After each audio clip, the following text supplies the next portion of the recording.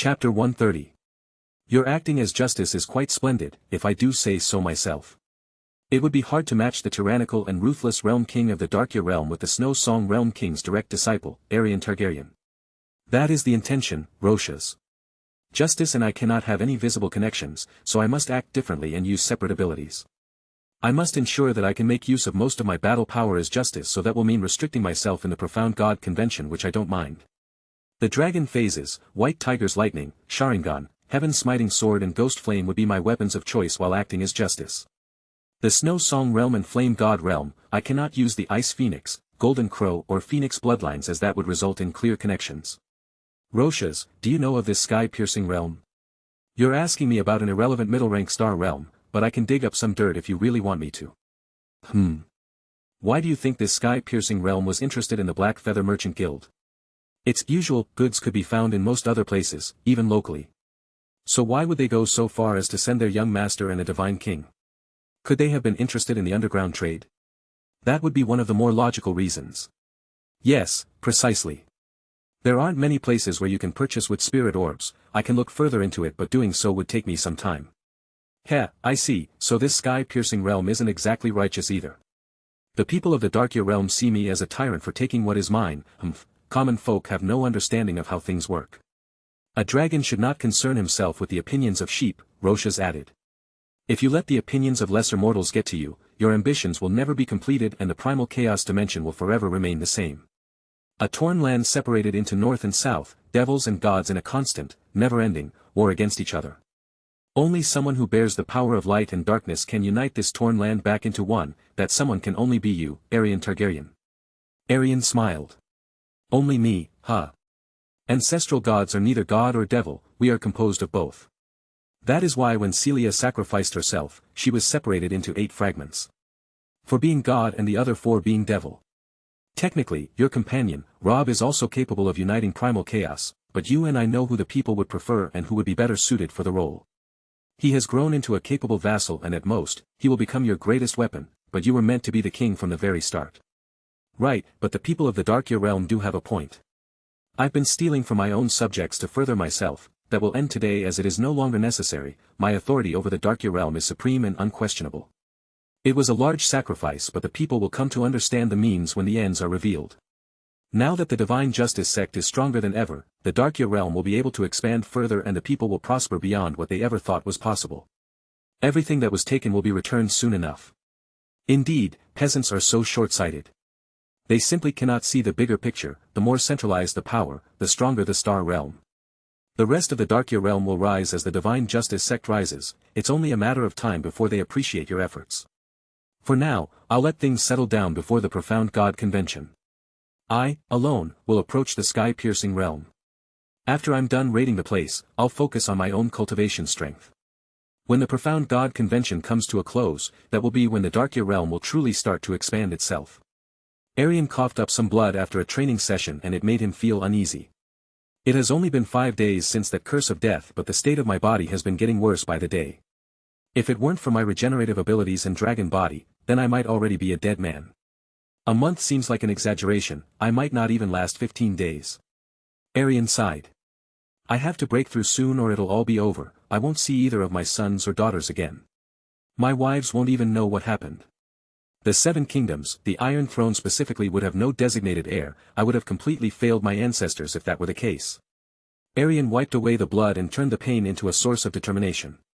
I won't allow this curse to be the death of me, no matter what it is that I have to do to prevent it. He found Lei Qianfeng and took everything his profound veins had to offer. He was still a divine king, albeit a slightly weaker version of himself. The energy he had stripped away would take a week or so to be fully refined and added to his own calamity dragon veins. Aerion spent this week in closed-door cultivation, and once he left, the Divine Spirit realm was a single decision away. All he had to do was force his way into the Divine Spirit realm. I'm ready now. Aerion was mentally prepared, but his physical state was a different story. His face was visibly pale and the youthful charm from before seemed to have vanished completely. He looked rather frail and even his walk lost some of its royal presence. The aura around him was less tyrannical and cold, it was clearly weaker than before. A weak realm king would be frowned upon, so Aerion avoided showing himself to the Divine Justice sect. He used the moon-splitting cascade to hide and reach the young master of the sky-piercing realm in his current chambers. Aerion was kind by giving the young master a nice house to live inside of. It was under the protection of a divine spirit realm cultivator every hour of the day, though. What do you think of my offer? Is that really you, Justice? I never thought that you would one day look so frail. What happened? That is, none of your concern. You should give me an answer before I end you. I won't accept it as long as my father lives. Why would I abandon my heritage, a middle-rank star realm, to join your sect anyway? Do not act all innocent in front of me. I know everything. You told me all about yourself about a week ago, but you do not remember that, do you? It's coming back to me. I did tell you all about the relationship between the sky-piercing realm and Black Feather Merchant Guild. You remembered because I wanted you to. Now you will die and your talents will be given to, someone more suitable. Heaven-absorbing Silver Claw. No. Yes. Aerion concealed himself and vanished like a ghost. Then he silently visited Izanami while she was meditating. A slight push in strength, my dearest. Aerion gave her the young master's cultivation strength and left the Divine Justice sect for his last conquest before letting things cool off for the Profound God Convention. Izanagi. World Teleportation Portal, send me to the sky-piercing sect of the sky-piercing realm. So this is it. Aerion looked at the sky-piercing sect from above. It was mind-numbingly large with millions of members. Even the newly forged Divine Justice sect lacked greatly in comparison.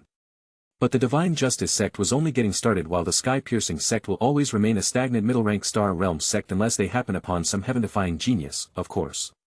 He flew a couple 100,000 kilometers away before starting the process. He didn't want any unnecessary casualties. Divine Heavenly Tribulation Lightning, your day has come to face this king and realize your inferiority. Bang!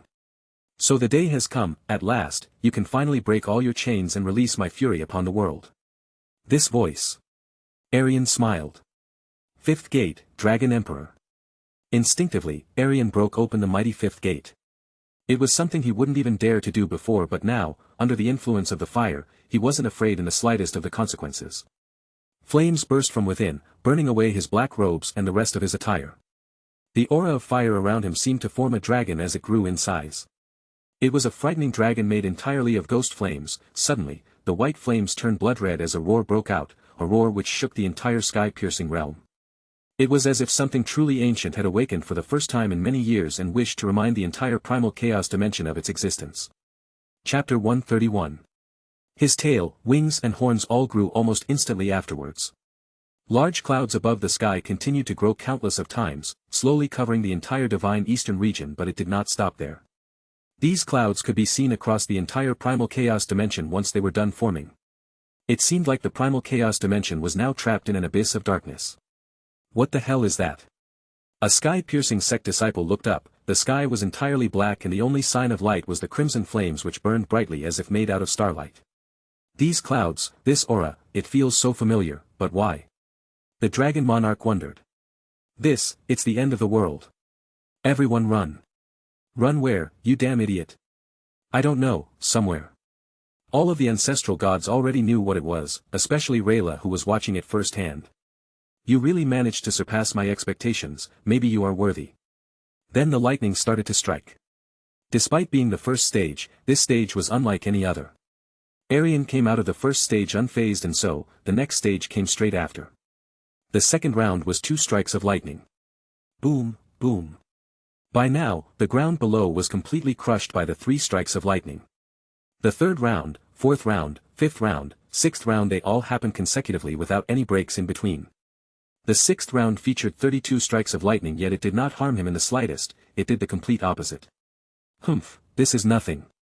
The 7th, 8th and 9th stages all followed suit. The 7th and 8th stages featured red lightning while the 9th was white lightning. It was the heaven's last effort to rid him off the face of the world. However, it was a futile effort as the lightning recognized him as master after it was all done. Is this all the heavens have to offer? I'm slightly disappointed. Oh, don't be. There's more coming your way. That voice, could it be him? That lightning, what's up with its colors? The lightning turned pitch black with only its outlines being white. The power of it was beyond anything that struck him previously combined. Aerion, open the 6th gate immediately. This is something even the lightning seed won't be able to protect you from. Roshas commanded. This is beyond a creation god, alright, I'll do it. Sixth gate, dragon god, break open. Boom. The scales on his body started to grow and expand. His body was covered in a mix of crimson and silver scales in just a few seconds. Then he started to grow, in overall size. 3 meters, 4, 6, 10, 20, 50, 100, 1,000, 10,000 meters tall. He became a complete dragon in both soul and body. At last Aerion's power suddenly rose to something that was far, far, beyond the divine tribulation realm. He had finally turned into a real dragon. The black lightning formed into a frightening spear. Its size was of normal proportions, but the aura around it suggested that it was no pushover. This spear could destroy an entire star realm with ease, but it had its spear point on the Crimson Silver Dragon and the Crimson Silver Dragon only. This one, it might just kill me. The spear wasted not a single moment longer and struck him in the heart. Boom. What, Izana? Aerion was reduced to his normal size. His heart was nowhere to be seen, instead only a giant hole remained. His eyes lost their glow, dimming greatly. Aerion started to fall as no more than a dead man. His inner world remained black as ever with only 2 residents, Roshas and the dragon. The 11th round, but he's dead, isn't he? Or it only seems so. I see, so this is where I have to lend him all of my strength. The dragon sighed. Roshas questioned. What can you do? I hold some of the power which he cannot handle yet, but now, he needs it more than ever. It is time for him to break free. I was but a chain which kept him from going too far all along. This will be the day that I will join with him fully. The fire dragon god, I see, so Aerion still left a few restrictions on Aerion. After all that I've seen, my last hope is that he completes this conquest and the wishes of the fire dragon god. Don't worry. I'm with him. Roshas, he would have wanted you to see this. The dragon's flames suddenly grew and lit up the entire dark plane. In its flames, the dragon burned away. Aerion, what is this, your last words? After all these years, I've come to realize that it was not your fault, Roshas. As much as I would like to burn you, there is an even greater enemy. The transcendent being, he who treads alongside his creations without worry and plays with them like pieces on a board game. He came to fear this king once I started to step into the realm beyond. Perhaps, there is a high chance that you will never come to see this, but I've left it behind either way. Know this, only the combined efforts of all ancestral gods would be enough for a chance of defeating him. Now that Celia has fallen, that will be even more difficult. I believe that there will come a day when our divine power returns, that will be when he must be slain. For now, it seems that nothing is going to change, so I will be the one to act. I will grant my legacy to someone who has endless ambition and talent. He will interest the transcendent being, and so, his path will be even swifter. I understand how he does things now, so this plan of mine may actually work. I hope that my successor will, one day, surpass the peaks which I once stood on and avenge all those who have fallen because of him. When will he come to me, I wonder? Unfortunately, I won't be there to witness his path. I only hope that you will assist him along the way, since you owe me and the others an irreparable debt, after all. Consider this duty as your atonement. The fire continued to burn, but there was no sound except for the raging fire. The mighty voice of the fire dragon god was no longer filling the void. I see. The unification of the ancestral gods won't be easy, but he just might be able to do it. Darkness, why do I keep finding myself in darkness? Death keeps chasing me, over and over again. It looks like I'll just have to reject her again. Suddenly, Aerion's soulless body lit up once more. That was when the dark clouds started to flare up again in response. This was the 11th and final round. A childlike voice reached out to him before it began. Master, forgive me. The sky, it is my domain. Aerion calmly reminded the heavens. You are mine to control, yet you stand against me. This god will teach you the error of your ways. 7th gate, the 7th and final phase. All my shackles have shattered. Now the world will witness the strength of the mighty fire dragon god once more, divine rebirth. His silver hair grew longer and turned crimson as the fire around him joined with his once dead body. The hole in his chest was refilled in a single moment of time. His entire body was covered in silver scales as he stared at the black lightning. The black lightning grew into one simple bolt of lightning. However, around this one giant bolt of lightning, appeared several other elements. The 11th stage consisted of lightning, fire, water, earth, wind, light and darkness. But it did not stop there.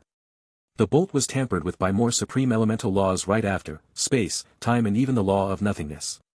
Its sheer power could destroy the entire primal chaos dimension if needed. However, it condensed into a smaller bolt of lightning aimed directly at Aerion. Even so, this kind of attack would result in most of the eastern divine region being destroyed if it were to strike.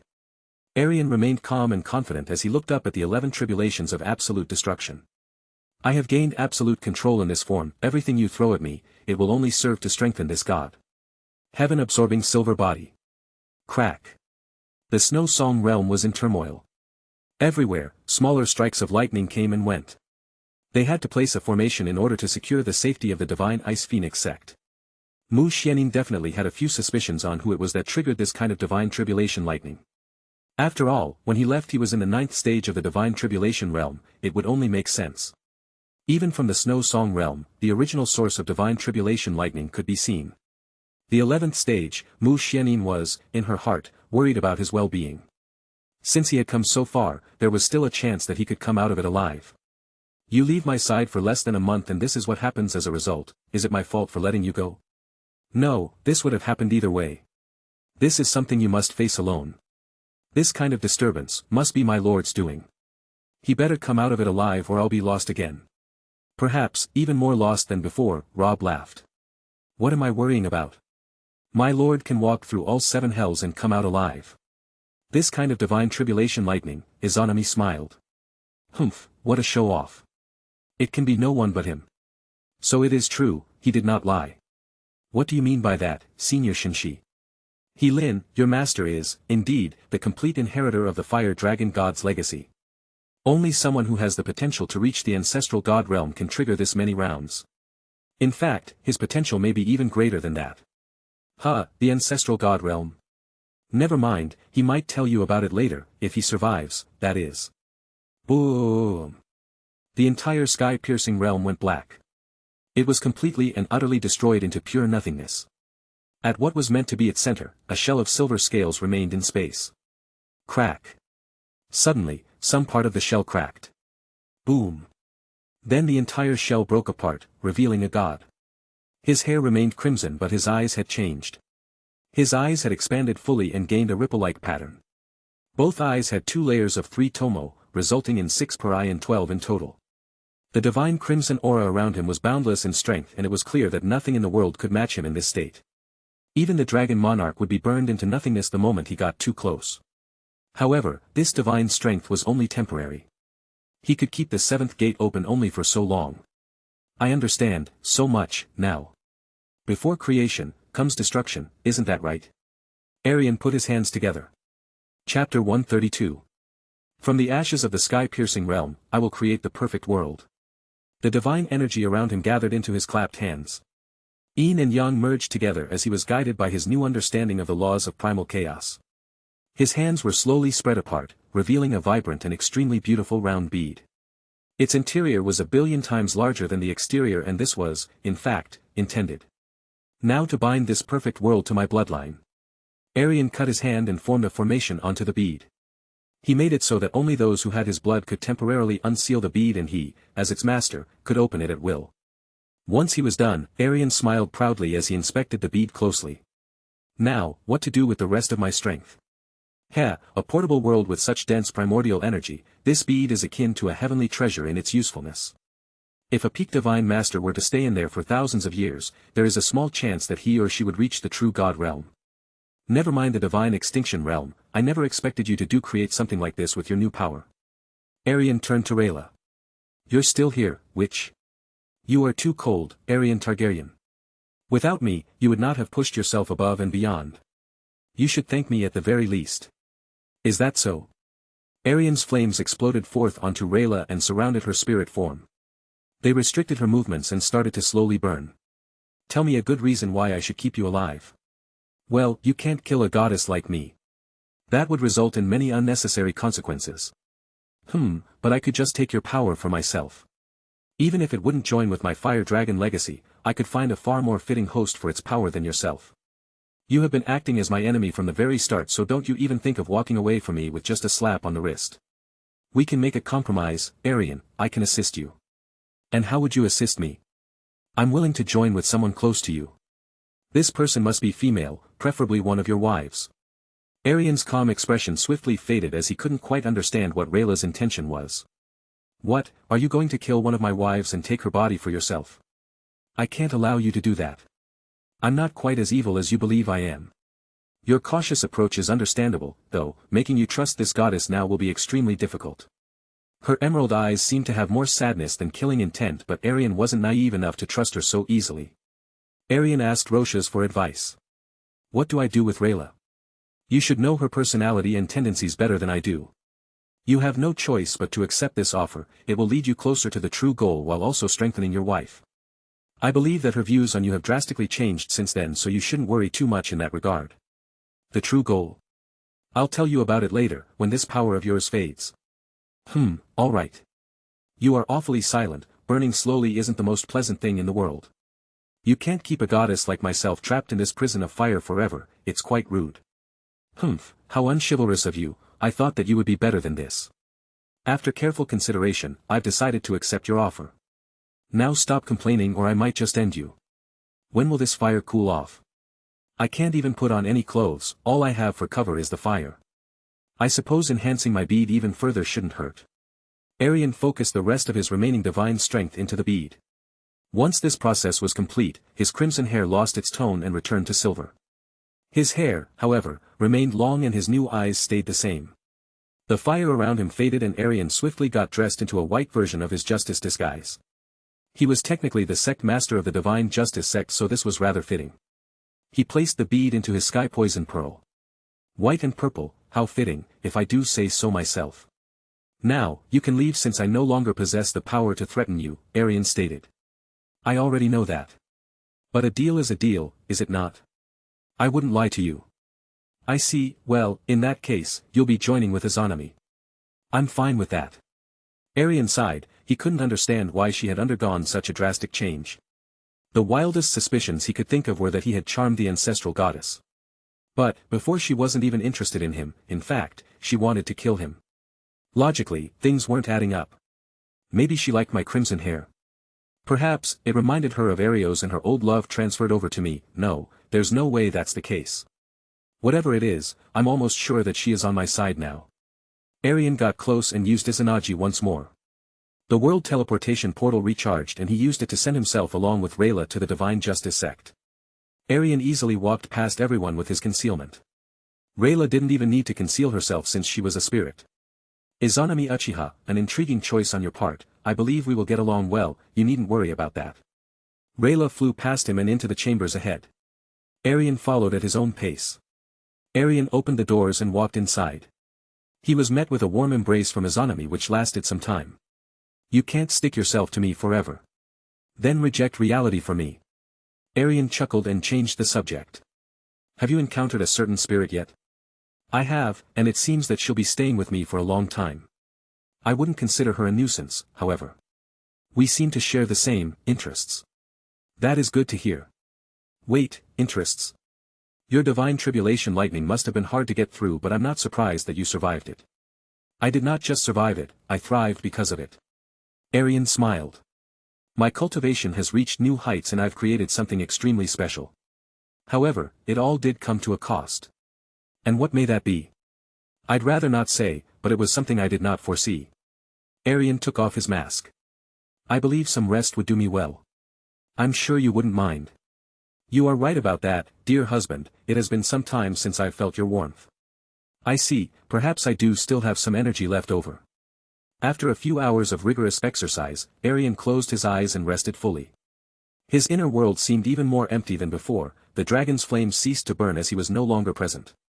Why in, seven hells, why do you look so crestfallen?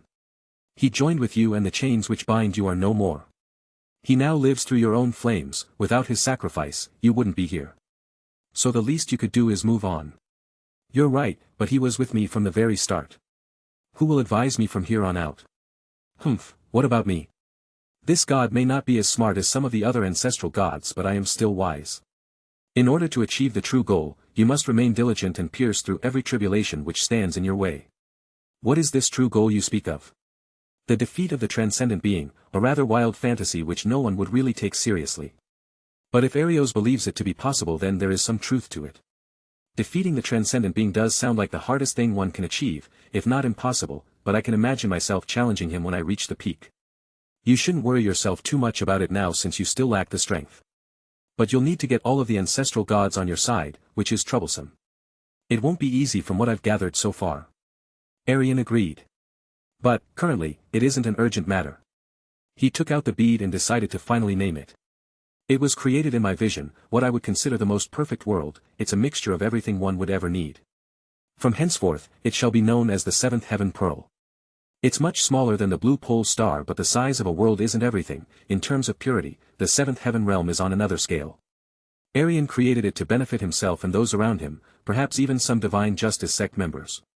I'll make use of it tomorrow. A jump from the peak of the Divine Tribulation Realm to the first stage of the Divine King Realm, it is quite absurd. Not only that, but my understanding in all of the laws has reached a stage far beyond that of any other mortal. And in doing so, I awakened the eyes of God, the Rinnegan. My battle power rose from the late Divine King Realm to the early stages of the Divine Master Realm as well. I don't believe I could have asked for more. Now I'm almost itching to find a Divine Master and test out my new powers. But, alas, I'll have to control this urge for a while longer. I should visit the Snow Song Realm and assure my Mu Xianyin of my safety, and I should take back Heilin as well. My Seventh Heaven Pearl is the perfect place to cultivate plants. He'll definitely love the forests. I wonder, what kind of plants can Heilin grow out of the primordial energy inside of the Seventh Heaven Realm? It'll be even harder to make pills out of them, but I'm sure the Sky Poison Pearl and I will be able to make some truly heavenly pills after a few tries. Aerion decided to fully close his eyes and rest for tomorrow. Your sacrifice won't be wasted, my inner dragon. I'll keep flying upwards until I reach the very peak. Chapter 133. Aerion woke up before Izanami and swiftly got to business. The Divine Justice sect had settled down and the most talented disciplines were preparing for the Profound God Convention. Some elders were kind enough to donate their cultivation strength to the younger generation, which Aerion did appreciate since he didn't wish to force such things. Soon enough, the Divine Justice sect started to gather quite a late Divine Tribulation Realm disciples who would, no doubt, reach the Divine Spirit Realm in the coming Profound God Convention. After all, they had a whole 10 months, which is plenty of time, thanks to the heaven-absorbing Silver Claw. It was about 2 weeks since his Divine Tribulation lightning had destroyed the sky-piercing realm and almost the entire Primal Chaos dimension, if he had not absorbed it, of course. Still, the memory of the Divine Tribulation lightning remained fresh in everyone's mind. In fact, it won't ever be forgotten. Something so shocking had never happened before. There was only a single time where a genius had to endure 6 rounds and that genius perished, but this time it was 11 rounds. Even more so, it had shaken the entire Primal Chaos dimension and even posed a threat to its existence. Of course, many people thought that the heavenly genius who had to endure 11 rounds perished, since not even a peak Divine Master would be able to endure such powerful lightning. The best thing about this situation was that very few people would even suspect Aerion to be this genius, so he was free from unnecessary attention. Aerion felt conflicted on whether or not he should return to the Snow Song Realm, but, after some thinking, he decided to return. After all, he didn't want to make his master worry for too long. He was missing her cold presence as well, which he never thought was possible. This should be an interesting experience. Aerion left the Darkia Realm's atmosphere and cut through into space. Now at his normal purgatory state, which he could maintain indefinitely, Aerion's battle power was around the 4th stage of the Divine Sovereign Realm, so he was more than capable of safely traversing space, which required the power of a Divine Sovereign. Aerion took out one huge map of the Eastern Divine Region and located the Snow Song Realm. It looked like crossing to the Snow Song Realm wouldn't be too difficult since the 2 star realms were relatively close. After he memorized the path, Aerion put the map into a storage ring. Since there were no other Divine Sovereign Realm existences in the Darkia Realm, he was the lone person floating above the Darkia Realm. It'll be farewell, for now. Aerion started to make his way to the Snow Song Realm. It took him 3 whole days of navigating space to get there. Since he didn't encounter any obstacles, the journey itself was rather bland. Spending 3 days in an empty void isn't exactly exciting. But the view of the other star realms was pleasant since each world was unique in its own way. He made sure to take note of the star realms which were closest to the Darkia Realm because they were potential candidates for conquest in the near future. Aerion switched to his Ice Phoenix snow robes and flew straight down to what he recognized as the Divine Ice Phoenix sect. It hadn't changed much apart from a few visible holes in the ground here and there. Aerion felt slightly nervous as he sneaked into the sacred hall. Now, his concealment was perfect as he had managed to suppress his aura completely in addition to being invisible. Only a late, and focused, Divine Master would be able to sniff him out in this state. How do I get this conversation flowing? Aerion wondered as he looked at the back of his master. You returned earlier than expected. Looks like that won't be necessary. I'm not surprised that she was able to sense my presence. After all, her cultivation far surpasses my own and she is a rather sharp lady as well. Well, I planned to be away until the God Convention but things didn't quite go as I expected. Like your divine tribulation lightning? Aerion nodded. Precisely. I wanted to trigger it in the Snow Song realm, originally, of course. But I'm glad I avoided doing so. Otherwise, Master and the rest of the Snow Song realm wouldn't exist anymore. So it was your lightning that trembled the primal chaos dimension, after all, I expected no less. It seems that you profited greatly from the experience as well since you broke through to the Divine King realm. Still, how did you survive it? In reality, I died in the 10th round and was born anew right after. The round following that was an absolute breeze in my reborn state. I managed to absorb the divine tribulation lightning and make it into my own strength, but, unfortunately, the sky-piercing realm had to pay the price for my breakthrough. Aerion sighed. I never expected it to be so potent. That last round should have ended all life on the primal chaos dimension but, instead, only a single star realm was destroyed. You did the best you could, I'm sure of it. Mu Xianning turned around and faced him. Only one was destroyed while the other 45,000 star realms were saved. I was the cause of it all anyway, Aerion replied. Then would you rather stay in the divine tribulation realm forever? No, I suppose not. It is the heavens who should bear the blame for being so envious, not you. Is there another reason why you came here other than the divine tribulation lightning? Well, I was starting to miss my cold master. It has only been a month, but I suppose this isn't a bad thing. Mu Xianning walked closer. Your hair has grown noticeably longer. It is quite troublesome, I've never had it this long. It suits you well, you look better this way. Does it, really? Aerion thought about it. Jasmine did say I'd look better if I had long hair but I've avoided doing so since I feared the possibility of being mistaken for a female. With your masculine features, it is impossible for you to be mistaken for a woman, Rocha stated. That is true. However, it remains as wild and unrefined as ever. Mu Xianning's tone warmed, only slightly. Since you truly miss your master, then you shouldn't mind staying in the Snow Song realm for a while longer. Aerion nodded. I would not mind. Good, I should first assess your battle strength since you have broken through to the Divine King realm. As expected, Aerion was able to match a peak Divine Sovereign's power in his peak Silver Calamity, Phase 4, state. He could open the Dragon Emperor Gate and hold it for a few seconds which would push his battle power past the Divine Sovereign realm and into the early stages of the Divine Master realm. However, opening the 5th gate would result in severe consequences so he avoided using it. Naturally, being his master, Mu Xianning was proud of her disciple. The Profound God Convention was 9 months away and he already held the power of a middle-rank star realm king. For a mere disciple of a middle-rank star realm, this was obviously unprecedented. Their master-disciple bond didn't seem to have been affected by the Flame God realm accident, at least on the surface. Though Aerion couldn't help but notice the possibility that Mu Xianning, perhaps, saw him as something more than a disciple. There were a few clues here and there but nothing concrete had emerged yet.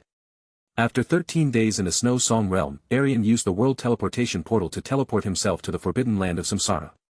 He wore the disguise of justice, of course, since anything could happen. This king has made his return, Aerion announced before walking to the garden where Lin should be. Master, is it really you? Why wouldn't it be? Senior Shinshi said that you might be dead. Aerion shook his head. You mean the divine tribulation lightning? The heavens were truly envious of my heaven-defying talents, but it wasn't anything I couldn't handle. Aerion replied confidently. I was scared for a moment but you managed to come back in 2 months, I'm glad you didn't forget. I would never forget about you, Lin. I found the best place to cultivate herbs while I was away, it's 1,000 times better than this place, in fact. Really? Everything made by me is of unparalleled quality. Aerion smiled as he took out the 7th heaven pearl. It glistened a myriad of colors as light shined upon it. That is, so beautiful. But how will I grow anything with this? Aerion opened the 7th heaven pearl and Lin was drawn into it. Then Aerion closed it. A heavenly treasure made by yours truly. Aerion walked forward and collected everything which Lin had grown in the 2-month period. Forgive me, Shinshi, but this visit will be short as I need to make preparations for the Profound God Convention. I'm sure you can understand, I'll return after the tournament is over, however. Just like that, Aerion was gone as quickly as he had come. 9 months later. Lord Justice, the disciples have already left for the Eternal Heaven Divine Realm, will you not be attending? Such a trivial event is not worth my attention. I will be away on a journey of far more importance. Then I will be leaving to oversee the disciples at once. The divine king, now named Songlin, bowed and left the hall. Aerion now sat alone in the main hall. He left his throne to meet with Izanami and Rob, then they left for the Snow Song Realm with the use of the world teleportation portal. They joined with the Snow Song Realms group after that. We have been waiting for quite some time, senior brother. Mu Hani stated. I'm sure you could have waited for a while longer. Aerion smiled. After all, I am the direct disciple of the Realm King and by far the strongest disciple in the sect. Mu Hani managed to keep his composure. Who are those two behind you? Disciples of my 36th palace. Mu Bingyun replied. Oh, I see. Senior brother, you look more charming with this style of hair. Mu Feishue commented. Aerion wanted to sigh. Thank you for the compliment, junior sister. You're hitting at the wrong person. That was when Izanami wrapped her hands around his right arm. You should know that he's mine already, humph. That was uncalled for, but it may be useful. I see. Mu Feishue replied. Rob laughed. My lord, we shouldn't wait for too long. You're right. Aerion nodded. Let's proceed onwards, towards the Profound God Convention. Chapter 134. It seems that the dimensional profound formation has yet to be activated. Mu Huanji stated. So we came early, after all. I suppose waiting for a bit is not the worst thing. Aerion pulled out a book about different types of dragons and started to read it. Reading a book at a time like this? Shouldn't you be preparing for the Profound God Convention, senior brother? Mu Hani questioned. I'm more than prepared already. You should be worrying about your own ranking. Sometime later. This sword aura, could it be, the expressions of the senior members of the Snow Song Realms suddenly grew serious. Aerion looked up and saw two figures. One was an old yet celestial being whose strength could not be denied, while the other was a rather beautiful young lady. The old man seemed to be rather gentle for someone so mighty. The young lady carried an interesting sword which had made quite an impression on Aerion. After a quick observation, he understood who these two people were. One was the sword sovereign Jun Wuming, a peak divine master, while the other was Jun Shilei, one of the four god children and the sword sovereign's only disciple. The sword sovereign was a prominent figure in the eastern divine region, as his skill in the way of the sword could not be matched by any other. Well, more accurately, he is known as the strongest sword practitioner in the eastern divine region. The strange thing about him is that he doesn't belong to any star realm, nor does he have any children at the age of 50,000. Mu Bingyun from the Divine Ice Phoenix sect of the Snow Song Realm pays respect to Senior Sword Sovereign. Divine King Realm, how is that possible? The Sword Sovereign muttered. Divine King, who could you be referring to, Master? Who, indeed? Aerion subtly smirked as he turned the page. Divine King. Aerion had hidden his aura, but it wasn't anything the Sword Sovereign couldn't see through. It soon became rather obvious that the Realm King who had shocked Jun Wuming was none other than Aerion Targaryen. I'm impossible, the Sword Sovereign still couldn't believe it. Senior brother is a Divine King. Wasn't he in the Divine Soul Realm like 3 years ago? 3 years ago. This added to his shock, of course. A Divine King. Jun Shilei wished to test the truth of the statement, not believing it herself. An astral sword of great strength was sent his way, however, Aerion's wind aura slapped it into the distant sky. How bothersome. Aerion shut his book closed. Picking a fight with this king is so very unwise of you, but I'll be kind and ignore this transgression. Blackfire was almost begging Aerion to be released, but he ignored its call. A fight with someone so weak wasn't worth his time. The Sword Sovereign managed to regain his cool composure. I never thought that a divine king would be participating in the Profound God Convention. To be so young and powerful, it is something extremely rare. The Snow Song Realm King is truly the most fortunate master to have a splendid disciple like yourself by her side. And I am a fortunate disciple to have her as my master. I have yet to know your name. This king's name is Aerion of House Targaryen. Aerion proudly replied. You are, of course, the famed Sword Sovereign. It is a pleasure to finally make your acquaintance. I doubt your name will remain unknown to the masses once this Profound God Convention is over. This is Leia, my disciple and successor. I wonder, how would this have gone if I were somewhere in the Divine Tribulation realm? Jun Wuming doesn't seem like the person to show off, but people do tend to hide their ugly side rather well when faced with someone great. One of the four god children, Aerion smiled. It seems that fate has brought us together earlier than expected. How did you manage to reach the Divine King realm? Alright, straight to the questions. I'm just really talented. Aerion casually replied. The most talented man in the primal chaos dimension by far, in fact. I can break through just by breathing in the air. I would say that the heavens truly favor me over everyone else. I managed to absorb the divine tribulation lightning which almost destroyed the whole of primal chaos. It was nothing major, just breathing in the air. That does not seem unlikely. You do look rather extraordinary. Rather extraordinary? Then the dimensional profound formation to the eternal heaven divine realm opened.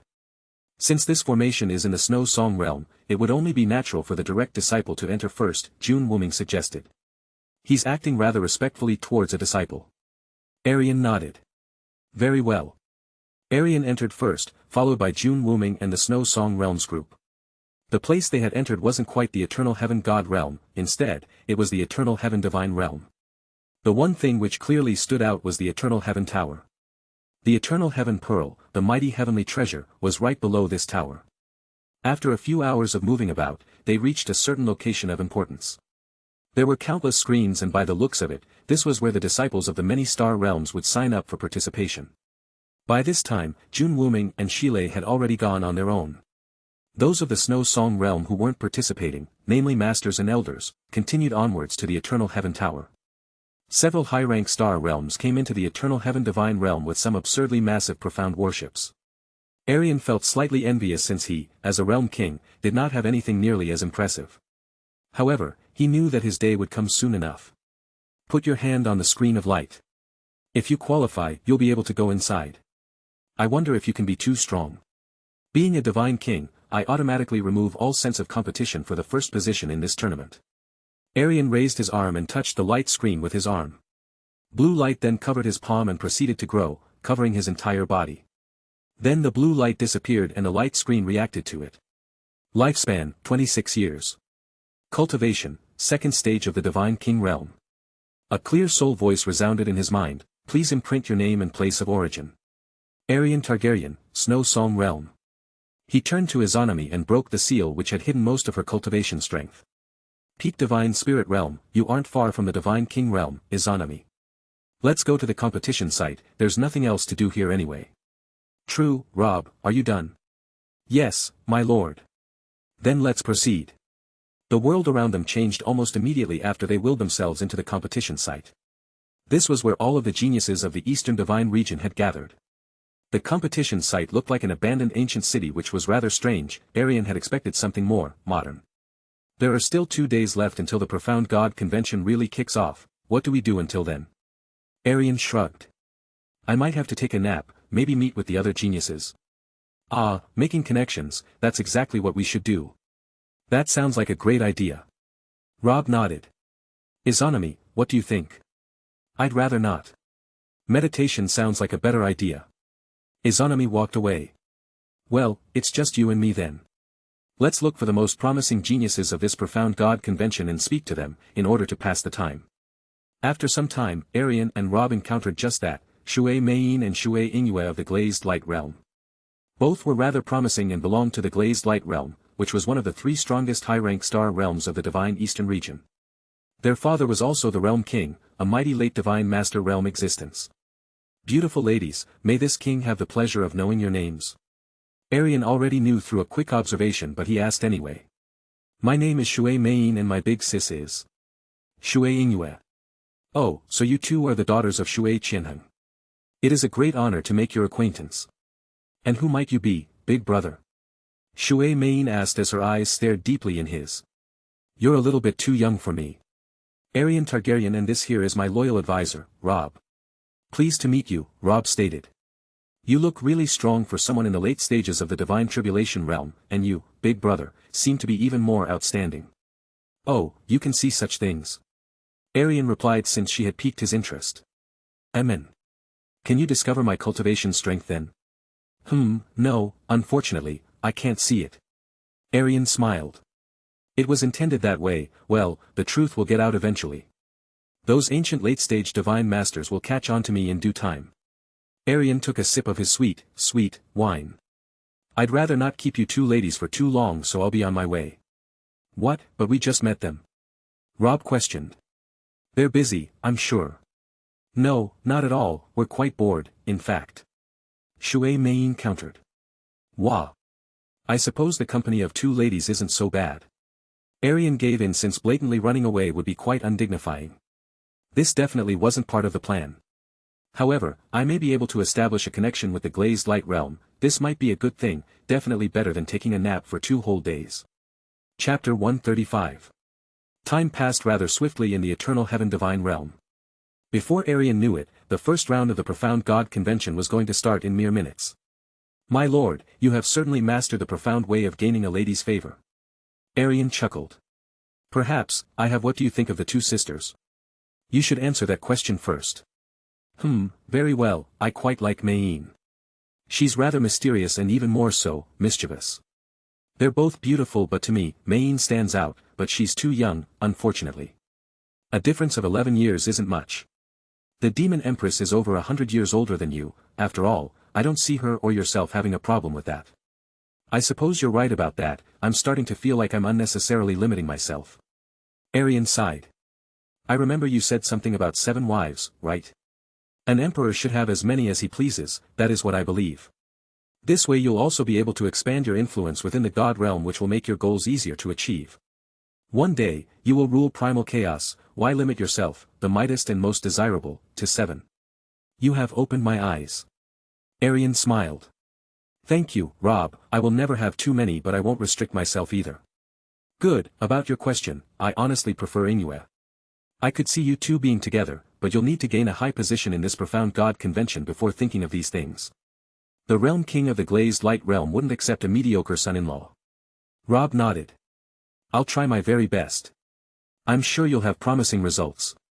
Aerion grabbed his shoulder. I've never been the most faithful person, but I know that faith can make a person happier, more cheerful. The gods are a pillar to which people can lean on. Enough said. May the warrior give you the courage and strength to proceed on to the next round. The warrior, coincidentally, that is the one which I pray to most, with your blessing added on to that, my lord. Victory is already guaranteed. I'm glad to hear that. Battlefield 69, so that is where I'll fight. The voice of Eternal Heaven stated the rules and how the first round would play out. Complete projections of each and every participant will be enter the Eternal Heaven Pearl, which means no real harm will be done to their real bodies. There are 1,000 separate battlefields, and the participants would be equally distributed into them. From each battlefield, only the top 10 will be able to proceed to the next round, which meant that, by the second round, only 10,000 would be left. The participants would be ranked by soul orbs, which are earned by slaying profound beasts. A divine soul profound beast would give 1 to 5 soul orbs, a divine tribulation beast would give 10 to 30 soul orbs, and a divine spirit beast would give 300 soul orbs. If multiple people take down a single beast, then the soul orbs would be distributed by amount of damage dealt. If you die, you get revived in the main city and lose 30% of your soul orbs as a result. If another profound practitioner killed you, they get the 30% you lost, but a profound practitioner can only take your soul orbs once, so constantly killing the same person wouldn't result in any profit. The main city is a safe zone, but you lose 10% of your soul orbs for every hour you spend in there, so staying there isn't the best strategy. If one truly wanted to compete, they would have to constantly face the challenge. The first round was set to last a whole month, which is a pretty long time. There were no restrictions to the means one could use to achieve their goals, such as profound formations, treasures, weapons or armor. Anything was permitted, essentially. Can this round start already? Aerion yawned in boredom. The time has come. I hereby officially announce the start of the first preliminary round of the Profound God Convention. Young experts of the Eastern Divine Region, rush to the battlefield that only belongs to you. Boom. Everyone around him started to fly as soon as it was possible to do so. The geniuses were eager to prove their worth and gain prestige among their peers. Over 50,000 participants on each battlefield, it was rather lively. Aerion confidently took out his bow and inspected it. It was made when he got bored and wanted to test out his archery skills. Now it has a better use, and that is effortlessly sniping profound beasts from a distance. I bet not a single one of these profound practitioners ever used a bow. Well, it is, obviously, inferior to close-range weapons in close-range combat, which is usually the range where battles occur. But, in this instance, the bow is far more useful. Aerion soared into the skies and formed thousands of small arrows out of wind profound energy. Then he swiftly sent each one after a profound beast. Shoo! Boom! Boom! Boom! Once he was done, Aerion checked his current ranking. Rhaegar Targaryen origin, Snow Song Realm, Soul Orbs, 120469, rank in Battle Zone, 1, overall rank, 1. Is that a lot? Never mind, I'll keep going. After a day, the people from the Snow Song Realm and Fire God Realm wished to see how their disciples had done. After a day, the rankings would be only mere approximations, as one could easily drop down or rise up in ranking throughout the first round. This was also a way of competing against each other, to see which star realm has stronger disciples. Yan Mingxuan Origin, Phoenix Sect of the Flame God Realm, rank in Battle Zone, 105, overall rank, 98432. Yan Zhuo Origin, Vermilion Bird Sect of the Flame God Realm, rank in Battle Zone, 42, overall rank, 44600. Zhuo did surpass my expectations. Yun Wansong stated, pleased with Sun's performance. Mu Yunji checked her own disciples' ranking. Mu Hani is currently placed 530,000th. She laughed. As expected of my disciple. Mu Huanji checked Mu Feishue's ranking. Feishue is placed at 520,000th. He roared with joy.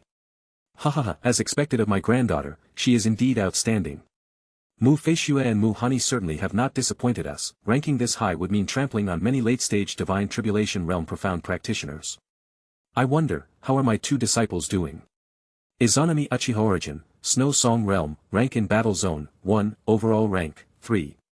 Rob Origin, Snow Song Realm, rank in Battle Zone, 11, overall rank, 11739. Third. They gathered around Mu Bingyun and saw it with their own eyes. They were only in the Divine Origin Realm the last time I saw them. How did they manage to grow so quickly? This should be impossible. It is probably the doing of the Realm King's heavenly genius, Aerion Targaryen. Mu Huanji smiled. Speaking of Aerion, we have yet to check his ranking. There is no need, we already know that he has claimed first place. Mu Yunji countered. How can you be this confident? Huo Roli asked. He broke through to the Divine King Realm. Mu Bingyun replied. The Divine King Realm.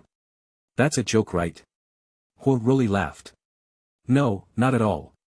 Huo Roli checked Aerion's ranking. At first, he's actually first. Huanji nodded. He is Snow Song's most valuable treasure, after all. Only the top 11,000, I should pick up the pace.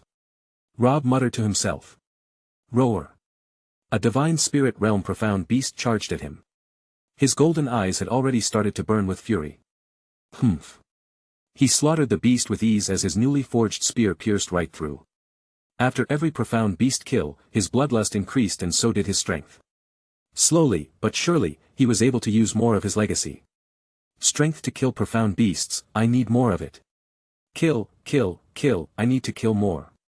It seemed as if a dormant, bloodthirsty, animal had awakened from within Rob. His spear became the victim of hundreds, thousands, tens of thousands. He had become a merciless killing machine who simply could not be defeated. Whenever he was wounded, a golden aura would appear to instantly heal his wounds. As he raged on, his eyes turned red with pure killing intent and his entire body started to glow a frightening golden aura. His strength soared far past the late-stage Divine Tribulation Realm and into the upper echelons of the Divine Spirit Realm. Wu Gaik was the first-ranked profound practitioner on his battlefield, but that was no longer true after he encountered the war god that was Rob. He was nothing more than a sheep when faced against Rob, who was comparable to a golden lion. In fact, his aura loosely formed a golden lion once in a while, but it wasn't anything permanent. Rob had absolutely crushed Wu Gaik, someone who he would have run away from previously. The difference between their skill and strength became clear when Wu Gaik's halberd didn't even manage to deal a good blow while Rob's spear had impaled and slashed Wu Gaik multiple times. Good, turn the blood of your enemies into fuel, fuel which leads to even greater strength. A high and mighty voice told him. I will slaughter everything which stands in my way. It's finally over, huh? Aerion decided to check the rankings for the first time. First, Aerion Targaryen, Snow Song Realm, 1 billion soul orbs. Second, Izanami Uchiha, Snow Song Realm, 14 million soul orbs. Third, Luo Changsheng, Holy Eve's Realm, 13,507,941 soul orbs. Fourth, Shui Ingyue, Glazed Light Realm, 12,700,157 soul orbs. Fifth, Jun Shile, Jasper Heart's Sword Pavilion, 11,231,794 soul orbs.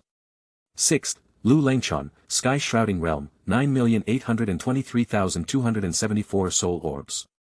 Seventh, Rob, Snow Song Realm, 9,792,308 soul orbs. So, the second highest was Izanami with 14 million, while I have 1 billion. Rob made the top 7 as well. That's rather surprising. A pleasant surprise, though, to be sure. Millions of projections were sent back as they did not have the qualifications to proceed on to the next round. Now only the top 10,000 remained. On to the second round. Chapter 136. In the second round of the Profound God Convention, all participants will be sent to the same battle arena. The rules will reset but remain the same as in the previous round. However, in this round, there will be no natural calamities or profound beasts. Everyone will retain the number of soul orbs they have gathered from the previous round. Since there are no profound beasts, the single method of gaining soul orbs is by slaying other participants in the second round. You will be given 3 days to gather as many soul orbs as possible, and only the top 1,000 will be able to proceed on to the third round. The top 1,000 will also be granted the title, Heaven's Chosen Children, and the right to cultivate in the eternal heaven divine realm for 3,000 years.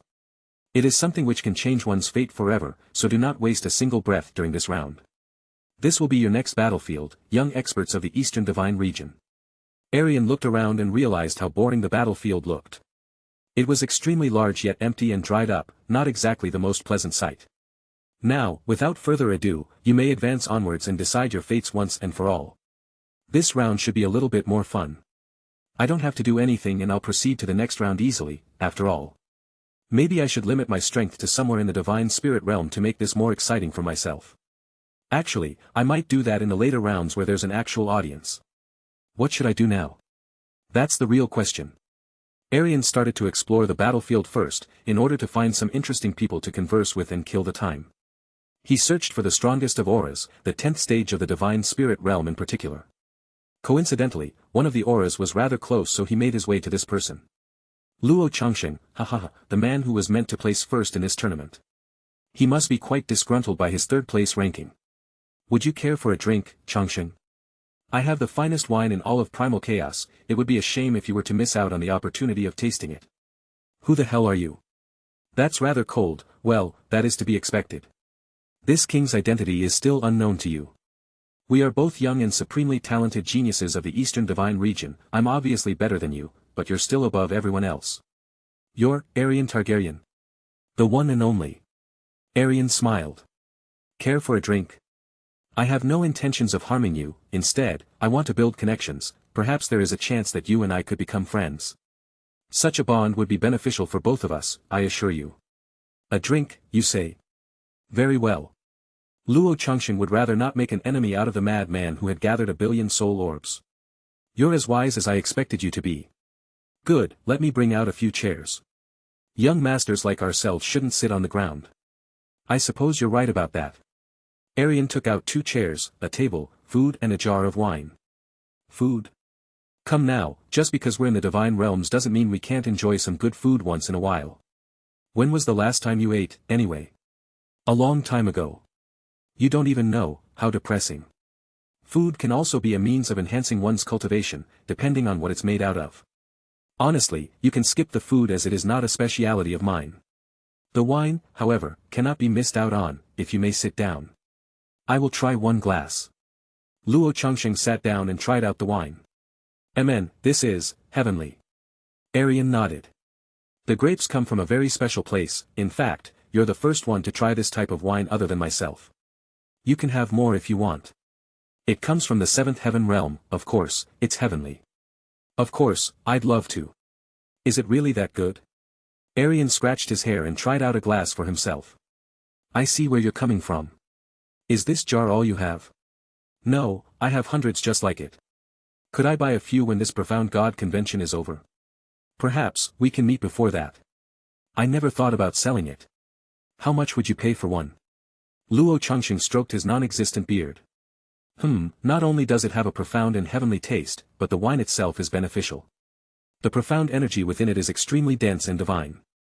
I do not know how you came upon such a treasure, but I'm willing to pay 3 billion purple profound stones for 1 jar. 3 billion for some wine. I'm about to become the richest man in Primal Chaos. With enough of this wine, a breakthrough should be swift and seamless. That's why, I see. Aerion nodded. I'm more than willing to sell some to you, Changsheng. Since we're such great friends, I'll lower it to 2.5 billion purple profound stones for 1 jar. Friends, I see. We can, indeed, be friends. You are someone I find easy to talk with, there's something about you but I can't quite place my finger on it. It is my overwhelming charisma, Changsheng. The sword which pierces the hearts of women and gathers the souls of men. Perhaps, that could be it. Luo Changsen finished another glass, in a single try, no less. Could you tell me your real cultivation strength? I'll tell you mine in exchange. The second stage of the Divine King realm, Aerion replied. What's your true cultivation strength? The first stage of the Divine King realm, I suppose you truly are superior in that regard as well. Still, 1 billion soul orbs would be almost impossible with just the power of a Divine King. There must be something more to it, am I correct? Yes, my battle power transcends into the Divine Sovereign Realm. The Divine Sovereign Realm. Luo Changsheng laughed. You are even greater than I first thought. Aerion smiled. No need to flatter this king. You, yourself, are a genius worthy of praise. The Holy Eve's realm does not deserve you, instead, you should stand beside me. Stand beside you? That's right, following me will bring countless benefits and ensure your growth. Once the 3,000 years have gone past, you will leave the eternal heaven divine realm in existence only comparable to a god emperor. What do you think about that scenario? A god emperor? That's right. All you have to do is swear fealty to me and you'll be a god emperor after 3,000 years. If you don't swear fealty, then I'll just make you forget that any of this ever happened. What is your goal in all of this? I wish to unite the primal chaos dimension under one banner, my own. Doing so would require some manpower, don't you agree? Unite the primal chaos dimension. You have wild ambition. I will complete my conquest, one way or another. Your decision will decide whether you stand against me or beside me, and you certainly don't want to stand against me. Aerion finished his second glass. Be decisive and swift with your answer. I find it agreeable, as long as you promise that your words are all true. I wouldn't lie to you about something this important. I will ensure that you leave the eternal heaven divine realm as a peak divine master as long as you join me. For now, all I need is your word. Once you leave the eternal heaven divine realm, that is when you will swear the oath. Alright, you have my word. If I reach the peak of the divine master realm in those 3,000 years then, Luo Changsheng will swear fealty to you. May the heavens strike me down if I do not. Good, let's continue this little chat by changing the subject. The heavens can be truly frightening, as I'm sure you already know. Aerion imprinted the Emperor's command within Luo Changsheng, just in case he would back out of the deal after the 3,000 years come to pass. Luo Changsheng, he really overdid it. Luo Changsheng's head dropped onto the table as he entered a state of pure bliss, unconsciousness to be exact. Even his snoring was elegant and feminine. Aerion scratched his hair. What in seven hells should I do with him? A good friend would assist him in a time of need and currently, I'd say he's rather defenseless on a battlefield with many soul orb-starved profound practitioners. Certainly not the best environment to be unconscious in. Aerion sighed. You'll pay me back for this, I'll make sure of it. Perfect sword spirit. Aerion left Luo Changsheng with a guardian angel, his clone, and continued to explore the battlefield. His monstrous aura ensured that not a single profound practitioner would ever approach him. He did, of course, hide it when he located his next target. This one's Jun Shilei. Aerion sighed. Shilei and Ingwe were the ones he didn't want to meet right after Luo Changsheng. He would have preferred an oath from another man rather than a lady. Granted, Lu Lingchuan was far less talented than those two but the deal would be easier to complete with him. I came this far, the Sword Sovereign and his disciple would be a fine addition to my forces in the future so I mustn't back out. If she rejects my gracious offer, then so be it. Aerion took a deep breath before removing his concealment. Chapter 137. Greetings, Jun Shilei. This king would like to borrow a moment of your time. What would you want from me? Not much. Just a few words. Aerion chuckled. Would you like to reach the peak of the Divine Master realm after 3,000 years? If so, I can definitely assist you, for a price. Damn, that sounds shady on my part. I have plenty of resources which could maximize your talents, of course, they will not be free. In exchange, you will have to swear your fealty to me and assist me in completing my ambition. Aerion decided to be blunt. My freedom in exchange for a few resources? Are you trying to swindle me, Rhaegar Targaryen? Aerion laughed. No, not at all. As your king, I'd treat you well and you would be as free as a bird once my conquest ends. All I ask for is your sword. If you agree, I will help you grow immensely in exchange. Honestly, I believe this offer to be fair. Decide before the Profound God Convention comes to a close. It would be unfortunate if you were to decline. Here, you can have this. This is just one of the countless resources I have accumulated. Aerion took out a special pill and threw it in her direction. She caught and inspected it. A pill? I put some effort into that one. You might just break through into the Divine King realm. The Divine King realm, Junqilei's eyes met with Aerion's lilac eyes. Understandable, she doesn't quite trust me yet. It's worthless to me considering my veins, but to you, it is comparable to a blessing from the heavens. She decided to swallow the pill and, after some time, she realized that Aerion was stating the truth. Her cultivation strength took one giant leap and broke through into the Divine King realm. How much for that pill? It's free for you, Shilei, and there's plenty more to come if you join me. I will consider it if you can defeat me in terms of sword skill. That's not enough. Aerion sighed. Alright, if I beat you purely based on sword skill, then you will accept my proposal. Then it is agreed, you will match your profound strength to my own and never go above it. I will determine the victor. You will. How in seven hells is this fair? Aerion shrugged and took out Blackfire. The moment it left its sheath, a tyrannical aura was released upon the surroundings. Everyone within a 10-kilometer radius who was not named Rhaegar Targaryen could feel the immense pressure. It was comparable to a mountain being dropped onto them. It is the Sword of Kings, after all. Your sword, it is admittedly stronger than my misty light, but this advantage does not mean anything. Aerion nodded as he suppressed his strength to a level slightly below Junqilei's. Let's begin. Blackfire stood guard while Misty Light fired off a sword beam in the direction of Aerion. He dodged the attack and moved closer. You won't get any closer. Could this be the undistracted sword domain? His surroundings turned gray with countless bright stars shining in the sky. Those stars looked pretty, but Aerion was sure that they would turn on him in due time, and he wasn't going to wait for that to happen. I suppose it's time I bring out my boundless sword arts, he. He pointed Blackfire towards the sky, and an immensely powerful blue profound energy started to cover it. As the moments passed, this aura grew stronger, then the blue profound energy suddenly shot upwards into the sky. Boundless sword art, sky collapsing sword. The extremely long sword beam was sent downwards while also tearing through the undistracted sword domain. Impossible, how could this be true? What was that profound skill just now? Junqilei questioned Aerion. The sky collapsing sword. I doubt you have a single profound skill which is even remotely close to its strength. Humph. Many hours later. Junqilei's heavy breathing was more than apparent an hour ago, now it could be heard many meters away. Aerion had used his boundless sword art to completely annihilate Junqilei while also embarrassing her a couple of times with the boundless counter. His superiority in the way of the sword was obvious and, at last, Junqilei admitted defeat. I will swear fealty to you, if you do one more thing for me. And that is? Teach me your sword art, some of it, at the very least. Then it's a deal. Aerion smiled. After the preliminaries are over, I'll come to you. Aerion concealed himself and disappeared. Man, that lady was stubborn. End of the second round. Aerion had managed to get Lu Lingchuan to agree on his offer. He decided to leave Shui Ingyue for the later rounds. Eventually, the intense second round had come to a close. The top 1,000 were determined at last. The victors were all sent to the Eternal Heaven God realm. Most of the Eastern Divine Region's experts and quite a few from the West and South had already gathered there beforehand. Is that the mighty Aerion Targaryen? One of the top 1,000 disciples stated. Those are the Snow Song Realm's robes, who would have thought that this monster of our generation could be this handsome. If I looked like that, I would be getting every girl I ever wanted. Luo Chongqing approached him first. I have to thank you for protecting me while I was unconscious. Aerion smiled. There's no need to thank me.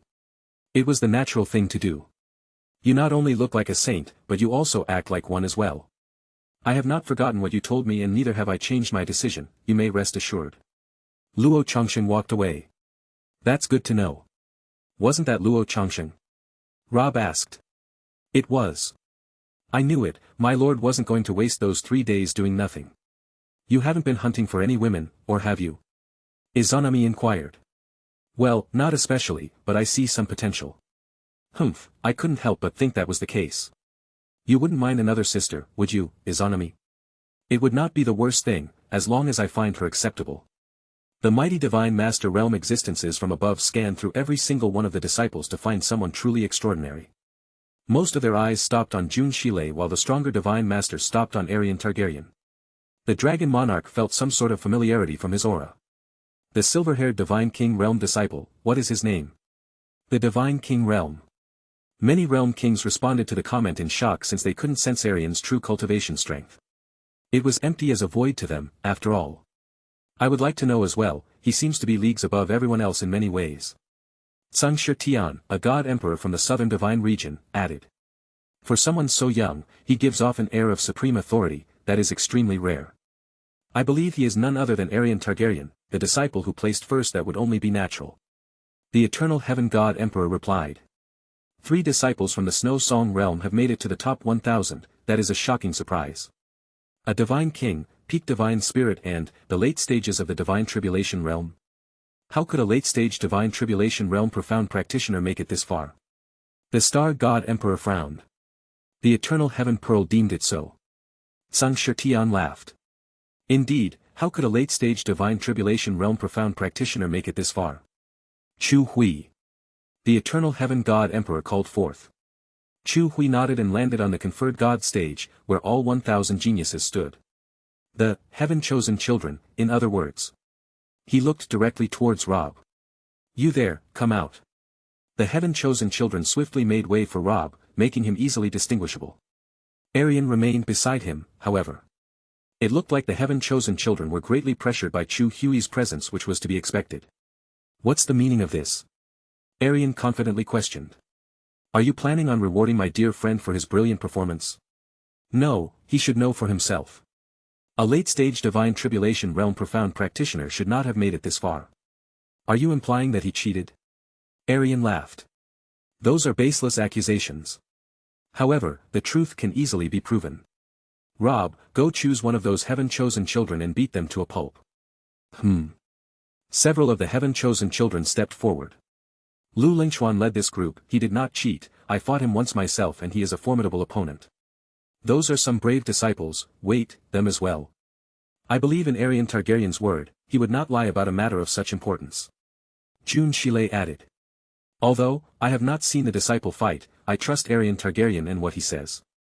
A noble person like him wouldn't spout nonsense. Luo Chongqing agreed. Chu Hui was at a loss on what to do. Let the next round of the preliminaries decide whether or not he cheated. The Dragon Monarch stated. With this much support, it is unlikely that he did cheat in the first place.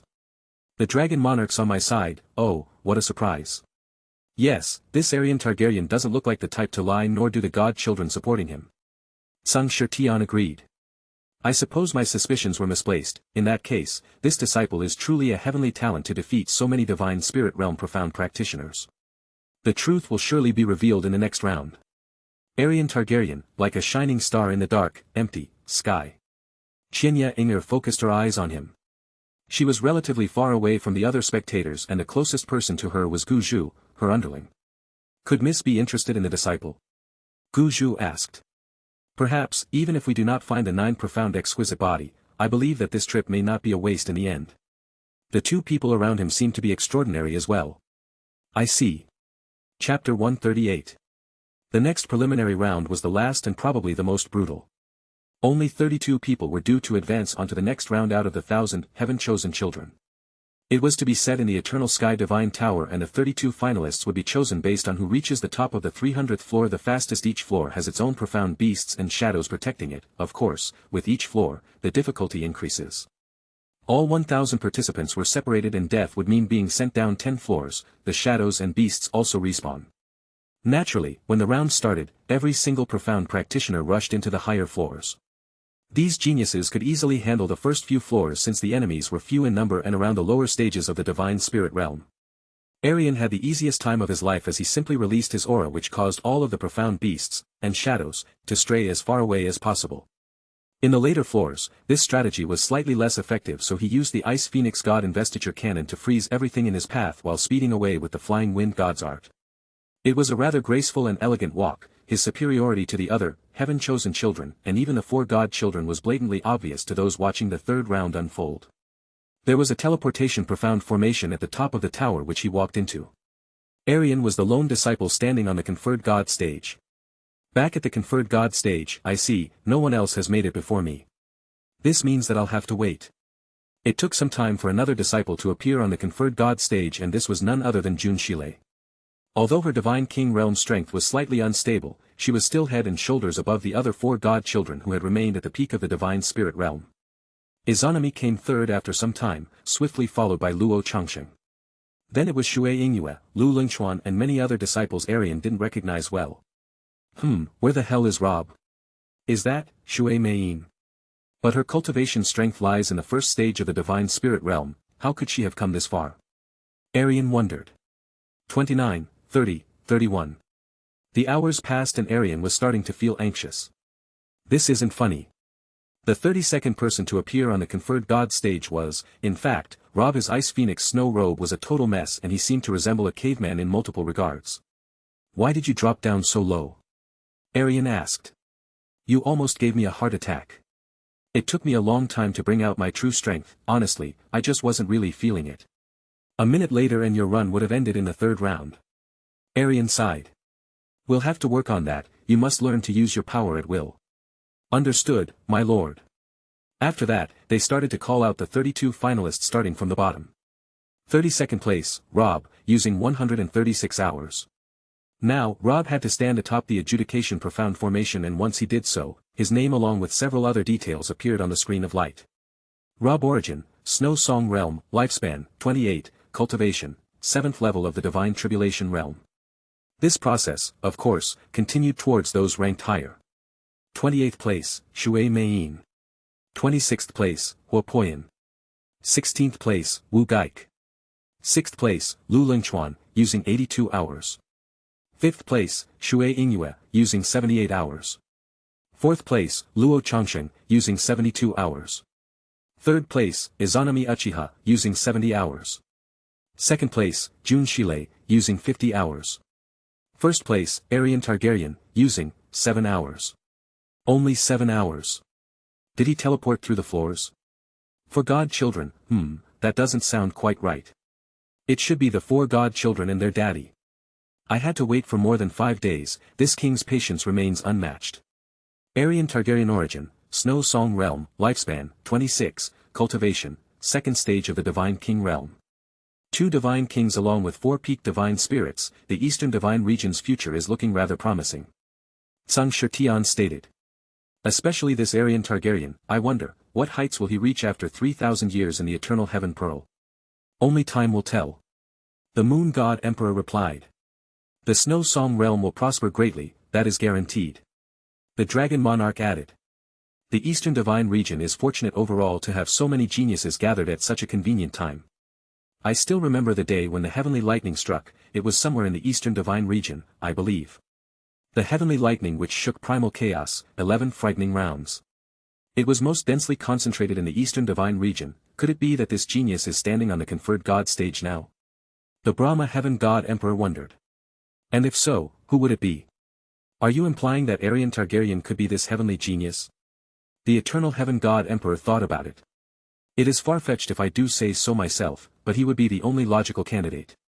That particular case of heavenly tribulation lightning would have killed a god emperor hundreds of times over, surviving it would be impossible for anyone. The star god emperor countered. That is true, but this genius did survive all of the previous rounds, who's to say the last round was impossible? The Brahma heaven god emperor added. Perhaps, the lightning wasn't harmful to this heavenly genius in any way. You truly wish for this heavenly genius to exist, the eternal heaven god emperor laughed. I do, too, once in a while. The chances of the calamity being averted would be far greater in that case. After some pleasant words, Honorable Chu Hui announced that the conferred god battle would be held tomorrow. Each of the 32 finalists was given 1 time will pearl, an item which was capable of erecting a special barrier. Within this barrier, a month would be equivalent to 2 hours in real time. This item is amazing, and it is made out of only a tiny fraction of the eternal heaven pearl's power. Aerion nodded. It will be useful, especially in the 7th heaven realm. Let's leave for the Snow Song realm's residencies before preparing for the conferred god battle. Aerion, Izanami, and Rob walked to where everyone from the Snow Song realm was. The Snow Song realm king will be extremely pleased with the results, in fact, any realm king would be. Mu Huanji stated. Aerion chuckled. You flatter us, great elder. You 3 have made not only me proud, but the great realm king and the entire Snow Song realm as well. Mu Bingyun added. Do you think that I'll become a core disciple after this? Rob asked. Aerion laughed. Of course, why wouldn't you? But it isn't exactly a necessity, in my opinion. You should be worrying about the upcoming battles instead of some rank in the Divine Ice Phoenix sect. Right, I will work hard. Are you three going to join us in the palace? Mu Bingyun inquired. Of course, it is better that way, Izanami replied. I see. Once they gathered in his room, Aerion unleashed the seventh heaven pearl and dragged them into it, along with himself. The heavenly, blue, sky was clear of any clouds and seemingly unreachable. Leaving the seventh heaven realm by flying out of it, this was simply impossible. The only way out was through the formation. It was similar to the Kamui dimension but improved by leaps and bounds. One could breathe in and gather primordial profound energy in the seventh heaven realm, after all. Because of Helin's assistance, many beautiful and heavenly plants had grown in most areas of the realm. Naturally, these things would grow but Helin greatly accelerated the process. In the distance, one could hear a dragon roar followed by a lion's roar. Demon and Regal, eh? They're as loud as ever. Rob chuckled. True, the mountains are their little playground. Ever since they've started residing in here, their size has also been gradually decreasing while their strength still increases. Being slightly smaller in size isn't the worst thing when you're already colossal, Rob stated. It can be considered a good thing. Yes, I suppose you're right. Now get cultivating. Alright, I will. Rob took out the Time Will Pearl and channeled his profound energy into it. Suddenly, a special barrier surrounded him as he closed his eyes. A month and 2 hours, Izanami, you and Rob will have to enter the Eternal Heaven Pearl without me. Why is that? I have something to deal with. I'm afraid that if I spend those 3 years in the Eternal Heaven Pearl, that specific event will pass and I won't be able to do anything about it. Jasmine, I swear that I'll prevent the ceremony from being complete, even if I must use the evil infant's will of myriad tribulations. Of course, that would be the last resort. Another one of your dragon dreams? Izanami asked. Emichim, something like that. That is unfortunate. You would have emerged as the strongest person in the primal chaos dimension, then your ambition could be realized in no time whatsoever. Yes, that is true. Instead, you'll have to realize my ambition for me. Aerion laughed. Who would dare stand against a peak divine master perfect Susanoo anyway? Izanami smiled. No one. I'll use the Time Will Pearl to prepare for the conferred god battle. You should do the same even if it isn't necessary. Are you worried about Jun Shile beating you? No, not at all. It will be a swift victory. Oh. She used the Time Will Pearl as well. Aerion smiled. I like her confidence. This Time Will Pearl, I'll save it for later. They'll give out some more in the later round so I should just stack them up for a couple of breakthroughs. Aerion flew to where he had sensed Helin's aura.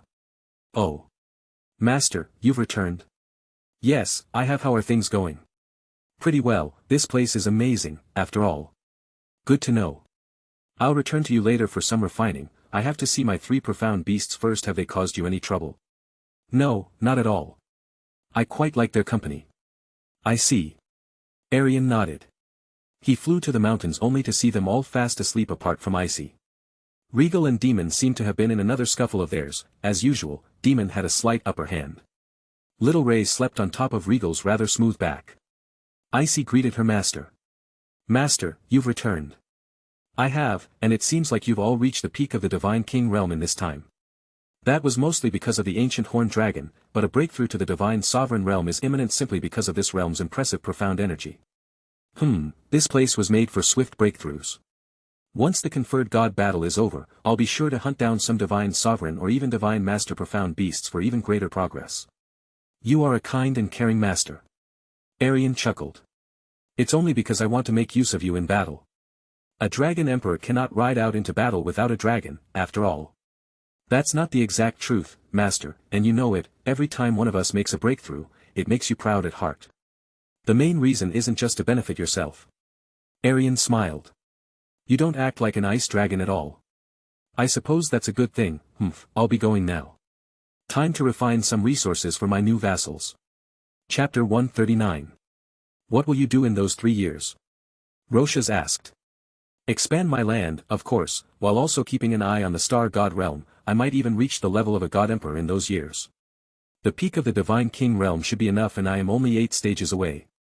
3 years should also be enough for me to also make a few connections with the royal rank star realms and grow strong enough to rule one. Once I have a king realm in my grasp, my vassals will join with me to form an unstoppable force. Then I'll just sweep through the entire Eastern Divine region. The Eternal Heaven Pearl is rather unnecessary for me. Not only would I lose 3,000 years of my youth, but I would also potentially lose Jasmine. That is the reason why I made the 7th Heaven Pearl, something that suits my needs far better.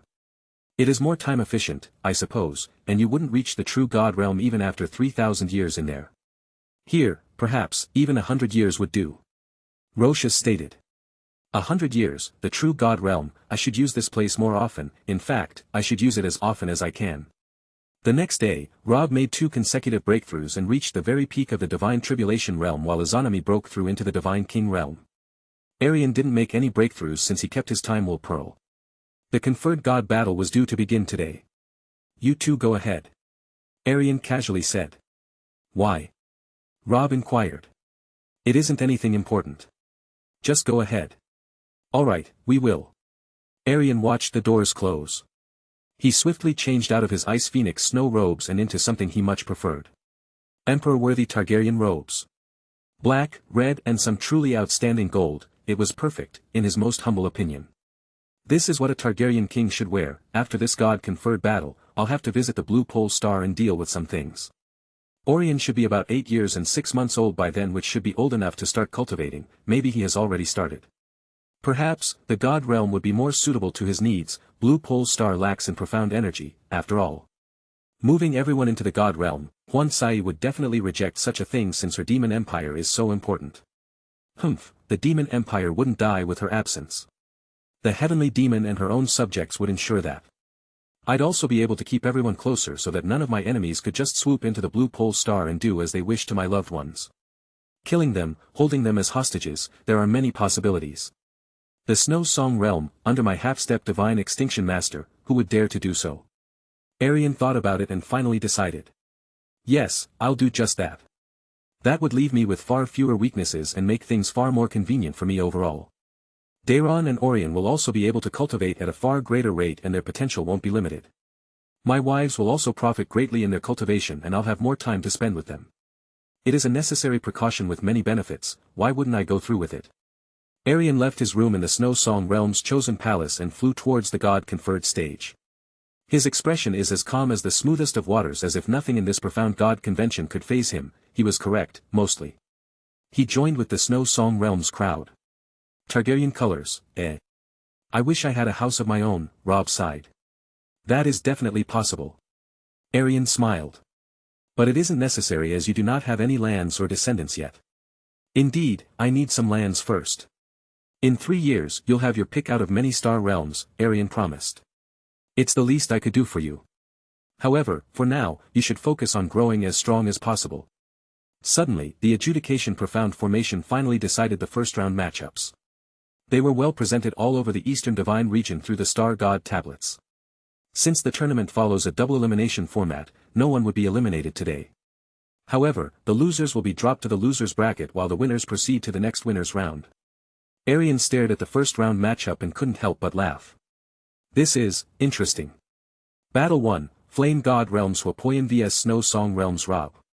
Oh, I remember him on our visit to the Flame God Realm. Rob smiled. 7th stage of the Divine Spirit Realm along with the Golden Crow's inheritance, he truly is a worthy opponent. Can you win? Aerion inquired. Of course, I've already mastered the first stage of my inheritance. I should be around the 8th stage with just that. Good. After some time, Honorable Chu Hui called out for Rob and Hwapoyan to step onto the conferred God stage. An invisible barrier was placed on the stage which would prevent any stray profound energy from harming the spectators. The conferred God battles first round, first match begin. These long tournaments do tend to bore me, but when such a prominent matchup is presented before me, how could I not spectate? Aerion narrowed in on the two figures as the match finally began. Flame God Realms Hwapoyan, he was only a Divine Tribulation Realm profound practitioner the last time I met him. The ancient horned dragon's body must have assisted him in this dramatic growth. No matter, I'll still defeat him. Not only for Aerion, Feishue or the Snow Song Realm, I'm doing this for myself as well. He tightly grasped his spear with both hands as his eyes glared into Hwapoyan's. His eyes had already started to burn with the fire of battle. Hwapoyan, on the other hand, seemed slightly hesitant. He didn't expect Rob to be this fierce since, in their previous encounters, he seemed rather tame. Bang! Robb was first to strike, his long spear smashing against the conferred god stage. Poyen managed to escape its blade. Golden flames started to concentrate and grow in his hands. Within moments, Poyen sent a raging fire rupture his way. Humph. Mighty wind slash. Both profound skills clashed against each other, but none could come out as the clear victor, ending with an explosion. Poyen used this opportunity to get Robb within the range of his flame god devil destroying sword. He slashed at him several times, but every slash was met with the shaft of Robb's spear. Robb eventually found the opportunity to counterattack, and he used it well. His spear stabbed Poyen's knee. He groaned in pain, but it wasn't over yet. Robb brutally punched him in the face with his right hand while his left held the spear. He continued to punch him until Poyen used golden annihilation to scuttle away. My lord always told me patience wins battles. It looks like he was right. Robb spat out some blood which had come as a result of the golden annihilation. You're stronger than I thought. The battle continued, in Robb's favor. He managed to keep his distance and attack him from the perfect range. Very rarely did Poyen get close enough to use his sword properly. So he relied on the Golden Crow's record of the burning world, which Robb had countered with the Wind God's art. Granted, the Golden Crow's flames were stronger, so there were a few times where he had to take some serious damage. However, his body had inhuman regeneration speed, so this wasn't much of an issue. After a couple of minutes, Robb drew the match to a close with one final spear strike. Poyen was forced into a state of unconsciousness, and so, Robb was declared the victor. Poyen has entered a state of unconsciousness, and so, he has been defeated. He will enter the losers group. Robb wins, and will enter the conferred gods group. Robb flew to Aerion's side. How did I do? You did well. When you asked for a spear, I found it rather strange, but now I understand, it truly suits you perfectly. I just couldn't pick up a sword ever since I was reborn. The spear was the only weapon I felt comfortable with. Honestly, I found it strange as well. Roshas chuckled. It's not strange at all, mortal. Aerion only used spears, and so, as his avatar, you have gained some of his tendencies. You know, he can't hear you, right? Whatever. Speaking of legacies, are you ever going to give me yours? No, there's no point. You would grow stronger, but I'd grow weaker. Besides, do you want to be corrupted by my darkness energy? I'd rather not. Speaking of my strength, when are you going to use it? Maybe when I put on the mask of justice. I'd rather Rhaegar Targaryen not be known as some devil who should be killed on sight. You'll come into use during the climax of my conquest, when the benefits truly outweigh the consequences. I see, you're up next in a conferred god battle. Oh, I am. Who's unfortunate enough to be my opponent? Battle 2, Divine Martial Realms Wugaik vs Snow Song Realms Aerion Targaryen. Oh, my dearest of friends. Battle 2, Divine Martial Realms Wugaik, Snow Song Realms Aerion Targaryen, enter the conferred god stage. Boom. Wugaik jumped onto the conferred god stage while Aerion gracefully floated down. Wugaik definitely felt something when he looked into Aerion's eyes. A strange order from some time ago, but since he couldn't put justice and Aerion together, the order wasn't directly connected towards Aerion. In essence, it wasn't in effect. It is a great honor to face you, Aerion Targaryen. I hope to gain a few pointers from this battle even if victory is impossible. It would be a shame to come out empty-handed after facing someone of your strength. Aerion smiled. I'll provide you with a few pointers, don't you worry about that. The Conferred God Battles First Round, Second Match Begin. Chapter 140. The Conferred God Battles First Round, Second Match Begin. Wugaik was the first to strike, but it didn't go quite as he had planned. Aerion grabbed his halberd by the axe and took it from his hands. Then, with some force, he sent it flying off the Conferred God stage. Do you practice hand-to-hand combat in the Divine Martial Realm? Aerion asked. We do, occasionally.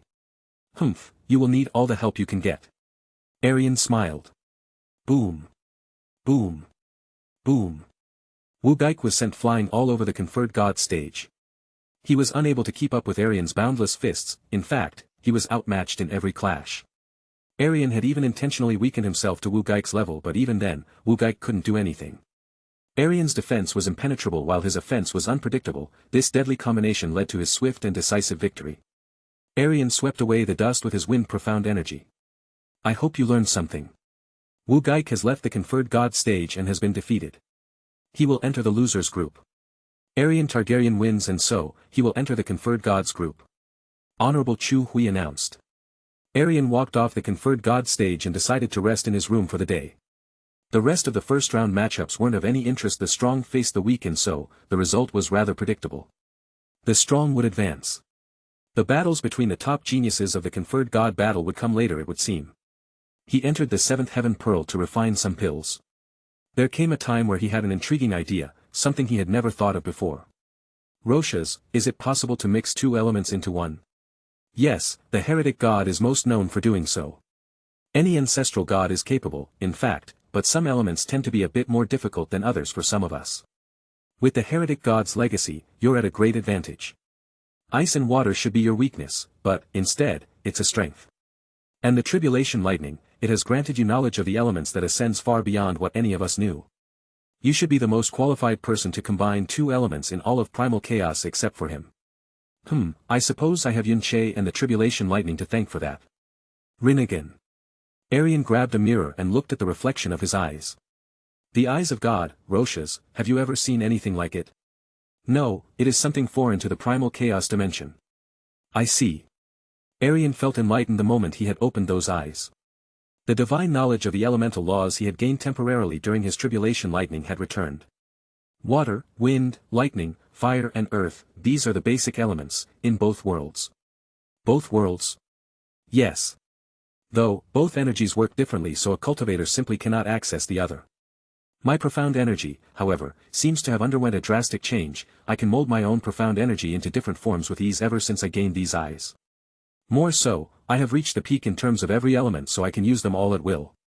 The wind and earth seeds are rather unnecessary now except for the absolute immunity.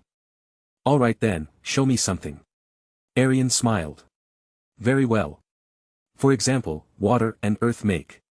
He formed both water and earth on his left palm and fused them together. Then he released some of the fused profound energy onto the ground. What? From the grass field, a giant tree emerged. Its leaves were as green as the grass and the branches were thicker than some trees. Wood. Aerion proudly announced as he observed his creation. They call it, Mokutan, also known as wood release. I've never seen anything like that, water and earth combining into wood. When I wanted to create wood, I simply made wood. Your method is intriguing, indeed. I don't have any profound arts or skills for this new element, so I'll probably have to make my own, which shouldn't be too difficult. But this wood element isn't all I can do, there's plenty more. Fire and water naturally suppress each other, don't they?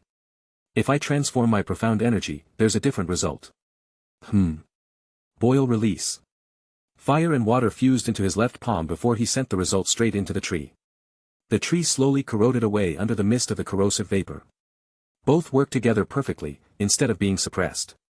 What more can you do? Show me. Roshas politely asked. Alright, let's see. Aerion proceeded to show off his ice release, lava release, storm release, explosion release, scorch release and magnet release. So you have many special abilities now, eh? But there's something more these eyes have given me. The 6 paths technique, well, there are 7 paths in total. I've comprehended each path to a point of complete mastery, however, I have yet to use them in any sort of practical sense. I'll have to make time for that later. I see, it sounds interesting. Aerion spent the entire day testing out all of the elements he could. This time he didn't transform his profound energy and instead combined 2 profound arts. The combination of the Ice Phoenix God Investiture Cannon and Phoenix Flames resulted in something truly terrifying, the Ice Flame. However, unlike Boil Release, it took him an extremely long time to fuse the 2 into the Ice Flame, but it was clearly superior in strength as well. Then he tried out the Golden Crow Flames with the Phoenix Flames and created a Crimson Flame. However, that was not the end, he continued to try out different combinations. He managed to combine the Crimson Flame and Ghost Flame into one, which resulted in an extremely celestial yet frightening flame. It was mostly heavenly white with the exception of its edges, which were crimson. This flame, it's truly terrifying. Roshas chuckled. I'm glad I don't have to face it. What should I name it, Ghost Crimson Flame? Perhaps, Crimson Ghost Flame. That doesn't sound too bad. On to the next one. Aerion proceeded to try out the white tiger's tail of the end with his Crimson Ghost Flame, which only changed it into Crimson Ghost Lightning. A lightning version of the Crimson Ghost Flame. Heretic God, the creation god of elements who? Prepare to meet this god, who is, in fact, the ancestral god of elements. Aerion fell onto the grass field, breathing heavily. I think I overdid it a little. Roshas, wake me up tomorrow. Alright, rest well. After all, this profound god convention is so competitive, you need to be at your best for any hopes of victory. Aerion laughed. Yes, indeed. Today was the second day of the conferred god battle and both the conferred god group and loser group would fight today. Aerion paid no attention to the losers group and looked for his name on the conferred god group. Oh, how wonderful. My lord, your matchup today is Shui Mein. I can see that clearly. Rob, how does she fight people so much stronger than her? I made sure to watch all of the matches and her technique was the most interesting of all. She battles with her soul power. Soul power? She has something called a divine stainless soul, and with it, she can easily invade other people's soul worlds. Aerion sighed. I have no experience whatsoever in soul combat, in fact, I've never heard of such a thing. Maybe I'll lose this one. No way, you'll probably get the hang of it after a few seconds. Your soul should be far stronger than Shui Main's, so losing is very unlikely. Little dragon, if you find yourself in need of help, I can definitely scare the little and innocent girl off. In fact, your memories should do a perfect job. What do you mean by that? Ah, you'll see. Roshas laughed rather wildly. Serves her right for invading other soul worlds, Kakik. Rob, your opponent should be more troublesome than my own. Lu Lingchuan. Rob nodded. I'll have to draw out some more of my real strength, somehow. I'm sure you will, Aerion reassured him. The first round and first battle of the conferred gods group, Glazed Light Realm Shui Mein, Snow Song Realms Rhaegar Targaryen, enter the conferred god stage. Aerion calmly landed onto the conferred god stage and looked at his opponent. Soul power, I wonder, how strong is my soul? Roshas coughed. Let's see, the Azure Dragon, Phoenix, Golden Crow, White Tiger, Fire Dragon God, yourself and myself. Quite a soul lineup, if I do say so myself. Her little divine stainless body isn't anything special compared to your own soul power. But you should avoid using them since that will bring unwanted attention to you, Kakik. My master plan will work perfectly. Master plan? Leave everything to me, you can take a nap or something. Big brother Aerion, you should be careful. Be careful? Humph, you don't pose a threat to this king. We'll see about that, won't we? Aerion smiled. We will. Roshas, I leave the soul battle to you. Good, very good.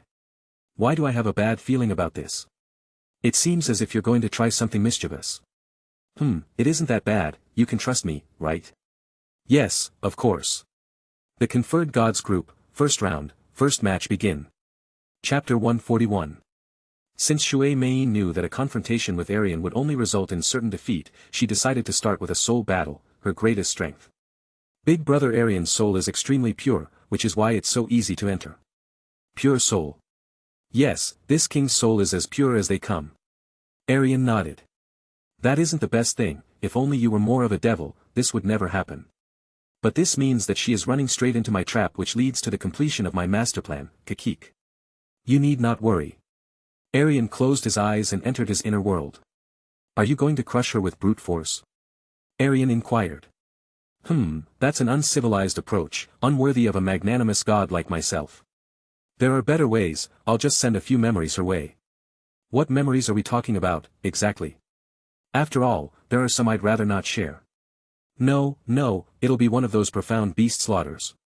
She'll be terrified of you after that and you'll win this soul battle easily. But won't her image of me worsen? She'll think less of me after this. Why do you care about how some 15-year-old views you? Could it be that, alright, I'll use something else. She won't think less of you, I swear on my honor as an ancestral god. She's piercing through all of the defenses rather swiftly, so I must act now rather than later. Aerion nodded. I leave it to you then. Although he said that he'd leave it to him, he still paid special attention and observed every move. Aerion was rather confused when Roshas did absolutely nothing to defend his mind. He welcomed Shui Mein right in. What are you doing?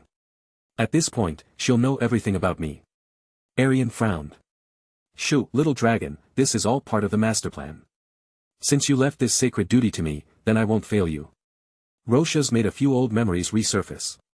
The long night, Daenerys, Marjorie and Izanami all at once. Shui Mein let out a scream the moment she saw what he saw. Aerion then realized what Roshas had just done. A few drops of sweat dripped down his forehead, he had indirectly tainted Shui Mein. Although it was Roshas' doing, he was the one who was going to bear all the blame. The great realm king of the glazed light realm is going to slaughter me, and rightfully so. This was part of your master plan. Can't an ancestral god have his fun once in a while? Bastard. Relax, it's checkmate, she definitely lost. I spared you the effort of using any of your souls. In actuality, it was Mayene who decided to see those memories, so it isn't either of our faults. If this results in some troubles in the future. No, I would never intentionally harm you since I reside in your body and you bear my hopes of a glorious return. It isn't hard to understand how some women work after millions of years observing them. This event will benefit you, I'm almost certain. Suddenly, Shui Mayene's soul invasion completely crumbled under the might of Roche's troops. They effortlessly dragged her out of his soul world and he was free once more. However, his inner world remained an empty void as usual. He wondered why. Am I truly this dark on the inside? That can't be right. It might just be that the fire hasn't been lit yet, you are still restrained by your morals. Wrath, ambition and ruthlessness, you have all these things but it's not potent enough to make a difference. Your true potential cannot be realized unless your entire being burns with fire. That's only what I believe, so it isn't necessarily true. It matters not. I have slightly more important troubles to deal with currently. He opened his eyes. Why you? Aerion sighed. Forgive me, Lady Mayene. Within a single moment, he closed the distance between them and knocked her unconscious. One would expect the victor of a conferred gods group battle to be exhilarated or at the very least satisfied with the result, but Aerion's face was slightly pale as he wasn't proud of what had occurred. Shui Mayene has entered a state of consciousness and so, she will join the losers group. Rhaegar Targaryen wins, he will proceed to the next round of the conferred gods group. Chu Hui announced. Aerion swiftly walked away from the conferred god stage and avoided every single person in his path. He needed some time to reflect on his actions, know Roche's actions, and how he should proceed after this. He fell into his bed and sighed once again. Did you have to do that, Roche's? Don't put much thought into it, it'll all play out just fine. I've survived through countless trials and tribulations, what's one glazed light realm to me? In the end, all star realms will be under my banner. You're thinking of it the wrong way. I simply made Mayene like you just that bit more, now you have another future wife. You remember what your dear friend told you, right? An emperor should have as many as he wants. So you're saying it will have a positive effect instead of a negative one? That is hard to believe. You'll see. Aerion didn't dwell on it for too long, so he left his room and decided to get some fresh air. His entire time in the Eternal Heaven realm was spent competing in the Profound God Convention and nothing else. He had a badge which let him explore the realm freely, so it would be a waste to not make use of it. However, he didn't go far before he felt something strange. Am I being followed, Roche's? By a beautiful lass, no less. Aerion turned around and looked everywhere but he could not see this beautiful lass. Are you playing with me? No, she's just extremely good at hiding. With your eyes, you should be able to see her if you wanted to. Aerion flew towards a location which was rather empty and far from the conferred god stage, where most of the people were concentrated at this time. Am I still being followed? Yes, you are. This lass is relentless, I suppose she has earned a surprise. Rinnegan. He turned around and looked upwards. You are not invisible to me, Brahma Monarch Goddess. The Brahma Monarch Goddess? Am my eyes deceiving me? A peak divine master, so she's not someone I should offend, but I'm the one being offended currently. Why me, of all people?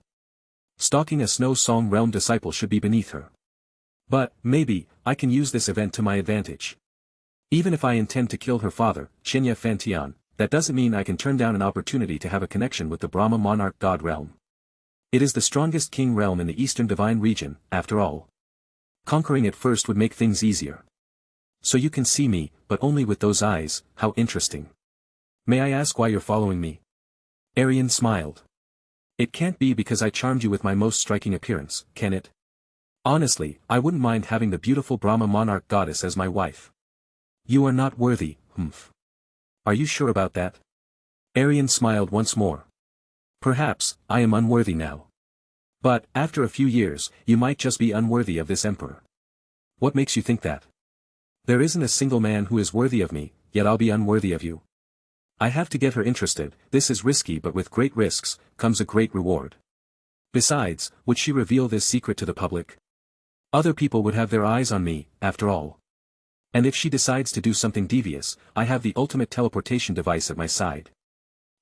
This king fears nothing. I'm the heavenly genius who triggered the 11 rounds of tribulation lightning. Do you know what that means?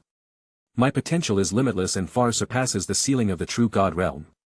The Brahma monarch god realm is known for its ambition and obsession with cultivation. The Brahma monarch goddess shouldn't stray too far from those core beliefs, as she is the successor to the Brahma heaven god emperor.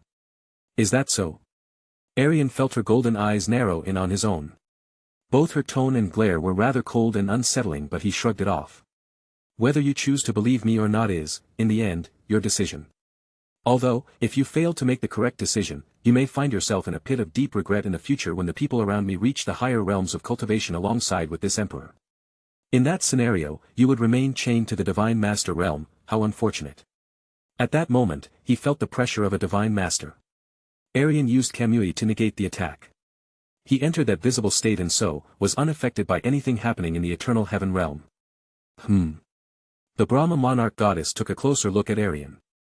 He still stood as tall as ever, proud and unfazed by her pressure. It was as if the pressure didn't exist in the first place. I suppose that you need some sort of proof before fully trusting my words. I would expect no less of you. No matter what you try or do, everything will go straight through me. It is an ability the heavens themselves granted me after surviving the 11th round of tribulation lightning, and this. A wonderful lie, but it might work. Kamui. Aerion looked at her hand and attempted to damage it through the use of Kamui. It worked, slightly. A small cut appeared on her hand. Even Aerion was slightly surprised that he was able to wound a peak divine master, even if it was practically nothing to her. You can damage me as an early-stage divine king? The Brahma monarch goddess couldn't believe it. Such a thing was absurd. Yes, I can. There's more proof if you need it. Go on. Am I showing off too much? Damn it, it's all or nothing at this point. I've come this far, so I won't back away. This king fears nothing. Aerion started to fuse the phoenix flames and the ice phoenix god investiture cannon into the ice flame. Qianya Inger's eyes widened with every moment as Aerion came closer and closer to perfectly putting the two together. His eyes were closed as he placed all of his concentration into the fusion. After several minutes, he finally opened his eyes as the perfect ice flame emerged from his hands. By showing me all this, what did you want? The protection of the Brahma monarch god realm along with a beautiful wife, of course. Am I not up to your standard? The Brahma monarch goddess smiled. I'll settle this matter with my royal father. We will meet again soon enough. And so, she disappeared from his sight. She is an extremely dangerous person. Aerion, are you sure about this? Roshas seemed slightly hesitant. This arrangement will come to my benefit, and besides, I can see that she has already taken a liking to me. Do you know that the person Jasmine hates most is this exact Brahma monarch goddess? Are you serious? Yes, I am. This doesn't change my plans. My ambition cannot be stopped by anything, never mind some petty feud. This I like. Roshas approvingly nodded. Yes, this is how a true conqueror should act. Aerion absorbed the ice flame and returned to the conferred god stage. Rob's match should be starting soon and he didn't want to miss it. Chapter 142. Rob faced Lu Lingchuan, one of the 4 god children on the conferred god stage. Ever since Aerion's and Izanami's emergence, Lu Lingchuan was no longer qualified to be ranked 4th among the Eastern Divine Region's young geniuses. Still, Lu Lingchuan was part of the original 4 god children, and so, he was no pushover. It looks like I'm not late. Aerion sat down beside Izanami. Your previous victory came with a few difficulties. The girl who you thought hasn't left her room since then. What did you do to her? It's complicated. Complicated? Whatever happened, you should prepare for a confrontation with the glazed light realm king. I'm not afraid of him. Aerion casually shrugged. He can meet with me anytime he wants. The conferred gods group, 1st round, 3rd match begin. I look forward to this battle. Lu Lingchuan announced beforehand. Both combatants used spears as their primary weapons, which meant that their skill in the way of the spear would be put to the test who was better. The peak divine tribulation realm underdog from the Snow Song realm, or someone who was known as one of the 4 god children, Lu Lingchuan, and the young master of the prestigious Sky Shrouding realm. A difference of one entire greater divine realm was not something one could easily cross, but Rob was no ordinary being. In terms of battle power, he was above everyone else not named Aerion, even when his legacy is incomplete. Once he completed the War God's legacy, Rob would be able to ascend even further, however doing so wasn't easy. He needed the approval and submission of Aerion, an ancestral god. Bang! Lu Lingchuan's sky-splitting spear clashed against Rob's spear, which resulted in a great shockwave. Rob's golden eyes had already started to burn and his strength rose to the late stages of the divine spirit realm. However, this wasn't enough to match Lu Lingchuan's overwhelming peak divine spirit realm might. The disparity in their strength was simply too much, and this became clear after a few seconds. Bang! Rob was sent flying across the conferred god stage and almost dropped out of bounds, but he willed himself to stay. This Lingchuan, he did plenty of damage in so little time. Currently, I am not his match. Bring out your true strength or you will lose this battle. That is, easy to understand. Heh, so this is the strength of a god-child. You and my previous opponent are worlds apart. I acted rather arrogantly against him, but in this battle, I find myself struggling to survive. Divine child of the Eastern Divine Region, you truly are worthy of that title. However, my lord placed slightly higher expectations onto me than losing to you. He gave me the greatest blessing one could wish for while also sparing no effort to increase my strength even further. He gave me so many things that I don't believe I'll ever be able to repay him. Rob grabbed his spear, which had fallen out of his hand when he landed, and clenched it rather tightly. Therefore, I can't fail him by losing to you or anyone else. Even if the sky collapses on top of me, I will win, in his glorious name. Boom. Rob's strength exploded once more. This golden glow, Lu Lingchuan smiled. Good, this is your true strength, now I can fight without any restraints. He started to form the glowing dragon's sacred barrier, which could have 3 layers in total. Each layer was more frightening defensively than the last. A complete glowing dragon's sacred barrier might even mean Rob's certain defeat, so he didn't give him the time to even form the first layer. Don't be foolish, I won't even spare you a single moment to form that barrier. I see, good, this makes the battle more challenging. For quite a few minutes, the two combatants fought on equal grounds. Each strike was met with a block or parry. It was a vicious cycle where neither could gain an advantage. War God's art, one true strike. Pierce. Rob's eyes flashed as he went past all of Lingchuan's defenses and directly pierced him in the chest. It's over. He withdrew the spear and Lu Lingchuan flew down onto the conferred god stage. Rob looked down from above, but he wasn't certain of his victory yet despite his announcement earlier. This was a god-child, so things shouldn't be this simple. Good, you have me enough time. He managed to form a layer of the glowing dragon's sacred barrier before Rob could realize it. Lu Lingchuan had hidden it well by acting dead. How troublesome. Lu Lingchuan decided to complete the glowing dragon's sacred barrier instead of confronting Rob with only a single layer. Rob didn't plan to sit by and let him complete the barrier, but he didn't quite know how to go past its defenses. Throwing one spear, it is something that is both unpredictable and powerful. It is my most lethal profound skill, do you remember it? That voice, it's him again. Rob closed his eyes. Yes, I remember how it's done. Rob's golden profound energy surrounded his spear and started to concentrate on the spearhead while Lu Lingchuan finished forming the second layer. The golden profound energy grew increasingly more concentrated while another layer of attack was added to the spear, wind profound energy. Rob's overflowing killing intent increased with every moment along with his strength. It was rather terrifying. It's meaningless, even if you add another 100 layers, I will still shatter your trash barrier into 1,000 pieces. It's done, the third and final layer of the glowing dragon's sacred barrier. Begone. God-piercing spear. Crack, boom. Rob's spear exploded towards Lu Lingchuan and destroyed the golden dragon's sacred barrier almost instantly. Then it went right through Lu Lingchuan and even pierced through the conferred god stage, forming an enormous crater where it had landed. Lu Lingchuan laid at the bottom of this crater. His entire chest was an empty hole, that was where the spear had struck him. Lu Lingchuan did not make a single movement, his eyes were wide open in shock. He was dead. I did that. Rob lost unconsciousness from sheer exhaustion and fell into the crater himself. The conferred god stage was dead silent for a long while. It was taking some time for the events which had occurred to fully sink in. Bastard. Lu Zhou, the sky-shrouding realm's great realm king, roared as he sent a chilling wave of profound energy in the direction of Rob. No one had expected any of this to happen, and so, no one was prepared to stop the attack. Aerion watched as Rob's body disintegrated into nothing. He stared at Lu Zhou as a truly frightening rage overcame him for a moment. However, he knew his boundaries. Aerion chuckled above the conferred god stage. All according to my plan, the foolish mortal is finally dead and my place as an ancestral god will no longer be put to question. The blessing of the god-piercing spear, it turned out to be a terrible curse, ha ha ha.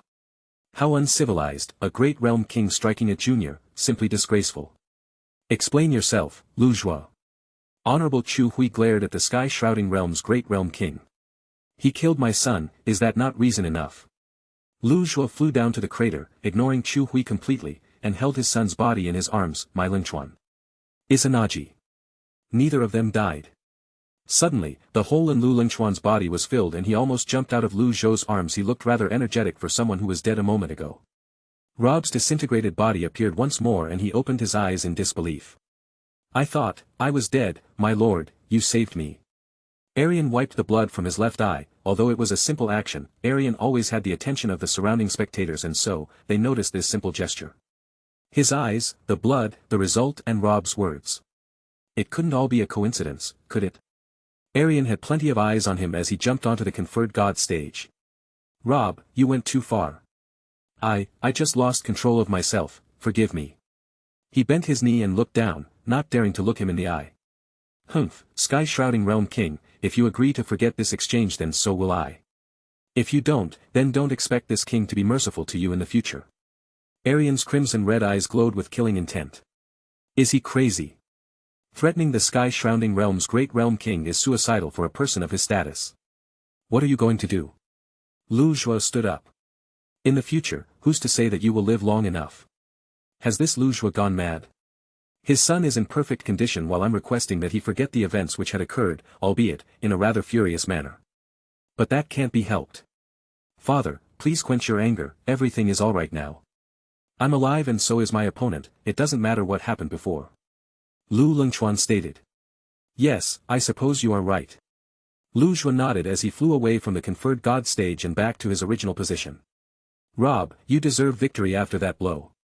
I never thought that you had such a deadly profound skill ready. If I had known, I wouldn't even have formed the barrier in the first place.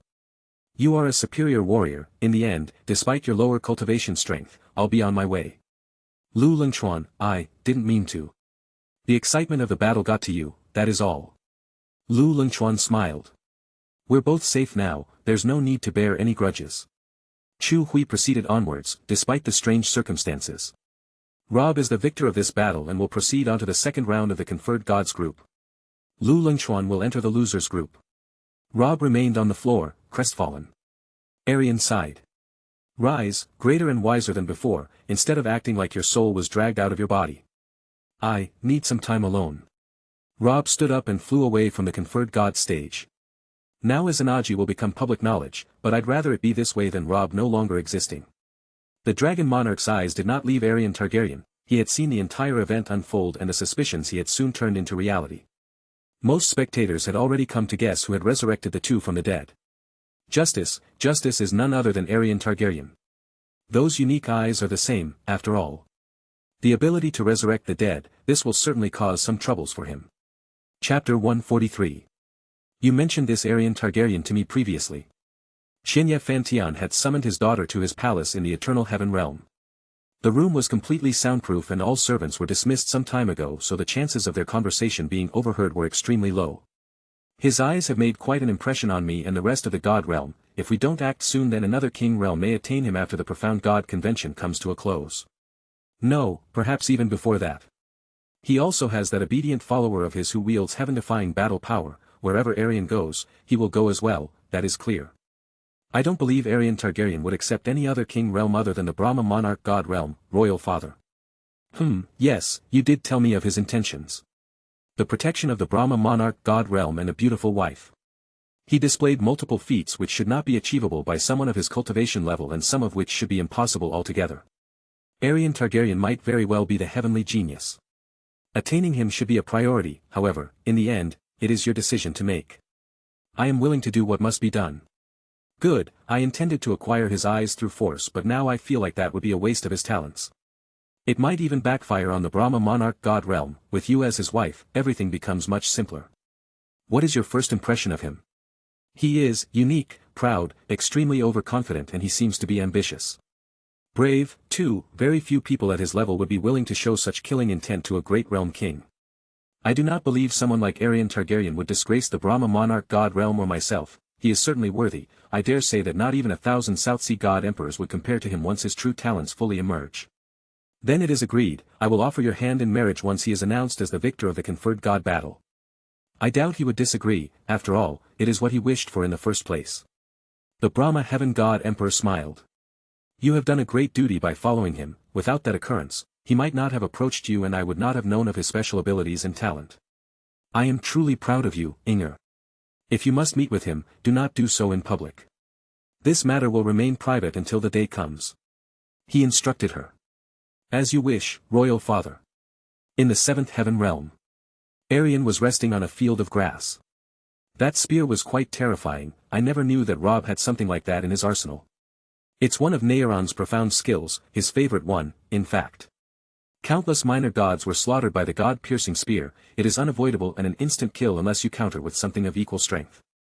How strong were these minor gods anyway? From the divine extinction realm to the creation god realm. Originally, there were only 4 ancestral gods, myself, Arios, Celia and Vina. Each of us ruled over an important domain of the ancestral land. We were the first beings the transcendent being ever created. We were followed by the minor gods who were small in number at first, but their population drastically grew over time. The number of creation god realm minor gods did not grow, however, as there was a limit. So how did the others ascend to the ancestral god realm? They surpassed the limits of the creation god realm through a strenuous and unique trial orchestrated by the transcendent being himself. Aerion passed with his martial prowess, Surge with his craftiness and Rayla succeeded with her frightening ability to kill in a myriad of ways. After that, he allowed us to elect 2 other ancestral gods among a promising group of minor gods and so, we chose Nexus along with Helia since they didn't look strong in the slightest. Were you right in that regard? Of course, Helia's and Nexus' strength lies in their ability to convince others. They should not be underestimated, however, as they know their way around things without using brute strength. I see, it sounds like fun, a strenuous and unique trial. I wonder if I were born at that time, do you think that I'd pass the trial? It is likely that you would have passed with all those abilities. The mirror of Samsara glimmered for a moment. Strange, the mirror of Samsara reacted to my words, which usually indicates that what I said might be true in the future, but that trial was millions of years ago, Rocha stated. It can't happen in the future since it already happened in the past. Aerion shrugged. Maybe it's just agreeing with what you said. Something feels strange but I don't know why. Rocha sighed. The mirror of Samsara truly is the most mysterious out of the 7 heavenly treasures. Never mind that, Shui Mein is approaching the Snow Song Realm's palace. Weird, I feel strange as well. Really? You better hope it goes the way you predicted. What kind of woman could reject the little dragon's love? I don't believe there is such a woman alive, unless we're talking of goddesses, then Venus certainly would, but you wouldn't love her in the first place. It'll work, trust me. You placed a terrible trap on me and now I have to pay for it. Rochas laughed. It's not terrible, she's kind of cute. I thought all mortals were unworthy. One must make do with the best that is available to them, Rochas countered, sounding rather wise. Aerion left the 7th heaven realm and swiftly readjusted his messy appearance. Then he left his room and looked around for the special guest. She came seconds later and Aerion was slightly unsettled by her eyes for a moment. I never thought Big Brother Aerion was this dirty. Aerion chuckled. Well, that's what you get for peeking inside of my memories, but, if you wish, I can take responsibility. What do you mean by that? Shui Mein smiled. That's the perfect bait, whatever, I was ready for this. This is a good way of recruiting the talented Shui sisters and the glazed light realm. I stained your mind with my terrible memories, something like that can never be forgotten and so, you can't return to your innocent self. Therefore, I'm willing to marry you as a way of taking responsibility. Wow, that was brilliant. Rochas clapped. You sound like some heavenly saint sent down by the transcendent being to finally bring light to the oh-so-dark world. Do you mean it? Aerion nodded. Of course, I would have no complaints. However, you should know that I already have 5 wives, 2 sons and 2 daughters. I also plan to have many more wives. My 6th wife is all but married and there is a 7th who I have my eyes on. With this statement, Aerion tried to dissuade her but it was no good. That's perfect. I'll have many big sisters to learn from along with some cute nieces and nephews to care for. My brother has 11 wives and he isn't anywhere near you when it comes to strength or appearance. You are simply being too modest, Big Brother Aerion. Too modest. Aerion was speechless for a moment. This girl. I see, well, your father has the final say in the matter anyway. He wouldn't reject, I'm 100% sure with the way you're crushing through the conferred god battle. I'll tell him right now, in fact. Wait. She moved rather swiftly with her special movement technique, however, Aerion could have easily given chase and stopped her but he didn't in the end. That makes 8. So much for 7, at this rate, the number of wives I'll have will inevitably surpass 10. Mother, if you were alive, would you mind this many daughters-in-law? Father would probably be proud since he didn't exactly stay with one woman. If you had the power to bring back all those whom you loved from the dead, would you do it? Roshas wondered. I would not, that would be disturbing their rest in the afterlife. It depends on the matter of how long they were dead, actually. I see. Aerion decided to return to the 7th heaven realm and meditate for 2 nights since only the losers would fight in the next day. The 3rd round of the conferred gods group was awaiting him. Once he awakened, the first thing he did was check who he was going to face. Conferred gods group round 3. First battle, Meng Duaxi vs Izanami. Second battle, Shui Ingyue vs Rob. Third battle, Jun Shile vs Chao Feng. Fourth battle, Aerion Targaryen vs Luo Changsheng. Luo Changsheng, one of my greatest friends, this will truly be a difficult battle. Rob should be able to defeat Shui Ingyue, Jun Shile should erase Chao Feng, and Izanami will instantly defeat Meng Duaxi. The round after this should be just as interesting. My 3 potential opponents are Rob, Izanami, and Jun Shile, after all. Aerion sat down on his seat and, for the first time, planned to watch each battle play through. Can I use my Sharingan now since you already revealed yours? Izanami asked. Of course, there's no point in hiding it any longer. Aerion nodded. Very well, now you're the one and only person I could possibly lose to. But I wouldn't fight my dear husband in the first place. Aerion chuckled. I would be conflicted if you did. In the first battle, Izanami used the Sharingan's most base genjutsu which rendered Meng Duaxi completely helpless. He entered a state of unconsciousness, in a single moment. Then Rob fought Shui Ingyue, where he barely won after a long and drawn-out battle. Clearly, Rob was restricting himself because of the previous battle, but he managed to enter a state of perfect clarity after some time. That was when the battle tipped in his favor, leading to his victory. Jun Shile pretty much swept the floor with Chao Feng. Now, one of the most anticipated battles was going to occur. It was revealed to everyone present that there weren't just 3 divine kings, Izanami, Aerion, and Jun Shile, but 4. Luo Guxie, his master, removed the restrictions placed on Luo Changsheng's veins which allowed for his true cultivation strength to be revealed, the 2nd stage of the Divine King realm. If you hadn't shared that wine, I would still be on my first step of the Divine King realm. Now, that we're both at the same cultivation level, I can finally observe your true strength in action. Don't you remember what I told you about my true strength? Aerion inquired. Yes, I am aware. Your power goes far beyond that of the Divine King realm, even so, I wish to observe the difference between us. Very well, I'll show you the power of a true Divine King. Aerion activated his Eternal Manjikyu Sharingan while also drawing black fire from its beautiful sheath. Far beyond the Divine King realm? Honorable Chu Hui muttered before announcing the beginning of the battle. 3rd round of the Conferred Gods group, 4th battle, Luo Changsheng, Aerion Targaryen, you may begin. Chapter 144. Luo Changsheng held 2 weapons, the Holy Lightning Sword in his right hand and the Divine Wind Battle-Axe in his left. He was known for his monstrous talent in the element, being able to control 3 elements in total and even use 2 simultaneously. A talent like him might not appear in the next 100,000 years. Cough, Aerion Targaryen, cough. The 3 elements he could use were wind, lightning, and earth. To some, this seemed like an interesting battle since Aerion hadn't fought a divine king in the conferred god battle yet. Aerion was more than capable of instantly defeating Luo Changsheng, but he played along since he had nothing else to do. This was also a good opportunity to assess his talent personally, so it would be a waste not to fight him properly. As expected, you will not strike first, Luo Changsheng stated before closing the gap between them. Aerion parried Luo Changsheng's Holy Lightning Sword and swiftly slashed him while moving out of the Divine Wind Battle-Axe's way. Luo Changsheng was dazed for a moment. How did he do that? With these eyes, everything is just too easy. Luo Changsheng released Wind Profound Energy along with Lightning Profound Energy this time as he attacked with both weapons, but he only managed to hit Aerion's afterimages.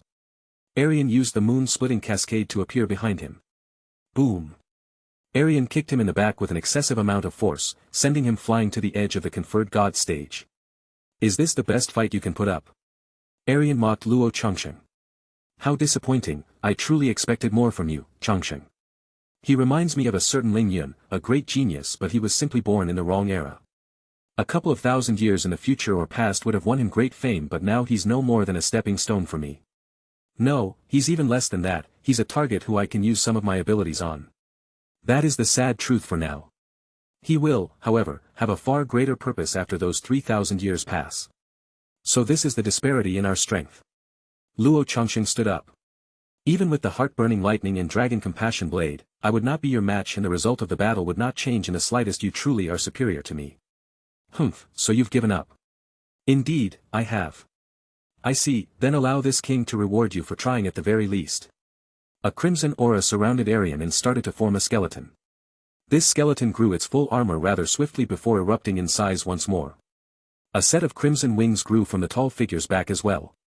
In mere seconds, Aerion found himself looking down on the conferred god stage and Luo Chongqing. As usual, the perfect Susanoo is a profound energy vacuum. Under the perfect Susanoo's pressure, Luo Chongqing was forced onto the ground of the conferred god stage. Aerion then took to the skies and looked at the spectators for a moment before he waved his hand, sending Luo Chongqing out of bounds with sheer force. It's mighty, at the very least. Aerion stopped supporting his perfect Susanoo and it dissipated almost instantly, leaving some strands of crimson profound energy which disappeared after a few seconds. Luo Chongqing has left the boundaries of the conferred god stage and so, he has lost the battle. Rhaegar Targaryen will proceed to the fourth round of the conferred gods group while Luo Chongqing will join the losers group. Aerion left the conferred god stage and went to his room, the seventh heaven realm to be exact. For some rest the eastern divine region was going crazy over the perfect Susanoo. It had left an impression on everyone who had watched the battle, through a star tablet or otherwise. I wonder if the Brahma heaven god emperor would accept my proposition. Either way, I don't plan on being merciful to him once I have enough strength. He will have to atone for slaughtering He Lin's parents and clansmen. I have the perfect idea of how he could do that. That is a good way, indeed. You would not have to kill your future father-in-law, at the very least. I'll slay him if that's what He Lin wishes, but knowing him, that is unlikely. He Lin is not one to seek vengeance, unlike most people. That isn't a rare trait for a wood spirit, they are naturally tame and passive. The majority of them are kind, however, with that and their great connection with nature itself comes the fatal flaw of being weak and subservient to the other races. That will not remain true for long. The Empire of Primal Chaos will make a safe space for all wood spirits and they will be represented by none other than He Lin, their patriarch. Anyone who dares trespass this sacred land without permission will find their heads on a spike. I do love some impaling. Of course, you do. Aerion smiled. All I need is some time and I'll finally be able to start my conquest of the Eastern Divine Region. With these time will pearls, I might even be able to do so before the heaven-chosen children even leave the eternal heaven pearl. They will certainly find it strange, one ruler is a foreign concept to primal chaos. It has been so ever since Celia created it. Then we'll have to change that, won't we? Yes, your divine majesty. Aerion chuckled. Divine majesty, I suppose it suits a god emperor. The next day was reserved for the losers group since they have more rounds.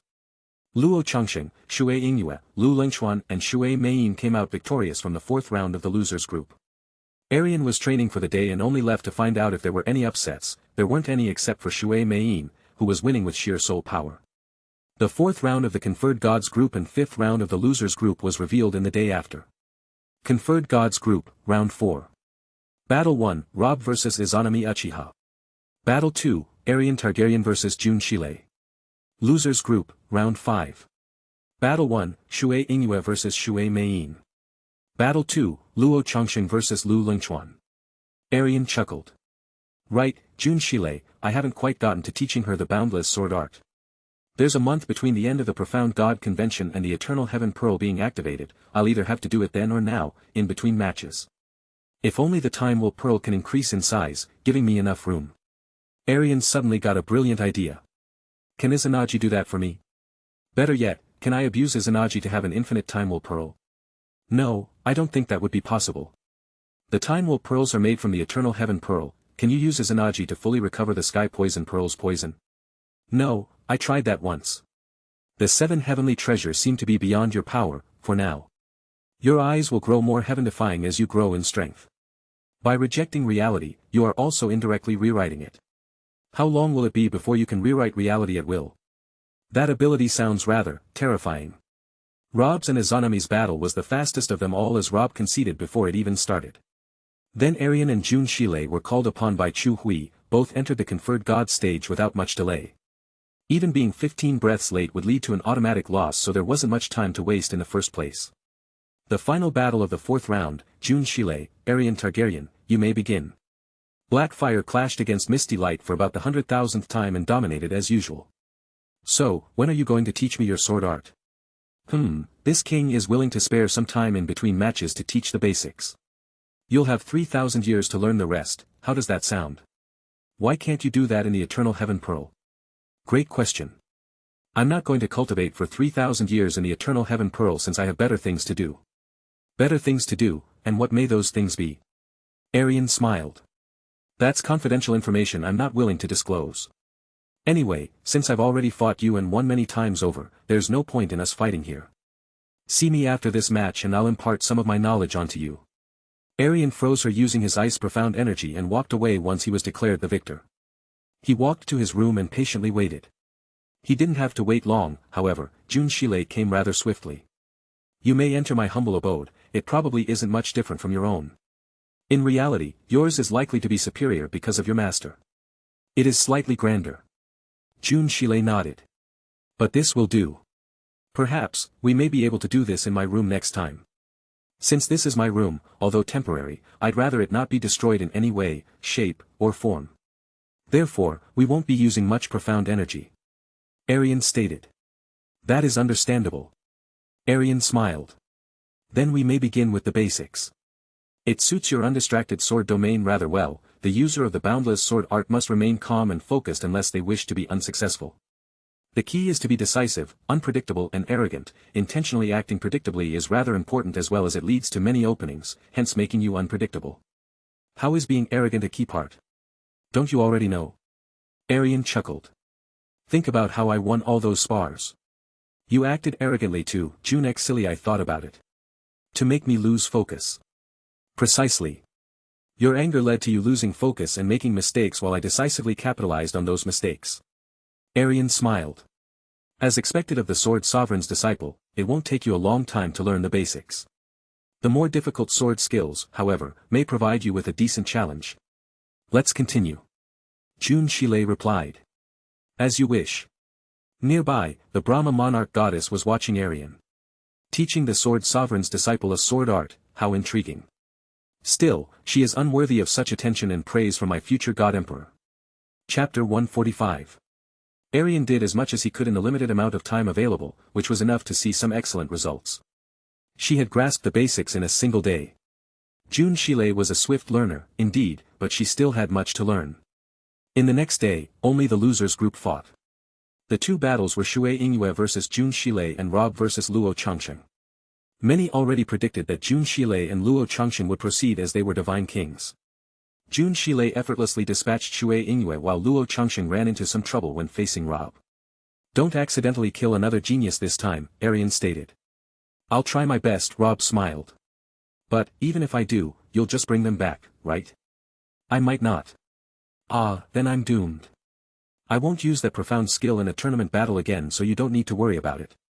Something so deadly should only belong in the battlefield, after all. It's good that you understand. A few minutes later, Rob was on his last legs. Luo Changsheng had kindly provided him with a severe beating, fully displaying the difference between a divine king realm cultivator and someone whose strength only reached the peak of the divine spirit realm. You are extremely strong for someone who is only in the divine tribulation realm, I'll give you that, but your strength is still lacking when compared to a divine king like myself. Why don't you just concede and get this over with? Admitting defeat is harder than you think. So you won't concede? You might come to regret that decision. I don't believe that's the case. Rob chuckled. The longer we fight, the greater my chances of victory. We will see about that.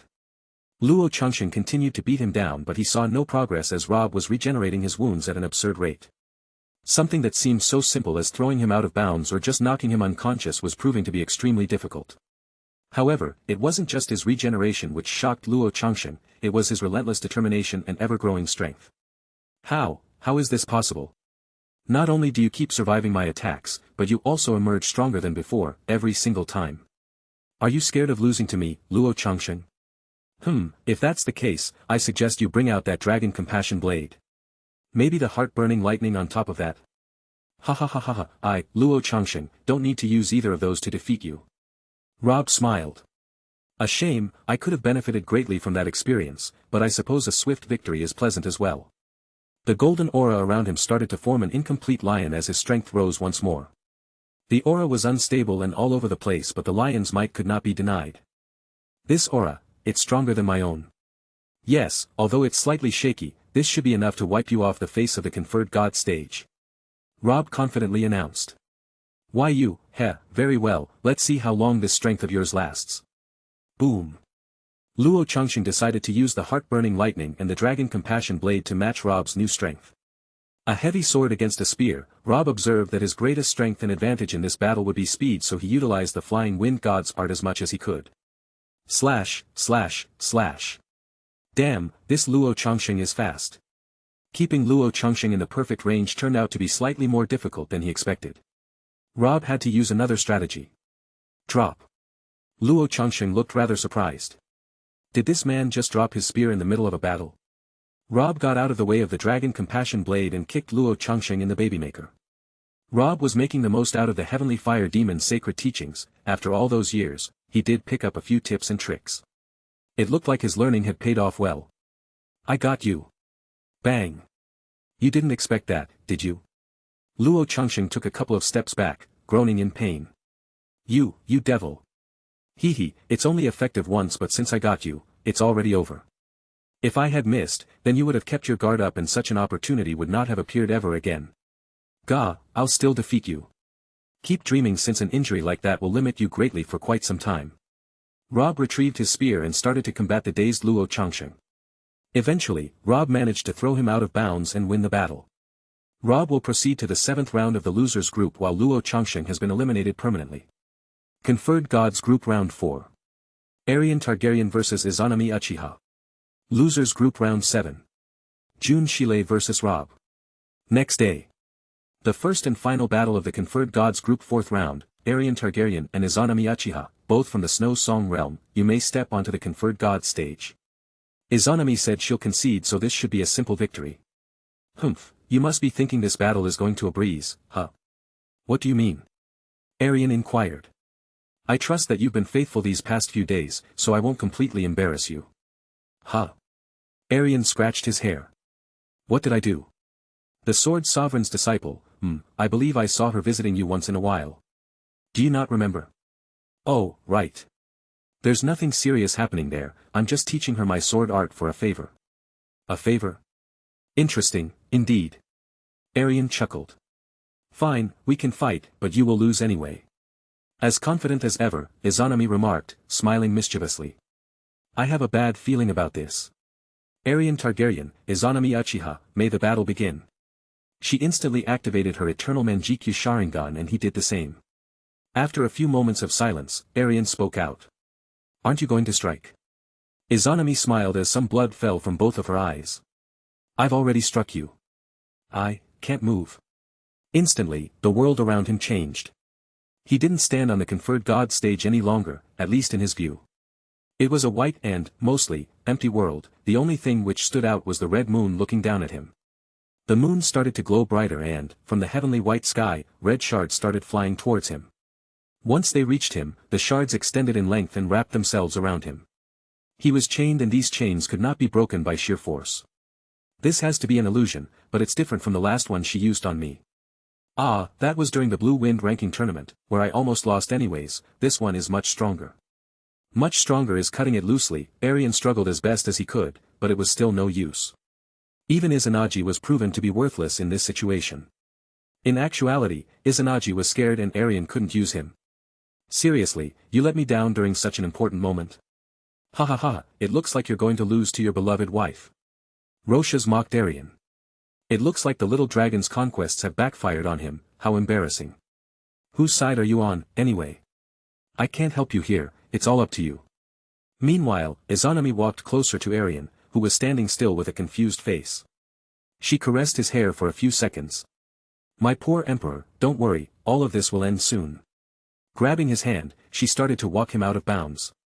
Once she reached the end, one push was just about enough to send him out of bounds and win the battle. Everyone watching the match did not expect such a unique battle. Why isn't he doing anything? It's like his soul has been snatched away. I thought this was going to be an easy battle. Man, I bet a fortune on Aerion Targaryen and he's just going to let me down like that. So much for my savings. He, lucky me, I knew she was special ever since that Meng Duaxi lost instantly. Those eyes are truly frightening. It's no use, I'm a complete novice in this field. In this realm, his power was non-existent. Izanami was its goddess while he was nothing more than a hopeless victim. This illusion is something I must break with something other than just cultivation strength. Ever since I've been trapped, it has been so.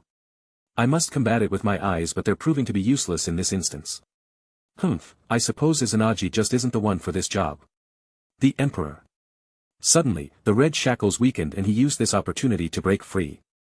That was when more shards flew down to chain him once more. The moon seems to be the source. I believe destroying it should end the illusion. This should be simple even if I can't open my gates. Crimson Demon Wave. The Crimson Demon Wave struck the Crimson Moon but did no visible damage. I suppose it's not so simple, after all. After a few seconds of careful thought, he had an idea. All those divine souls, is it possible to make use of them? Maybe, Roshas remarked. But dragging them here might prove to be difficult. Aerion smiled. I get it now. Out of bounds, you go. That was when the Crimson Moon shattered and the world around him returned to normal. He realized the depressing truth. The fact that he had lost just when he thought of a plan to thoroughly destroy the illusion was devastating. Chu Hui was confused the entire battle, but he managed to compose himself for the announcement. Aerion Targaryen is out of bounds and so, he has lost the battle.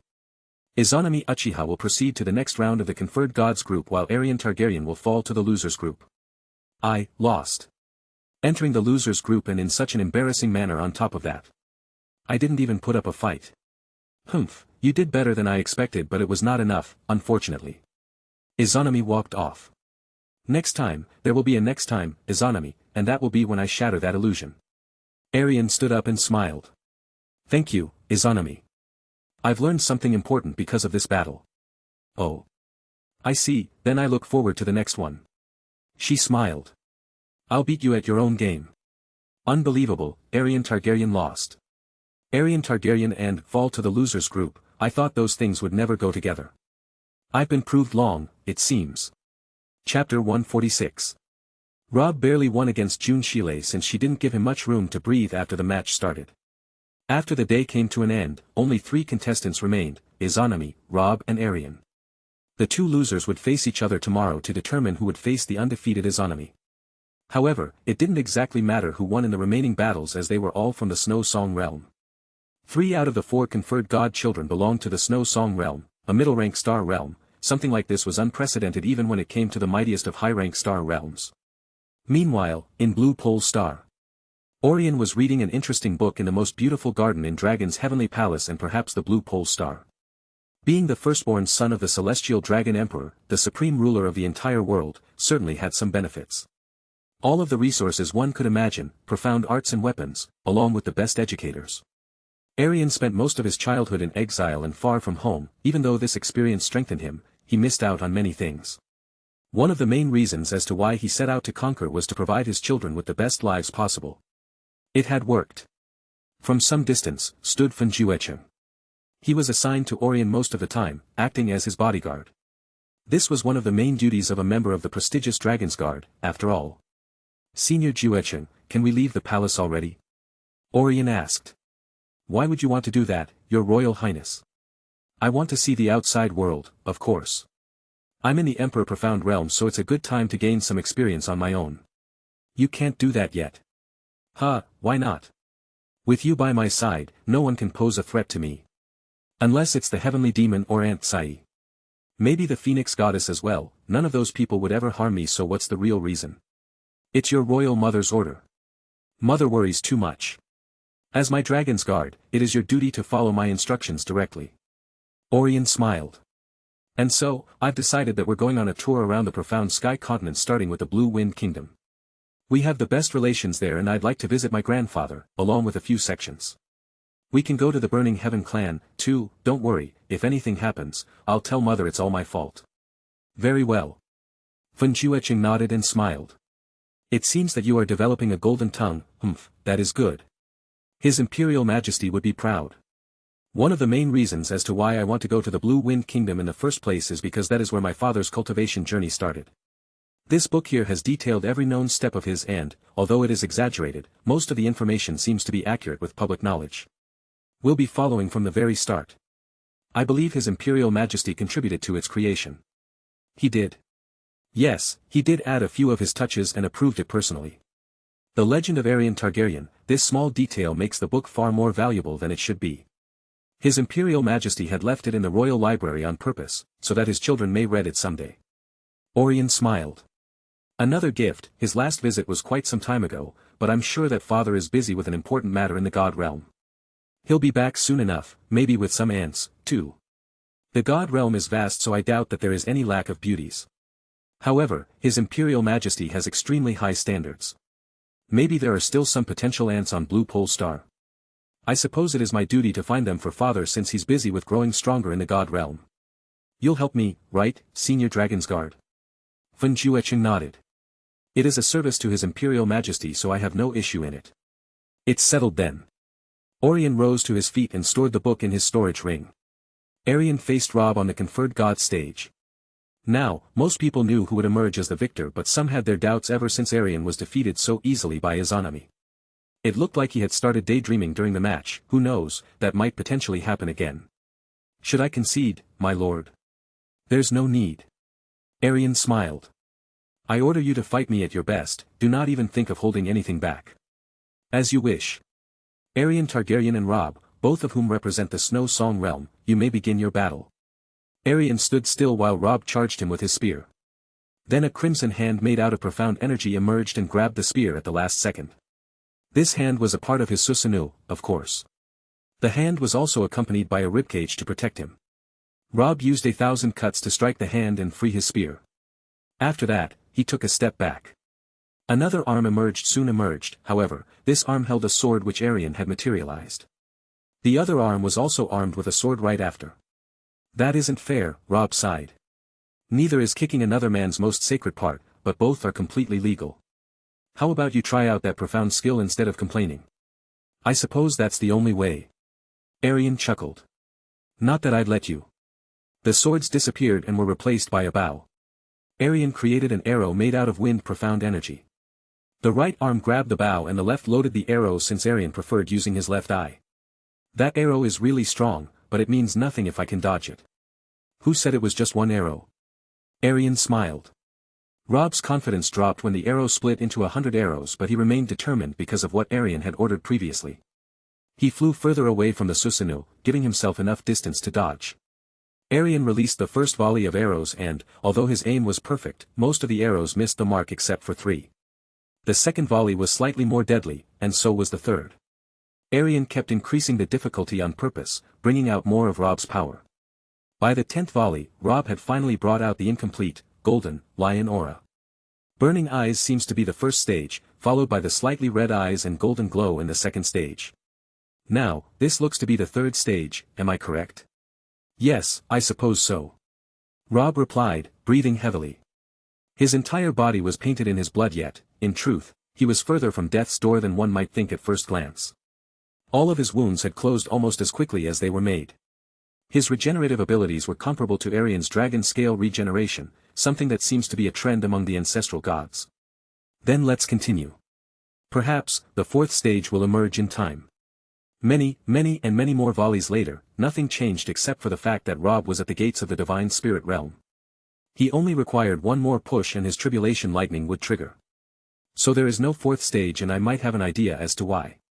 He does not have Naeron's soul, which is why the lion's aura is so unstable. Do I break through into the divine spirit realm, my lord? Aerion nodded. With all these divine masters, containing it should be rather simple. Now is a better time than ever, especially with me by your side.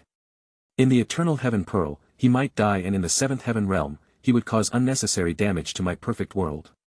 Keeping his potential a secret would not prove to be beneficial in the slightest at this point as well. I'll do it then. Suddenly, the sky darkened with dark clouds. These clouds continued to grow in number and size, covering the eastern divine region in just a few minutes. Aerion chuckled. You'll be famous after this. The dark clouds expanded to most of the southern divine region and some of the northern divine region. That was where it stopped. His heavenly tribulation lightning is inferior to yours. I doubt he'll have 11 rounds as you did, but 10 is possible, Roshas stated. This is truly intriguing since it suggests that your potential might even surpass the ancestral god realm. The transcendent being must be trembling in his boots, eh? He doesn't wear boots. You know what I'm trying to say, Roshas. Boom. The surrounding divine masters of the eastern divine region swiftly activated a formation and prepared for the lightning to strike. The calm attitude of Aerion was quite remarkable as he stood right next to Rob instead of running away from the forthcoming disaster. The Brahma Heaven God Emperor and his dear daughter, the Brahma Monarch Goddess, certainly had an idea as to why he was so calm. This heavenly tribulation lightning, albeit frightening, was lacking when compared to the one which had 11 rounds. If Aerion could survive the 11th round, why would he be afraid of something inferior to it? Boom. The first round struck Rob and he seemed to be relatively unharmed. The second, third, fourth, fifth and even sixth round passed and Rob had yet to fall to the ground. His wounds were minor at best. The 7th and 8th round, which featured red lightning, did achieve something the previous rounds could not. They severely wounded him. How many more? I stopped, counting. 2 more, I believe, Aerion replied. The 10th, it was the one which killed me and overcame the lightning immunity granted by the evil god's lightning seed. I'll have to intervene with that round in some way. The lightning turned white as the 9th round had begun. Boom. After the 9th round ended, the dark clouds started to disappear. Aerion was confused as, in theory, Rob should have as many rounds as him, not 2 less. Aerion used his Anaji to erase Rob's wounds and restore both of their clothes. His left hand was covered in silver scales as he was gathering the energy from the tribulation lightning. He was about to grant Rob the profound energy but he rejected it. No, my lord, you should keep it for yourself. I can't, it's yours in the first place. Then I'm giving it to you. Cultivating is harder for you anyway, so you need it more than I do. It is the least I can do after you gave me all of those resources. Besides, you're not going into the eternal heaven pearl for 3,000 years. Aerion smiled. I don't deserve such a loyal subject and friend. Heh, that's a blatant lie. You deserve everything you have, especially my loyalty. I've never actually given you something worthy of any value, while you gave me everything. Nonsense. Aerion shook his head. You gave me your service. It is only natural to follow someone like you, my lord. I dare say that it is the greatest gift a man can ask for. Now take the damn white lightning before I start crying. Aerion laughed. All right, I will. Aerion absorbed the lightning and added it to his cultivation strength. This process was not perfect. He did lose some of the lightning, but that's not unexpected. Divine King Realm Stage 3, 4, and almost 5. Aerion opened his eyes. Now you better not slack off in those 3 years, my lord, or I might surpass you, Rob remarked. Aerion chuckled. I'm not one to slack off. Now I'll go out of bounds and get some well-needed rest. Rob walked off the conferred god stage and went in the direction of the Snow Song Realm's palace.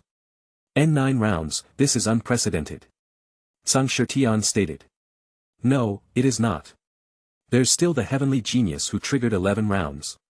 The Brahma Heaven God Emperor smiled while looking at the figure of Aerion Targaryen. It is not hard to guess who this heavenly genius is any longer. The Dragon Monarch stated. He made it clear. The Eternal Heaven God Emperor nodded in agreement. The Eastern Divine Region is truly blessed to have such exceptional geniuses. It is unlikely that we will see a generation like this in our lifetimes, and so, they must be protected. He stood up from his seat, ready to send out an offer to Aerion Targaryen. Chapter 147. Aerion Targaryen, how would you feel about becoming my direct disciple? The Eternal Heaven God Emperor inquired. If this honor had been bestowed upon me before I met my master, then I would have accepted it without much hesitation. Aerion shook his head. But now, things have changed. I can't abandon my master the moment something better comes along. I see, however, it would not be seen that way. I firmly believe the Snow Song Realm King would be pleased with this arrangement. Eternal Heaven God Emperor, even you would be a downgrade to my master. The Brahma Heaven God Emperor smiled. I have a far better offer, one that suits your liking. You need not become a direct disciple of mine and abandon your master. Instead, I will offer the hand of the Brahma Monarch Goddess.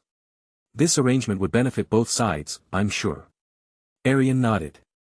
You're right about that, Brahma Heaven God Emperor. I gladly accept. Just as planned. The Star and Moon God Emperors could not compare with the Eternal Heaven God Emperor and Brahma Heaven God Emperors, so they did not offer anything and, instead, sat silently. Aerion expected as much. However, one thing was unsettling. Although the Star God Emperor is known to have 2 beautiful daughters, he did not speak of them. Could the ceremony be his idea? Could it be that he is saving them for that moment, or is it just the fact that the Star God Realm is inferior to the Brahma Monarch God Realm? No matter how low the chances, someone like the Star God Emperor should try at the very least. Zhang Shitian chuckled. That is a match made in heaven, indeed. The charming and young heavenly genius with the most beautiful woman in the God realm who is also the future of the Brahma monarch God realm. I could not think of anything better. Congratulations, Brahma Heaven God Emperor. The Brahma Heaven God Emperor smiled. Why, thank you. The dragon monarch certainly had something to say about the most beautiful woman in the God realm. Someone forgetting about Shinshi, eh? About that, the glazed light realm king spoke out. Aerion Targaryen is already betrothed to my daughter, Shui Meiyin. They had developed feelings for each other during their battle on the conferred god stage. Knowing his limitless potential and their mutual feelings of love, I decided to set a date for their wedding. However, I thought it would be best to keep it a secret until the conferred god battle ended and he was crowned as the winner. Aerion himself accepted the arrangement some time ago. Aerion glanced at the Brahma Heaven God Emperor and smiled. That, I did, however, one should know that I already have 5 wives, so having 2 more shouldn't change much. If the Brahma Heaven God Emperor and Glazed Light Realm King find the arrangement suitable, then I can simply marry both. This would easily settle the matter, right? Shui Qianfeng approvingly nodded. I would agree with that. The Brahma Heaven God Emperor seemed to be as calm as ever. Fair enough, an arrangement like that would be acceptable. So it's settled then, Aerion smiled. Damn, this king who goes by the name Aerion Targaryen sure is living the perfect life. Princess Meiyin and the Brahma monarch goddess, one could only dream. A spectator stated. He has the qualifications, being the heavenly genius who shook the entire primal chaos dimension. This isn't just a future god emperor, he's likely to surpass the dragon monarch and become the strongest profound practitioner in primal chaos once it's all said and done. A wise fellow replied. He can have all the women his heart desires. Congratulations on your future marriage with the goddess and Princess Meiyin, Aerion Targaryen. I'd like to ask you something, however. When you absorbed the lightning, the silver scales on your harem looked like dragon scales to this dragon. Is this dragon correct in that regard? Aerion nodded. Indeed, you are. This king can use dragon scales at will. In truth, I have 2 types of scales. He covered his right arm in crimson scales for a few moments. I've only ever turned into a full dragon once, and it was under special circumstances. Usually, I fight in a hybrid form of both. I see, a hybrid form. I have yet to see something like that before. Along with that, you have 2 different types of scales. It sounds intriguing. You truly are a special talent, Aerion Targaryen. Since you're part of the dragon race, would you be willing to come with this dragon to the dragon god realm? I'd certainly like to visit when the time is right. That is good to hear.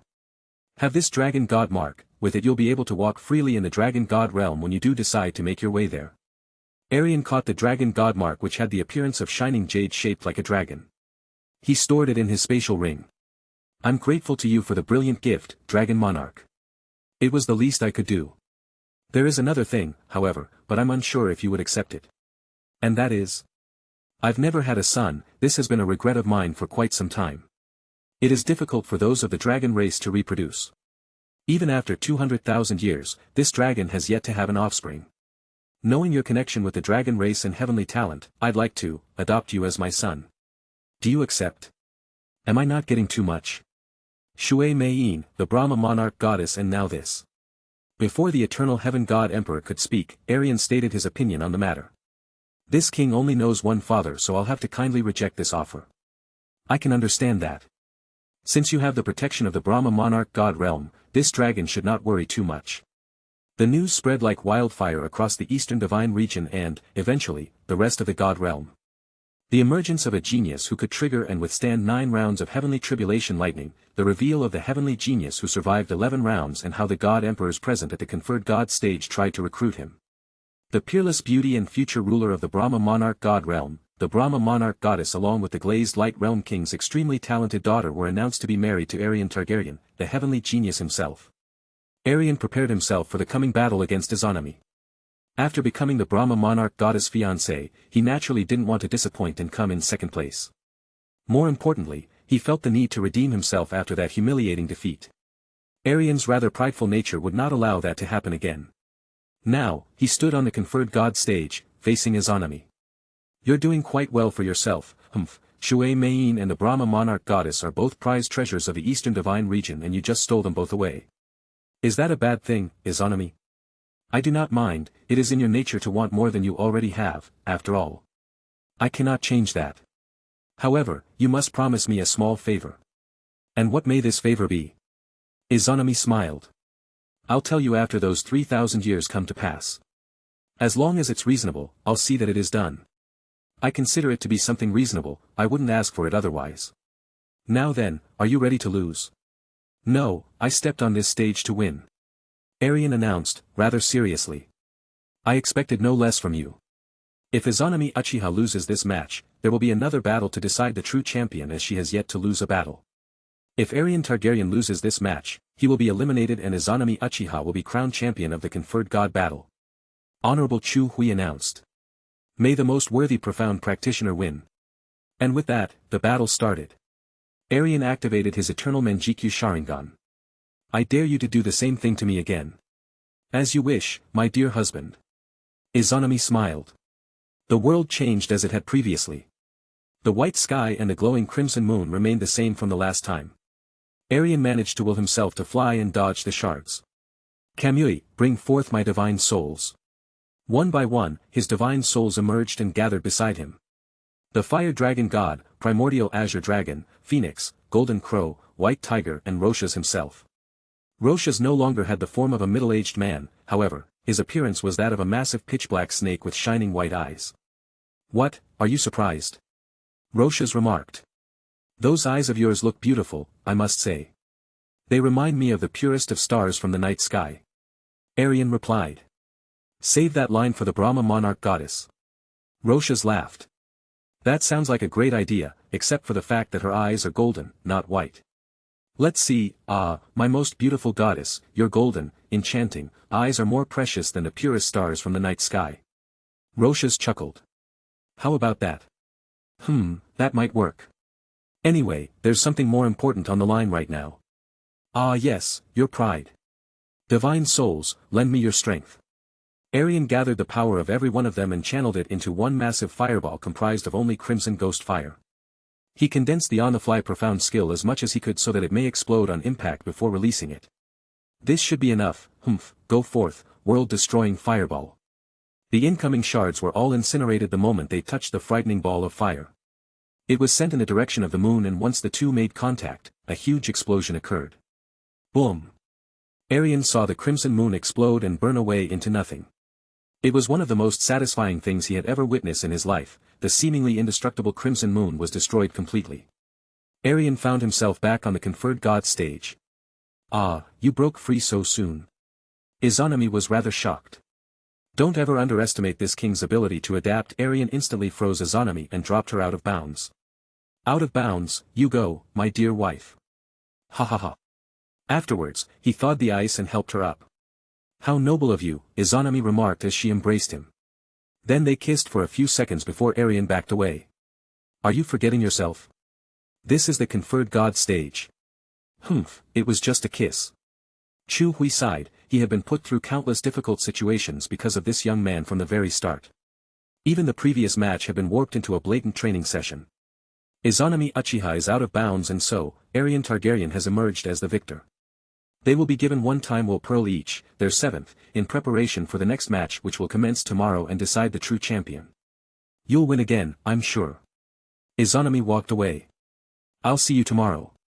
All right. Aerion nodded. The finals. I concede, Izanami announced before the match even started. Aerion chuckled. Not even going to give it a second try. It's pointless, you have already learned how to break it. Are you sure? This is the final match of the conferred god battle. I'm sure. All right then, Izanami Uchiha has conceded. This means that Aerion Targaryen has redeemed himself and risen back to the very top. Henceforth, Aerion Targaryen will be crowned as the champion of this conferred god battle and profound god convention. Aerion smiled as he looked at the crowd. There weren't any doubts about my position as number one, were there? How quickly those fools turn around and switch sides. With first place comes the special privilege of choosing a profound art to learn from any one of the 4 king realms. Aerion Targaryen, the champion of this profound god convention, have you thought of the profound art you wish to learn or do you need some time to decide? Aerion shook his head. I know exactly what I want. Ah, that is good. Then state which profound art you wish to learn. Chapter 148. I will have access to the Brahma monarch god realm's profound arts through the Brahma monarch goddess, so there's no point in me asking for that. I have no interest in the moon god realm and the eternal heaven realm either, which leaves only one king realm. The star god realm, of course. The star god's broken shadow, there isn't much point in asking for that except for the star god realm's acknowledgement. I should ask for something that will help further my battle strength instead. You should ask for the star god's brilliant annihilating slash. It comes from the heavenly slaughter star god, which would lead you directly to Jasmine and add another deadly weapon to your arsenal. Is it not limited to the heavenly slaughter star god? Not at all, she can teach it to you, much like the star god's broken shadow, Roshas replied. Very well. I'd like to learn the star god's brilliant annihilating slash from the star god realm. I have taken great interest in this frightening profound skill ever since I've heard the rumors of its formidable strength. Never mind learning it, simply seeing it in action would be an experience of a lifetime. Aerion announced. This king would be fortunate to be taught such a profound skill, if the star god emperor is willing, of course. I see. A very interesting choice, indeed. The eternal heaven god emperor nodded.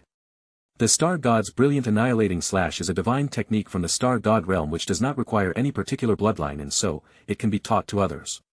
Star god emperor, what do you think of this? The star god emperor did not hesitate at all. It would be a great honor to impart the star god's brilliant annihilating slash onto the eastern divine region's very own heavenly genius. Since only a month remains before the heaven-chosen children are set to leave for the eternal heaven divine realm, how about you follow this king back to the star god realm and I'll order the heavenly slaughter star god to impart onto you the star god's brilliant annihilating slash. Then, after the month passes, I will dispatch people to deliver you back to the eternal heaven realm.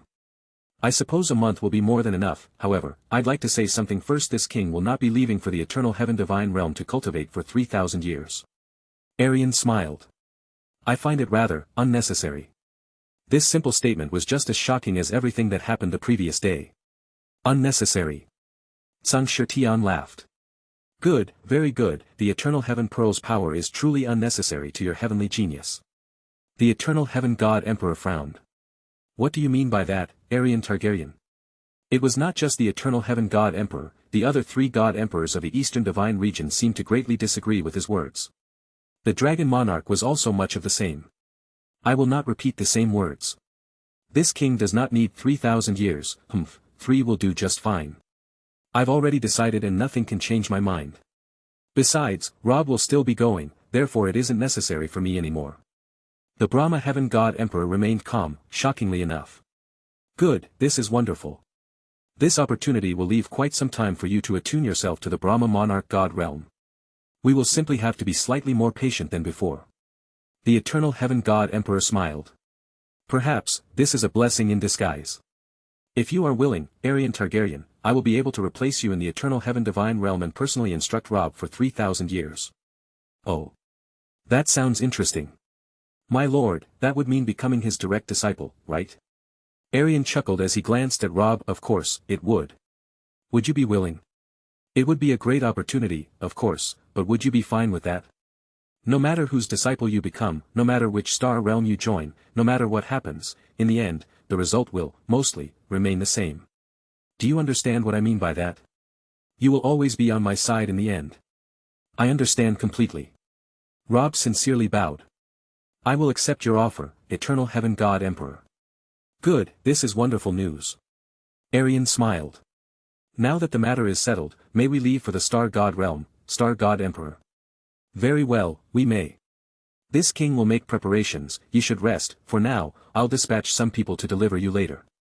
I'll be patiently waiting, then. Aerion walked off the conferred god stage and towards the Snow Song Realm's palace. On the way, an interesting thought did cross his mind.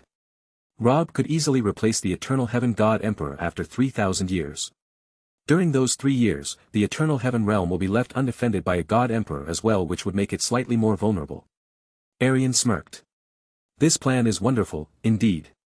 Once I gather enough strength, I'll need to take one of the king realms. The moon and star god realms are both weaker than the rest, perhaps I could become the god emperor of one of them and then conquer the other one.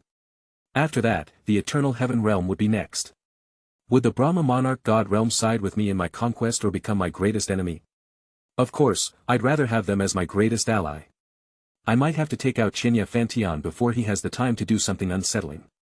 If I play my cards right, the Brahma monarch goddess would side with me as the new god emperor and unite the Brahma monarch god realm's mighty forces with my own against the other king realms. Aerion opened the doors to his room and fell into his bed. I haven't been able to go past the 9th floor of the dungeon for quite some time now. It doesn't matter much since I have the 7th heaven realm, which is almost perfect, apart from the fact that there are no enemies to face. You fool. A cold voice sounded, almost freezing the entire room still. Aerion opened his eyes and saw the figure of the beautiful Brahma monarch goddess. An unexpected visit, but it's always a pleasant one when it comes to you. Humph, the eternal heaven divine realm is unnecessary, you say? I did say that, yes, do you have an issue with it? If you weren't the widely revered heavenly genius, my royal father would have forgotten about his gracious offer and acted as if it had never happened. Really? Aerion chuckled. He would have come to regret that decision. Anyway, didn't he offer me your hand because I was the heavenly genius in the first place? He wouldn't take back his words so easily. Humph, you have still made matters far more difficult than they should be. After 3,000 years in the eternal heaven divine realm, you were meant to emerge as an existence equal to a god emperor, at the very least perhaps, even the dragon monarch. But now, what can you possibly accomplish in just 3 years? You greatly underestimate my capacity to grow, my dear wife-to-be. Aerion smiled. In 3 years, I will surpass every single profound practitioner in primal chaos, even the dragon monarch. This is a promise to you. An empty promise you won't be able to keep. I don't need it. You're too cold, Inger. The truth of the matter is that I'll be able to spend some time with you instead of solely cultivating for 3,000 years. You should consider this to be a good thing. Actually, I was thinking of going to the god realm of absolute beginning to gain some experience. I hear you go there often, so would you be willing to accompany me? The god realm of absolute beginning. Someone of your strength should not go anywhere near that place, unless you make use of your eyes. Aerion nodded. I would never risk my life needlessly. With you by my side, my little expedition would become far more profitable than without. After all, my limit is the middle stages of the Divine Master realm while you're a peak Divine Master. The middle stages of the Divine Master realm, very well, I will assist you once you're done with your business in the Star God realm. Why did you choose the Star God realm in the first place? I desired a useful profound skill, that is all. I believe there is something you're not telling me, but I'll leave you for now. She turned invisible and left his room. I wonder, what will Jasmine's reaction be to my future marriage with the goddess? It won't be good, I'll tell you that much. Roshas chuckled. But you might be able to slither your way out of the difficult situation without dying. The heavenly slaughter star god's name is not just for show. Aerion started to worry. She wouldn't kill me, of all people, right? You better hope that's the case. Someone knocked on his door, unlike a certain Brahma monarch goddess. Who is it? Aerion inquired. The person who kicked you down to the losers group, ahaha. You, of all people, don't need to knock on my door, Izanami. It's called good manners, idiot. Izanami opened the door and gave him 6 identical time wool pearls. You need them more than I do. Aerion smiled. Thanks, Izanami, I'll use them well. You better, Then she took out 2 more. These are from Rob as well. Aerion added them to his collection. 7 of his own, 6 from Izanami and 2 from Rob. This added up to 15 months of cultivation in just 30 hours. All of the resources and time he had given to both of them was easily repaid with this simple gift. No, in truth, he had profited massively. These time wool pearls were all priceless treasures in the god realm. I am fortunate to have you too. You'll be leaving for the Star God realm soon and probably spend most of the month there. The next time we'll see each other will be after 3 years.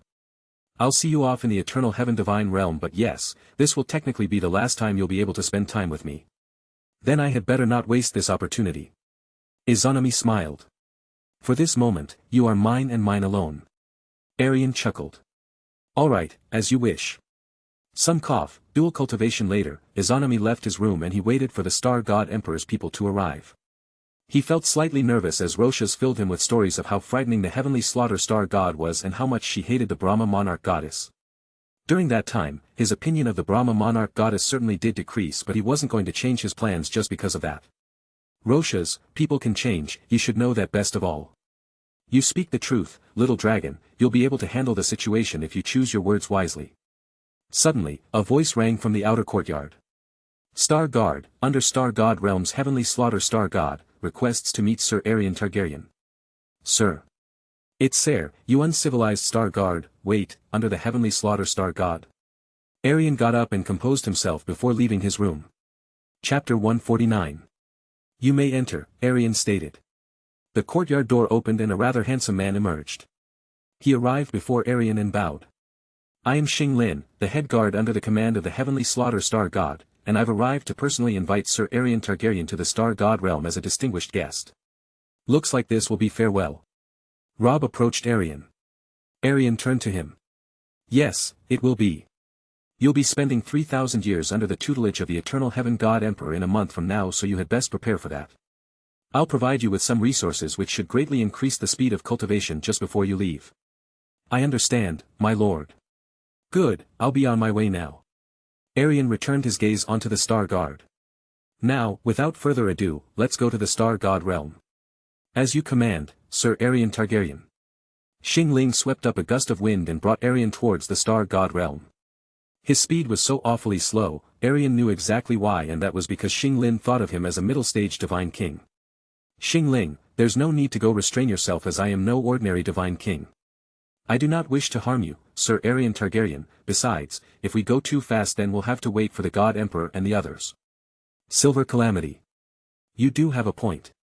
The Emperor. Now go as fast as you can. Yes, my lord. Now, this is a decent speed. We're here, my lord. The God Emperor instructs you to temporarily wait here with me. Aerion nodded. Don't address me as, my lord, it's inappropriate here. Yes, Sir Aerion Targaryen. So, how long is the wait going to be? I do not know, but the God Emperor surely would not keep you waiting for too long, as you are our most distinguished guest, Xing Ling replied. I see. Why don't you tell me a little about the Star God realm while we wait? That is a great idea, Sir Aerion Targaryen. Where should I start? Wherever you want. Aerion shrugged. It does not matter to me, since my knowledge is rather shallow when it comes to the Star God realm. Ah, all right then. After waiting for quite some time, Xing Lin took him to where the Star God Emperor and his retinue were. Aerion did not mention the fact that they had to wait for an unnaturally long time and acted as if nothing had happened, since he did not want to give the Star God Emperor a bad first impression. They then used the dimensional profound formation which connected all 4 king realms to arrive in the Star God realm instantly. Then the group walked to the Heavenly Slaughter Star God's palace at a rather leisurely pace. The Heavenly Slaughter Star God is the most proficient user of the Star God's brilliant annihilating slash. However, if she does not wish to impart it onto you, then any other Star God would do. The Star God Emperor stated. Would you be fine with that? Aerion nodded. I hear she has a very difficult temperament, so such a situation would not be far-fetched. In that case, this king would be willing to learn it from any one of the Star Gods. I'd like to ask a point of interest before I leave you in the hands of the Star Guard. Why do you address yourself as this king? I conquered an entire planet from the lower realms quite some time ago when I was younger. In truth, I was born into royalty on that same planet. This, however, does not mean anything in the God realm. I suppose it's just a habit of mine. I hope the Star God Emperor does not take offense in my little habit. No, there is no reason for me to take offense. Being the lone heavenly genius naturally gives you the right to stand above the masses. It's good that the Star God Emperor understands. I won't keep you long, as the Heavenly Slaughter Star God does not particularly like my presence. The Star God Emperor turned around. Xing Ling, deliver Aerion Targaryen to the Heavenly Slaughter Star God's palace. If there are any difficulties, you will return him to me. Understood, God Emperor. The Star God Emperor and company left in the other direction. I wonder if the Heavenly Slaughter Star God will let you in. Even I, her head Star Guard, have restricted access to her palace. She doesn't let anyone in. Yes, in fact, plenty of people have died when they tried to enter. The only person who can enter at will would be Her Highness, Saiji. The Heavenly Wolf Star God's inheritor. How interesting. They must be rather close if she is the only one visiting the Heavenly Slaughter Star God. Indeed, they are, Sir Aerion Targaryen. Her Highness Saiji is the Heavenly Slaughter Star God's little sister and only remaining sibling. Although they have different mothers, their strong bond can make one think otherwise. I see. The Star God Emperor is rather fortunate to have 3 children as Star Gods at one time or another. And each is more talented than the last, Xing Ling added. Although Prince Shisu was a genius in his own right, Her Highness Saiji is a far better candidate for the Heavenly Wolf Star God's inheritance than Prince Shisu ever was, despite her mediocre natural talent. In fact, she is perfectly compatible with the Heavenly Wolf's divine power and will no doubt surpass his peak in the future. The Star God realm is on the rise, eh? You could say that. Xingling nodded. After some time, they made their way to Jasmine's palace. Xingling remained outside, however. This will be the most difficult part, Sir Aerion Targaryen. Aerion smiled. Don't worry, I have my way around the heavenly slaughter star god. You can stay here until you receive further orders. Aerion opened the entrance to the heavenly slaughter star god's palace and strolled right in. His previous nervousness had been burned away and replaced with perfect calmness. However, this calm demeanor changed rather swiftly when he felt a wave of frightening killing intent aimed directly at him. So you're Inger's fiancé now, tell me a single reason why you should continue living. I only accepted the offer as it would benefit me greatly in the future, it's a way of me getting closer to the Brahma monarch god realm and growing stronger in less time, which would make my conquest much simpler. I'm not on her side at all, otherwise, I would have gone to the Brahma monarch god realm instead of the star god realm. Aerion turned to meet Jasmine. I'll always be on your side. Humph, a man using Inger, how ironic. But do you honestly believe Inger would let you use her? Aerion shrugged. I am a rather charming and handsome young king. I doubt there's anyone quite like me in the entire god realm. However, even if I can't use her, I certainly wouldn't let her use me. You can be sure of that. It is rather difficult to use someone as willful as you, I suppose. However, that does not change the fact that you are her fiancé, my enemy's fiancé. But there is still a way you can still redeem yourself. And that is? Aerion inquired. I will inform you later, but you must promise to me that you'll accept it without hesitation, or I'll chase you out of this palace myself, dead or alive. Aerion chuckled. All right, I'll do whatever it is you require of me. Good, it seems that you've grown slightly wiser over the years. Aerion and Jasmine spent some time together before a certain girl entered the palace. With a quick observation, he found out that she was Tsaiji, the heavenly wolf star god's inheritor and a princess of the star god realm. This tied to his previous knowledge, as she was the only one who could visit Jasmine's palace. Since there are no other obstacles in the way, my king, we should start today's ceremony. The nightmare flashed before his eyes once more, as he looked deeper into the faces of those participating in the ceremony, he realized that the girl beside Jasmine was Tsaiji. The one being addressed as my king was the star god emperor. My suspicions were proven to be correct, but how could a father do that to his two children? How could the star god emperor even think of committing such a sin?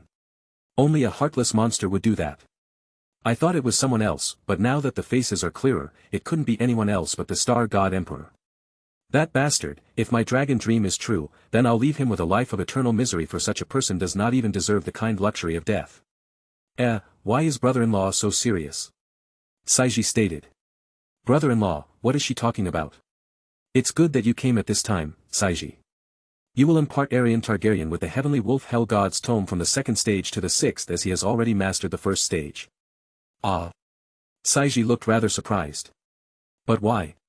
You only need to concern yourself with teaching the profound art to him, nothing less and nothing more. But you will do as I say. Take him to the Stardust Palace and begin immediately while I handle another matter. Do not worry about anything else. Amen, I will do as big sister says. Jasmine is acting strangely, no doubt it's something related to the ceremony. Maybe it was her who accepted that fate.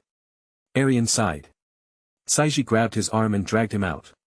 Aerion composed himself before backing away. I don't need to be dragged around. Then you should stop daydreaming and follow me, brother-in-law. Chapter 150. I have no idea what Big Sis was thinking when she told me to do this. Only someone with the heavenly wolf's divine power should be able to go past the first style, so she's asking me to do the impossible. Enough with the small talk, just show me the second stage already. I'm not the so-called heavenly genius for nothing. If you say so, the second style is called Wild Fang and it looks like this. She used her little finger to produce sword force. A deep blue, giant, wolf formed with its mouth so wide open that it could blot out the sky. Its intimidating presence disappeared soon after. Aerion chuckled. That's rather simple. Wild Fawn. A similar deep blue wolf appeared, albeit slightly less imposing due to his inferior level of strength. Then Aerion activated his eternal Manjikyu Sharingan. Show me Wild Fawn once more, I'll get it perfect this time. Tsaiji was dazed with shock for a couple of moments. She expected that he would be able to, at most, learn the second sword style in the short span of a month. However, he had already done so during his first try. Big sister was right, you are one of a kind. Hehe, if you can do that in your first try, then learning the sixth sword style in a month shouldn't be difficult. Then let's proceed. Aerion smiled. I'm preparing to betroth Saiji to Aerion Targaryen. Do you understand? What? The Star God Emperor replied to Jasmine's rather bold statement. What kind of nonsense are you talking about? Aerion Targaryen is already betrothed to the Brahma monarch goddess, and are you forgetting that I am Saiji's father? As I am her father, I should be the one to make such a decision. I was only informing you of the matter, not asking for your opinion, and you dare call yourself her father? Do you truly believe that you deserve to be called that? Saiji is also a subordinate star god, how could I not have full authority over importance such as her marriage? She has only recently received her divine power, which means she requires time to full blossom, and marriage would only serve as a distraction. Saiji is also far too young to discuss such a matter. Not only that, but we do not know of Aerion Targaryen's character, how could we make such a decision so carelessly? Old villain, I've already made the decision and nothing you do will change that. I'll betroth Saiji to Aerion Targaryen in front of the memorial tablets of mother and maternal aunt. You don't need to tell the world about it or hold a grand ceremony or even a feast. You don't even need to show up. In fact, it would be better if you don't, because you don't deserve such a privilege. I'm already doing a massive favor by informing you of this matter beforehand. You. The heavenly origin star god stopped the star god emperor and chuckled. This matter was brought up all too suddenly, so my king was naturally agitated. The heavenly genius who survived 11 rounds of lightning tribulation which shook the entire primal chaos dimension and even threatened the existence of all life, such a talent will never be seen again, I'm afraid. His future is truly limitless, and a marriage alliance which binds him to the star god realm through Saiji would certainly be beneficial. However, the greatest hindrance in your highness carrying out this matter may not be my king but, rather, Aerion Targaryen himself. If he already has the Brahma monarch goddess, why would he want her highness Saiji? You fellows need not worry about Aerion Targaryen's decision, as he has already agreed to it. The heavenly origin star god was rather shocked by this revelation. His true primary weapon is a heavy sword, and the heavenly wolf hell god's tome was offered to him if he agreed to marry Saiji as his wife. There was no reason for him to disagree. How could the heavenly wolf hell god's tome be taught to an outsider? This is simply, the star god emperor resisted nonetheless. The second condition for me to cooperate with the ceremony, is that you do not mention this matter ever again. And just like that, Jasmine's figure disappeared from their sights. Why did you stop me? The star god emperor inquired. My king, if we resisted too much it would make the truth of the ceremony more apparent and result in unnecessary risks. Saiji is the key, yes, but her highness needn't know that until it happens, or else all of our planning would be for naught. You are right. The star god emperor nodded. In comparison to the importance of the ceremony, everything else is trivial. After 2 days, he had achieved perfect mastery of the first 6 stages. It did help that he had the mighty Sharingan along with Saiji's practical presentations. Rarely did he ever have a master figure showing him the profound skills while he was comprehending them. Aerion was extremely grateful for Saiji's assistance and Jasmine's order, which led to him learning the sword styles in the first place. When they were done, Jasmine gathered the two in her bedchamber. Behind her stood the memorial tablets of her mother and maternal aunt. There were quite a few star candles arranged as well. It seemed rather strange to Aerion, who couldn't quite figure out why she had made such preparations in her bedchamber. Aerion, do you still remember the promise you made to me 2 days ago? A way to redeem myself. Indeed, I do remember. Good, I wanted to make sure. Saiji, how old are you this year? 19. Aerion wore a face of puzzlement. What does that have to do with anything? 19 years old, which means you've reached the age of marriage. Jasmine ignored Aerion while also indirectly answering his question. Another one to the collection, ha ha ha. Roshas laughed. This isn't amusing, Roshas. But Aerion Targaryen, Saiji. With the heaven and earth as witness, and this princess as the matchmaker, you two will become husband and wife here today. Jasmine did not ask for approval from either party, leaving no room for disobedience. Jasmine, have you gone mad? Aerion shook his head. There's no way in 7 hells I'm marrying Saiji. I barely know her and she's also against it. Why have you even come to this decision?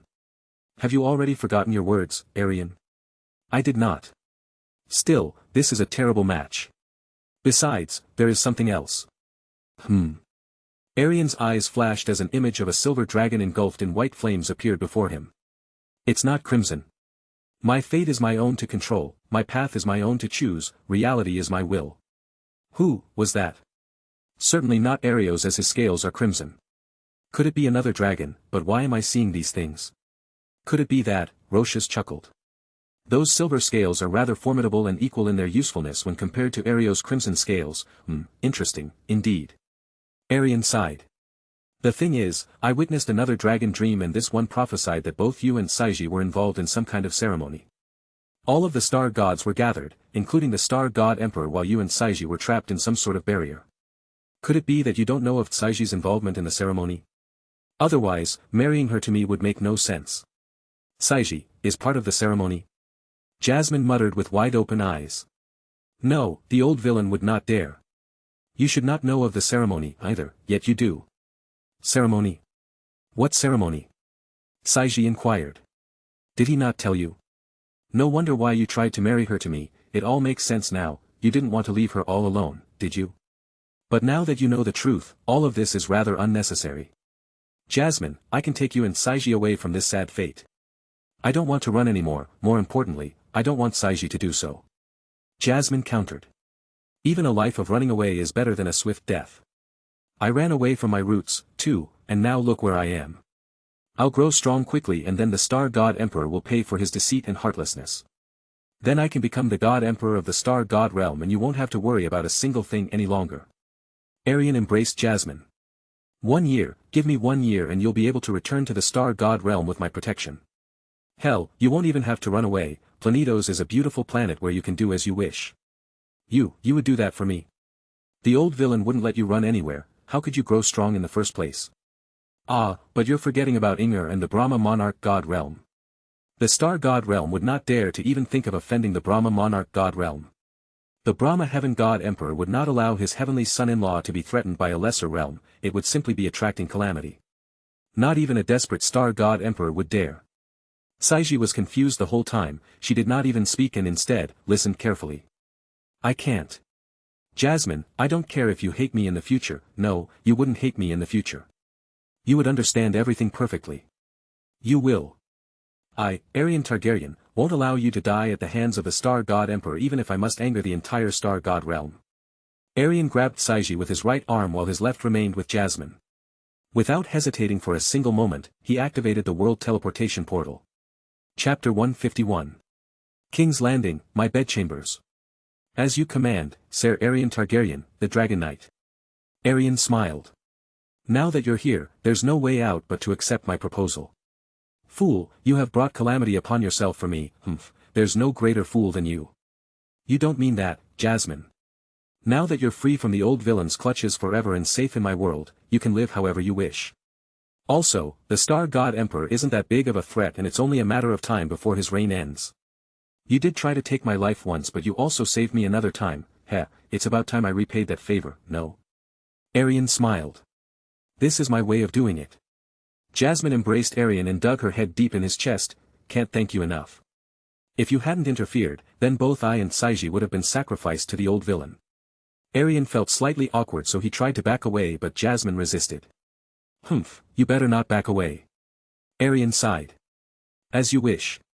This was a late-stage divine master and the heavenly slaughter star god, who is well known for her ability to slaughter so Aerion didn't want to push his luck. Besides, the awkward feeling went away and he accepted her fully. Now there's not a single reason left for me to return to the star god realm. The only person who ever mattered was Saiji and she's with us now. The star god realm no longer matters and neither does the old villain. In essence, I can stay with you forever, Aerion. Quite a while later, Jasmine left his embrace and smiled. I'm far too fortunate to have someone like Big Brother again. And this time, I won't let Inger take him away from me. No, he's more than just someone who can protect me, far more than that. Jasmine finally accepted the reality of her feelings for Aerion. You don't have to marry Saiji if you don't want to, asking for that was incredibly selfish of me. Aerion chuckled. Can I marry you instead? Jasmine seemed rather shocked by the offer but she did not reject it. Later, when you fulfill your promise to me, I'll be kind and give you more than a year since this planet isn't too shabby. There might be an even better place of refuge for you. Its conditions are perfect for cultivation and you might even reach a breakthrough there. Aerion took out the 7th heaven pearl.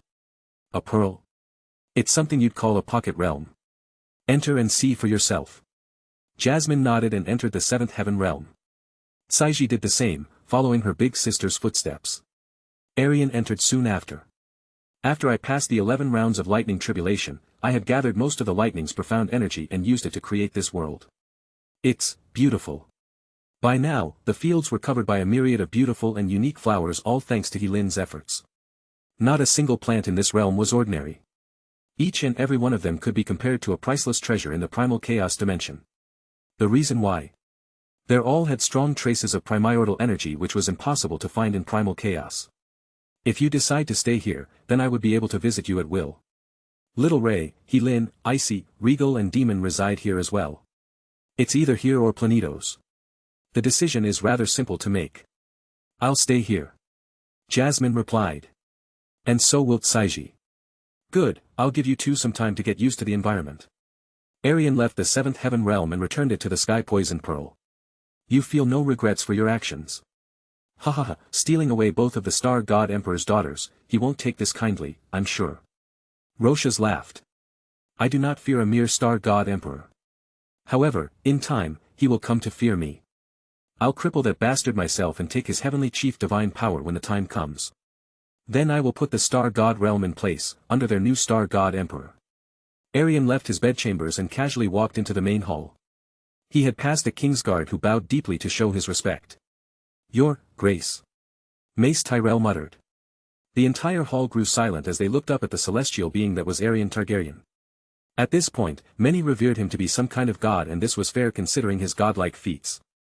Even though he was rarely present, the lords and common folk alike still saw him as the supreme emperor of New Valyria and did not dislike him in the slightest. In truth, they adored the dragon that was and is Emperor Aerion I Targaryen. How are you, father-in-law? I am well, more importantly, you have returned. Peter Baelish smiled. Your Grace, should I inform you of all the matters which occurred during this time? At a later date, Aerion replied. For now, I want you all to disperse. Very well, Your Grace. The lords and ladies in the court left Aerion alone with Daenerys. He was the first to speak. It has been a little over 2 years. Nairi should be around 5.5 years old at this time. How is she? She is doing well. It seems that you are alive and well. Did you happen upon any difficult situations? There was a time where my life was threatened, but, apart from that, everything was rather simple. I made massive leaps in my cultivation and annihilated my competition at a rather important tournament. In 3 years, I should be able to make a certain change I was rather hesitant in making. And that is? You see, this world lacks cultivation. Starvation is a major problem. People lack a good quality of life in many places, and the lifespan of those dear to me is far too low. Are you planning on spreading the profound way to this world, then? Yes, something like that. When I become stronger enough, I'll add this world to the primal chaos dimension and enhance it using my profound energy. That is going to be an enormous change. When that time comes, I'll be sitting on the Iron Throne and managing the entire empire, so you don't have to worry about it. Daenerys nodded. Until then, I'll continue ruling in your stead. Aerion smiled. You are worthy of the title Dragon Empress. Honestly, there's nothing better than a beautiful wife who can also rule an entire empire while you're away. You did set up the small council with the most perfect candidates, so what did you expect? Any ruler would thrive in that kind of environment. Roshas stated. You give me too much credit. Not just anyone can rule the empire of New Valyria. Daenerys is a dragon, much like myself. So, how long will you visit me this time? Daenerys inquired. A week, 2 at the very most. I'll return at night as there's a certain place I would like to see today. I'll be waiting for you. Aerion left through the main doors and flew into the sky. Aerion looked at the scene before him. In just a few minutes, he had found the place known as Valyria. Old Valyria, to be exact. The ruined city which was destroyed as a result of the event known as Doom of Valyria. It has been more than 4 centuries since that event occurred, and the ruined city did not change much. The city was unhospitable due to its terrible environment, and so, Aerion found himself to be completely isolated. The conditions were terrible and no sane, mortal, man would ever approach this close, but Aerion was a divine king, so none of this applied to him. He wanted to look around and see if there are any treasures left from before the Doom. He wanted to find some Valyrian steel, to be specific. Maybe I'll find a few dragon eggs too. Aerion dropped down and started to search through the ruined city. Some of it was under boiling water, but this wasn't a worry to him. He managed to find a vault inside of one of the tall towers. There has to be something good in there. Boom. With a single punch, Aerion smashed open the vault and walked inside. There were 3 dragon eggs, an absurd amount of gold, a set of prestigious-looking armor and 2 Valyrian steel blades placed in an organized, impressive, formation. Aerion decided that this was some good luck granted to him after all those unlucky situations he had been put in. Aerion observed the 2 Valyrian steel blades. Bright Roar and Dark Sister. Aerion's eyes widened with shock. These 2, one is the ancient Valyrian steel greatsword of House Lannister which was lost ever since Tommen II Lannister sailed to this ruined city, and Dark Sister, the second Valyrian steel sword of House Targaryen. House Targaryen only ever held 2 and both were lost until I regained Blackfire. Now both are in my possession. Aerion was far more delighted to get Dark Sister than Bright Roar, as he couldn't care less about House Lannister's ancestral sword. He placed both swords in his spatial ring along with the 3 dragon eggs. Then he observed the armor and was surprised once more. A full set of Valyrian steel armor. This. Aerion smiled as he placed the set of armor into his spatial ring. This ruined city is far too kind. If I reforge it with enough powerful profound cores, then it'll be even harder to damage me.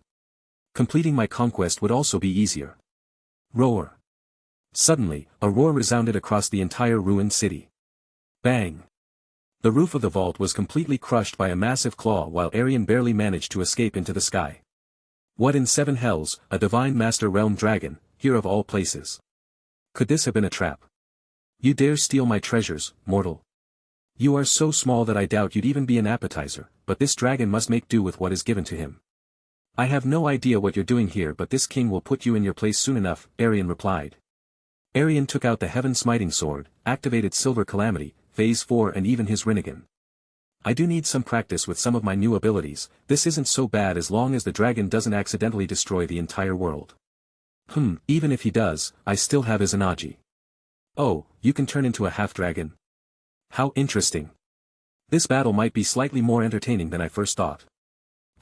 I'll show you my strength soon enough. Aerion prepared to face the massive dragon below him. Chapter 152. The dragon roared once more, flying upwards to strike Aerion. He smirked and opened his left palm, preparing to make use of the Deva path. Shinra Tensei. Boom. The dragon was sent back into the depths of the ruined city by an almighty push. Aerion remained high in the sky, looking down on the rather large dragon. His purple Rinnegan eyes stood out even in the day. As the dragon looked up, he felt inferior to the celestial being above him. What's wrong? I thought you were flying upwards, not downwards. Aerion mocked the dragon. You dare toy with this dragon. The dragon took a deep breath and released a ferocious wave of fire in the direction of Aerion. Fire is the worst thing you can use against me. Aerion channeled the fire dragon god's divine power and turned the flames around, towards the dragon. Since it was a fire dragon, its flames didn't do much damage, but the attack irritated the dragon greatly. Aerion grasped the heaven-smiting sword with both hands as ghost flames exploded upwards, covering the entire heavy sword.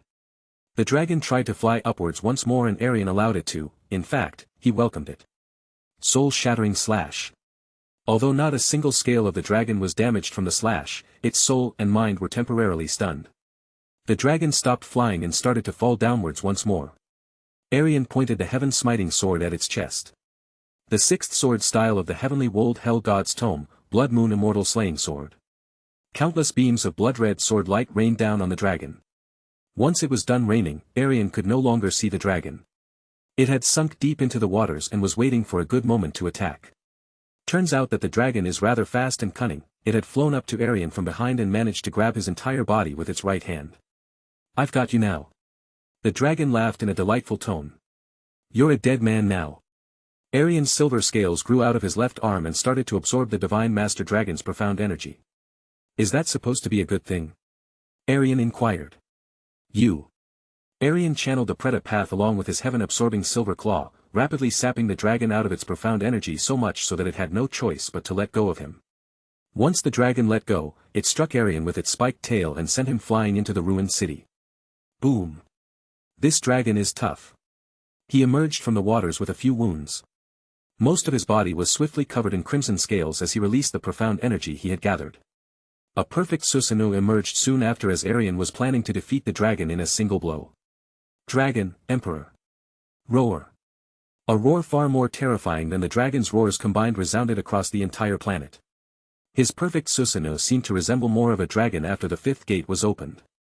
There seemed to be a greater balance between crimson and silver as well, however, crimson remained the Susanu's primary color.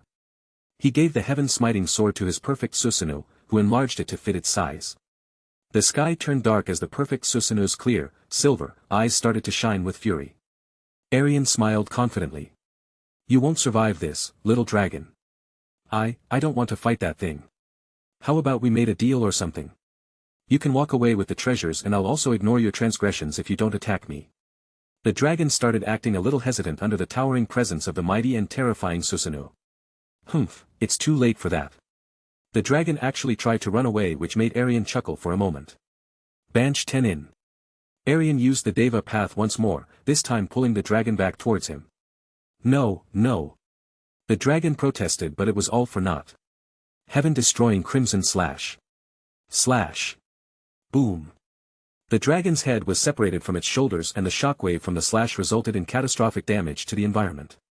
However, luckily, this was already a ruined city without a single inhabitant, so it didn't matter except for the fact that some treasures may have been destroyed in the process. Aerion started to breathe rather heavily as the consequences of using Dragon Emperor along with his perfect Susanu finally struck him. He coughed up some blood as well, however, this did not decrease his feeling of joy in the slightest. That dragon was just as strong as the one master fought back in the Flame God realm, and I slew it in a single slash.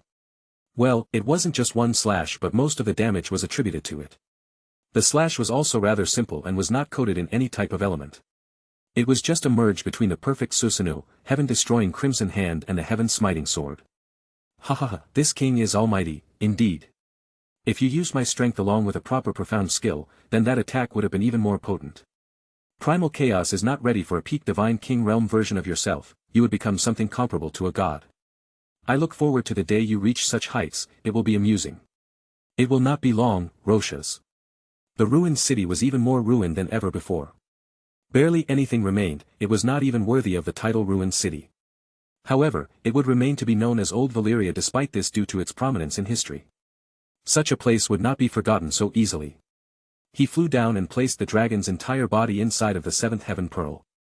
After that, he returned to King's Landing to recover. 2 weeks later. Aerion spent most of his time with his 2 wives and daughters, as it had been a long time since he had done so. After the 2 weeks, he returned to Blue Pole Star using the world teleportation portal. The Sacred Land was the first place he visited. Where is Aerion? Aerion asked the heavenly fire demon. About that, he decided to leave for the Blue Wind Kingdom. By himself? No, Van Jueching left with him. It is unlikely that any harm could come to him under such circumstances, so I did not look into it too much. The Blue Wind Kingdom is the weakest overall if the Noble Rogue Sect and Frozen Cloud Immortal Palace are excluded. There is not a single monarch in the Blue Wind Kingdom outside of those 2 sects, so I suppose you were right not to pay much attention. Inform the entire Profound Sky continent of my return, Aerion will come running soon after. Very well. Also, I'd like for you to make preparations for a wedding in the Dragon Imperial City. Oh, a wedding? The heavenly fire demon chuckled. It's been a while since the celestial Dragon Emperor took another wife. I wonder, what's the name of this lucky bride? You'll know soon enough. Aerion smiled. I've wanted to marry her for quite some time now, but I never spoke of such matters to her. I've been rather patient and perhaps even nervous when it came to it. But now, I've finally made my decision. That is excellent news. The heavenly fire demon nodded. Is there anything else you require? No, that is all. Good, I'll get to it then. Aerion left the Sacred Land and flew straight to the Divine Phoenix City, the Divine Phoenix sect to be exact. This did not take him long, as he was a Divine King traversing a lower realm planet. This Emperor demands the presence of the Divine Phoenix King. These 10 heavy and authoritative words resounded across the entire Divine Phoenix City. One would have to be deaf not to hear such a command. Fong Henkong did arrive swiftly before Rhaegar Targaryen and bent his knee. Your Imperial Majesty, it has been quite a while since you last visited the Divine Phoenix City. What may you need of me? Fong Shuer. Aerion bluntly replied. Do you remember what I told you regarding this matter? It is because I remembered that I came all the way here. I will propose to her right in front of you. As a witness, you will have no choice but to accept the truth. Actually I was looking forward to this day. You seemed rather hesitant when I brought the matter up for the first time. Fong Henkong laughed. Well, many things have changed since then. I'll take you to Fong Shuer personally. Aerion stroked his non-existent beard. This is strange, I wonder, what was it that made him change his opinion? As he followed Feng Hengkong, the nearby members of the Divine Phoenix sect bowed with great reverence when they saw him. Due to the path he was walking, Aerion came to realize that Feng Shuer no longer resided in the Phoenix Perching Valley. Your Imperial Majesty, your mere presence is an immense blessing to the entire Divine Phoenix sect, please, accept this bow of deep and sincere respect. Feng Shilua, the 14th Prince of the Divine Phoenix Kingdom bowed. Aerion chuckled, this kind of reverence was simply too much. We're here, this is the Divine Phoenix Goddess Sacred Hall, Shuer's resting place in the Divine Phoenix sect. I'd like to ask you something first. Why the sudden change? Why? You are the mighty and prestigious Celestial Dragon Emperor, is that not reason enough? After much thought, I have realized that you are the only man worthy of Shuer. Besides, she has been wanting to see you for quite some time. It is hard for me to ignore her feelings any longer. Go on, enter and ask for her hand in marriage. Aerion smiled. You don't need to tell me twice. Chapter 153. Aerion entered the hall and laid his eyes on Feng Shuer for the first time in years. A feeling of regret overcame him for a moment before he brushed it aside. Today he looked exceptionally handsome. His long, silver, hair was as free as the wind and his eyes glowed a lustrous lilac color which could burn away any maiden's cold heart with a single glance. He wore clothing worthy of the Supreme Celestial Dragon Emperor, as usual, his robes were mostly black and crimson with some gold in there too. In all of Primal Chaos, there was not a single man who could come close to him in terms of appearance. You could say that he had already ascended past the divine realm in that regard. Feng Shuer, now widely known as the Divine Phoenix Goddess, had grown even more beautiful over the years. Through the full inheritance of the Phoenix, she had also managed to reach heights which the masses could only dream of. When Aerion met her beautiful azure blue eyes, he felt at ease and free as if he were trapped in a wonderful dream. Big brother Aerion, is that really you? Of course, who else could it be? Aerion smiled. There's only one Rhaegar Targaryen and he's right here. Feng Shuer embraced Aerion and didn't let go for a long time. Unfortunately, I don't have much time to spare, but this is still something I must do. Do what? Your father doesn't seem to be hesitant in the slightest. Never mind that. I, Aerion Targaryen, the Celestial Dragon Emperor of Blue Pole Star, would like to ask you, Feng Shuer, for your hand in marriage. Aerion took a short breath before asking a rather simple question. So, would you marry me? Feng Shuer gasped for a moment before smiling. Of course, I would. I'm glad to hear that. Aerion chuckled as he felt a surge of relief. After taking a stroll around the wasteland of death, Aerion had felt something calling to him, but he rejected it and proceeded onwards. However, he decided to remember the location and perhaps leave the matter of exploring it for later. He made a short visit to his grandfather and the noble rogue sect before flying to the Blue Wind Imperial City. Everyone seems to be talking of my royal father's return. I want to return to the sacred land and see him again. Then we shall go there immediately, your royal highness. Fen Jueqing replied. But, I can't return to him empty-handed. Aerion countered. The Blue Wind Kingdom's princess, that just won't do. Not only is her status lacking, but she is already your woman, Senior Jueqing. Fen Jueqing frowned. No, that's not true. Oh, she isn't. Aerion chuckled. It says here that you were infatuated with Tsangyu, so much so that you would do anything for her, but she rejected you every time. Fen Jueqing looked away. That was the young and foolish Fen Jueqing of the Burning Heaven clan. He died when his Imperial Majesty showed me the truth. In the end, I realized that chasing her was pointless and a waste of my time. Besides, my love for her was one-sided, so I have no idea where you got the idea of her being my woman from. Alright, that sounds great. Aerion nodded. You've changed and become a greater man. Hehe, which is precisely why you must try once more.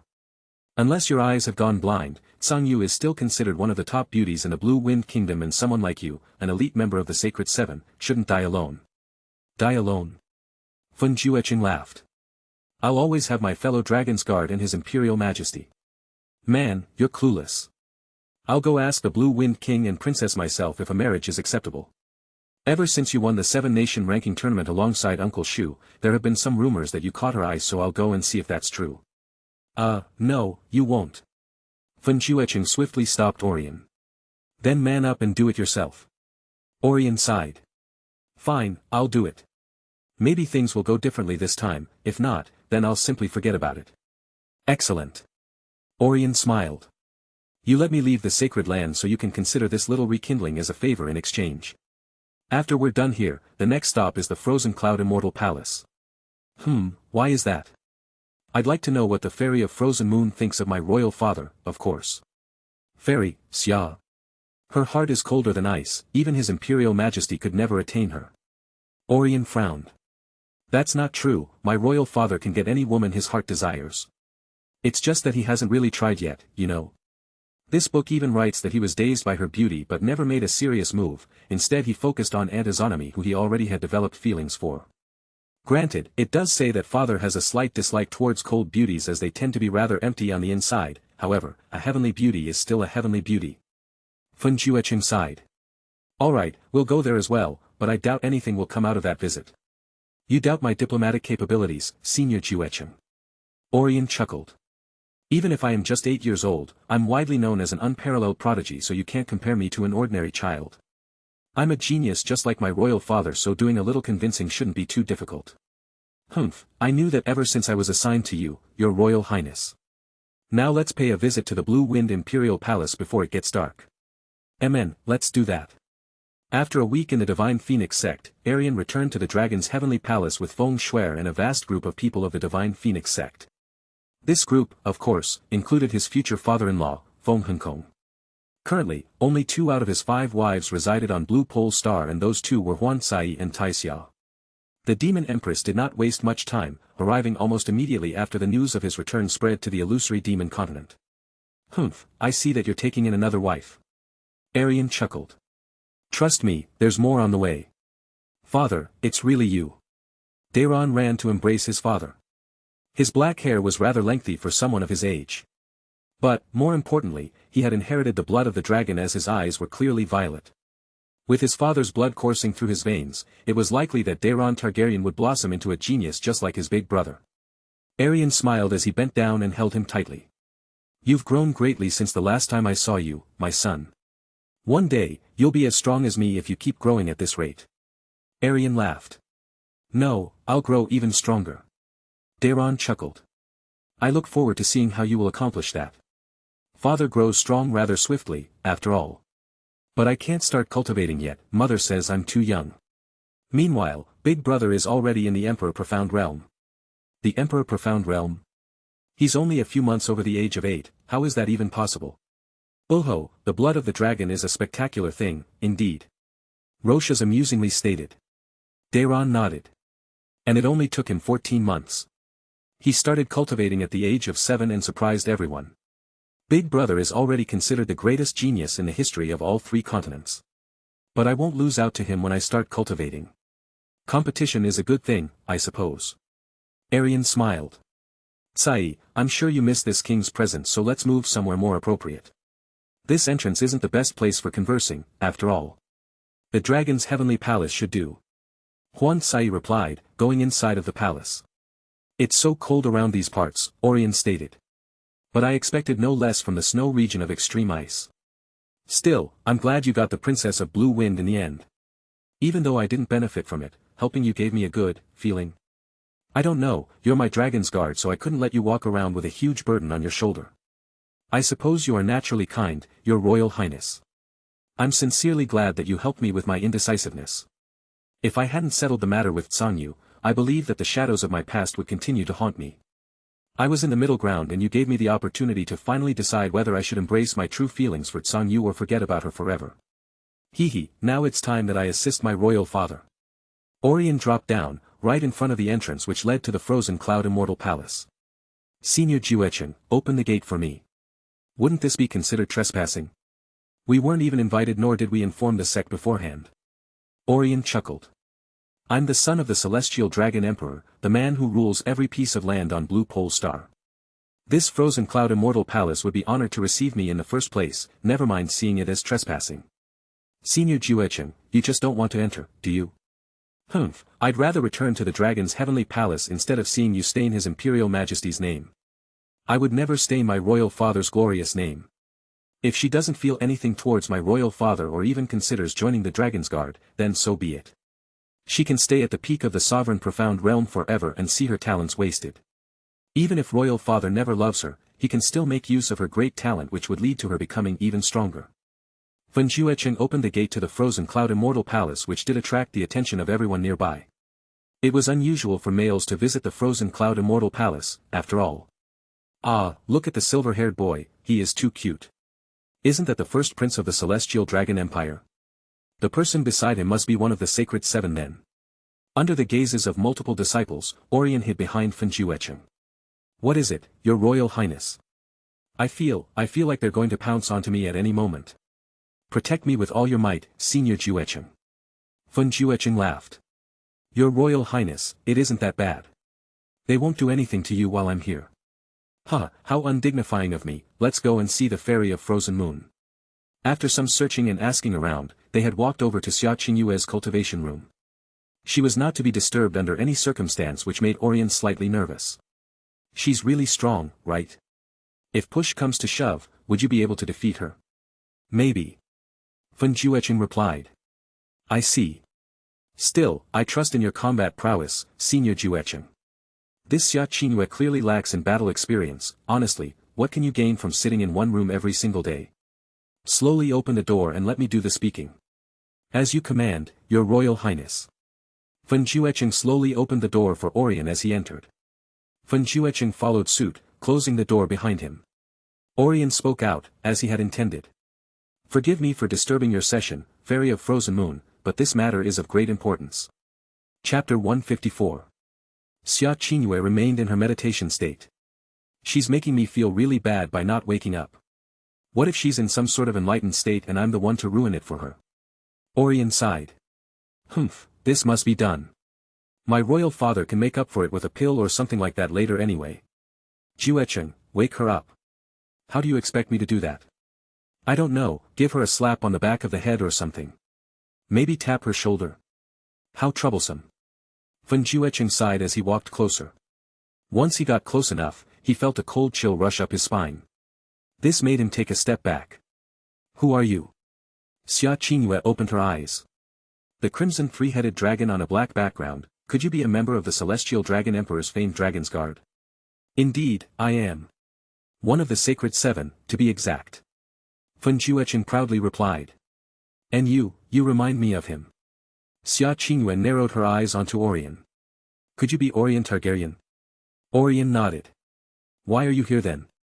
Aerion chuckled. Well, about that, I wanted to know what you think of my royal father and the Dragon's Guard. Royal father and senior heavenly demon are always looking for recruits, after all. You would be a perfect addition, and there's even a chance that you could become, one of his wives and ascend into the god realm with him. This is rather strange, he never showed much interest in me after the Blue Wind ranking tournament. Well, I sort of came here of my own accord. I believe that my royal father is a little bit shy when it comes to ice-cold beauties, so I decided to help him out. Is it possible to ascend into the god realm without becoming his wife? I think so, as long as you join the Dragon's Guard, I should be able to convince him, but you'll have to come with me and ask for it in the first place. Now is a pretty good time to do so since he has returned and will probably ascend back to the god realm soon. You seem rather intelligent for a child, he has brought you up well. So, are you going to the sacred land or not? Aerion inquired. I won't be dishing out this kind of offer often, you know. I will. Xia Qingyue nodded. Hee, the rest is up to royal father. He'll conquer her cold heart, I'm sure of it. Fen Juecheng was rather shocked, but then his shock turned into joy. Welcome to the Dragon's Guard, Fairy of Frozen Moon. His Imperial Majesty will be quite pleased with this outcome. Now, if I'm not mistaken, the Divine Phoenix Goddess is due to marry him in a few days, so we had better get going. Yes, Senior Juecheng is right, it would be a great shame to miss my royal father's wedding. The Divine Phoenix Goddess will be his 6th, I believe. Do you need time for preparations, Fairy of Frozen Moon, or may we leave now? Give me a day to say my farewells. Xia Qingyue replied. Fair enough. Aerion nodded. Then we'll be waiting, outside. Outside? Aerion smiled. I like to see the falling snow. Senior Juecheng, let's go. As you wish, your royal highness. Totally not an excuse to avoid those big sisters. They followed us outside. Your royal highness, what's wrong? They're appreciating your good looks. After some time, Aerion finally caught a break. You know, when I grow bigger, this is going to be the first place I'll visit. It'll be a grand quest of vengeance. Since they bullied me, I'll naturally have to bully them back, humph. Bully. Aerion sighed. You might understand it later. I'll take a short nap until the ferry is ready. Fanfiction nodded. You must be tired after all that travel. All of the arrangements have been made, Your Imperial Majesty. The heavenly fire demon announced. A great number of people have gathered for this occasion, perhaps a slight bit more than expected. The Dragon Imperial City is filled to the brim with visitors from all the kingdoms, be it kings or sect masters. Countless high-ranking Dragon's Guard members and even the prominent people from the illusory demon realm have also gathered. This wedding of mine seems to be a great deal grander than the previous 3. This comes with being the Celestial Dragon Emperor, I suppose. I'll be in closed-door cultivation for 2 days, so do not bother looking for me. What can 2 days change? A lot, with the right resources. Aerion smiled. After that, he left to his royal bedchamber in the dragon's heavenly palace and entered the 7th heaven pearl. He took out the 15 time-will pearls he had gained from the conferred god battle and opened them with his profound energy, one by one. 15 months in the space of 30 hours was a great luxury, and he wasn't planning on wasting it, so he got straight to improving his cultivation. Brother-in-law's cultivation speed is really fast. What did he use just now? Saiji asked. The time-will pearls he was given. They were meant for preparation and healing one's wounds, but Aerion did not need to use them for that purpose as it was unnecessary. Instead, he is using them to cultivate. A single time-will pearl lasts a month and only equals 2 hours in real time, so his fast cultivation speed is to be expected. Jasmine replied. The 5th stage of the Divine King Realm, bang. The 6th stage of the Divine King Realm, bang. The 7th stage of the Divine King Realm, bang. Transcendent God Realm, bang. I see. The Great Way of the Buddha, 6th stage, bang. The 8th stage of the Divine King Realm, bang. Aerion opened his eyes after exactly 30 hours. Just 2 more realms to go and justice will be served, Jasmine. I'll use Inger to make things easier for me in the God Realm of Absolute Beginning while keeping those dear to me under Mushwanin's protection. That sounds about right. Jasmine nodded. You're worried about those other ancestral gods, which is why you wish to bring everyone to the Snow Song Realm. Yes, I'm certain that they know of Blue Pole Star's location, so it's only a matter of time. I can't order Master to leave her home for too long, so it's better to just move everyone to the Snow Song Realm. This is a strange question, but, is my marriage to brother-in-law still valid? Saiji asked, looking at Jasmine. Of course, it's not valid. Aerion shook his head. Jasmine, you did say I don't have to marry her if I don't want to, right? But the heaven and earth did bear witness. However, I did say that you don't have to marry her. If you want to make the marriage valid, then you'll have to marry properly, in that case. Aerion nodded. That's right, besides you call me brother-in-law, so it makes no sense for me to be your husband in the first place. But brother-in-law will still protect me, right? I will. Jasmine smiled. The matter is settled then. The day before the wedding, a trio entered the dragon's heavenly palace, the throne room to be exact. This trio included Rhaegar Targaryen, Fanfiction, and Tgthegood. They had made it to the Dragon Imperial City after many long stretches of travel. In the long hall, dozens of loyal and mighty Dragon's Guard experts stood guard in a parallel line leading to the throne. There was quite a number beneath the throne as well. They all wore the standard of House Targaryen, the house of the Emperor who they swore an oath of eternal loyalty to. Of course, this was more of a show of strength than a necessity for the Celestial Dragon Emperor, whose strength far surpassed the sovereign profound realm. The throne, by itself, was of decent size and not quite as imposing as the Iron Throne, but this was for a specific reason. Instead, the throne stood on higher ground. It was made like this so that Aerion would be able to enjoy the comfort of his women instead of sitting alone on a long flight of stairs. At this current moment, he sat on his own, enjoying some fine wine and reading a book. Presenting to His Imperial Majesty, His Royal Highness, Aerion Targaryen, Fanfiction of the Holiest Sacred Seven in Tgthegood, the Fairy of Frozen Moon.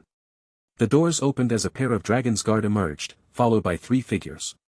The Dragon's Guard then looked up at their Celestial Dragon Emperor, bowed with great reverence and closed the doors as they left.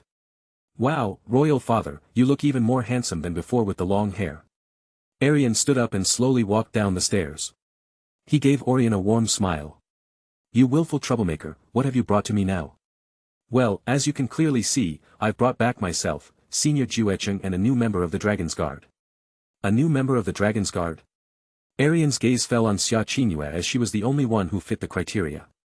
They met eyes for a short while and Aerion was reminded of her heavenly beauty rather swiftly. How did you manage to do that? This prince is a genius in most affairs, Royal Father. I even linked Fanjueching with Tsangyu, hehe. You did? Yes, now all they need is the Celestial Dragon Emperor's blessing. Aerion nodded. Fanjueching, you've come far since we first met. You have become a greater man, so much so that Tsangyu greatly approves of you and is willing to have you as her husband. I'm proud of you. Ah, Senior Jueching, don't cry. Aerion smiled. I'm not crying, Your Royal Highness. Even if I am, it is the tears of joy. It's just that your words are too heartwarming, Imperial Majesty. I've found my balance, right? Yes, you stopped chasing and turned it the other way around. This is something very few men have managed to accomplish. It is all because of your countless blessings and divine leadership that I was able to change. Aerion, about the new member of the Dragon's Guard, Aerion changed the subject. I visited the Frozen Cloud Immortal Palace and offered her a place. She said she'll accept if you bring her to the God Realm with you. Aerion nodded. Fair enough, I was planning of bringing everyone to the Snow Song Realm anyway. He looked at Xia Qingyue. It's been quite a while, Qingyue. I'll be able to enjoy your cold presence more often now that you're a close member of my Dragon's Guard. Aerion smiled before turning around. You'll be more than just a high-ranking member of the Dragon's Guard soon enough. Aerion chuckled. Maybe a wife, I mean you're more than beautiful enough to be one. A wife? Aerion chuckled. Aerion, is that an appropriate thing to say to a member of the Dragon's Guard? No, not at all. Forgive me for my transgression, Royal Father. I suppose it's a little early to be talking about marriage, huh? Maybe a year or two until it becomes appropriate. Humph, you are forgiven. Qingyue, Aerion's nature is that of a playful troublemaker, he never meant a single word he said. Aerion smiled. I understand, Your Imperial Majesty. Since you're quite strong, nothing but the title of Sacred Seven is fitting.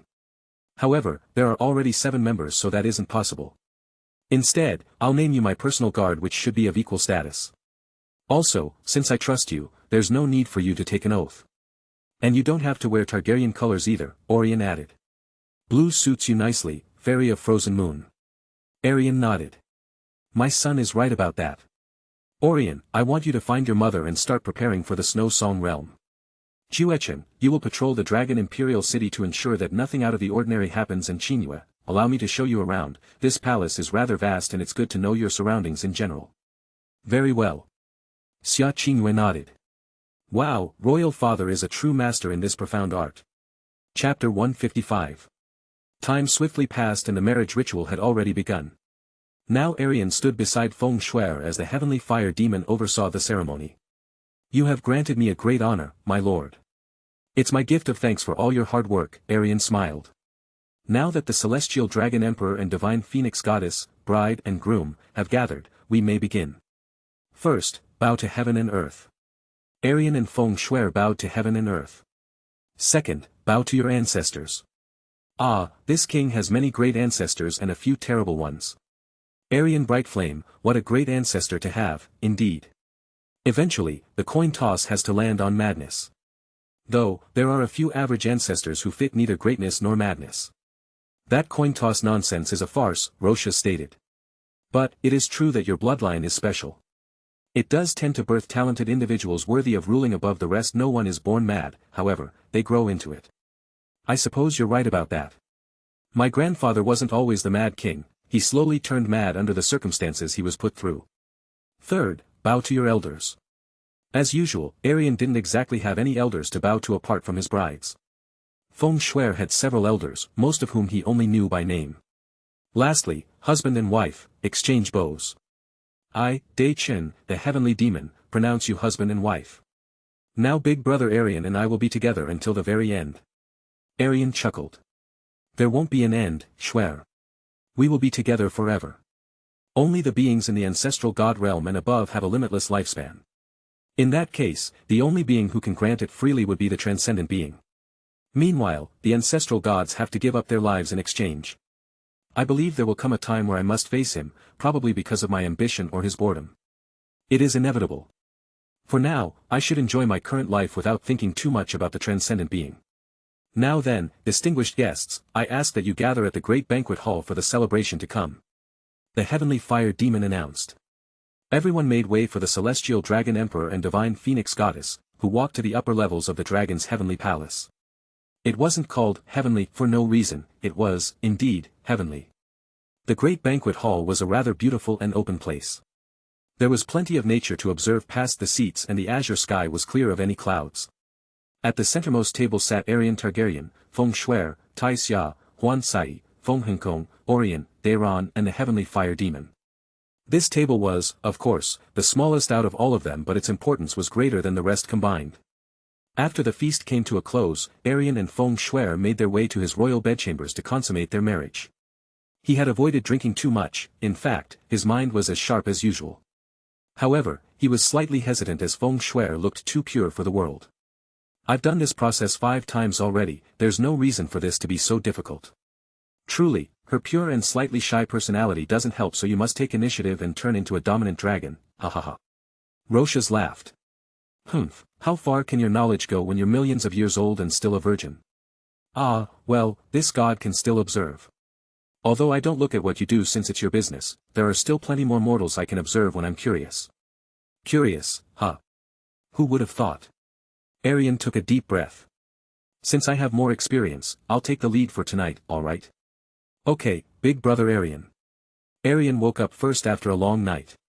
Although Feng Shuer's vital yin did not increase his cultivation strength greatly, his phoenix bloodline thickened and became purer. Feng Shuer, on the other hand, ascended straight to the divine tribulation realm. From half-step divine origin to the divine tribulation realm. It seems that you accumulated quite a bit of yang energy after those 15 months and since her bloodline is the phoenix's she has benefited greatly from it. If I were less faithful, my yang could have been used as a way of assembling an unstoppable army of goddesses. An interesting thought you have there. He kissed Feng Shuer on the cheek before dressing into his robes and leaving his bedchambers. Today was the day when the heaven-chosen children would leave for the eternal heaven divine realm. Even so, he was in no rush as everything had already been prepared and all he had to do was use the world teleportation portal. Izanagi, word teleportation portal, teleport me to the eternal heaven realm. Aerion appeared in the skies of the eternal heaven realm, above a crowd of heaven-chosen children. The members of their sects had already said their farewells as they started to depart for the eternal heaven divine realm. The matter of the crimson crack had been announced long since then but Aerion had missed it. Well, he didn't need to hear about it since he already knew the truth. I'm that late. Aerion sighed and landed in front of the heaven-chosen children. He threw Rob a spatial ring which contained a massive number of pills and other resources. Rob, take this. My lord, you did not forget. Why would I? Luo Changsheng, Jun Shilei and Lu Lingchuan, you 3 are also deserving of this king's gift. Aerion looked at Shui Meiyin and Izanami. And you too as well, my dear wife and fiancé. What about Shui Yingyue, my lord? Rob inquired. I believe she is talented enough, right? If you can get her on my side then I don't mind sparing a few resources. Yes, you're right about that. Aerion smiled as he gave her a spatial ring as well. When you have the time, you should thank Rob for the gift. Are you done, Aerion Targaryen? The eternal heaven god emperor kindly asked. Yes, of course. You may proceed. Good luck to you, my fellow heaven-chosen children, I'm sure you'll all grow stronger in 3,000 years. Aerion walked to the side and looked around for the Brahma heaven god emperor. Instead, he was instantly met with the frightening gaze of the star god emperor. Is there anything you may need of me, star god emperor? My 2 daughters, where are they? I have no idea. Aerion shrugged. Shouldn't the star god emperor know where his star gods are? Asking a disciple from the Snow Song realm is rather unbecoming of you, star god emperor. I know you took them. I will get the truth out of you even if I must crush every bone in your body. Oh my, I'm so frightened. You know what, I'll give you a chance to get them back if you agree with my most kind proposal.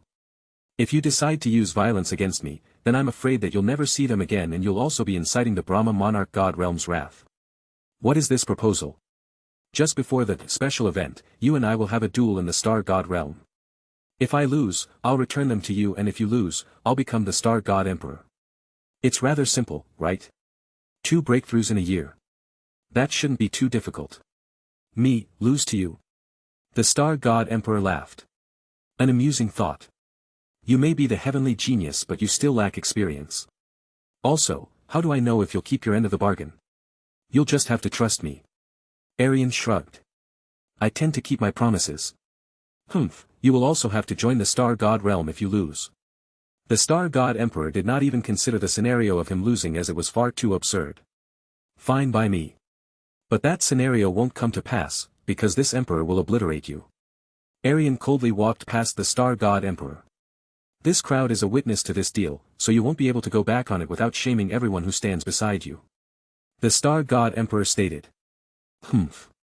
The Brahma Heaven God Emperor made his way to Aerion. Have you gone mad?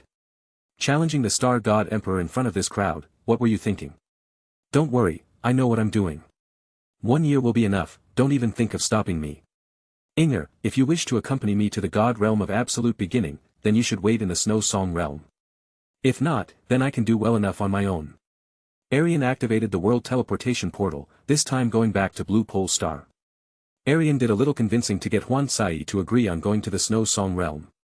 She cared too much when it came to her illusory demon realm, so it was rather difficult.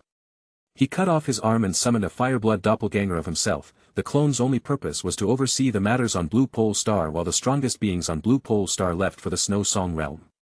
This arm, of course, regenerated. Then he used the world teleportation portal to bring his group to the Snow Song realm. This group included himself, his 3 wives, 2 sons, the heavenly fire demon, a few Dragon's Guard members and Xia Qingyue. Aerion spoke to Mu Xianyin regarding this matter and she agreed to shelter them for him. You have my greatest thanks, Master. Humph, a certain Brahma monarch goddess is waiting for you. You should not keep her waiting for too long. So she came. Aerion nodded. Alright, I'll go see her. Aerion left the sacred hall and saw the Brahma monarch goddess herself. He had yet to see her face without the mask, so he wondered if this was a good opportunity to accomplish just that. However, he was more interested in progressing his cultivation level at the moment. I truly hope you know what you're doing. The Brahma monarch goddess stated. Who's he? Aerion looked at Guju. My underling. A peak divine master, eh? The more, the better, I suppose. Aerion smiled. Lead the way, my dear wife-to-be. Chapter 156. Now this is where the fun begins. Aerion smiled. It didn't take long to travel to the God realm of absolute beginning with 2 peak divine masters beside him. It laid in the very center of the 4 divine regions and was also the core of the primal chaos dimension. This ancient secret realm housed countless primordial treasures and many more fierce beasts. As usual, great treasures came with the danger of death. This secret realm had no restrictions whatsoever, anyone could enter and anyone could leave. Many people would rather steer clear from this place because of the many dangers which come with exploring it. The fun? The Brahma monarch goddess inquired. I quite like the thrill which comes with slaying profound beasts. These fierce beasts feel no remorse when they feast upon profound practitioners, so neither should I when my blade cuts them in half. Not only that, but I also progress with greater speed and gain more profound cores which are then used to create stronger weapons. Progress leads to a good feeling of accomplishment, am I not correct? Amen, you are right. These beasts deserve to be ruthlessly slaughtered. She hates righteous people, so now you should do your best to hide that kind version of yourself in some kind of vault. Make sure to put a strong formation on that, as well. Humph, I'm not changing myself to suit her needs. Suit yourself, huh? Roshas laughed. When I think about it, it's possible that she might be willing to change to suit your needs instead. Aerion took off his shirt and activated Silver Calamity along with Phase 4. Crimson silver wings emerged from his back along with a tail and 2 dragon horns. Xinya Inger was astounded by his sudden transformation and even more so, his explosive surge in strength. In comparison to his current strength, the heaven-chosen children really were just children while he was on a level similar to that of a great realm king. Aerion turned around. What do you think, am I handsome in this hybrid form of mine? Xinya Inger smiled. Even more than you already were. Was Prince Shisu getting these kinds of compliments? If so, it's no wonder why he died protecting her. She probably had her mask off as well, any ordinary man would simply lose himself. It is unfortunate, but that's the truth. However, this king is not quite as simple as Prince Shisu. The poor man was chasing her and, in the end, he didn't get any real action. Meanwhile, I'm already her future husband. Aerion took out the heaven-smiting sword along with Sky Piercer before disappearing in a trail of afterimages. Bang, bang, boom. Profound beasts started to drop from the sky like flies. Does he truly need our assistance, miss? Gu Zhu questioned. Once we go deeper, he will. These profound beasts are weak in comparison to those which lay beyond. Very well. Crimson Demon Wave. An early-stage Divine Master Realm Beast, along with several Divine Sovereign Realm Beasts, were instantly incinerated, leaving behind only their profound cores which Aerion swiftly harvested before proceeding onwards. After a few days of travel, the profound beasts in their surroundings grew stronger. Along with that, they encountered many more treasures. Now Aerion wasn't quite capable of slaughtering his way through everything unless he opened Dragon Emperor, which wouldn't last longer than a few seconds in the first place. Because of this, he made use of Guju and Inger when it came to the stronger profound beasts. A drop of divine water of absolute beginning, but it's guarded by multiple late-stage divine master realm beasts. Guju stated. There's also a peak divine master realm profound beast. Our luck is great to find a treasure like that. Aerion smiled. Gaining it through normal means would be foolish, we should not bother with it. Who said we'll be using normal means? Aerion activated his Rinnegan and looked at the distant drop of divine water. Kamui. A black barrier appeared right next to the drop of divine water and warped it into the Kamui dimension. Once the drop of divine water was gone, the nearby fierce-looking and dangerous ancient profound beasts looked clueless. The rich draw which was attracting them to this place was completely gone. It's as easy as that. With this method, we can gain any treasure along as I can see it. In that case, your special abilities are even more useful than our greater strength. Guju replied. However, using Kamui seems to be a lot more draining here than anywhere else. It's not exactly difficult but it's not particularly easy either. Xinya Inger smiled. As expected of my future husband, you continue to impress. In 10 months, Aerion broke through to the 9th stage of the Divine King realm and was on the verge of the 10th stage with the assistance of many treasures, his battles, resources from the 7th heaven realm and the profound energy of the profound beasts which the Brahma monarch goddess slew for him. Despite her past, Aerion couldn't help but appreciate her efforts and, in doing so, develop feelings for the Brahma monarch goddess. This was even more true for the Brahma monarch goddess, who had never met a man quite like him. He was the only man she didn't look down on, in fact, she revered his utmost dedication and ambition for even greater heights. It's time for a rebirth. Aerion placed about 1,000 Divine Master Realm Profound Cores near the forge along with his 2 weapons and a full set of Valyrian steel armor. He had gathered far more than 1,000 Profound Cores in total but most of them had gone to his 3 Profound Beasts and a certain little ray. How many Divine Master Realm Profound Cores for a Divine Extinction Realm 1? Aerion wondered but got no answer. He decided to split it evenly, half for his weapons and half for the armor. He dumped 250 profound cores along with Skypiercer. While it was reforging, Aerion added his element to it, the Crimson Ghost Lightning which was produced from a fusion of the Crimson Ghost Flame and White Lightning. Boom! The flames of the forge surged upwards as it absorbed the Crimson Ghost Lightning and added it to the reforging process. After quite some time, a massive spear rose from the flames. It floated above the forge, releasing its regal aura upon the slightly brighter inner world. Aerion observed the newly reforged Skypiercer. Its length remained the same as before, however, its mighty aura was far more domineering. White crimson lightning violently boomed every few seconds which would be enough to frighten off most divine masters. The Divine Extinction Realm. From some trashy earth profound realm halberd to the king of all spears. Roshas laughed.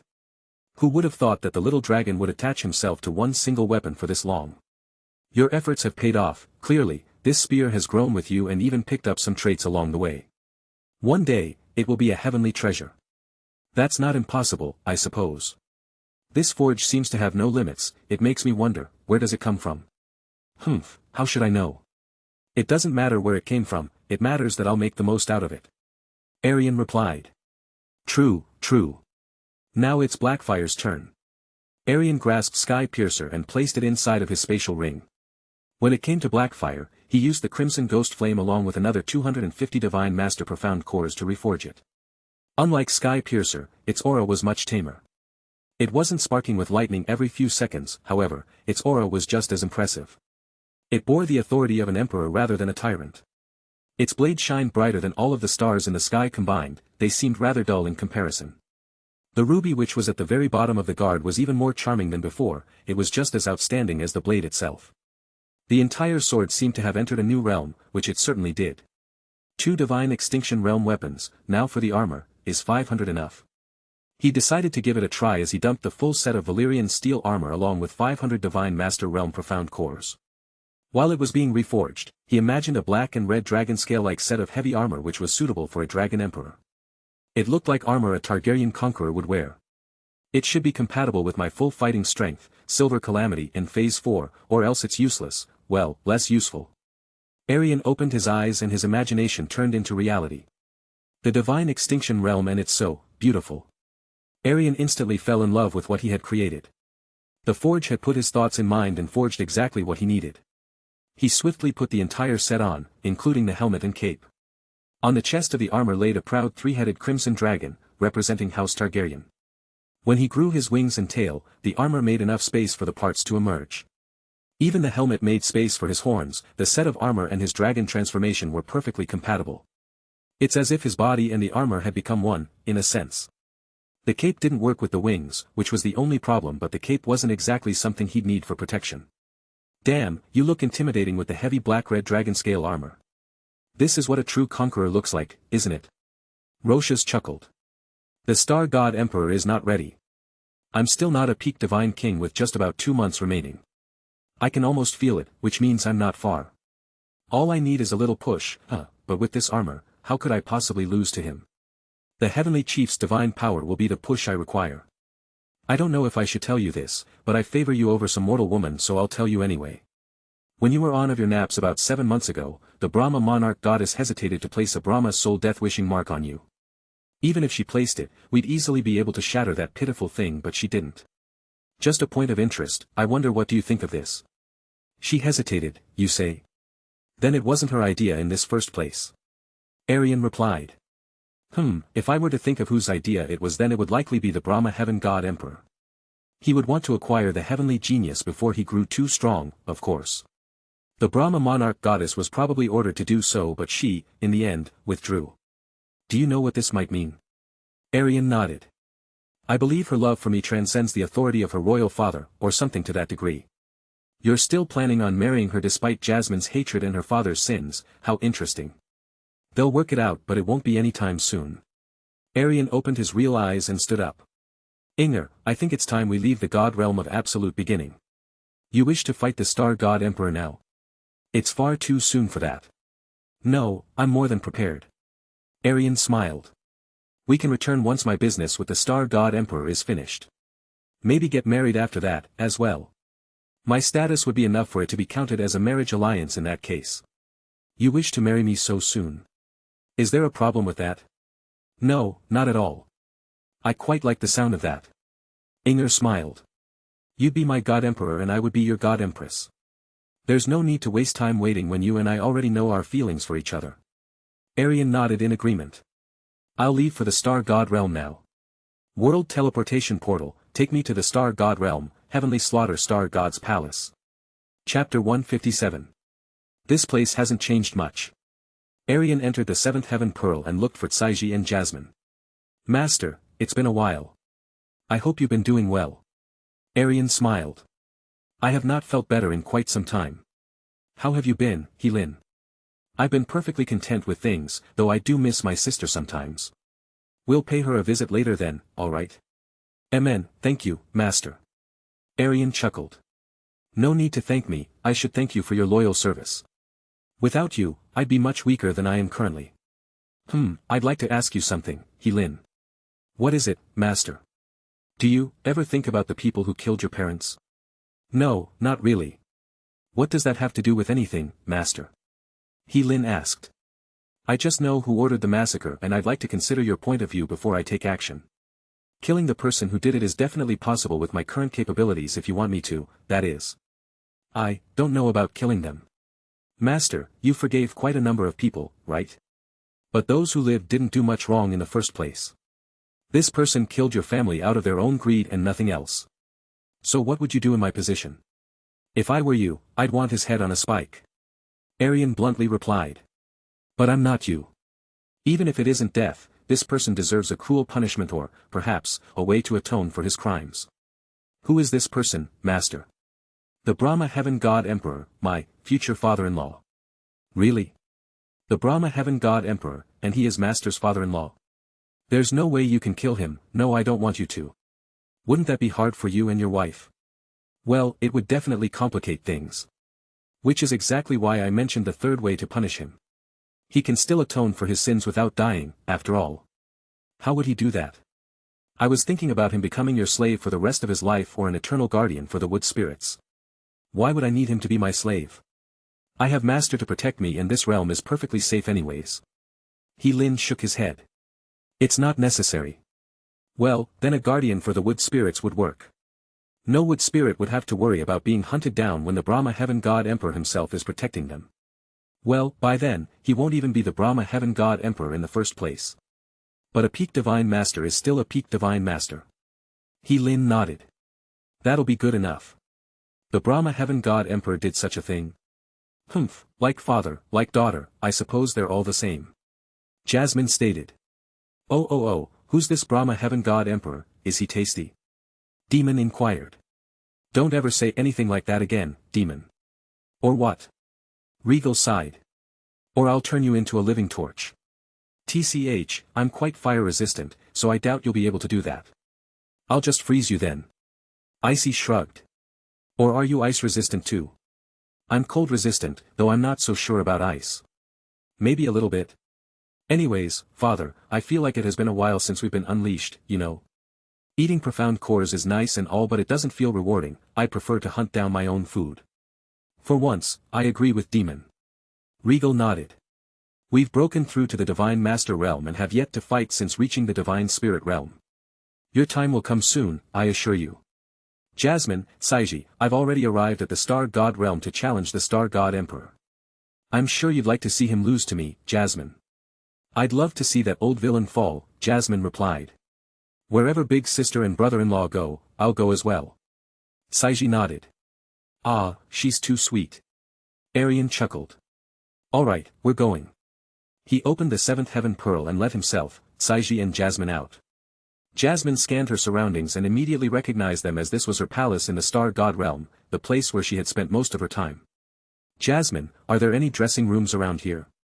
Why would you need one? To put on my armor, of course. Armor? I don't recall you wearing any armor. I made a set of armor from all of those profound cores rather recently, it's something I intend to use against the Star God Emperor to give me an edge over him. Just use my bedchambers while we wait outside. I'll do that. Aerion nodded. Aerion dressed into his Dragon Emperor armor without much haste, as he thought about how he'll proceed after defeating the Star God Emperor. There were many things he could do, wait for the heaven-chosen children to return and the calamity to settle before beginning his conquest, or use the Star God Realm's forces to expand and take the Eastern Divine Region while it's lacking a God Emperor came to mind the most. I'm not impatient, but I'd rather have a united Eastern Divine Region before the calamity strikes. You're more than capable of doing it now, so why wait? Raise those banners and assert your authority before those geniuses return. Then they'll have to keep their promises and swear their oaths to the ruler of the Eastern Divine Region instead of just the Star God Emperor. Then you can handle the matter concerning the heaven-smiting Devil Emperor. It seems that we are of the same mind, Roshas. I'll take the Eastern Divine Region under my banner before the geniuses return. Aerion left Jasmine's bedchamber looking prepared for a long battle. Even the Dragon Monarch would be envious of his dragon-scale armor, in fact, anyone would be. It was a Divine Extinction Realm treasure birthed from 500 Divine Master Realm profound cores. Not just any ordinary Divine Master Realm cores either, these fierce beasts came from the God Realm of Absolute Beginning. Aerion's authoritative and regal aura surged to even greater heights, his height increased greatly as well. Without his armor, he was around 6 foot and 9 inches, but with the armor, he was over 7 feet tall. The armor itself radiated an intimidating presence upon all who gazed upon it. It's time to get going. Jasmine, you'll lead the way as I don't exactly know where the Star God Emperor resides. And what if he defeats you? Ah, then I'll have to give you two up while also joining the Star God Realm as some disciple. A terrible fate, I'd rather not speak of as it'll never happen. How confident of you, Jasmine remarked. As usual, you do not consider the possibility of defeat. It would be needless worrying, I'm aware of my own capabilities and, from what I can observe, the Star God Emperor stands no chance. My sword will carve him up like a cake and my body, along with this set of armor, will withstand his attacks with no issue whatsoever. I see. It did not take long to reach the Star God Emperor's palace. It was well protected by some Star Guards, however, which was a troublesome obstacle. Your Highness, Saiji and Jasmine, the God Emperor has been awaiting your // Jasmine killed the head of the Star God Emperor's Star Guard, just like that. Well, he was only a divine sovereign, but still, Aerion was surprised by her sudden action. Why? I did not like him. Aerion scratched his hair. You can't just kill people because you don't like them, besides, he would have been my head guard. Now I'll have to look for a new one. I'm sure you'll find one in the vast star god realm, humph. The other star guards were lost, they had no idea what to do when their head guard fell to the ground as a lifeless corpse.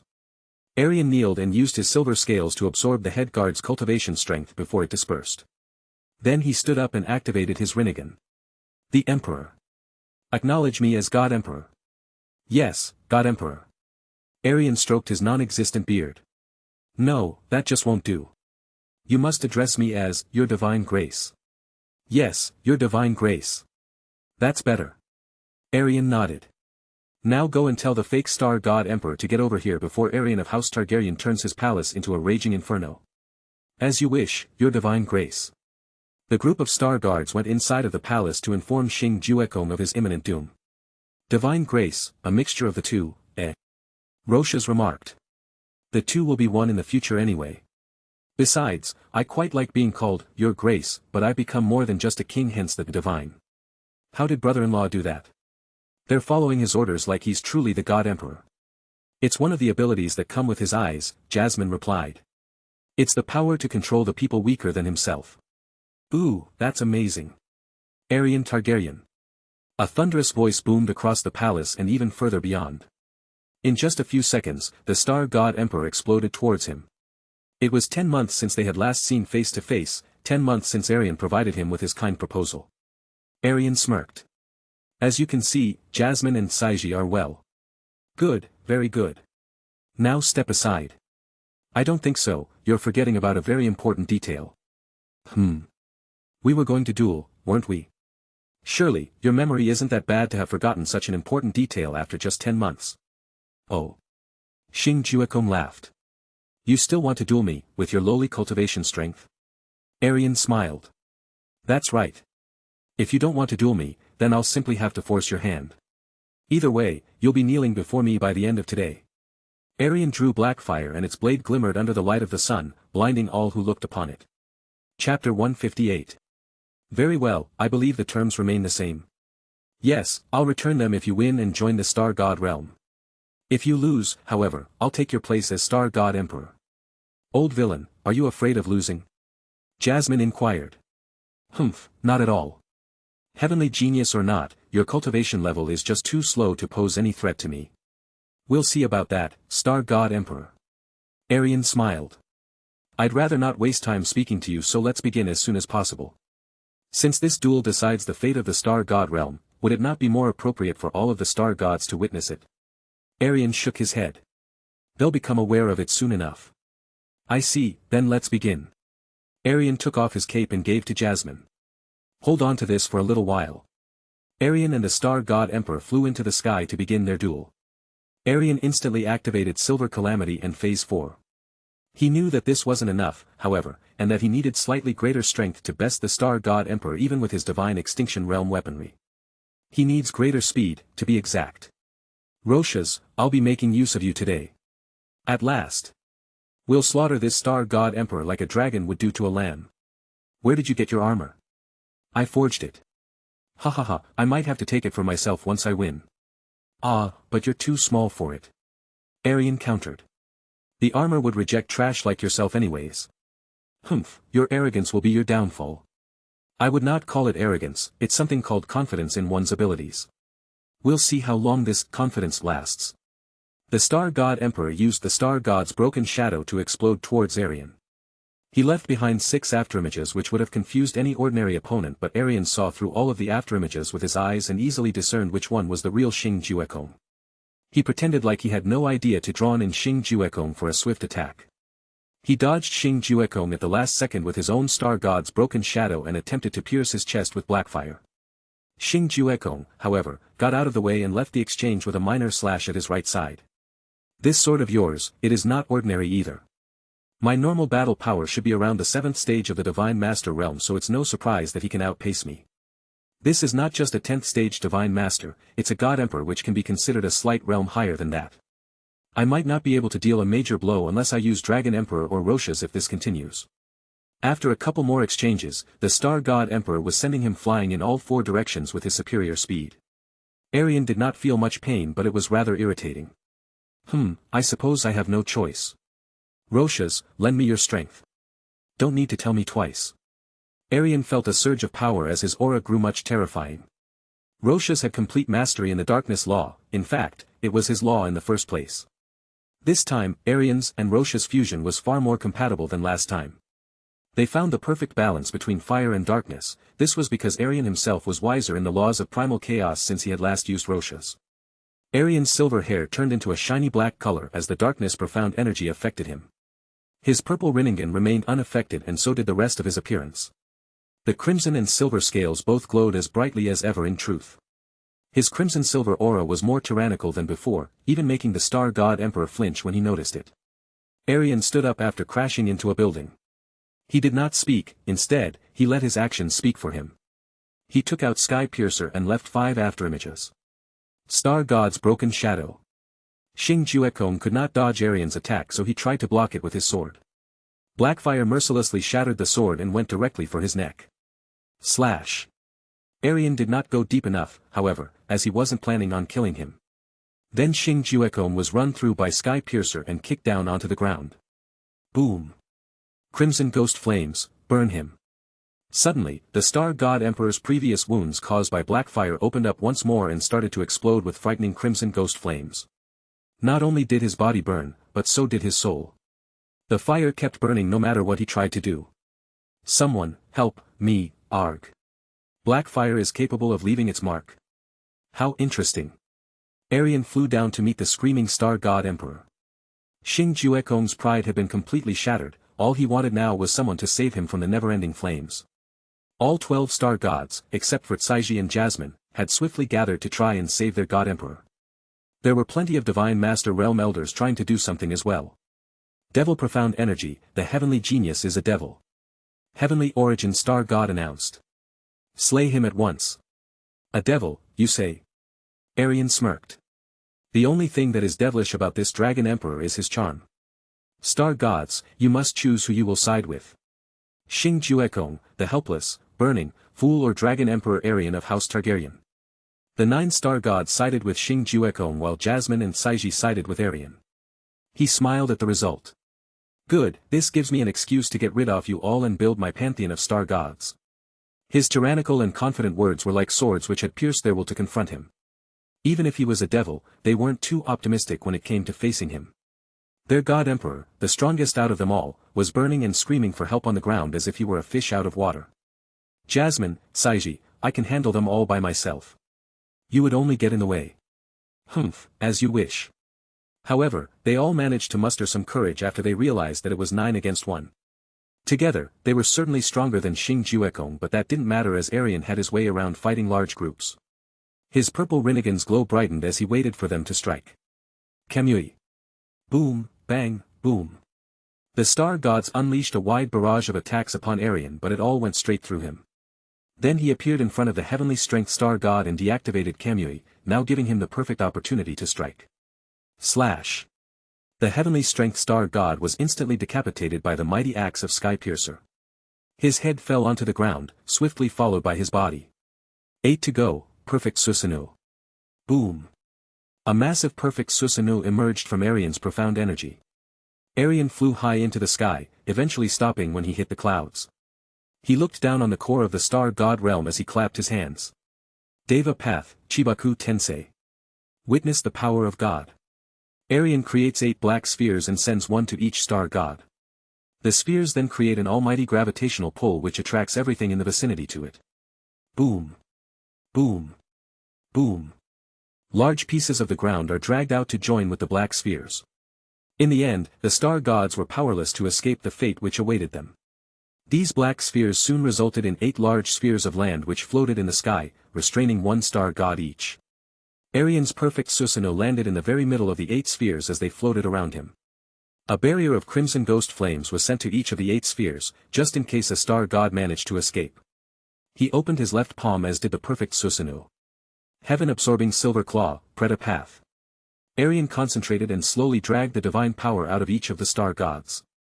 It took him an extremely long time, but he did it after 30 minutes or so. The Star Gods struggled to leave the spheres of land, but their struggles came to nothing. An elder of the Star God realm decided to run away and inform the other king realms of Aerion's devil profound energy before it was too late. Aerion released the spheres and the land started returning to its original position, releasing the former star gods. He floated down to Tgthegood to finish what he had started. By then, the flames had subsided considerably, but the star god emperor was already weakened. Aerion himself was feeling mentally tired. Forcefully taking the divine power of the star gods wasn't easy, after all. Profound energy-wise, however, he was as strong as ever, but it was far over the limit of how much his body could handle for long periods.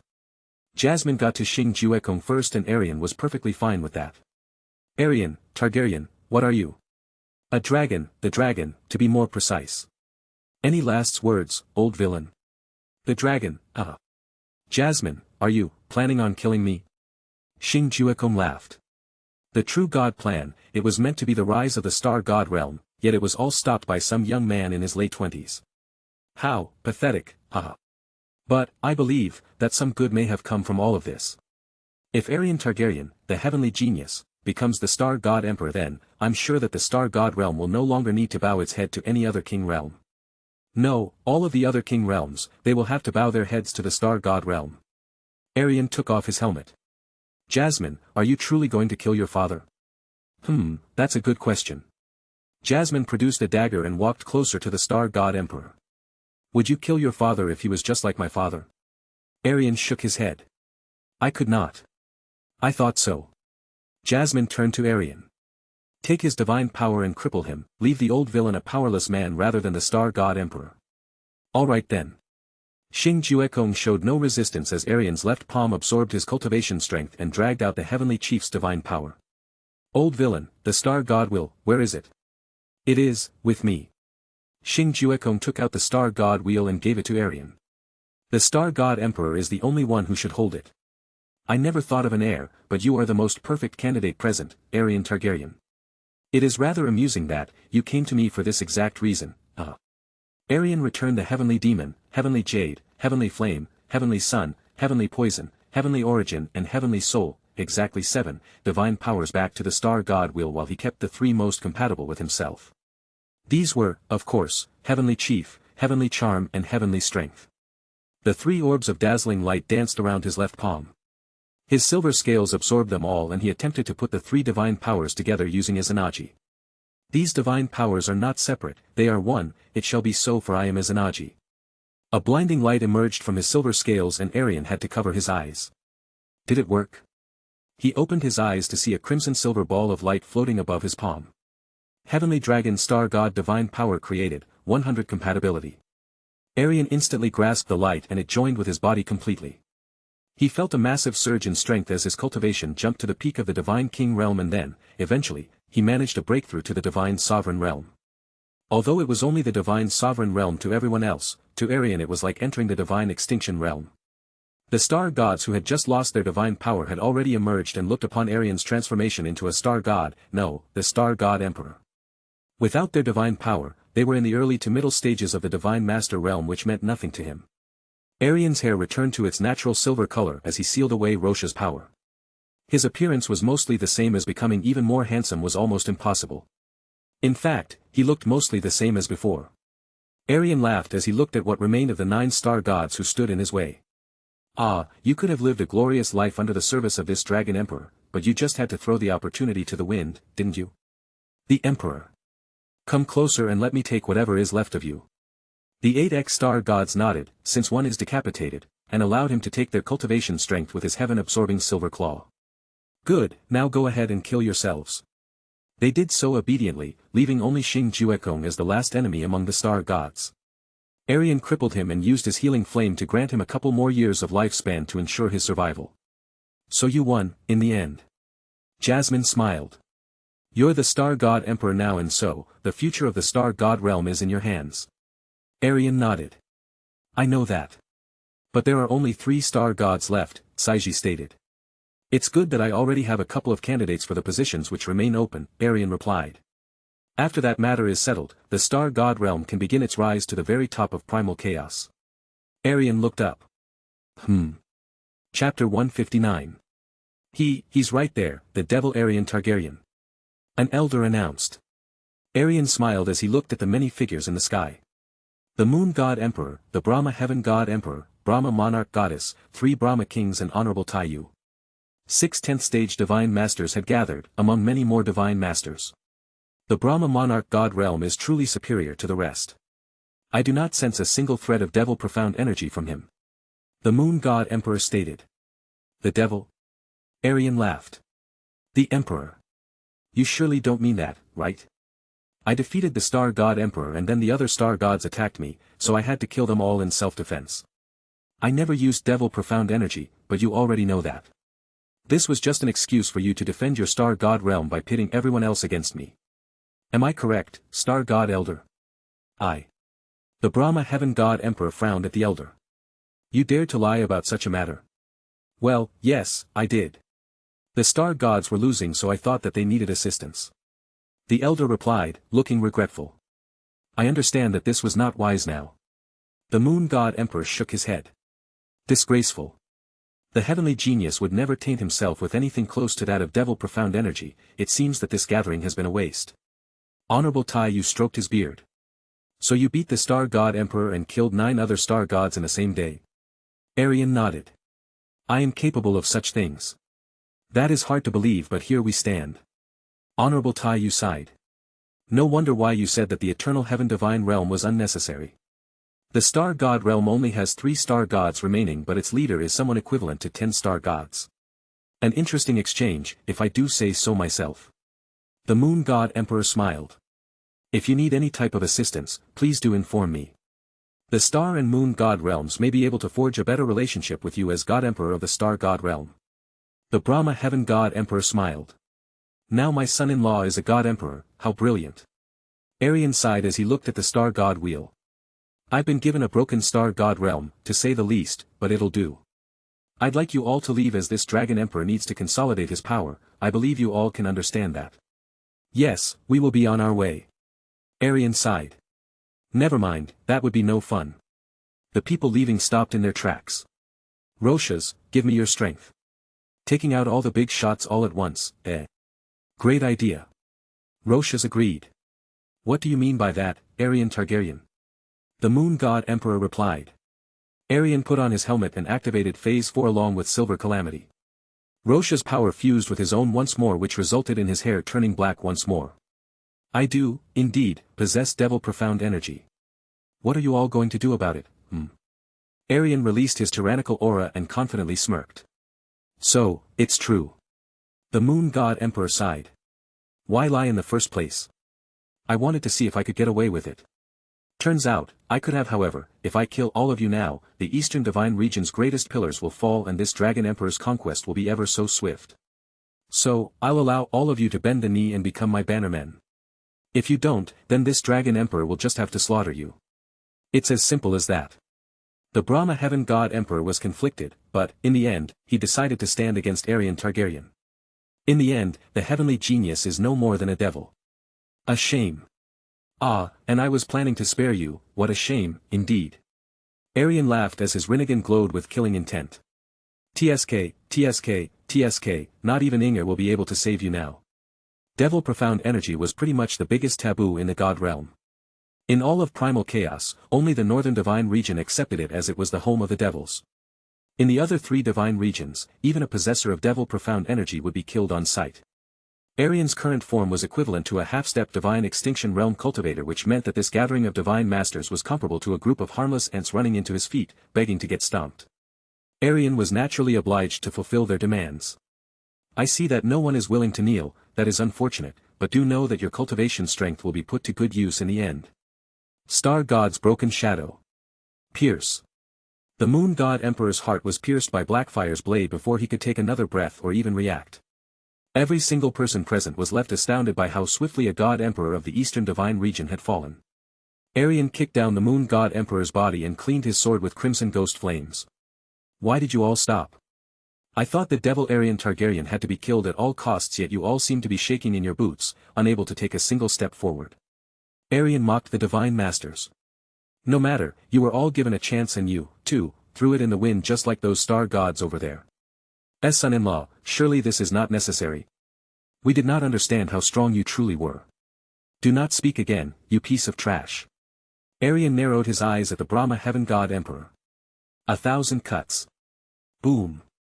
Every single divine master realm cultivator fell from the sky, excluding the Brahma heaven god emperor, Brahma monarch goddess, Saiji and Jasmine.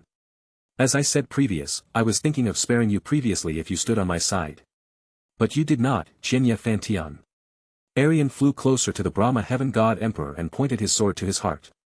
No, you must not harm my royal father. Jinya Inger moved away Blackfire's blade from her father's heart. Aerion shook his head. I can and I will. Now step aside. Shinra Tensei. She was sent flying into the ground below. Then Aerion used the Ice Phoenix God Investiture Cannon to freeze her until further notice. My daughter, at the very least, you'll have to promise to take care of her if you slay me here. The Brahma Heaven God Emperor stated. Oh. I don't remember asking you to speak. Did you protect the royal spirits when they asked for the Brahma Monarch God Realm's protection? I do not think so. Because of you, Heilin only has one relative remaining, his sister. He had to live without a father or a mother ever since he was 8 years old. You're no better than a certain Lannister I know, and his frozen head now lays on a spike for all to see. But I understand your concern. In that case, I promise to you that Inger will be fine as long as she stands beside me. Aerion drove Blackfire through the Brahma Heaven God Emperor and killed him. With the newly inherited Heavenly Dragon Star God Divine Power in addition to Rosha's darkness, his heart had far less space for kindness than before. Why did you have to stand against me? Devil Profound Energy was all it took for everyone to turn against me apart from Jasmine and Saiji. Aerion sighed as he took the Brahma Heaven God Emperor's cultivation strength with the heaven-absorbing silver claw and added to his own. Then he harvested the Moon God Emperor's, Honorable Taiyu's and the rest of the Divine Master Realm cultivator's cultivation strength. He kept the leftover divine inheritances within himself to grow his forces. The second stage of the Divine Sovereign Realm. Divine Masters are useless to me at this point, I'll have to depend on the 7th Heaven Pearl for further breakthroughs. Aerion thought of the outer path as he placed the Brahma Heaven and Moon God Emperor's bodies inside of the Kamui dimension. Once he was done, the silence of his surroundings came to him. Not a single breath could be heard even though countless Star God Realm residents looked upon him with absolute fear. They did not dare to speak in the case that Aerion would turn to them. Jasmine, Saiji, I want you two to stay here while I make a quick trip to the Snow Song Realm. Take care of Inger as well. Aerion used Izanagi and 3 tomos disappeared from his left Rinnegan eye. He had come to realize that once his 4 uses of Izanagi are used up, the Rinnegan only loses his eternal Manjiki Sharingan's abilities, so he's not completely blind. However, the use of Izanagi no Okami still blinds both eyes for quite some time as usual. He sealed Rosha's power once more before leaving. World Teleportation Portal, the Snow Song Realm. Aerion took off his helmet as snow began to fall on his silver hair. This moment of peace gave him time to think about everything that had just happened. About the Heavenly Dragon Star God's divine power, has it changed my personality? It certainly has, Rosha's replied. And I dare say it's for the better. Aerion did not want to explain the current situation to his master as it was rather complicated and he did not know how to approach her. I killed 2 God Emperors, 9 Star Gods, 3 Brahma Gods, Honorable Taiyu along with countless other Divine Masters. Oh, and I crippled the Star God Emperor while also freezing the Brahma Monarch Goddess in place. Aerion chuckled. I find it hard to believe I achieved so much in so little time. The Eastern Divine Region's greatest pillars have shattered in the matter of a single day. Only one other God Emperor remains and he is inside of the Eternal Heaven Pearl for another 2 years and 2 months. Aerion walked over to the place where the Sacred Seven and his family resided, which happened to be in the core of the Ice Phoenix City. Using his concealment, he passed by everyone like a ghost. Mu Bingyun was rather accepting as she had to take in Aerion's company. Sacred Seven, this Dragon Emperor requires your presence, Aerion spoke with great authority, as usual. The Sacred Seven gathered rather swiftly, along with everyone else, which was slightly troublesome. Royal Father, where did you get that armor? It looks awe-inspiring. I asked for the Sacred Seven, no one else, Aerion stated as he glanced at Aerion. But since you're here, I might as well gift you with some power. Aerion gave him a minute portion of the cultivation strength which was Aerion's limit. Wow, the Divine Tribulation Realm just like that. Aerion chuckled as silver scales formed on his chest. Thanks, Royal Father. My cultivation strength is a little bit unstable, so I'll go and sort that out. Aerion returned to his room. He can absorb this much. The silver scales, ah, I see. Did he inherit the crimson scales as well? Aerion wondered. Dai Chun, Kai Rong, Fen Juechen, Sun Lin, Tai Shu, Wei Ling, Moe and Xia Qingyue, you are all going to be granted divine inheritances upon joining me in the Star God Realm. I'll be spending some time assisting you all in consolidating your newfound strength and, when we're ready, I will declare the dragon conquest of the Eastern Divine Region. I do not wish to drag my wives and children into a conquest, so you are to stay here, under the protection of my master. Aerion looked at his wives and Daeron. I'll be back soon, as this shouldn't take too long. Aerion used Izanagi once more to recover the world teleportation portal. Now, back to the Star God Realm. Chapter 160. So this is the Star God Realm, huh? It's a nice place. Sun Lin stated. I want all of you to stay here for a moment. Aerion walked over to Qinya Inger, who remained frozen. Gu Zhu stood beside her, which Aerion found rather surprising as he had not seen him previously. He did not pay much attention to him, however, as he used his fire to melt the ice. Did you do it? Inger asked. Aerion nodded. Yes, I killed the Brahma Heaven God Emperor. She gave no reply in words, though her expression said it all. She was deeply pained by the truth. He was regarded as her last and most important family member, yet he was slain by Rhaegar Targaryen, the only man she ever loved. The Brahma Monarch God Realm had lost all three Brahma gods and the Brahma Heaven God Emperor, their greatest pillars, and so, the realm was due to fall into an era of chaos if a God Emperor did not rise to the occasion anytime soon. The Brahma Heaven God Emperor only had one true heir, and that was Qinya Inger. So what do you plan to do with me now? I don't own you, Inger. You can do whatever you want, but, since I made a promise to the Brahma Heaven God Emperor, I'd rather you stay closer to me. Where is my royal father's body? Aerion opened the seventh heaven pearl and took out the Brahma Heaven God Emperor's corpse. Here.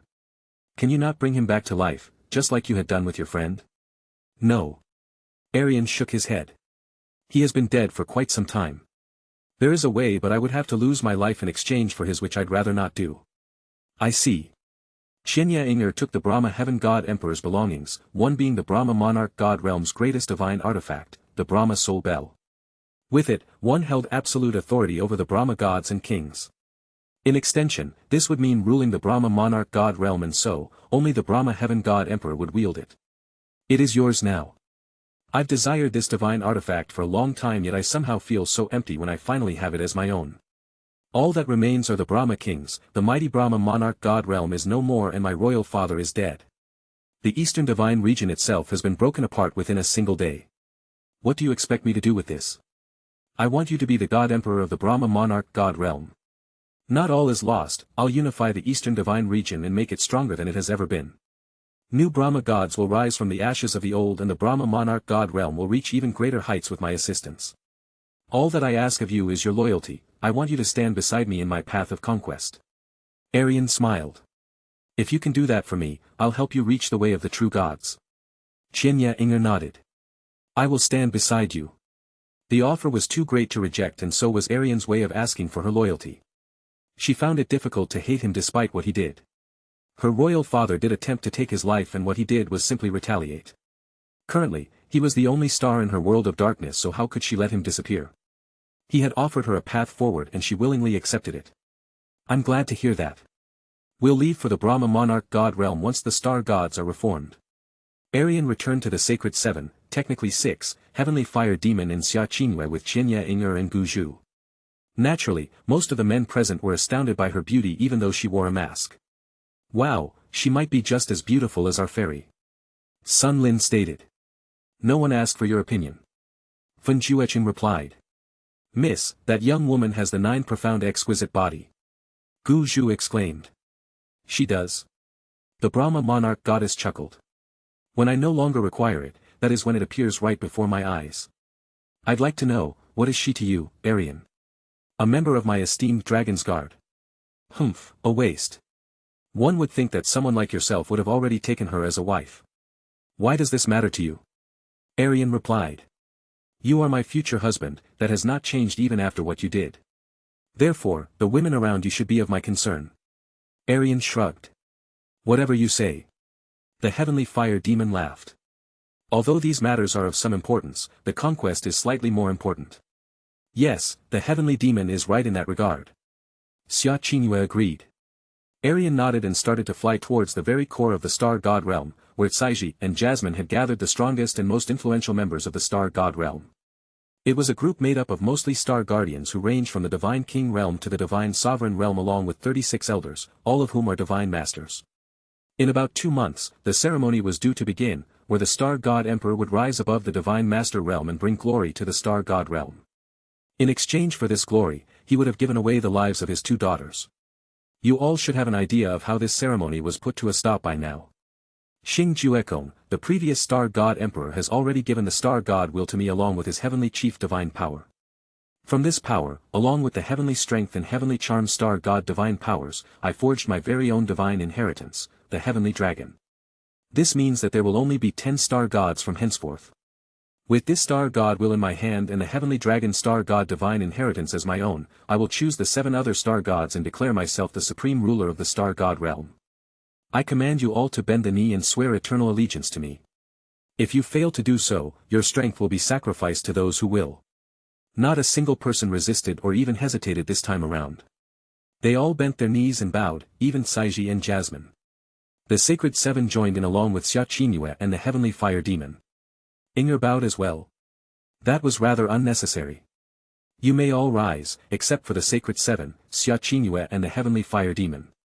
Aerion drew out the Heavenly Demon divine inheritance from the Star God wheel and forced it to join with the Heavenly Fire Demon. To his surprise, the Heavenly Fire Demon was perfectly compatible even without his assistance. You may rise, Heavenly Demon Star God. The Heavenly Demon nodded and rose to his feet. Then Aerion gave out the Heavenly Jade, Heavenly Poison, Heavenly Origin, Heavenly Sun and Heavenly Soul divine inheritances to Kai Rong, Wei Ling, Moe, Sun Lin and Tai Shu respectively. They all instantly broke through to the Divine Master realm as a result of this. Now for the Heavenly Flame Star God. Aerion integrated the Heavenly Flame Star God's inheritance with Fen Juecheng and he rose as well, leaving only Xia Qingyue. The Star God divine powers have all been given out, however, I have many more in store. Some from the Moon God realm and others from the Brahma Monarch God realm. The most special in my possession being the Purple Tower Moon God divine inheritance which was taken from the Moon God Emperor. Since the Moon God Emperor has already fallen to my blade, I need to assign a replacement. This Dragon Emperor has already decided on who will replace the previous Moon God Emperor and that will be you, Xia Qingyue. Will you accept this great honor and rule the Moon God realm in my name? Yes, I will. Xia Qingyue nodded without any hesitation. Aerion smiled. Good, I expected as much. Then take the Purple Tower Moon God's divine power and make it your own. Aerion gave the Purple Tower Moon God's divine inheritance and it joined with Xia Qingyue in mere seconds. He observed that she and the divine inheritance had perfect compatibility as well. Now you may rise as the next Moon God Emperor. The events which had occurred in the Star God realm were kept secret and did not spread far. The members from the other king realms weren't too optimistic about entering the Star God realm when 2 God Emperors along with countless divine masters failed to return, so they waited for some sort of public announcement. After 2 months, a single message spread to the entire Eastern Divine region with astounding speed, starting with all king realms except for the Star God realm. The people of the Eastern Divine region, the Moon God, Star God and Brahma Heaven God Emperors have all fallen. In this chaotic time, the Celestial Dragon Emperor has risen to unify the Eastern Divine region under one single banner, his banner. The banner of House Targaryen. All realms, whether they are low rank or king realms, are to be placed under the divine rule of the Celestial Dragon Emperor, Aerion Targaryen, whether through surrender or conquest. This is a formal declaration of the first and last dragon conquest of the Eastern Divine region. Those who resist will be humbled and shown the error of their ways through fire and blood, while those who surrender will be rewarded with the possessions of the fools who resisted. The Dragon Emperor awaits your decision upon the arrival of his divine army, realm kings of the Eastern Divine region. Chapter 161. Wuya, I failed you during this lifetime, so please allow Wugo to accompany you on your long walk to the Yellow Springs. Tisk, TSK, I don't think so. The cloaked man shook his head and wagged his finger. Who are you? A certain man, knowing who I am should not concern you in the slightest. Honestly, I'd be losing out on some big-time gold if I didn't stop you from killing yourself. You're of some value, so I can't let you die yet. Just know that I'll be walking you off to the Celestial Dragon instead of the terrible Yellow Springs. The Celestial Dragon Emperor, the killer of Wuya. Ah, Aerion did, indeed, kill him, but who cares? He stood in his way and paid the consequences. It's just some mortal who was fated to die soon anyway. Miss, you spread your legs to a man quite a few times, which resulted in 2 beautiful children. Surely, you can't abandon them so soon just because your original love died. Heh, you can also return to that husband on Blue Pole Star once and for all after reuniting with your children. No, I must accompany him. Nonsense, you must accompany your children. Or do they even mean anything to you? You know, I didn't quite think of my children too, which led to many terrible consequences which I still regret sometimes. Your wish to die is terribly selfish, and so, I can't let you go through with it. The promise of gold certainly helps though, ha ha ha. The cloaked man laughed. Yuwugo suddenly froze and the cloaked man took her away. Aerion sat on a table with his mightiest warriors, made up of only late-stage divine masters. He had used the spare cultivation strength from the previous inheritors along with heavenly resources from the seventh heaven realm to help them all reach the late stage rather swiftly. This was a meeting which would dictate how they would conquer the eastern divine region. He had already decided on how things would go, so this was only to inform the rest of his plans. The first phase of this dragon conquest is rather simple. We are going to conquer all of the king realms and put them under House Targaryen, starting with the Brahma monarch and moon god realms. The 9-star gods will leave for the moon god realm along with Xia, while the Brahma monarch goddess and I secure the Brahma monarch god realm. Once the new god emperors, Xia and Inger, are acknowledged, everyone is to regroup in the star god realm. Then we will all march onto the eternal heaven realm, conquering the last of the king realms. Phase 2 will naturally begin afterwards. Are there any questions? Can we really take the moon god realm without you, my lord? Sun Lin inquired. Of course you can, you have Qingyue. The moon god should not resist too much as she has the purple tower moon god's divine inheritance and the imperial moon glazed pearl. You don't need me at all. Oh, I see. Once everyone was dismissed, Aerion wanted Xia to remain. I have utmost faith in you, Qingyue, but if things go south, be sure to inform me. I'll settle the moon gods with ease. I thank you for the offer, your imperial majesty, but I don't think it will be necessary. Aerion smiled. Then the next time we meet will be in the star god realm. Wait. Is there something else you'd like to talk about? Yes, there is. I've noticed that, despite starting from the same planet, you have managed to get so much further than myself in terms of cultivation. How is that so? Well, I do reap most of the opportunities which are given to me. Unlike you, I don't stay in the same place. One can only go so far with meditation. I see. You did become an emperor and even rose to the very top in the god realm while I remained in the immortal frozen cloud palace. Every time we met, you had always taken a giant leap forwards and extended the gap further. Even temperament-wise, you grew wiser and developed into a figure everyone would be willing to serve. If only I had joined you sooner, perhaps. The present is what matters, Qingyue. You are right about that, Aerion. Xia smiled. In truth, the reason why I decided to finally leave the frozen cloud immortal palace and join you was to find my mother. I knew that you would eventually reach the peak once more, as you had always done, so it was only a matter of time before I was able to reach her. Now that I have the purple tower moon god's divine inheritance and primal chaos is becoming yours, I believe that day is fast approaching. I know this is asking a bit too much, but I want you to help me find her. Could you do that for me, Aerion? Aerion chuckled. Since when did you get such a sweet tongue? Of course, I will. You are one of my god emperors, so it's only natural that I should assist you with matters of such importance. But I can't promise you anything, as finding a single person in a vast god realm is not an easy task, especially without a name. There is a person I could go to, however, and he might be able to tell me, but it's not guaranteed. Xia nodded. All I ask for is your greatest effort. If she cannot be found, then so be it. Then it is agreed. Is there anything else you would like to mention? No, that will be all. I'll prepare the divine army for the conquest of the moon god realm. Good, I look forward to hearing news of your grand victory. Aerion nodded. Aerion turned around and started to leave, his silver hair lightly swaying with each step. Even Xia frozen heart couldn't help but flutter slightly in his presence. He had matured into a most charming emperor, after all. The Brahma monarch god realm. The Brahma monarch god realm was in an unstable state with no clear leader, only a host of divine kings. The 3 Brahma gods were dead, the Brahma heaven god emperor had fallen, and the Brahma monarch goddess, the heir to the seat of god emperor, was nowhere to be found. The people of the Brahma monarch god realm remained hopeful, as the Brahma monarch goddess was the fiancée of the celestial dragon emperor. This idea seemed to be slightly far-fetched, as the Brahma heaven god emperor himself was slain by him, but they hoped nonetheless. So this is the Brahma monarch god realm. Aerion smiled. A wonderful place, if I do say so myself. I will gather the Brahma kings and announce my rise to the rank of god emperor. Having you around isn't necessary, as they will all acknowledge the Brahma soul bell. You're too cold, Inger. I only wanted to spend some time with you. Now that I think about it, maybe I should go to the eternal heaven realm instead. I never said you were unwelcome. You will have to stay here and help me bury royal father. Aerion nodded. I will.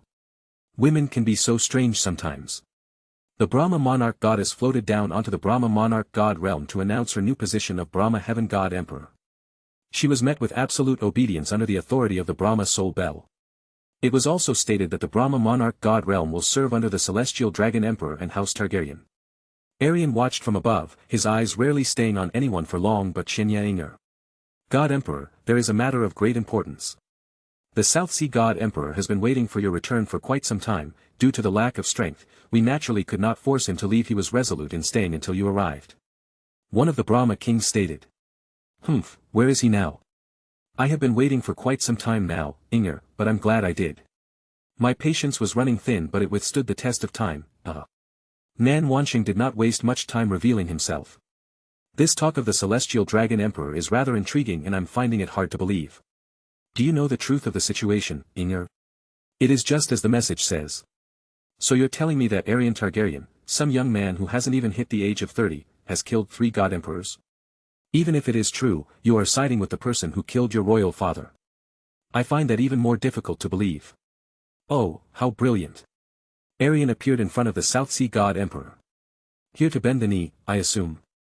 I admit, my empire does not have a foothold in the southern divine region and it would be a great favor if we did.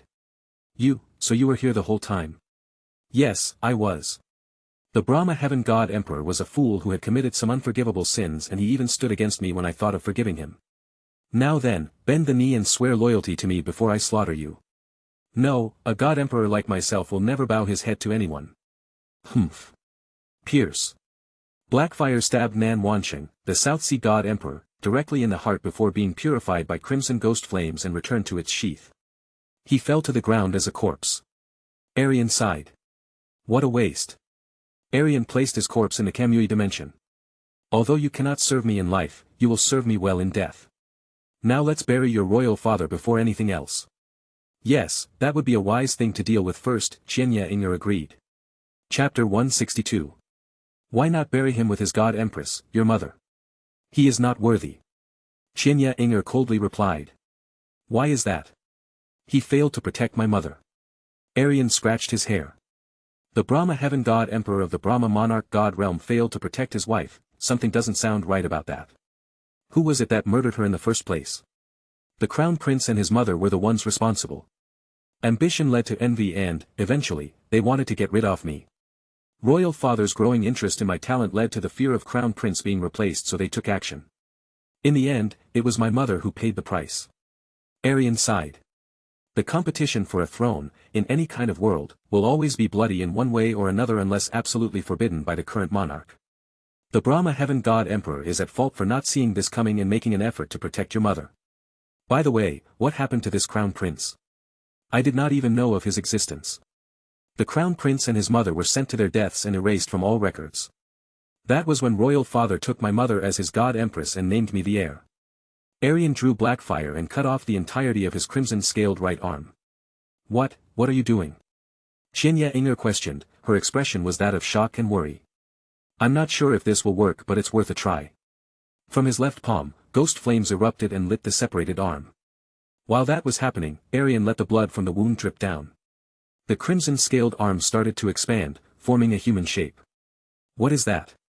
A clone made from my fire and blood. Aerion chuckled.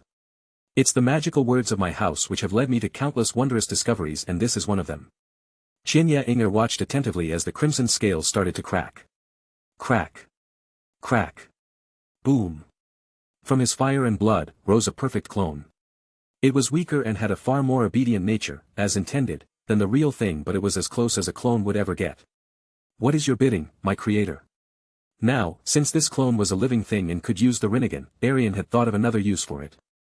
I want you to use the Samsara of Heavenly Life technique on the Brahma Heaven God Emperor. I will fulfill your will, my creator. The Fireblood doppelganger nodded as he activated his Rinnegan and put his hands together. The Samsara of Heavenly Life technique, do you plan on returning Royal Father to life? If so, why hadn't you done so sooner? I didn't think that it'd work. Originally, it should take my life in exchange for his, so I wasn't willing. But giving away an arm for your Royal Father? I am certainly willing to do that, though there is no guarantee that it's going to work. Outer path, samsara of heavenly life. The king of hell emerged from the ground and opened his mouth, releasing the soul of the deceased Brahma heaven god emperor. Then it disappeared and the fire-blood doppelganger turned into ash. Aerion's right arm had already started regrowing with the first stage of scale regeneration, the fire. Ugh! Aerion spit out a mouthful of blood and felt his body weaken severely. It was becoming increasingly difficult for him to keep consciousness. Am I still going to die? Aerion shook his head. No, not in exchange for some trash Brahma heaven god emperor. The consequence will always be the death of the user. This dragon emperor's life is clearly more valuable, so how could I die like this? I'll simply reject death once more. Heaven-absorbing silver claw. Aerion's silver scales emerged from his right arm as they started to absorb everything in the vicinity. His life force started to recover quicker than it was being lost eventually. The consequences of the samsara of heavenly life technique faded and he was once again able to breathe. That was too close for comfort. Aerion's breathing was heavy and he started to make a proper recovery. If it weren't for my fire-blood doppelganger taking most of the backlash, then I would have most certainly died. Never mind me, your royal father is as good as new. Qinya Inga remained silent as she watched Qinya Fantion stand up. Aerion was not bluffing, he was as good as new. His body had been fully rejuvenated by the king of hell before his soul was sent back. Inger, son-in-law. Your Highness, we should bow our heads to the Dragon Emperor. It would not be wise to fight against him as he has already defeated 3 god emperors. An elder advised the crown prince. Yu Xuanga laughed. Do you honestly want me to believe that? Why have they not said anything in public then? The only logical reason is that they are all dead. As such, the Imperial Moon Glazed Pearl should be in the possession of the Celestial Dragon Emperor along with the Purple Tower Moon God Divine Power. Royal Father was a fool. Not only did he lose the Purple Tower Moon God Divine Inheritance, but he also lost the Imperial Moon Glazed Pearl which has put us in this difficult position. Yu Xuanga sighed. If we find ourselves overwhelmed, then we will naturally have to surrender. No, by the message it is clear that he demands instant submission and not surrendering once we've already been humbled. Humph, you truly are a coward. The Moon God realm should not bow its head to anyone, never mind some child who has not seen 30 years of life. A Moon God countered. Then how will we get the Imperial Moon Glazed Pearl? It is clear that we must surrender immediately. If so, the Crown Prince will be given his rightful place as Moon God Emperor without much hassle except for the matter of bowing our heads. Another Moon God replied. Yu Xuanga shook his head. No, no, we will not bow our heads. Boom. Boom. Boom. Countless explosions sounded at the same time as the invasion of the Moon God Realm's core, the Divine Moon City, began. An attack. Yu Xuanga was caught off guard by the explosions. We must see who dares to attack the Moon God Realm. The core of the Star God Realm's fighting force had gathered along with Xia Qingyue. 9 Star Gods, 45 Divine Master Realm Elders and the future Moon God Emperor. The Star God Realm had grown increasingly more powerful under the assistance of Aerion's resources. 9 Peak Divine Sovereign Realm Star Guardians had risen to the status of Elder because of this, making the invasion force of the Star God Realm superior to the Moon God Realm's forces. The Moon God Realm has yet to provide his divine grace with a message of surrender and so, it will bear the consequences. In his divine name, warriors of the Celestial Dragon Emperor, strike down any who dare to defy and resist his grand ambition of uniting the Eastern Divine Region. The heavenly demon's roar filled the Celestial Dragon Emperor's forces with energy and raised its morale to shocking heights, something the scattered forces of the Moon God Realm could not counter. Xia Qingyue gave a nod of approval. No wonder why His Imperial Majesty places so much value in you. You have the bearings of a conqueror much like himself. The heavenly fire demon chuckled. I became an emperor through conquest but, ever since he freed me, I never once thought of betraying him and following my path. I wish to help him fulfill his visions now in any way I can, even if it is something minor. He bested me in battle, after all. I'll go and join the battle now. Victory is all but guaranteed. Xia Qingyue stated before joining the battle herself. In his divine name, the Moon God Realm will be conquered today. As the fire of conquest continued to rage on, the Moon God Realm's forces were being forced back by the overwhelmingly powerful forces of House Targaryen. Jasmine and Saiji combined their strength to slay 2 moon gods using a similar strategy both times. Saiji would battle them first while Jasmine would strike at the perfect opportunity, instantly killing the moon god. The heavenly fire demon's saber flashed as it slashed a moon god's leg. His combination of speed and strength was frightening, the moon god could barely keep up. These are the arts I've made and polished over the years, it's something your moon god arts could only dream of matching in combat. You. Halt, there's no need for further conflict. This crown prince is willing to hear the demands of the Dragon Emperor. Humph, there he is. The heavenly fire demon moved swiftly, leaving behind only a trail of fire as he dashed towards a certain crown prince. Bang! The heavenly fire demon punched Yushwanga's guts with such force that the man had to take several seconds to recover from the pain. While he was doing that, the heavenly fire demon's saber was only a moment away from slicing open his throat. Now, let's make this matter simple. We have the inheritor of the Purple Tower moon god divine power, and she just so happens to wield the imperial moon glazed pearl as well. That means that she is the rightful moon god emperor, and so, your title of crown prince is meaningless. You will abandon it and surrender the moon god realm to Xia Qingyue, the new moon god emperor. Or I'll slit your throat and this battle will continue, on to our eventual victory. Choose wisely. The heavenly fire demon's threat and fiery tone made the crown prince fear for his life. Despite looking absurdly handsome, the heavenly fire demon's killing intent made him truly appear as a heavenly demon. He was not afraid of staining his hands with oceans of blood, and this was clear. I surrender. The moon god realm is in the hands of the future moon god emperor, which was elected by the celestial dragon emperor. The heavenly fire demon chuckled. You were a dead man either way. Slit. Outrageous. A moon god roared. The crown prince's words are meaningless. Bow before the new moon god emperor or face death, it is that simple. The heavenly fire demon stated. Xia Qingyue took out the imperial moon glazed pearl and the rest was history. The moon god surrendered to House Targaryen and Xia Qingyue was made god emperor. Royal father, Aerion truly managed to return you to life. He did. Xinya Fantian glanced in the direction of Aerion. You do not seem well, son-in-law. That is because I decided to use a forbidden technique. Aerion smiled. No matter, you're back in the flesh. I killed you in my rage when you fought against me, but now I am less inclined to do so again. That is good to hear. Xinya Fantian chuckled. Or else this would become an eternal cycle, eh? But, before we can proceed, I need to know something. Ask ahead. Dragon Emperor, the Emperor. Aerion's aura burst with explosive strength as a dragon roar resounded across the Brahma monarch god realm. This only lasted for a few seconds, enough for him to ask the simple question. Well, then, tell me the truth of the death of Inger's mother. I'd like to know if you were involved in any way. As you command, son-in-law. Chapter 163. In truth, it was I who killed her. The chances of that being true were existent, but Aerion still found it shocking. The Brahma Heaven God Emperor had killed his own concubine, but for what reason? Making Inger his heir and announcing that her mother was his god empress, it was all to gain her complete loyalty. So that's how it is. Aerion sighed. I'd like to ask why you did so. Ah, that is rather simple. Xinya Fantian gave a cold laugh. Inger still had a fatal weakness back then, and that was her mother. Her talent far outshined my original successor, so I was willing to use him and his mother as a scapegoat in exchange for an even greater Inger. She cared too much for her mother, and so, I got rid of the weakness myself. I feared that upon the death of her mother, she would lose her ambition and goals, so I simply transferred this affection onto myself by gaining her absolute loyalty. This was not a difficult task, all I had to do was name her mother my god empress once she died. Aerion closed Dragon Emperor and all of his dragon-like features disappeared, along with his great power. What was I saying? Tears, from the cold Brahma monarch goddess. I half expected for the Brahma Heaven God Emperor to live slightly longer than this and atone for his wrongs. But this revelation would stop that from ever happening. To Inger, he was already a corpse once more. Do what you wish with him, I do not care. She wiped the tears from her face and coldly turned around. Inger, did I say something wrong?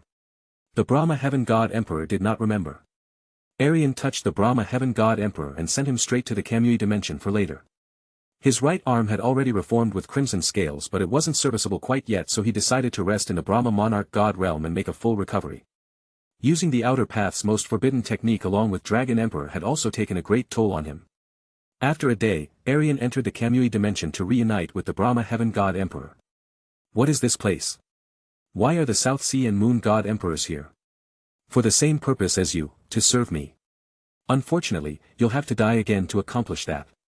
Aerion drew Blackfire and opened Silver Calamity along with Phase 4. So you return me to life just to kill me again? I got the truth from you and that was all I needed, Xinya Fantian.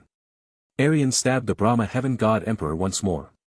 Then Aerion brought out a couple of black receivers once Tgthegood had fully died. What path should you represent, Tgthegood? Aerion laid in the chambers which the new Brahma heaven god emperor had given him. It was luxurious, to say the least. The comfortable bed led him closer and closer to a deep slumber. He had come to realize that the use of the samsara of heavenly life technique did not necessarily lead to death as long as one had enough vitality to survive its backlash, which meant that he would be able to use it in situations he deemed necessary. Roshas, did you see my last dream? Yes, I did. Humph, a domain of ice conjured by a massive yet elegant ice phoenix. It wasn't quite a dragon dream, was it? No, it was an average dream. You thought of Vina and the threat posed by her. Your fears are not displaced. Among the ancestral gods it is likely that she hates you most. Because of my inheritance? Yes, Aerion's fire is the complete opposite of her ice. How am I to unite them all if such petty things stand in the way? Even more so, this is not something I can change. You must dominate, Roshas stated. Dominate? Humph, first I have to find her. She'll come to you one way or another. Aerion nodded and closed his eyes once more. This time he went over to visit the cloaked man and perhaps look around for the 10th floor once more. Hee, I have a treat for you, Rhaegar Targaryen. The cloaked man proudly announced. But it's going to cost you some gold, of course. What is it this time? Xia Qingyue's mother. The cloaked man chuckled. There is no better merchant than I in the wide universe, as I know exactly what you want and how to get it. Xia Qingyue's mother, you have her? Man, the lass got a little wrong in the head and decided to kill herself, but I sorted her out.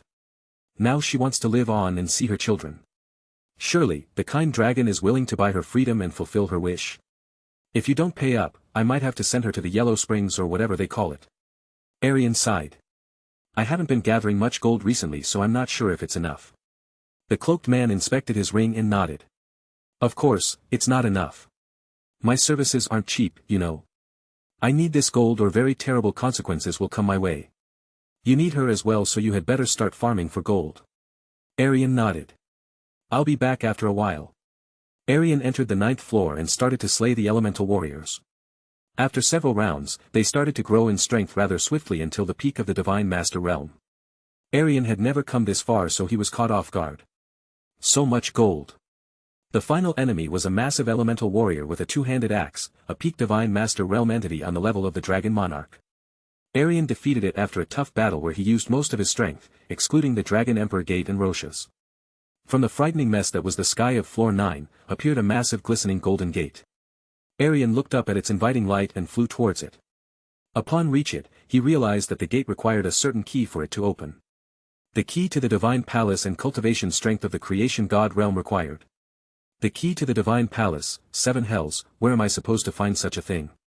Aerion sighed. The Divine Palace? Roshas frowned. It's the name of the transcendent being's dimension. Where would you get a key to such a place? Unless he provides you give an opportunity to get one. It'll probably be some sort of challenge, Aerion added.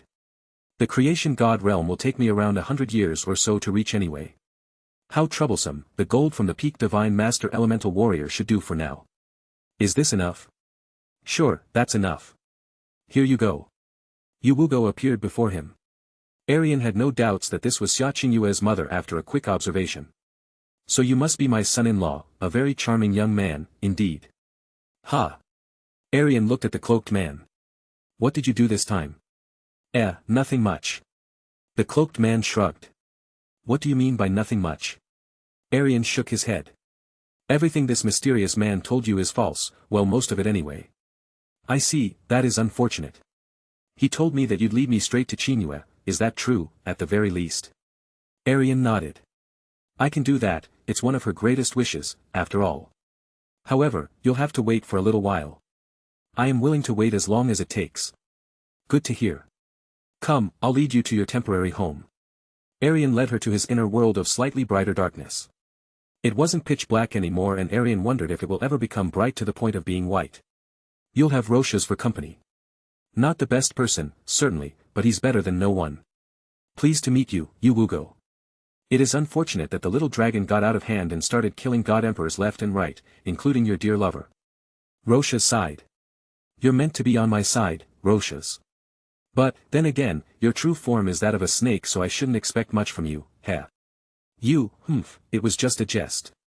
Anyway, I'll be leaving for the Star God realm soon, so you won't have to stay here for long. The Star God realm? Ah, Roshas explained to her the current state of the Eastern Divine region. What, why me? This god shouldn't care about the needs of a more dash. Aerion opened his eyes and realized that he was slightly warmer than usual. This was because the Brahma monarch goddess herself had embraced him. I take a nap and this happens. Although, he could not complain much. Qianya Inger was far too beautiful for that. Aerion chuckled. Inger, you should have asked. Her golden eyes opened and glowed as they looked into his violet eyes. Then it would not be much of a surprise, would it? I do like a few surprises. I want to thank you for finding the truth. Your wounds from that day are still present, which is likely why you did not go far from here and, instead, decided to recover. In the end, you went through that pain for my own selfish needs. Aerion shook his head. No, I wanted to find out the truth for myself as well. I'd like to ask for one more thing from you. The samsara of heavenly life, can you use it once more when you recover? Aerion nodded. Once I make a full recovery, it should be simple. If you can use it to return my mother to me, then I'll be eternally grateful to you. Qianya Inger stated, rather bluntly. Although I admit, there's not much more I can offer you. The Brahma monarch god realm and my hand in marriage are already yours. I want you to try your best to get on good terms with the heavenly slaughter star god. Could you do that? Of course, if it means the return of my mother. But I doubt the heavenly slaughter star god will ever accept me. Her hate runs deep because of the death of her brother. About that, you could return him as well. That is the only way I see it ever happening. Aerion smiled. I always wanted to meet Prince Shisu. After returning Qianya Inger's mother to life, Aerion rested for 2 weeks, where he spent most of his time in the 7th heaven realm and the 9th floor. As planned, they all regrouped in the Star God realm for the conquest of the Eternal Heaven realm. The Eternal Heaven realm was favored by the public due to its righteous and just acts of punishing criminals, so invading it would naturally cause an uproar. As usual, Jasmine looked at Qianya Inger with frightening killing intent, but Inger decided to ignore it this time around instead of adding fuel to the fire. Honestly, taking the Eternal Heaven realm will be easy with our overwhelming force, and so, I've decided to take it myself while the rest of you proceed on to Phase 2 of the Dragon Conquest. The high-rank star realms. There are around 450 high-rank star realms in the Eastern Divine region, but with 4 separate divine armies from each of the king realms. It shouldn't take long, especially once the realm kings begin to surrender. Qianya, you will take the Moon God realm's forces and conquer the southernmost high-rank star realms. Inger, you will take the Brahma Monarch God realm and conquer the easternmost along with those in the center of the Eastern Divine region. Heavenly Demon, I trust that you'll be able to conquer the western side of the Eastern Divine region with the Star God realm's forces. Yes, I will conquer those star realms in your name, my lord. And I'll take all of the northern high-rank star realms on my own, Aerion announced. Chapter 164. Qianya, I have a little present for you. And what may that be? Enter your temporary bedchambers and see for yourself. Aerion smiled. Although it wasn't me who found her, I still had to put quite some effort into earning the gold. In truth, Qianya could have found her since she was in the Moon God realm if she hadn't tried to kill herself. The cloaked man is a most useful merchant, indeed. Aerion watched as mother and daughter reunited for the first time in a good 2 decades. Qianya, it has been too long. Yuwugo embraced her daughter, tears flowing down her cheek. Look at you, you've grown into a fine young woman. You were only 4 years old then, forgive me for abandoning you. It was necessary to avoid bringing calamity upon your home. Even so, I acted selfishly once Yuwuya fell and decided to take my own life without seeing everything through. What stopped you from doing so? Qianya inquired. The shining star who goes by the title of Celestial Dragon Emperor. Yuwugo smiled. He was the one who saved me from the abyss of my dark thoughts with his enlightening and wise words. I did nothing of the sort. Where is she getting this from? I am indebted to you, Aerion. If there's anything you need once the conquest is complete, then you should inform me. Your loyalty is more than enough for me, but I'll be sure to visit the Moon God realm once in a while. Qianya smiled. I will be glad to receive you when that time comes. Haha, the cloaked man set you up good. Roshas laughed. In a good way, of course. What are you planning to do here? Jasmine asked. Bring Prince Shisu back to life, of course. What, returning people to life should be impossible, yet you seem just as confident as ever. Could it be that you found a method to do so? It comes from my godly eyes. They are capable of many things which most deem to be impossible, such as returning people to life. I've already done so with Inger's father and mother, though the father did not exactly live long. Her mother is doing even better than ever before. The person who asked me to bring back Prince Shisu was, in fact, Anger. She did? Humph, she caused his death anyway, but why would she care about it now? Jasmine inquired. To erase the hatred you have for her, of course. She doesn't wish for this hatred to last forever and make things difficult for all of us. I see, so you're the catalyst behind all of this in the end. Are you not excited to see him again? Aerion changed the topic. Jasmine shook her head. Of course, I'm excited. Aerion smiled. Then let's proceed. Upon walking to Prince Shisu's grave, Aerion wondered if this was the right thing to do. What if he was living his best life in the afterlife? In the end, Jasmine wished for this to happen and so, he decided to go along with it. After acquiring this new power, do you ever think of returning your dead family members? Roshas wondered. No, my views have not changed in the slightest. What is dead is already dead to me. Besides, Targaryens are cremated upon death. I don't believe the samsara of heavenly life technique can return someone from just ash. You never know, Roshas replied. Alright, this should be rather simple. Aerion put his hands together. Outer path, samsara of heavenly life. The king of hell emerged once more and opened its mouth, releasing Prince Shisu's soul and returning it to his newly rejuvenated body. Aerion took a step back and started to fight against the backlash while Jasmine kept her eyes on his burial site. Bang! Shisu awakened from his burial site. He looked like everyone had described him, a young man with handsome features. His cultivation strength was in the middle stages of the Divine Master realm as he lacked the heavenly wolf star god's divine power. Where am I? Home, Jasmine replied before embracing him for the first time in many years. Jasmine, you're here. Shisu chuckled. So I've truly returned to life. The star god realm is delighted to witness the return of the mighty Shisu. Aerion smiled. The star god realm, forgive me, but I do not know you. I've only come here recently so this is not surprising in the slightest. This place isn't the best for conversing. Jasmine and I will inform you of everything that has happened since your death, well most of it anyway. I understand. Shisu nodded. After reuniting with Jasmine, Shisu wished to speak with Aerion privately. You are an ambitious person, indeed. It's no wonder why the Brahma monarch goddess took a liking to you, my old self would have been quite envious, Shisu laughed. You've changed since then. Yes, she did lead me to my death, after all. I hope that she doesn't use you like she used all of those other poor men, but I doubt someone like you would allow it. Even more so, I doubt that she would ever come across someone as talented or handsome as you ever again. Aerion chuckled. Have your skills with the heavy sword rusted over all these years? No, not quite. I only lack the heavenly wolf star god's divine power. If I were to regain it, returning to my peak form shouldn't take long. I see. The only issue is that Saiji already has the heavenly wolf star god's divine power, so I will not be able to do so. Aerion smiled. You don't necessarily need the heavenly wolf star god's divine power to match your old self. A little bit of cultivation strength transferring should do just fine. Cultivation strength transferring? Why would you do that for me? Because you're a great warrior, of course, and great warriors need to be prepared for battle over the less valuable soldiers. Or are you not willing to fight for House Targaryen? If so, then you can remain in the star god realm and wait for the conquest to end. Since you're the person who brought me back to life and saved Jasmine along with Saiji from Royal Father's scheme, I cannot stay neutral in this dragon conquest. However, there's something I'd like to know first. What do you think of Jasmine? Aerion scratched his hair. What does that have to do with the dragon conquest? I'd like to know, that is all. Her devotion to you is so great that it's almost shocking. I just want to make sure it isn't one-sided, you know.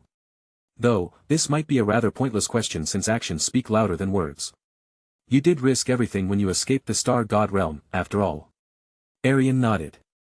I completely understand why you would want to ask such a question. The truth is that I feel the same way as she does.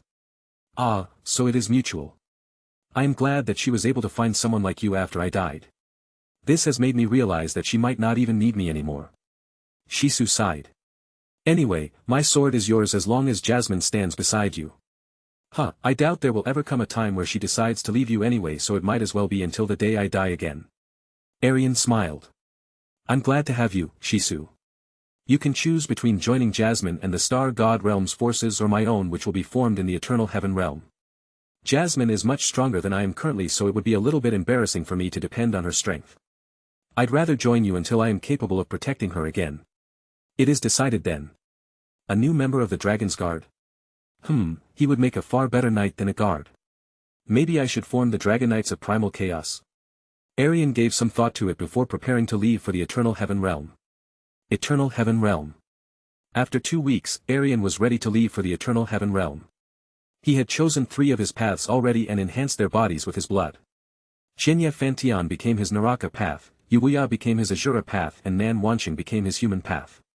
In terms of usefulness in battle, Nan Wanqing got the short end off the stick as the human path is useless in battle. Aerion had also managed to tinker a little bit and turn them into half-alive and half-dead beings with the help of his Anaji. They had a living body but their souls were warped to only one purpose, to serve. Because of this, they kept their original God Emperor body and did not necessarily require his direct supply of profound energy to continue living and be serviceable. However, if he did lend his profound energy, they would grow stronger accordingly.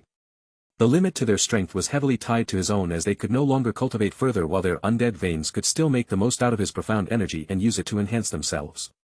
He could still see through his paths as they still had his eyes and control them if he wished. Aerion looked down on the Eternal Heaven Realm from the sky atop Rhaegar. Icy, Demon and Shisu had gathered as well. Suddenly, space opened up and 3 more figures emerged beside Aerion.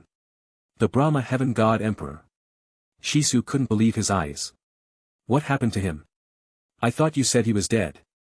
He is dead, Aerion replied. That has not changed, this is merely his obedient ghost. The Moon and South Sea God Emperors are much of the same. Rhaegar, since the Eternal Heaven Realm has yet to surrender, I want you to do a little convincing and burn down a few buildings. Burning things is my greatest pleasure, father. Rhaegar nodded. Right behind that is the thrill of battle. Demon, Icy, feel free to join in. Shisu, I want you to test your strength against another middle stage divine master. How am I supposed to do that? Those 3 God Emperors will take care of you, of course. They are more than capable of taking the Eternal Heaven Realm without any outside assistance, so you should be well protected during your duel. Very well. Shisu nodded as he floated down, accompanied by Aerion's 3 paths. Can I start now? Rhaegar asked. Sure, just avoid burning Shisu. Alright then. A dragon's roar resounded across the entire Eternal Heaven Realm as a crimson dragon pierced through the clouds and descended onto the mortal realm. After a single breath, dozens of buildings went up in crimson flames along with thousands of screaming Eternal Heaven Realm members. These are the consequences. Aerion coldly looked down on the Eternal Heaven Realm, his violet eyes glowing with a tone of ruthlessness. Chapter 165. Rhaegar displayed the dominance of a true dragon, crushing and burning anyone who resisted. Meanwhile, Aerion simply watched from atop.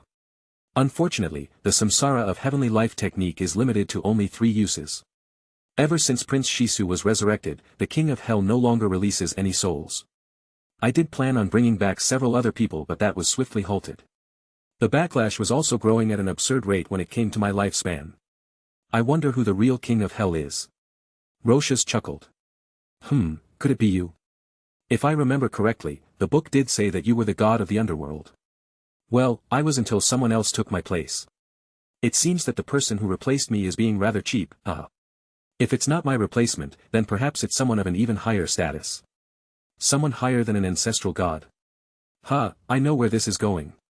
It's either the current lord of the underworld does not wish to release any souls or that your eyes can only use that technique thrice.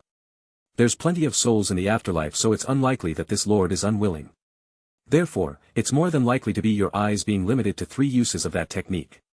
Even though you hadn't died from those uses, you should have noticed that your lifespan shrunk greatly as well, Roshas added. Aerion nodded, slightly regretful. He didn't want to admit the truth. After the 2 weeks of rest, he did feel refreshed but his body simply wasn't as perfect as before. Scale regeneration was much slower and his profound energy reserves were smaller. He couldn't reach peak performance even if he tried, he was a lesser version of himself. It was as if a greater part of him had been taken away with each rebirth. This was especially true with Shisu's case. The King of Hell requires something to rejuvenate them, after all, and he takes it directly from you. Short-term wise, you should be fine, but long-term wise, it's not looking good for you. You probably have around 2 years left, 2 years. Aerion's eyes widened as Roshas said that. It was worse than he had ever expected. The Brahma Heaven God Emperor did not do much to lessen your lifespan and Inger's mother was a slight decrease. You probably went from a good 200,000 years to about 150,000 in terms of lifespan, which wasn't significant to you. But, upon bringing Shisu, the King of Hell took far more than last time. The amount seemed unnatural, but that's beside the point. Even if you amass many more breakthroughs, you still only have 3 years. That's the best case scenario, of course. Your only hope is the primordial seal of life-death, little dragon, and it just so happens to be in the possession of the Brahma monarch god realm. That way, your little lifespan shouldn't be a problem as long as you have it on you. It only stops aging. Will I ever regain my true self? That's what I wish to know. Your fire needs to be alighted once more, you need to be reborn. So I'd say the true god realm should be enough to regain most of what that king of hell had taken away. Only 3 uses and it takes most of your lifespan. What a trash ability to have. Not only that, but you also used it to bring back 3 mortals. Even worse, you did it all for your mortal women and not yourself. As an ancestral god, I could have blinked once and any minor god below the creation god realm would return to life. The transcendent being would question my decision, but that was the only true consequence. So this is the pitiful mortal life. I must attain the primordial seal of life-death at all costs. The Emperor. Aerion dismounted off Rhaegar and started to conquer the eternal heaven realm on foot. The first person he laid his eyes on was a late-stage divine master who had been causing some problems for Rhaegar. He opened Silver Calamity and activated Phase 4. I'll be relying on you, Roshas. Fine by me. Aerion's hair turned black as he made use of Rosh's darkness profound energy and walked closer to the divine master. Acknowledge me as your lord. The divine master bowed without much hesitation. Yes, my lord. Follow. Aerion walked past him and started to make the eternal heaven realm his by mere domination. The army following him grew swiftly as he took the core of the eternal heaven realm in just a couple of hours. Upon growing tired, he would simply substitute his lost profound energy with the profound energy of his followers. Shisu had already beaten his middle-stage divine master combatant while Aerion's paths sorted out everything around him. It seems that I am, indeed, slightly rusty. Why do you seem so glum all of a sudden? Aerion looked to his left. It's nothing much. We will spend a month here to consolidate power and increase your cultivation strength before spreading north. You will go and accompany the Star God Realm's forces while I take the northern high-rank Star Realms on my own. Very well. Shisu nodded. Unfortunately, your plans will have to be cancelled, Rhaegar Targaryen. A cold voice seemed to have frozen the surrounding area still. A formation was made instantly, covering about 10 kilometers of space, which wasn't much to a divine master realm cultivator. In fact, it was insignificant and could be covered in no time whatsoever. No running today, 5 figures floated above Shisu, Aerion and a group of divine masters from the eternal heaven realm. With a single wave of the hand. All of them but Aerion were sealed in ice instantly. Aerion observed the 5 figures and felt a deep wave of dread rush over him.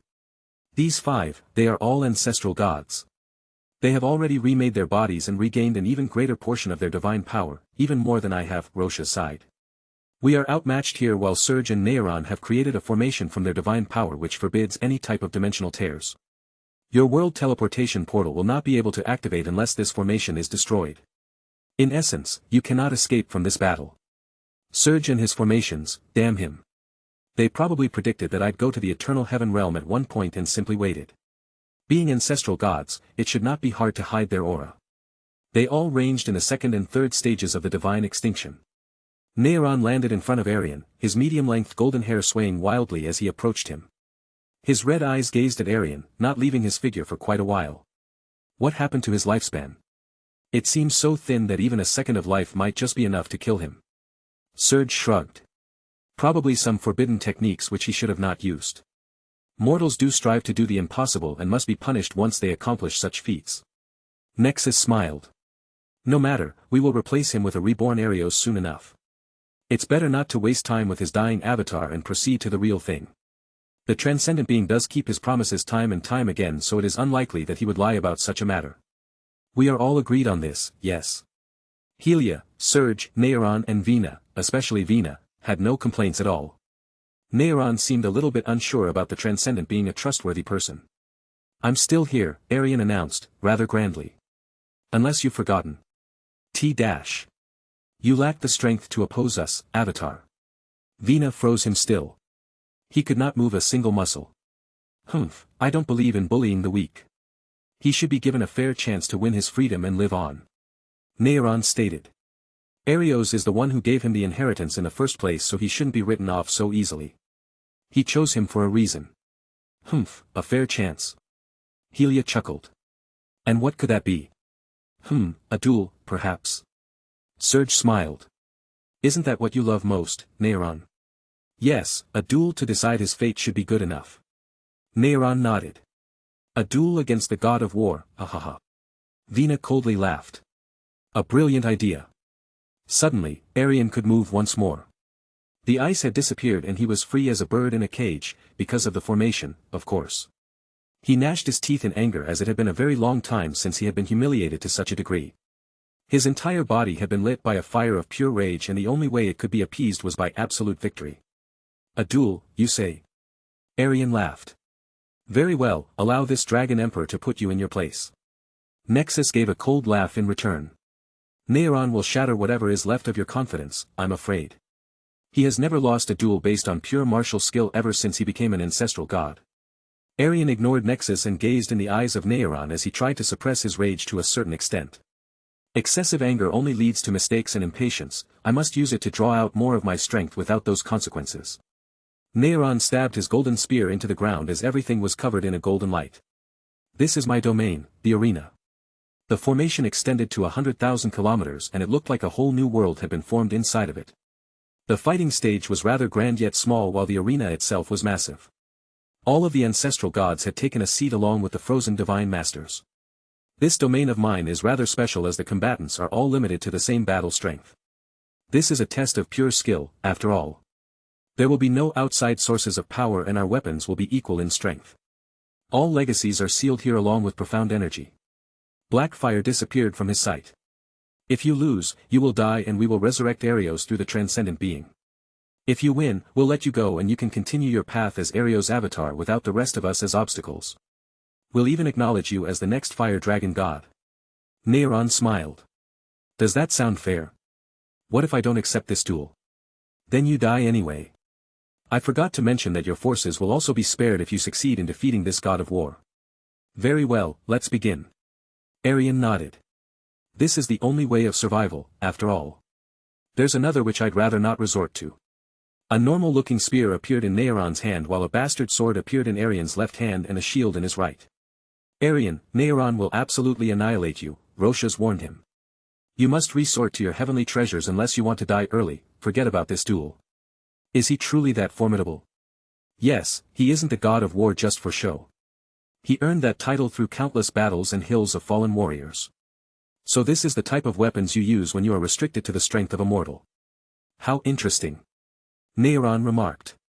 Roshas is with you, as expected, but he won't be able to help you here. It's just you and me. A crimson light appeared on the middle of the fighting stage, signaling the beginning of the duel. Chapter 166. I have a feeling that Aerion will want to play around for a little, how about we have one of those divine masters join us as spectators of this wonderful duel? Serge looked at Vina. The one Aerion was talking to especially, he looks like a promising young man.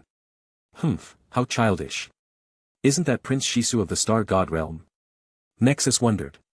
He reminds me of him. You have nothing to do, imagine paying attention to mere mortals. Helia sighed. Ah, but Aerion is a mortal, isn't he? Serge chuckled. Not quite, he has Aerios' full inheritance so he can't be classified as a mortal. His cultivation strength is lacking, so he is a mortal. Nexus stated. We all watch mortals from time to time, there's nothing wrong with that. Then we're all mortals, idiot. His true battle power is slightly below ours with the assistance of Roshas. I wouldn't call him a mortal. Helia replied. We were full-fledged ancestral gods created and chosen by the transcendent being in the past while Rhaegar Targaryen was born in a mortal world. There's a huge difference between us and him. Nexus countered. Man, whatever. Serge shrugged. It doesn't matter, all I know is Aerion is going to win after embarrassing him. You are all wasting breath on such irrelevant matters. Aerion is not an ancestral god but neither is he an ordinary mortal. With every day, he comes closer to reclaiming Aerios' throne, which is admirable. It shows that he is, indeed, gifted above that of a mortal. Vina stated. But his journey will end here. Prince Shisu's ice disappeared and he was able to move once more. He looked around and it took him several seconds to even comprehend what was happening. Aerion was fending off a certain warrior while a group of absurdly beautiful people watched. It was all rather confusing so he decided to ask a few questions. Who are you all? Serge coughed. We're just the spirits of a few ancestral gods, nothing much. Please, come and join us. You won't be living for long anyway. I believe he had already died several years ago, Nexus added. Oh. Maybe you're the reason why Aerion's lifespan is in such a terrible state. Serge chuckled. What a waste. Shisu frowned. What do you mean by that? Bringing people back from the dead isn't easy. Serge shrugged. You look like a smart young man, so you should be able to make the links, yes? I didn't know that. He never told me about the consequences of the samsara of heavenly life. Are they greater than he made it seem? Clearly. Serge replied. Confident people like him rarely show their weak side to anyone. He probably didn't want you to worry about it either, as you seem like a caring guy. How long does he have left? I'd say 2-3 years. No, I won't allow it. Is there a way to reverse what has been done? Probably not. You're here to stay, my friend. For a little while, at least, Serge smiled. Shisu shook his head. There has to be a way. Shoo and enjoy the duel before Vina freezes you again. This is a great honor I've bestowed onto you, so you should cherish it while it still lasts. You're unexpectedly good for a mortal. Aerion smiled.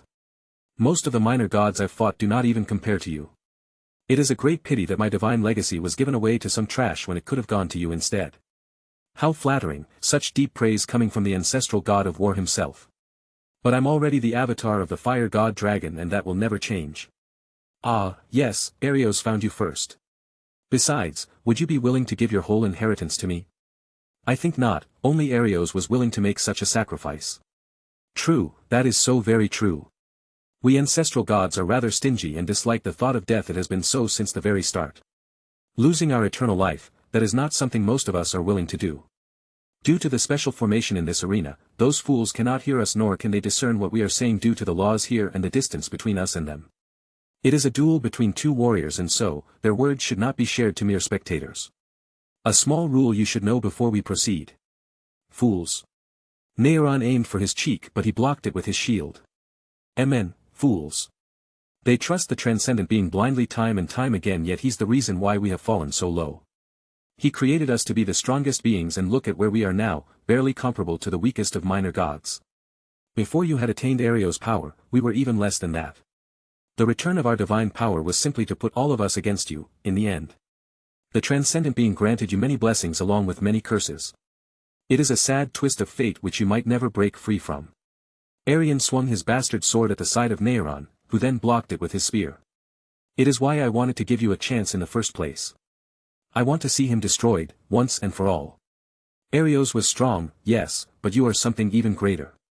You living on would grant us a greater chance of victory, as you would grow into something superior to him. Besides, killing you would be playing right into his plan. It is what he wants us to do. So you're going to let me win? No, you are going to earn it. Aerion smiled. After observing you for all these years, I believe you have the skills necessary to do so.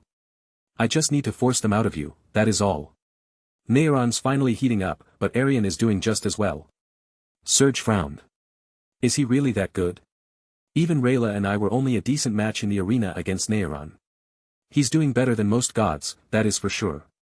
I wish that the arena allowed us to hear their conversation. It's a great pity. Helia sighed. So, there's a chance that he can win? Prince Shisu inquired, hopeful. The ancestral gods coldly laughed. Mortals. Aerion did not feel the passage of time, as their duel seemed to last an eternity, with neither of them taking big steps forward. Aerion had been holding back until most recently. You learn quickly. Aerion approvingly nodded. Battle is truly where you belong, Rhaegar Targaryen. Our gap has lessened with every blow, and the scenario of me losing has become more likely. Even before we began, your skills in combat were unparalleled among all mortals, but now it may rise to become unparalleled among all gods. You are worthy of the title, Heavenly Genius. His praise was sincere, and it did make Aerion slightly more joyful as he was slowly approaching his victory. Now it is time that I test your abilities once and for all. This will decide whether you live or die. I want you to live, but if you prove to be unworthy, then so be it. Aerion nodded. He had already gone through about over 100 shields, and Aerion had shattered his current one with one powerful blow. He stepped to the side to avoid Aerion's spear point. Perfect counter. After taking the step to the side, Aerion slashed at Aerion's left arm and dodged his next strike. He was using his speed instead of strength to create wounds while getting none in exchange. Instead of asking for another shield, Aerion grasped the bastard sword with both hands. It seems to me that you never needed a shield, eh? The shield helped me defend against your attacks while I observed them. Aerion smiled. Now that the shields have served their purpose, I can finally win this duel once and for all. Aerion chuckled before striking Aerion once more. This was meant to be a sure hit, something that no one should be able to dodge. Perfect counter. Aerion dodged the spear point and used his momentum to close the distance between the two, getting into the perfect range. Pierce. So, I lost. Aerion seemed rather joyful despite the bastard sword which had been driven through his chest. In truth, weirdly enough, that was the source of his joy. What? Serge got up from his seat. Aerion has to be jesting around, there is no way Aerion beat him at his best. Man, what was Aerion thinking anyway? It looked like an intense sparring session for most of the duel, not a life-or-death battle. Rhaegar Targaryen is declared the victor. The arena stated. And so, the rest of the ancestral gods will not act as obstacles in his path and acknowledge him as the fire dragon god successor. He and his followers will be released. The ancestral gods are highly recommended to part ways from the Dragon Emperor for now. What nonsense, are we truly going to let go of him just because he won? Helia laughed. Vina nodded. He must die no matter what. Aerion and Aerion's wounds healed. In mere seconds, their profound energy returned and they were once again able to make use of it. The spectators were also allowed to intervene now as the golden glow of domain faded and they returned to the original formation. I must say, that was a brilliant duel. Nexus stated. But we can't let you go just because you won some pointless duel. Vina waved her hand and Aerion felt his body freeze up once more before Aerion blocked the ice with his golden spear. Do you all have no sense of pride or honor? Aerion frowned. He won and is free from our antics, one and for all. Aerion, are you choosing a mortal over your fellow ancestral gods? You would rather choose this mortal over Arios? Nexus chuckled. Honor, kindness, love, such things are the restraints of mortals, are they not? We, the superior ancestral gods, should have no place for anything of the sort. Aerion shook his head. Speak for yourself, god of peace. We should not fall to such low standards, a promise was a promise, and so, he is free. If you have a problem with that, you'll have to go through this god of war first before you lay your deceitful hands on him. Nexus sighed, so be it. Serge, Helia and I will deal with you while Vina will finish what she started. Chapter 167. You three dare to stand in this god's way. Serge nodded as he extended the size of the formation and strengthened it further with the assistance of Nexus and Helia. So, you can't beat all three of us, god of war or not. Aerion will die here and we will witness the return of the true fire dragon god. It is so very simple. Helia smiled. You're outmatched, Aerion. Vina will deal with the mortal and then she will assist us in subduing you. Damn you all. Aerion raised his spear. My little inheritor should have dealt with you by now. It was unexpected that you would make your way to primal chaos and begin cultivating as only ancestral gods can travel between dimensions so easily. Humph, no matter, you will die here. Aerion felt a cold chill before his body started to freeze once more, however, he resisted this time. His hair turned black once more as he released Rosha's power along with Dragon Emperor. His power crossed directly into the divine extinction realm as he felt his flame alight once more. Aerion merged his ghost and crimson flames, forming the crimson ghost flame. Then he merged the crimson ghost flame with Rosha's dark void. The crimson color faded completely, being replaced by the darkness. It spread until both fire and darkness were equal in terms of dominance. The flame itself was mostly black with glimmers of white light as if the flame were the night sky. Although it was the most beautiful flame of all, it was also the most terrifying. The flame which purifies and taints all who oppose it. The star flame. This, curse you, Roshas. You are the reason why we have fallen so far in the first place, yet you continue to stand in our way. You wish to be king and now you've become a mortal's puppet, haha. Vina laughed. How pathetic. This is where your ambition has led you. Aerion chuckled. We are one being. If anyone is a puppet, then it would be you. I am free to decide and walk my path while you follow the transcendent being's will. Even after all of his acts of treachery, you continue to believe in his word. Aerion coldly laughed. You are all fools, indeed. Humph, it does not matter what you say, the result will be the same. This flame of yours will not burn for long, so I merely have to wait for it to die out. With a wave of her land, she created a domain of ice where only they resided. You are not the only one capable of forming domains. Infernal void of endless destruction. The star flame from his palm extended to create a domain of fire and darkness which fought against the ice. Vina used her domain for defensive purpose while Aerion used his infernal void of endless destruction to taint and burn through the ice. The ice regenerated quicker than the fire burned through it, so Aerion had to do something else. A valiant effort, Vina remarked. But it was all for nothing in the end. You underestimate my capabilities. Heaven-absorbing silver claw. Aerion absorbed some of her ice domain before transferring the profound energy to his right arm. How about this? Heaven-destroying infernal void of endless destruction. Aerion's domain greatly increased in strength and completely burned through Vina's ice. Boom. The domain of ice shattered and Aerion's domain vanished as well, once his profound energy depleted. Dragon Emperor, Silver Calamity, Aerion's gates closed one by one as he almost fell into a state of unconsciousness from the lack of profound energy. However, as long as Vina had been defeated, this would have been worth the effort. The ice around her had crumbled to reveal her heavily wounded state.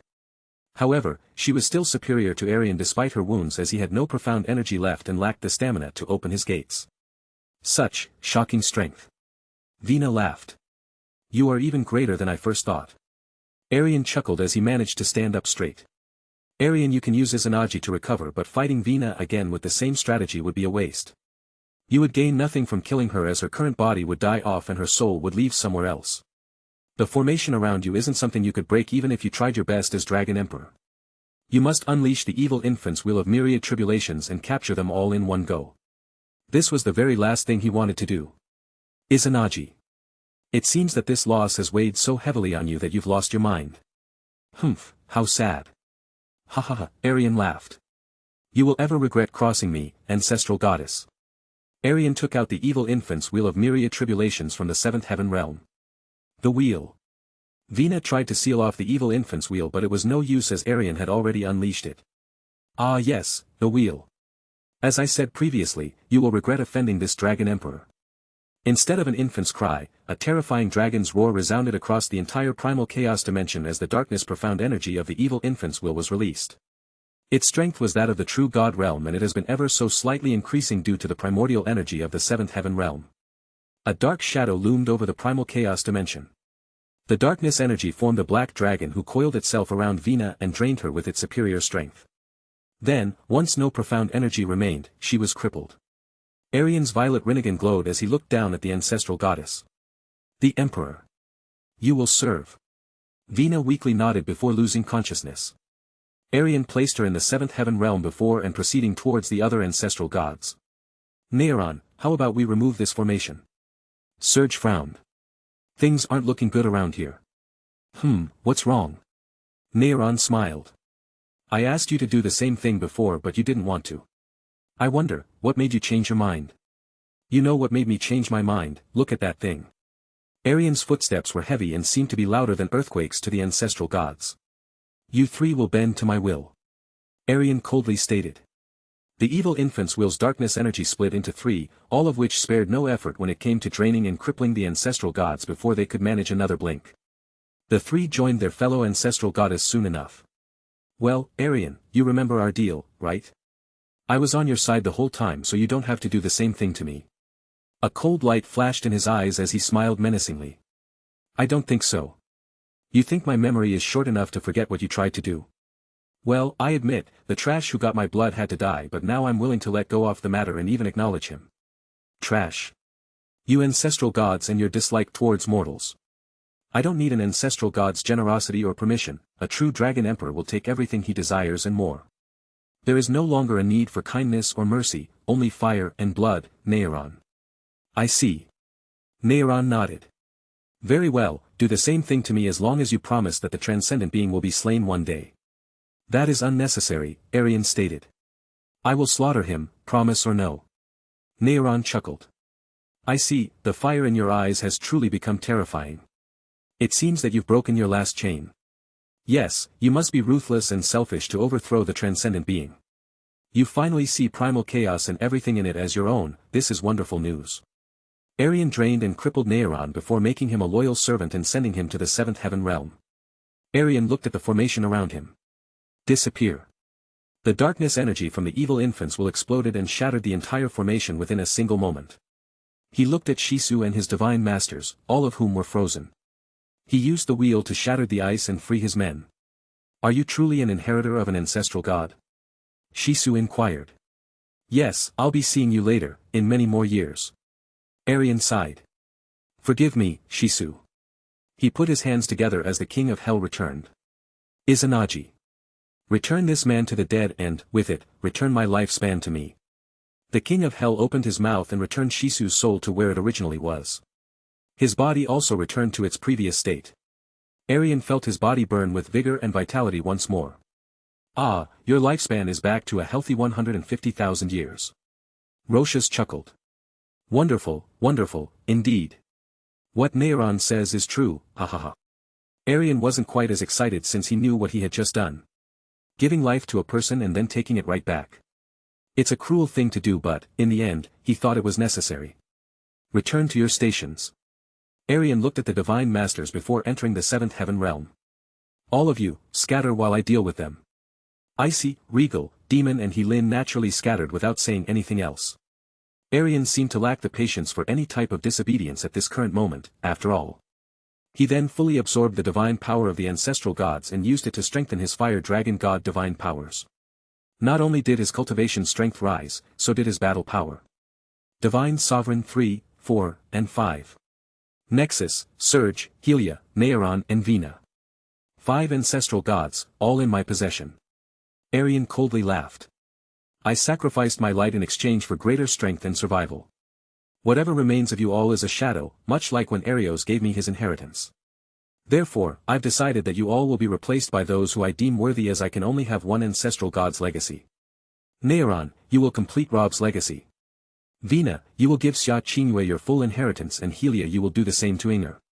Nexus, your inheritance will belong to Helin and Surge, your fate remains undecided so you will be joining me.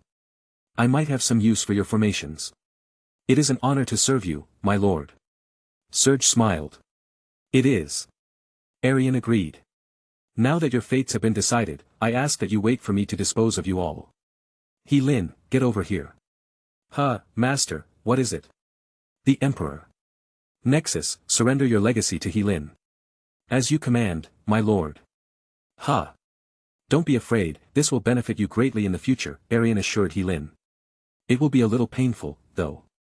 Aerion laid in a room in the Eternal Heaven room as he collected his thoughts. How long was the duel? Around 2 days but it must have felt like years for you. It did. Aerion sighed. Although I have not become a crying vegetable who wants to destroy the world, I've certainly become something far darker than before. I might truly lose myself with a second use, it is something I absolutely must not do. You are strong enough to resist becoming that with only a single use. But, yes, you've changed greatly. Using the wheel a second time doesn't seem to be necessary with your current strength so you needn't worry about that. Primal Chaos was warned with that dragon roar so I believe the western and southern divine regions should begin fighting against you. Let them come. Aerion's ultimate goal was no longer to forge the empire of Primal Chaos or even reclaim his rightful place as the fire dragon god, it was something far greater. It was now the grand ambition of overthrowing the transcendent being. Chapter 168. In just a single month, every single high-rank star realm in the northern regions of the eastern divine region was pressured to bow its head and bend the knee to House Targaryen under the supreme might of the celestial dragon emperor and his legion of devoted warriors. The few star realms which resisted were dealt with in a ruthless manner, setting an example for the rest.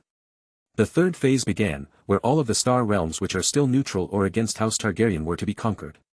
Only the middle-rank and low-rank star realms remained so it was a rather simple process where Aerion did not have to do anything and watch as they all crumble one by one. His legion was enough to settle the minority which still resisted. However, it was announced that the southern and western divine regions had forged an alliance against the celestial dragon emperor, who was speculated to be a wielder of devil profound energy. The celestial dragon emperor then confirmed their suspicions himself, rather confidently too. Because of this, the realm of the gods fell into an even deeper abyss of chaos as the conquered eastern divine region fought against the remnants who resisted along with 2 other divine regions. Aerion landed on the Snow Song realm for the first time in 4 months. The first place he went to was the Sacred Hall. The celestial dragon emperor himself pays a visit to my humble Snow Song realm. This is a great blessing, indeed. Aerion smiled. I'm still the direct disciple of the Snow Song realm king, am I not? You no longer have the qualifications to be my disciple. The supreme emperor of the eastern divine region should not have to bow his head to a master who is weaker than himself. It is unfitting. Because of this, I will have to find a new direct disciple. I understand, master. Do not call me master. If you're not my master, then how should I address you from henceforth, senior? Aerion chuckled before shaking his head. No, that doesn't sound right to me. The only time I was unfaithful to my wives was with you. Aerion's courage was even greater ever since he created the heavenly dragon star god's divine power and used the evil infant's will of myriad tribulations so he could easily speak out his true feelings. Despite your harsh training, I couldn't help but appreciate your efforts. You tried your very best when it came to developing my talent, and because of that, I progressed quickly. If you hadn't saved me after the ancient horned dragon incident, then I would have died there and then. There would be no celestial dragon emperor. I'll stop beating around the bush and get to the point. I don't know if you feel the same way, but I'll speak my mind anyway. You lost your sacred vital Ian to save me, and I lost my flawless and most admirable record of being a faithful young man, so I feel like I must take responsibility for what happened. Aerion coughed. In essence, I'd like to ask for your hand in marriage. You could have asked from the start, as there was no need to state your reasoning. There wasn't? No, the answer would remain the same either way. Aerion scratched his hair. Then it's a definite no. Understandable, I was your disciple, after all, so it would be unfitting for such a thing to happen. Mu Xianyin laughed as she turned into her more seductive side. Why would I reject the handsome celestial dragon emperor? You're no longer my disciple, so those barriers no longer exist, she smiled. Therefore, I can be your wife if that is truly what you want. Aerion was once again dazed by her seductive charm. It took him a few moments to recover his composure. It is, indeed, what this dragon wants. Then come and have me. Aerion felt her rather large bust lean against his chest. His body started to burn with anticipation before he calmed himself down. It had been quite a while since his divine yang energy had been released, so even the slightest trigger could result in a great wave of lust overcoming him. Not yet. Aerion shook his head and stepped back. Not until we're married, all right? So be it. Her tone became cold once more. You did not ask me about my darkness profound energy yet, Aerion remarked. So your announcement was true? Well, true enough. I have full control over my darkness profound energy, so it does not turn me into a devil. However, merely possessing it has made me into the enemy of the god realm. Aerion smiled. This does make things more simple, as I'll be able to unite the god realm before the crimson crack opens. What do you intend to do with the northern divine region? In time, I will conquer it as well. The devils will eventually bend to my fire. One of my main goals is the unification of primal chaos, after all. You are ambitious, indeed. There is deep hatred between the devils and gods which cannot be so simply erased, however. They will acknowledge my divine strength and see the light, Aerion replied. Their hatred will cease to exist, as they both will be eager to serve the same celestial dragon emperor of primal chaos. After that was settled, Aerion decided to finally take Orion under his wing and pass down his knowledge onto him. He spent a good 2 months in the Snow Song realm with his 3 wives and 2 sons. Because Daeron was still too young to begin cultivating, his main focus was on other things such as administration. His potential path was that of a ruler due to him being the second son of the celestial dragon emperor. Aerion did not discriminate when it came to which one was born first. Instead, he would decide his heir based on who is the most talented and suitable for the position once they were all grown up. The eastern divine region was fully secured while the armies of the other 2 divine regions began to form and march. The celestial dragon emperor did not waste much time gathering the eastern divine region's greatest experts and forming one single divine army. He decided to call it the Legion of Fire. After another 2 months, these 2 forces would collide. Across dozens of star realms, large skirmishes led to many deaths on both sides. The Legion of Fire was outnumbered greatly, and so, it was being slowly pushed back.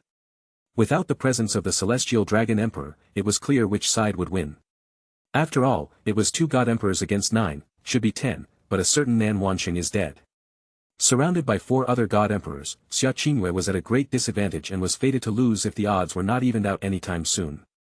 It is difficult to kill a god emperor. In fact, it is considered impossible even for someone as strong as the dragon monarch.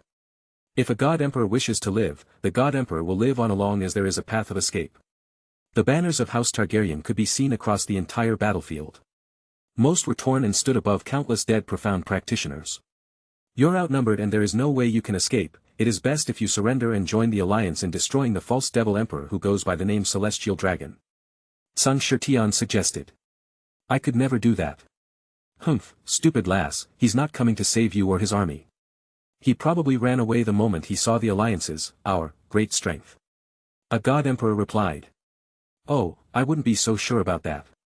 Roar. A terrifyingly mighty crimson dragon descended onto the star realm. As its frightening roar spread across the star realm, the realm began to shake uncontrollably for a few seconds. The forces on both sides looked up as the mountainous dragon from above resulted in a massive shadow which covered most of the battlefield. This dragon emperor has made his divine return, Aerion announced from atop Rhaegar's head. Since he was so gargantuan, Aerion would not be visible from any other place. His aura, it is boundless in strength. One of the god emperors wasn't so sure about the celestial dragon emperor being afraid of some alliance. Rhaegar, deal with the weaklings while I handle the troublesome god emperors. Yes, father. Aerion floated down, however still having superior ground over the god emperors who surrounded Xiaqinhue. Do you remember our good times in the profound god convention? Sun Shirtian chuckled. No, I do not. Aerion coldly replied as Blackfire formed a sword beam and decapitated him. The three god emperors did not know what to do. Try to fight, run or stay still. In the end, the swift death of a god emperor led to them being frozen still in shock. He formed ghost flames at his right hand and purified the other three. Then Aerion turned to Xiaqinhue. Forgive me that I took a while, there was something I had to do. If you had taken any longer, I may have died. I wouldn't let them kill you. Aerion chuckled. I had a few guardians watching from above the whole time just in case. This great war is a good experience for the Legion of Fire, the weak will die and be honored while the strong will grow even stronger. My army has no place for weaklings who cannot survive longer than a day without me anyway. I see. Xiaqinhue nodded. Aerion formed a perfect sword spirit who was sent to deal with some of the other god emperors along with his three paths. He then took a few of the god emperors' corpses for later before approaching the dragon monarch who was tearing through his Legion of Fire. Tisk, TSK, the dragon monarch himself stands in my way. Aerion appeared above him. You could have been something great yet you allowed darkness profound energy to corrupt you. Do you honestly believe that I could be beaten by someone of your level? Aerion inquired. Do not act as if you're still superior to me, little dragon. In truth, you never were. Little dragon. Yes, little dragon. All dragons are meant to be my loyal servants as I am the avatar of the fire dragon god, the god creator of all dragons. Not the dragon god. The primordial azure dragon is a mere true god while the fire dragon god was an ancestral god. Now then, as you are a mighty dragon, I will be merciful and grant you the honor of becoming one of my dragon lords. The Emperor. Now, then. I command you, Long Bai, to acknowledge me as your dragon god. Chapter 169. As you command, dragon god. Aerion smiled. Your first order as a dragon lord of primal chaos will be to scatter the forces of the alliance and lead the Legion of Fire to victory. Anyone who does not bend is to be met with no mercy while those willing to serve should be spared. Is that clear? Amen, I will do as you say, dragon god. The alliance will be no more after I am done with them. Good, I expect only the best results from you. Aerion went to another star realm, where one of his paths was looking over Xiaqinhue. She was surrounded by several other god emperors, much like Xiaqinhue previously. With a single wave of his right hand, the entire alliance force on the star realm was frozen. Heaven-absorbing silver claw. Aerion took the alliance's cultivation strength for later and then he removed the ice with his fire. The Legion then ruthlessly slaughtered the cultivation-less alliance on the star realm while Aerion landed beside Inger. You fought well, my fiancé. This little war is due to end soon and with it, my conquest of the god realm. What of the northern divine region? I'll let the devils keep their independence for a few years as there are more important matters at hand, such as the Crimson Crack. Speaking of more important matters, I have a wonderful gift for you before we get married. It is something that will greatly assist both of us when it comes to the way of the true gods. What is this something? I'll tell you later as the battlefield isn't the best place. So you intend to make it a surprise? Either way, I want to know what my position will be once I become your wife. You'll be one of the celestial dragon emperor's wives which places you in a position that is above everyone else in primal chaos, except for my heir. That is how I see it. My position among your wives is what I meant, Aerion. Every god emperor can have countless concubines but only one god empress. Aerion smiled. I am the dragon emperor of the god realm, not some god emperor, so such concepts do not apply to me. Never will I take a concubine or place one wife above the other, if that's what you wish to know. You should still select an empress. Xiaqinhue replied. No, that would cause unnecessary issues. I intend to choose my heir based on ability and not who his mother was. Therefore, all of my wives could be considered empresses. Qianya Inger wasn't exactly satisfied with his answer, but she did not push the issue further. In truth, she believed that she was better than the rest in all aspects, mainly, beauty, background, status, and cultivation. She was widely regarded as the goddess, after all. Only the Dragon Queen herself could compare with Qianya Inger in the God Realm when it came to beauty. However, the God Realm didn't exactly account for any of his wives or women from Blue Pole Star. Not yet, anyway. The Brahma Monarch Goddess, or should I say Brahma Heaven God Emperor, wishes to be the Celestial Dragon Emperor's main wife, eh? Hahaha, her ambition does not seem to be restricted to just cultivation anymore. Naturally, since they are all equal, your women will want to one-up each other. Competition is a good thing, Roshas. True enough. After a few days of battle, the alliance fell under the overwhelming might of the Celestial Dragon Emperor and his Legion of Fire. Led by their Dragon Emperor, the Legion of Fire was a truly frightening force which feared nothing, not even death. They were more than willing to sacrifice their lives for the greater cause, for their Emperor's grand vision.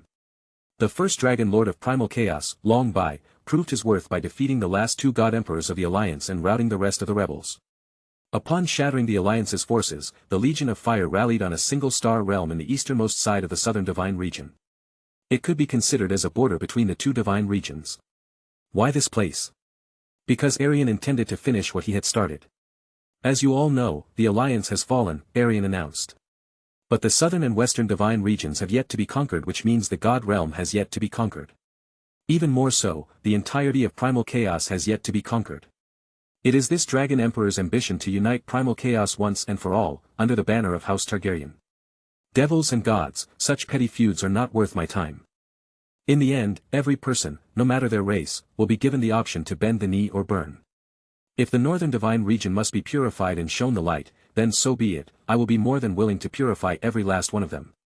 But would you be willing to be my flame, divine warriors of fire?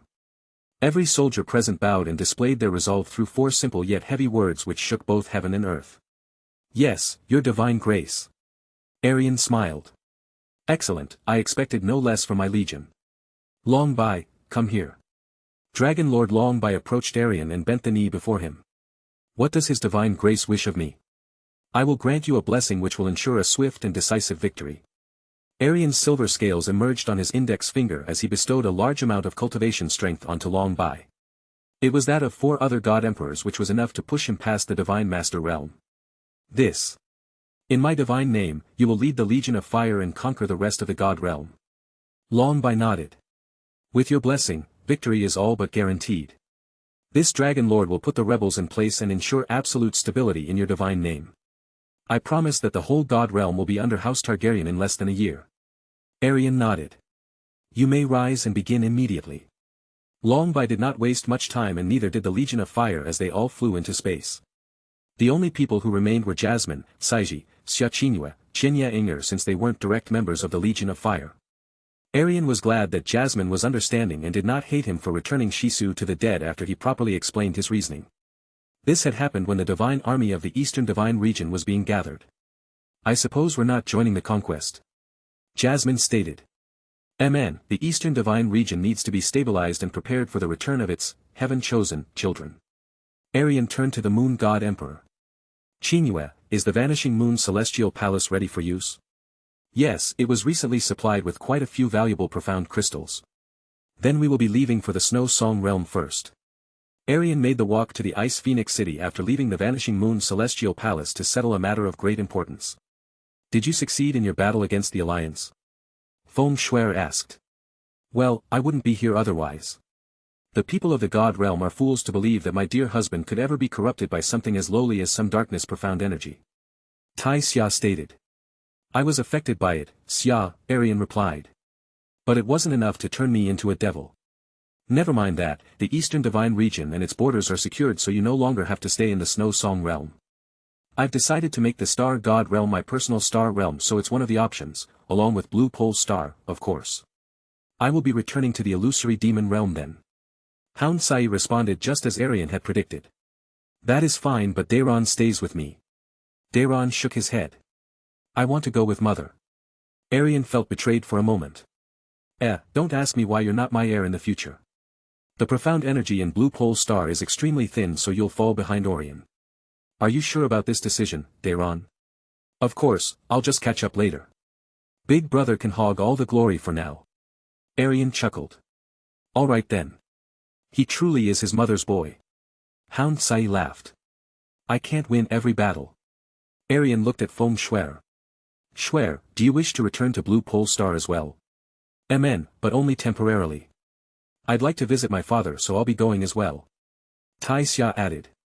I see, we're all returning to Blue Pole Star. Aerion smiled. My 28th name day had just passed and I have yet to celebrate it. A pity. The Moon and Brahma Heaven God Emperors returned to their respective realms. Tsaiji and Jasmine remained with Aerion as he traveled to Blue Pole Star using conventional means, space travel, of course. It did not take long with his current strength. After a few hours upon returning to Blue Pole Star, Aerion laid in the gardens. Finally, a sense of peace. Well, not quite, there's still that heaven-smiting Devil Emperor to deal with. Unfortunately, Vina destroyed the Night King to prevent me from making use out of her bloodline. But now I have the complete legacy and can decide my own ancestral goddess of ice. Originally, I thought of Xia Qingyue, but Mu Xianyin is a good candidate as well. Serja's legacy is also wide open, yet I can't think of a suitable candidate. Decisions. Chapter 170. Tell me about the current state of Blue Pole Star. The profound beasts in Blue Pole Star have been running rampant, especially in the Azure Cloud continent. The Fireblood Doppelganger stated. The Dragon's Guard and I, along with the local forces, have managed to take care of it, however. How did you take care of it? Aerion inquired. By slaying the profound beasts. Is there a better method you wish for me to use? Because I cannot think of one, my creator. Aerion nodded. You did well with what you were given, I cannot complain about that. I tried using my Sharingan to order the profound beasts to stand down, but this order is long forgotten after some time, which is why I resorted to slaying them. Perhaps it would be more effective if you were the one to do it. You lack the Emperor's powers, so this result was to be expected. Anything else? Since Xia Qingyue is an esteemed member of the Dragon's Guard, I made it a task to assure the safety and prosperity of her relatives. Oh, and how did that go? Aerion inquired, with slight interest. Her father was granted some lands and resources, along with the security of a few Dragon's Guard, and the brother was recruited into the Dragon's Guard, despite his poor talent. However, I observed that Xia Qingyue's brother might not be as ordinary as one might believe. No matter how many resources he is given, Xia Yuanba does not break through past the true profound realm. It's as if something is restricting him from doing so. Aerion nodded. Yes, that is strange. Anyone should be able to reach extreme heights under the Celestial Dragon Empire's resources, yet he still manages to remain in the nascent profound realm. How interesting. I should look into it later. For now, you will continue ruling in my stead while I settle the matter concerning the profound beasts. Understood, my creator. Aerion went on an emperor rampage, bending all of the profound beasts on Blue Pole Star to his will. They were told to remain within their boundaries and never leave them ever again. After some instances, he came to realize that darkness profound energy was affecting them in some kind of way, which led to them being more aggressive than usual. The crimson crack in the distance seemed to be the most obvious reason why. Light profound energy was a decent solution to the problem, however, it was not as permanent as the Emperor's command was, which is precisely why Aerion used it. The return of the heaven-smiting Devil Emperor, These profound beast rampages are not exclusive to Blue Pole Star, they're happening across the God realm as well. This should not stop Long Bai from achieving his goal, however. His power does far surpass the Divine Master realm. Roshas agreed. There isn't a single reason why he should fail, never mind some foolish beasts. The Blue Wind Kingdom. After that, Aerion paid Xia Yuanba a visit in one of the many Dragon's Guard garrisons across the profound sky continent. The main purposes of these garrisons were simply to retain a presence, complete tasks, find recruits and train them. Due to his low cultivation strength, Xia Yuanba wasn't given many tasks and, instead, spent his time trying to break through. Aerion observed him from the skies above. Tyrannical Emperor's divine veins. That does explain everything. The giant's heart is too kind and will never be that of a tyrannical emperor, therefore those veins will never awaken and he'll remain weak forever. Those veins are a great blessing, for the right person. For him, it can only be seen a curse, unfortunately. Roshas stated. Such talented cannot be wasted, Roshas. Those veins must be awakened. Aerion decided after some thought. He floated down beside Xia Yuanba and did not remove his concealment. In terms of size, Xia Yuanba was absolutely massive and taller than Aerion without his armor. Aerion wondered if the awakening of the tyrannical emperor's divine veins would make him any larger. If so, his potential to grow was rather terrifying. Do you truly desire strength, Xia Yuanba? Who said that? Xia Yuanba looked around and saw no one near him. The dragon emperor whom you serve, Aerion replied. Your elder sister has reached great heights under my assistance, heights which the current you cannot even comprehend quite yet. But what if I told you that you could rise above those heights? The true profound realm will be nothing to you once you awaken your true, dormant, self.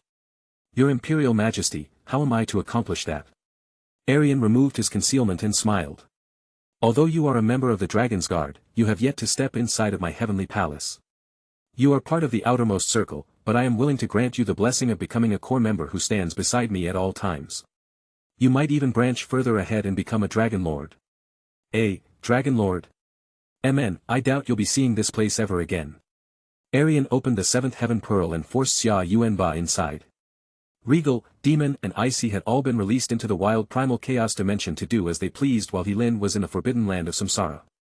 There were only two residents in the seventh heaven realm other than Aerion and Xia Yuanba, Rhaegar Targaryen and Little Ray. This world was created purely for growth. You were already born with pure primordial energy because of your mother's divine stainless body, so this world, which is thriving with primordial energy, is perfected for your needs. Aerion used his divine sense to immediately find his royal father along with the stranger who stood beside him. Who's he? Xia Qingyue's younger brother, Aerion replied. His cultivation is that low. Aerion scratched his hair. Is he truly her brother? Indeed, he is. You'll see why in a few months. I do not know what you see in me, your Imperial Majesty. Don't worry about it, I'll just have to do a little convincing to get you on the right path towards greatness. You'll realize your heavenly talents soon enough. The Emperor. Desire greater strength and power, the power to look down on the world and rule over it. That is the way of the tyrannical emperor, you must awaken your true self, Xia Yuanba. Will this truly work? The Emperor's command is supreme when it comes to those inferior to the user, but was it capable of completely changing a person? Aerion wondered. Xia Yuanba stared blankly at Aerion before regaining composure. His aura had completely changed in just a few moments, from that of a humble disciple to that of an overbearing emperor. His eyes turned golden as his divine veins had finally awakened. His hair started to slowly turn gold as well. These divine veins do remind me a little of Naeron's bloodline, Roshas remarked. The true profound realm, the spirit profound realm, earth profound realm, emperor profound realm, tyrant profound realm, sovereign profound realm, Xia Yuanba started to break through the profound realms at an absurd rate. See, my son. I do not tend to recruit talentless individuals.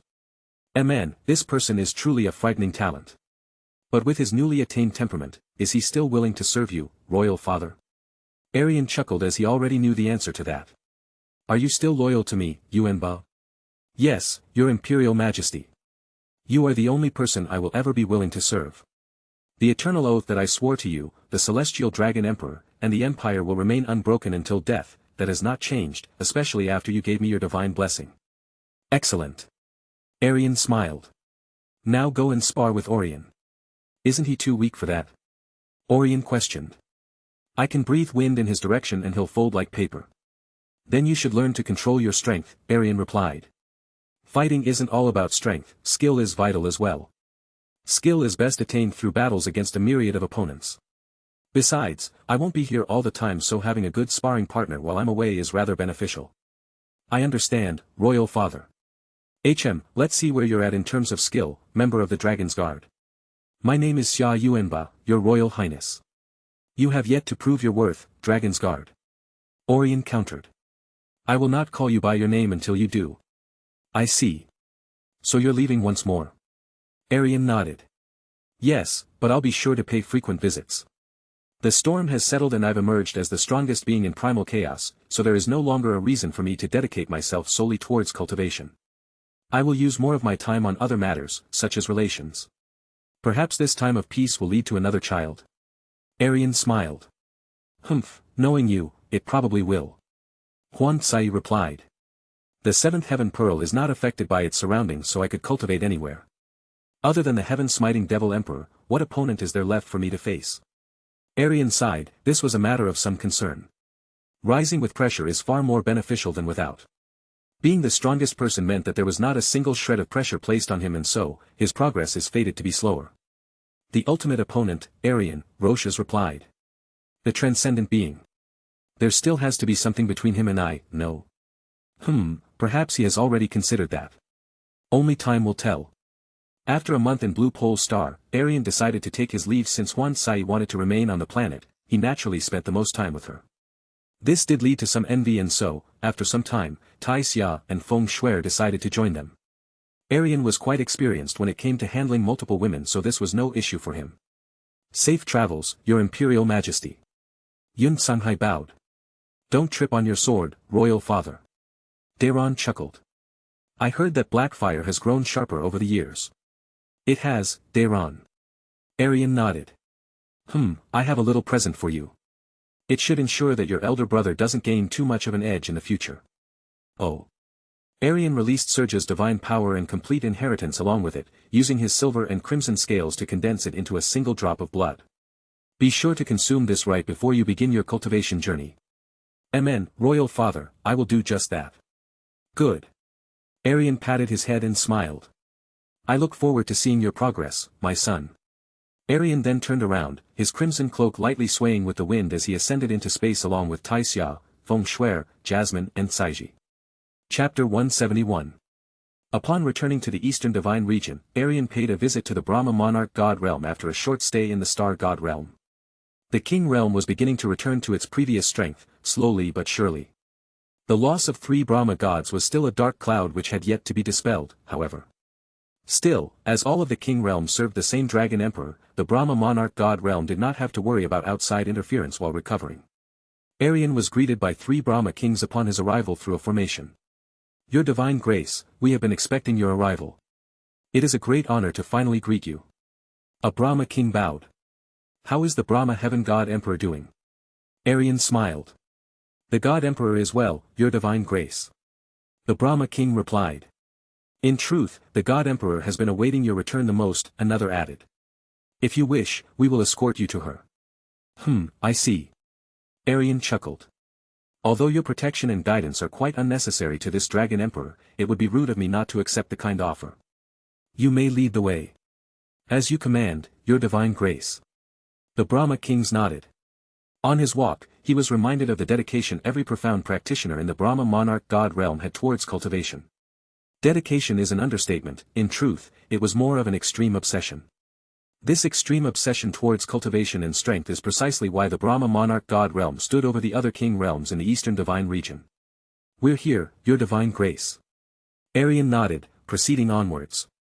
He went directly into the Brahma Heaven God Emperor's bedchambers without wasting much time. Aerion entered without knocking. Ah, are we lacking some common courtesy, little dragon? Must the Dragon Emperor of the God Realm care about such things? Aerion replied in his mind. I suppose you're right.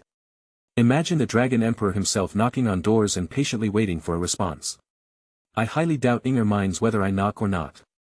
Aerion took his attention away from Roshas and looked at Qianya Inger. She laid in her bed in a rather relaxed manner. Upon seeing Aerion, her lazy eyes became more focused as they observed his outstanding figure. Her face was also unmasked for the first time in front of him.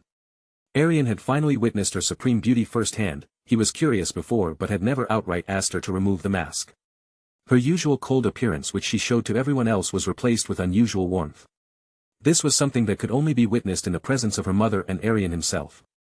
Aerion managed to lose himself for a few seconds. Not only did he see her true beauty for the first time, but she was also more seductive than usual, which caught him off guard even more. She might be more compatible with Helia's legacy and divine power than I first thought, Roshas remarked as he observed the current situation through Aerion. Did I surprise you? Qianya Inger smiled. How embarrassing of me. Aerion thought before composing himself and replying with a smile of his own. Yes, you did. It was an unexpected yet welcome surprise if I do say so myself. Amen, that is good to hear. Why don't you lay down beside me, Aerion? Perhaps later. I'd like to provide you with the wonderful gift I spoke of earlier, but first I'll have to take your cultivation strength. Oh. Qianya Inger sat up. Why is that? This wonderful gift is the complete legacy of an ancestral god, Aerion stated. It will lead to a complete and divine rebirth, meaning that your profound veins will be entirely different and you will lose any cultivation you had previously. Well, you will still break through into the elementary profound realm instantly, but that isn't saying much. I see, so you intend to take my current cultivation and then return it to me once this divine rebirth is complete? Aerion nodded. You'll surpass your current peak in no time whatsoever and ascend even further beyond that along with myself. So there was more than just the single ancestral goddess? Qianya Inger inquired. Yes, there were 9, in fact. Now you could say that only 2 of them remain. Fortunately, I have attained all of their divine powers in some way or another except for one which was split into 8 fragments. Aerion sighed. Obtaining all 8 fragments and recreating her divine power is simply impossible. It is an unfortunate and massive loss. Aerion informed Qianya Inger of most of the important matters concerning the ancestral gods. He spoke of their divine powers, history, and current status in particular. The transcendent being, a god among ancestral gods. To think that such a being exists, more importantly, his intentions do seem rather unclear from what you have told me. Aerion chuckled. I don't know what he wants myself. All I know is that Blackfire is going to taste his blood upon our next meeting. I don't believe that your sword will be able to cut him if he truly is the creator of everything. I'll make it so that it will. Aerion's violet eyes glowed with killing intent as he thought of the transcendent being. Although he has assisted me a few times before, he has also repaid this with just as many curses. Even though he gave me a second life, he made it as difficult as possible. Humph, I do not wish to be some sort of plaything in his little game. One day, he will witness the consequences of his trickery firsthand. That day won't come until much later. Qianya Inger remarked. You're still in the divine sovereign realm, after all. That's precisely why I wish to impart this legacy onto you. I've seen the benefits of dual cultivation myself quite a few times before and none of them had anything comparable to an ancestral goddess' complete legacy. Not only that, but I also wish to restore all 8 divine powers to their original strength, which will increase the chance of victory greatly when the time comes. I understand. Qianya Inger nodded. Go ahead, take my cultivation strength. First, we need a better suited location, Aerion replied. This should do. Silver scales appeared on Aerion's hand as he instinctively touched her chest and absorbed her cultivation strength. Oh, getting adventurous, are we? Roshas chuckled. This is how I do it most of the time. Now, take the blood. Qianya Inger nodded and did as he said. A pink light soon began to envelop her entire body. Aerion. So Helia's divine power has a pink tone. I'm not at all surprised. After a few minutes, Qianya Inger's rebirth was complete. She was even more beautiful than before, shockingly enough. Aerion didn't think that such a thing was possible. Did you not pay attention to Helia's beauty? Roshas remarked. No, I was in a battle which could decide life and death. How would I have the time for such things? Ah, I see. That is a great shame, but you'll still witness it through your Inger, I'm sure. She might even grow to be more beautiful after reaching the ancestral god realm. Aerion opened his left palm and slowly returned her cultivation strength. This will take some time. Aerion went through a similar process with Mu Xianyin, granting her Venus complete legacy. Her hair and eyes both turned into an azure blue color upon her rebirth, reminding Aerion of Vina herself. He then assisted them in growing their strength through the cultivation strength of his loyal servants and the resources of the 7th heaven realm. After that, he traveled to the western divine region to see how things were proceeding along. The dragon conquest of the god realm was going splendidly under the dominant and almighty dragon lord Long Bai. In fact, there wasn't much resistance and the dragon conquest ended almost as soon as it started. Aerion made his way to the forbidden land of Samsara, which had already been taken by the Legion of Fire some time ago. This dragon emperor has returned to the forbidden land of Samsara, Aerion announced. He was met with Yilin first as he made his way forward. Master, it's been a long while. I almost thought you forgot about me, ha ha ha. I wouldn't forget about you, Lin. How was your stay this time around? It was perfect. Lin replied. But I do still miss the 7th heaven realm. There isn't quite a place like it here, unfortunately. I see. Aerion nodded and turned to Helin's sister. How are you, Helin? I'm doing well. Her eyes couldn't quite meet Aerion's. Strange, she has been acting like this ever since I took off the mask of justice. I wonder why. Roshas laughed. Helin chuckled. Master, I believe Senior Shenshi would like to see you. Very well. Aerion made his way to Shenshi's bamboo hut but was abruptly stopped by a sudden call. What's this? This aura, It's very faint but I remember it well. Roshas chuckled. It is none other than Aerion's sword. His sword? Could it be? Aerion's eyes widened as he soon realized what Roshas meant by that. Yes, the heaven-punishing ancestral sword. Aerion smiled. This should be simple. Ah, Master, where are you going? Lin noticed that Aerion was going the wrong way. I have to do something first, give me a moment or two. Aerion walked over to the well of transmigration, the source of the aura. He took a deep breath before jumping into it. Aerion found himself floating in a barren space of white light. The well of transmigration had been destroyed quite some time ago and so, it had forgotten its true purpose. It was a dead space of nothingness, except for one thing. The heaven-punishing ancestral sword. It floated in place, not moving a single inch. Aerion flew towards it and observed the sword. In terms of aura, the heaven-punishing ancestral sword was the complete opposite of the evil infant's wheel of myriad tribulations. Its holy and pure energy was attracting Aerion closer. Will it acknowledge you, I wonder? Roshas remarked. Aerion smiled. Even if it does not acknowledge me at first, it will bend to my will eventually. He tried to move the sword in his current state and was met with frightening resistance. The heaven-punishing ancestral sword sent him flying away with great force, resulting in a few minor wounds. Aerion chuckled. I see how it is. Dragon Emperor. A dragon's roar resounded across the well of transmigration as Aerion released more of Aerion's divine power. Chapter 172. It was willing to be used by MOE, albeit with the cost a large portion of his lifespan, and its aura has weakened since, which means that this little show of defiance shouldn't last much longer. Aerion returned to the heaven-punishing ancestral sword and tried to lift it once more, with both of his hands. Things were a lot simpler this time around. The heaven-punishing ancestral sword accepted him without much hesitation as he lifted it with ease. He felt a surge of holy and pure energy from the sword as it was unleashed. At last this energy began to slowly cover and affect him, similar to the evil infant's will of myriad tribulations. However, the effects on him were the complete opposite. So my master has an inheritor. A graceful feminine voice sounded from the sword. And you must be the heaven-punishing ancestral sword spirit. Indeed, I am. What is your name, inheritor? Rhaegar Targaryen. I wonder, would this kind of name be strange in the ancestral land? Such a name was not unusual in my master's domain or the rest of the land. I see. Aerion took note. Anyway, since I am the fire dragon god's complete inheritor, should be able to use you without any consequences, unlike MOE. Complete inheritor. The spirit sighed. Your aura, body and soul all resemble my master greatly. Indeed, it is not surprising that you are his complete inheritor. However, I still find great sorrow in this truth, as it can only mean that my master no longer exists, since there can only be one fire dragon god. Aerion nodded.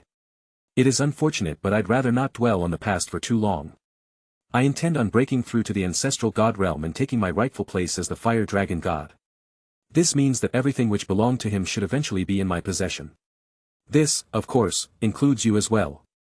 I have no objections to that. The spirit replied. So you will acknowledge me as your master? Indeed, you can use me as you wish without consequence except for the effects of my holy energy. You need not worry about it, however, as it can only be good for you.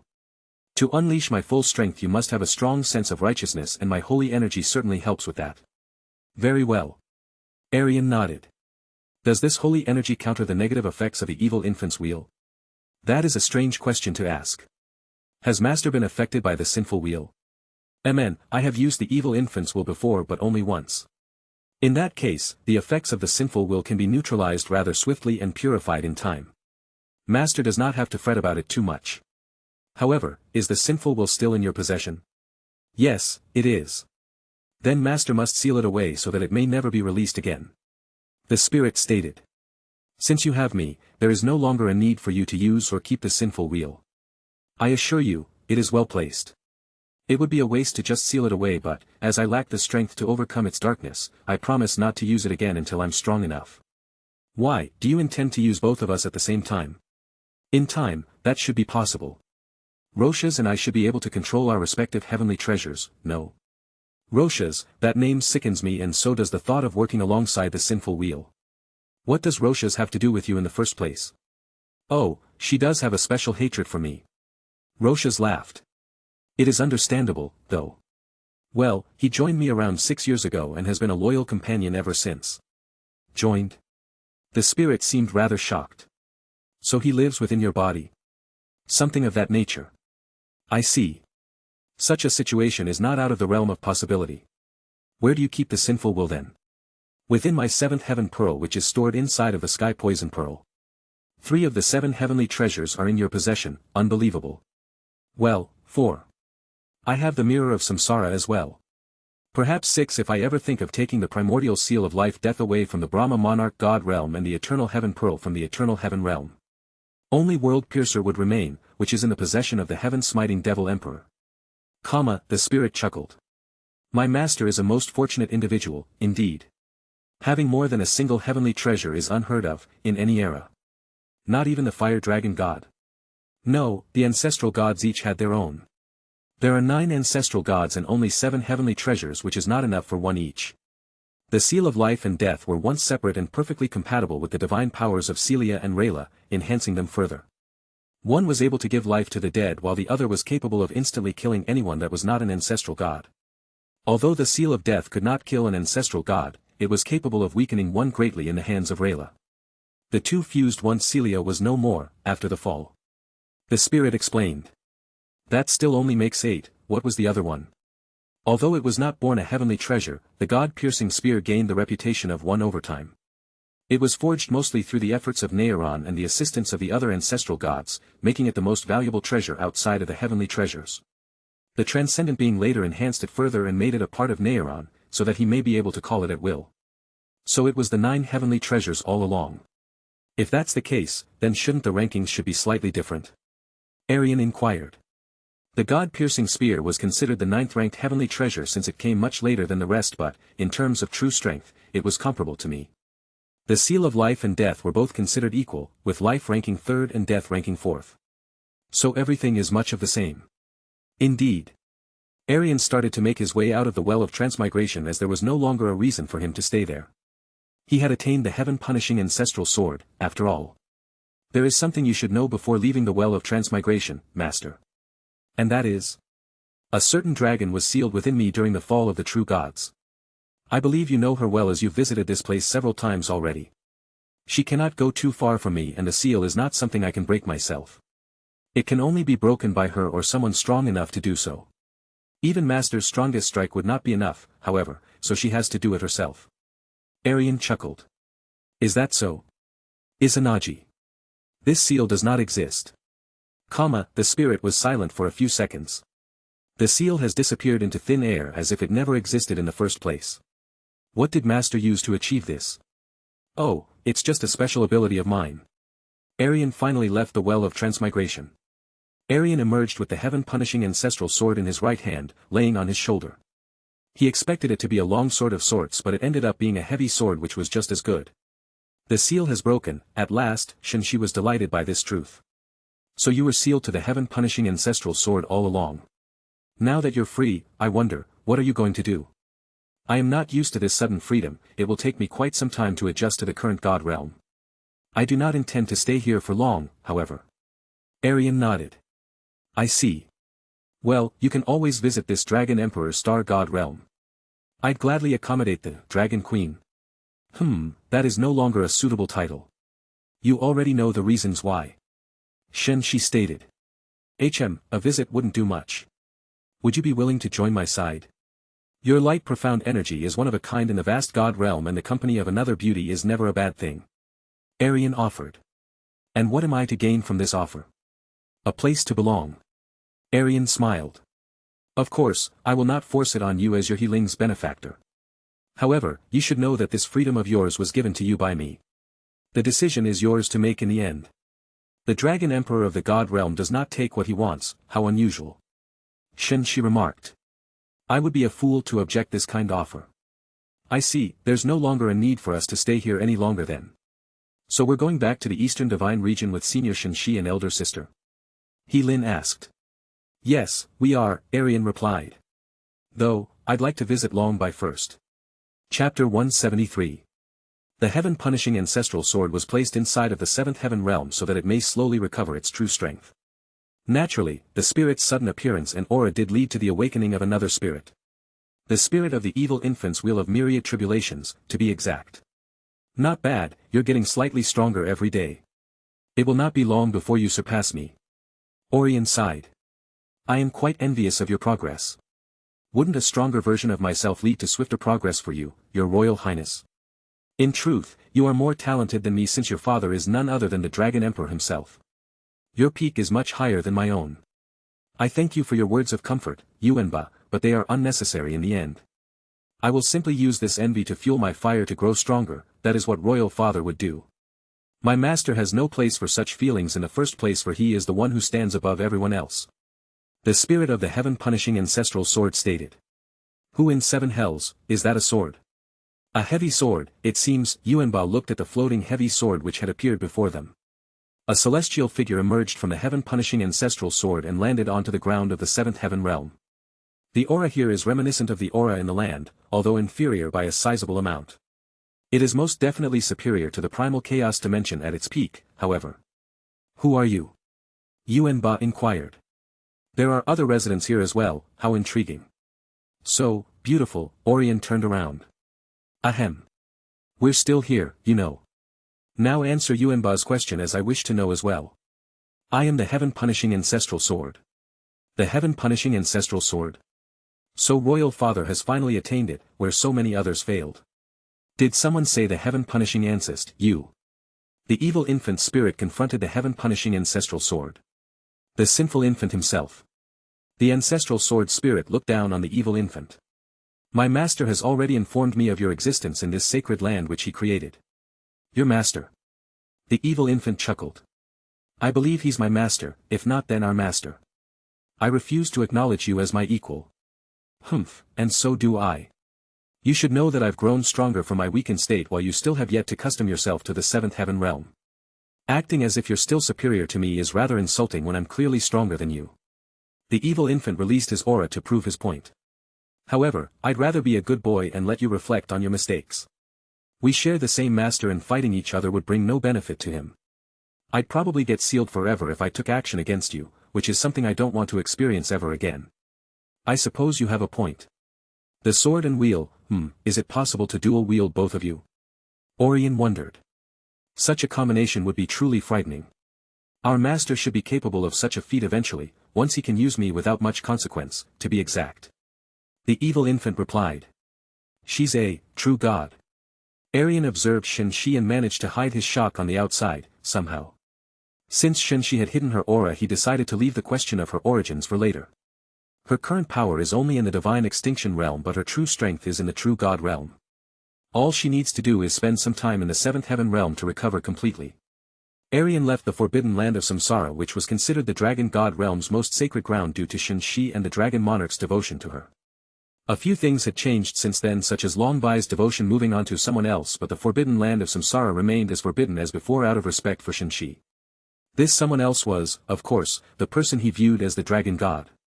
Aerion drew out Longbai by simply releasing his aura, who did not waste much time in welcoming the Dragon Emperor. Your divine grace, it is an immense honor to welcome you to the Dragon God realm. Longbai smiled at Aerion before turning his attention to the other 3 figures, however ignoring 2 of them. I see that Senior Shen-Shi has come along as well, which is quite rare. I was freed of my fetters by Aerion, so there is no longer a reason for me to stay in the forbidden land of Samsara. You have done a great favor for the dragon race, no, for your race, your divine grace. Such an event deserves some celebration, no? The dragon conquest of the god realm is complete as well, so there's no reason for you to object. Aerion nodded. I wouldn't mind a little celebration. Excellent, I'll make preparations as swiftly as I can. Allow me to show you to your pavilion before I do so, your divine grace. In the very next week, billions had gathered in the dragon god realm with the hope of simply witnessing the majesty of the dragon emperor who ruled the entire god realm. In the hall where the celebration was to take place, tens of thousands of prestigious figures had gathered. Prestigious was an understatement, every one of them was an overlord of the Western Divine region or someone very close to one. Aerion was given the head of the table with Longbai and Shen-Shi sitting beside him. Your divine grace, may I provide you with a suggestion? Amen, go right ahead, Aerion replied before taking a sip of his primordial wine. As you are the Dragon Emperor of the God Realm and Dragon God of the God Race, would it not be more suitable for the Dragon God Realm to be the capital instead of the Star God Realm? The Star God Realm is the temporary capital until I bring the planet of my origin into the primal chaos dimension, Aerion stated. The Dragon God Realm, along with the Western Divine region, will remain as your domain until it is passed on to your successor. My successor, I do not have one, your divine grace. Then you should get one. Aerion chuckled. Anyway, you're in the divine extinction realm, so time shouldn't be a worry of yours anymore. However, I remember when you told me your greatest regret was not having a son. You should be more than capable of producing one now, you only need a wife and some time before that regret is no more. I have not looked into such things before because of Senior Shinshi. Long Bai sighed. In the end, the thought of us being together was just a delusion of mine. Only his divine grace is worthy of Senior Shinshi, and so, I'll have to look for someone else. Indeed, you will. I look forward to seeing who you choose to be your dragon lady. The entire God realm would be interested in such a matter, in fact.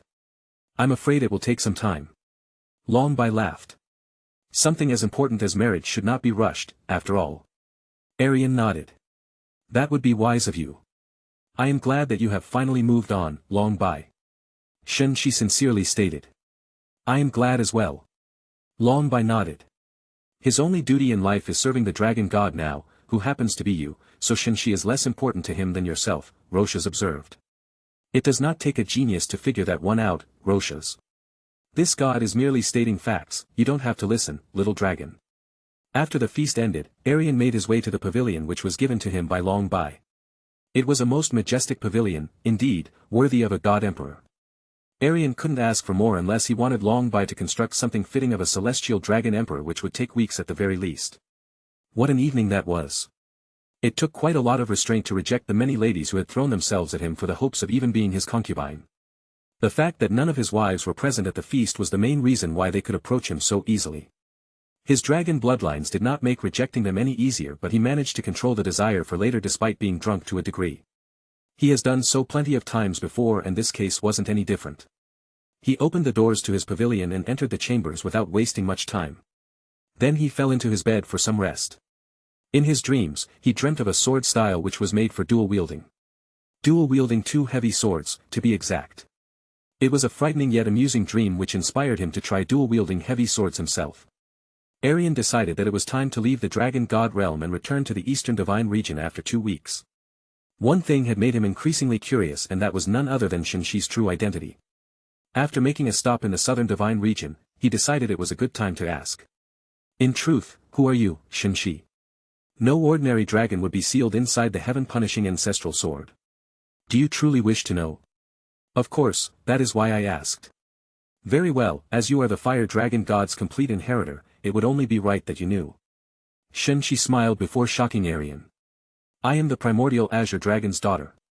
The primordial azure dragon's daughter. It took him a while to let that sink in. No wonder. Unfortunately, he did not tell me that he had a daughter, so I couldn't even speculate that. You've met royal father? At the very start of my cultivation journey. I was in a place where danger lurked in every corner, so I had no choice but to take his trial, which was beneficial to me in the end as I passed through it. Can you take me to him? I would be indebted to you further, Rhaegar Targaryen. Aerion nodded. Of course, I'm quite curious as to what his reaction would be. It has been more than a decade since then. Ah, yes. Do you still remember that time when you called the primordial azure dragon a lizard? Roshas reminded him. If I did not remember, then you wouldn't know about it. Imagine having the primordial azure dragon as one of your fathers-in-law, an amusing thought, if I do say so myself. I cannot say how Aerios would feel about it, however. How so? He was the creator of the other dragons, every single one links back to him in some way or another, which means that he is their ancestor, a father figure. I see. As his inheritor, however, such boundaries shouldn't extend to me. I am not the original fire dragon god, after all. That is true. A dragon should do as he wishes either way, so you may as well get that vital energy, ahaha. Humph, that will take time. Chapter 174. The wasteland of death brought forth many memories. It was where his cultivation journey truly began, after all. A place with countless profound beasts such as this could be considered heaven for a profound practitioner like Aerion, who was an expert in the art of slaughter. He had used this most dangerous place wisely when he was weaker. Now, such a place was entirely beneath him except for one thing, the divine spirit of the primordial azure dragon. With the supreme rise of the noble rogue sect, the dangers of the wasteland of death were greatly suppressed, as one could simply call upon a powerful noble rogue with some money or access the myriad of weapons, medicines and resources available in Old Town to increase the chances of survival. The trial ground is right beneath us, along with those two flood dragons, Aerion stated. They are still alive. Roshas chuckled. Tough little dragons, indeed. To think that you once feared them. They have reached the Emperor Profound Realm in this time as well, which is quite impressive for profound beasts in the Blue Wind Kingdom. Aerion released his tyrannical aura and killing intent upon the flood dragons. Scatter at once. They looked at his aura and did not hesitate when it came to scattering. Within mere moments, they were out of sight. Aerion had produced such a result with 3 simple yet heavy and authoritative words. Very impressive, Your Divine Grace. Shen-Shi remarked. Shen-Shi landed next to the entrance and opened it with a single touch, much like Aerion had done out of instinct. It opened and the two entered together. It did not take them long to notice the pair of azure blue eyes which belonged to the divine spirit of the primordial azure dragon. The last time I saw him, he was a massive dragon, Roshas, might you know why that isn't the case anymore? Maybe he was just showing off. Or it may have just been you seeing his true appearance instead of his residual soul form. It has been quite some time, Rhaegar Targaryen. And the person you brought forth with you is none other than my daughter. I would have informed you of her existence if you had come earlier but, alas, that is in the past. His eyes moved from Aerion to Shen-Shi. I am glad to see that you are well and free, my daughter. I thought that I would never see you again, royal father. The seal was something I could not overcome no matter how much I struggled against it. But a good thing did come from it, as my true power will recover in due time. Indeed, you did not have to encounter the world-destroying poison because of the seal. I, on the other hand, will remain in this weakened form until the very end, it seems. That will not be the case for long, Azure Dragon. Aerion smiled. As your dragon god legacy has greatly assisted this dragon emperor on his path in the profound way, I am inclined to return the favor. This dragon emperor.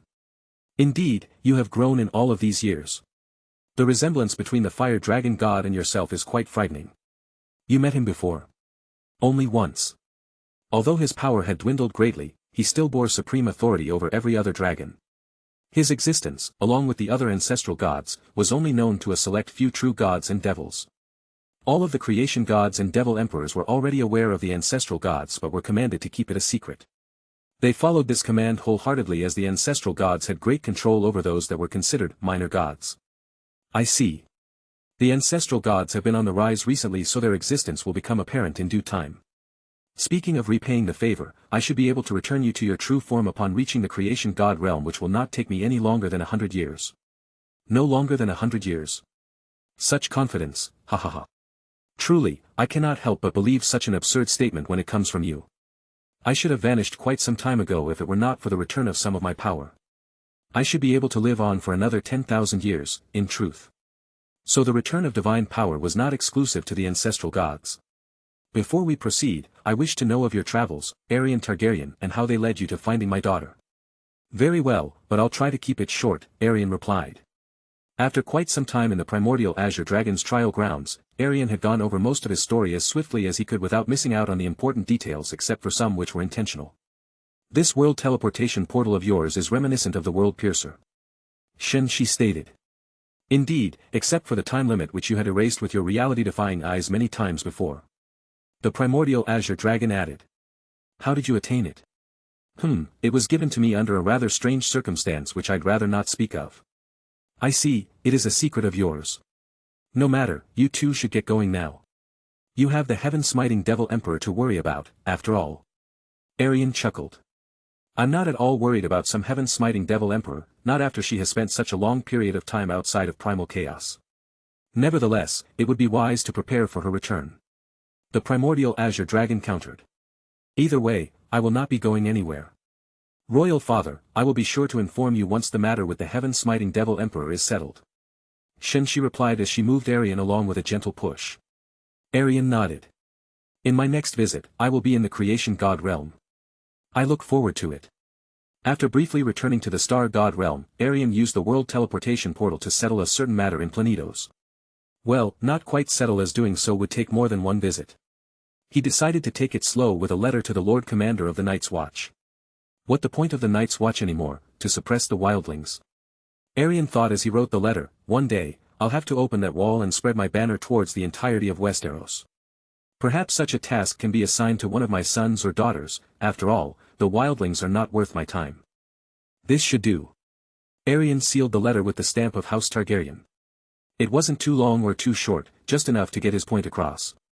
The main message was, if you wish to be a dragon and take your rightful place as a Targaryen prince, then keep this letter and I'll be sure to visit you once more, perhaps in person. However, if you do not, then I will see you as snow and you will remain in your position as Lord Commander of the Night's Watch. I do hope you make the right decision, my dear half-brother. From the Emperor of New Valyria, Aerion Targaryen. Aerion then watched as Jon Snow picked up the letter and read it. He burned it soon after, wishing no part of Aerion's grand plan and, ultimately, rejecting him. The Starks, Aerion grit his teeth as a surge of anger overcame him, they have turned my half-brother into some unambitious bastard. Clearly, he lacks the blood of the dragon. His hair is not silver and neither are his eyes purple. Such a person should not even be considered your relative. And yet he is my half-brother. Forcing him out of his current, pathetic, position would be against his will, something I would rather not do. With time, he will realize the error in his ways. Why should he? Just leave the mortal at peace. Let him be content, not everyone wishes to be a prince. Some would rather have a simpler life. Roshas stated.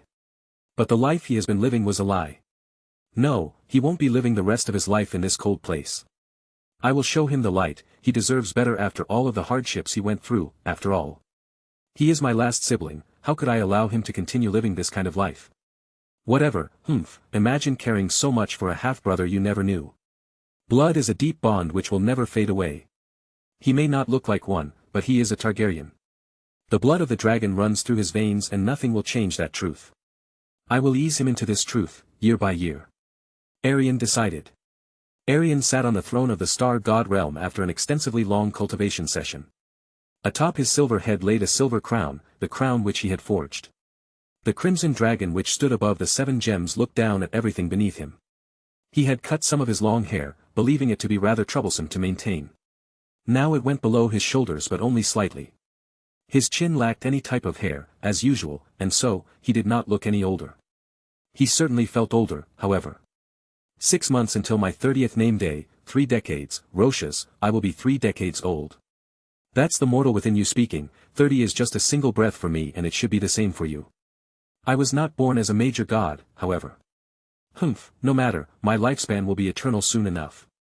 Your divine grace, it will not be long before the heaven-chosen children make their return. A dragon's guard announced. Perhaps, his divine grace should make preparations. I already have, you need not fret about it. Aerion stood up from his throne and descended. A grand entrance is necessary for a dragon emperor like myself, which means I must arrive on time, not before or after.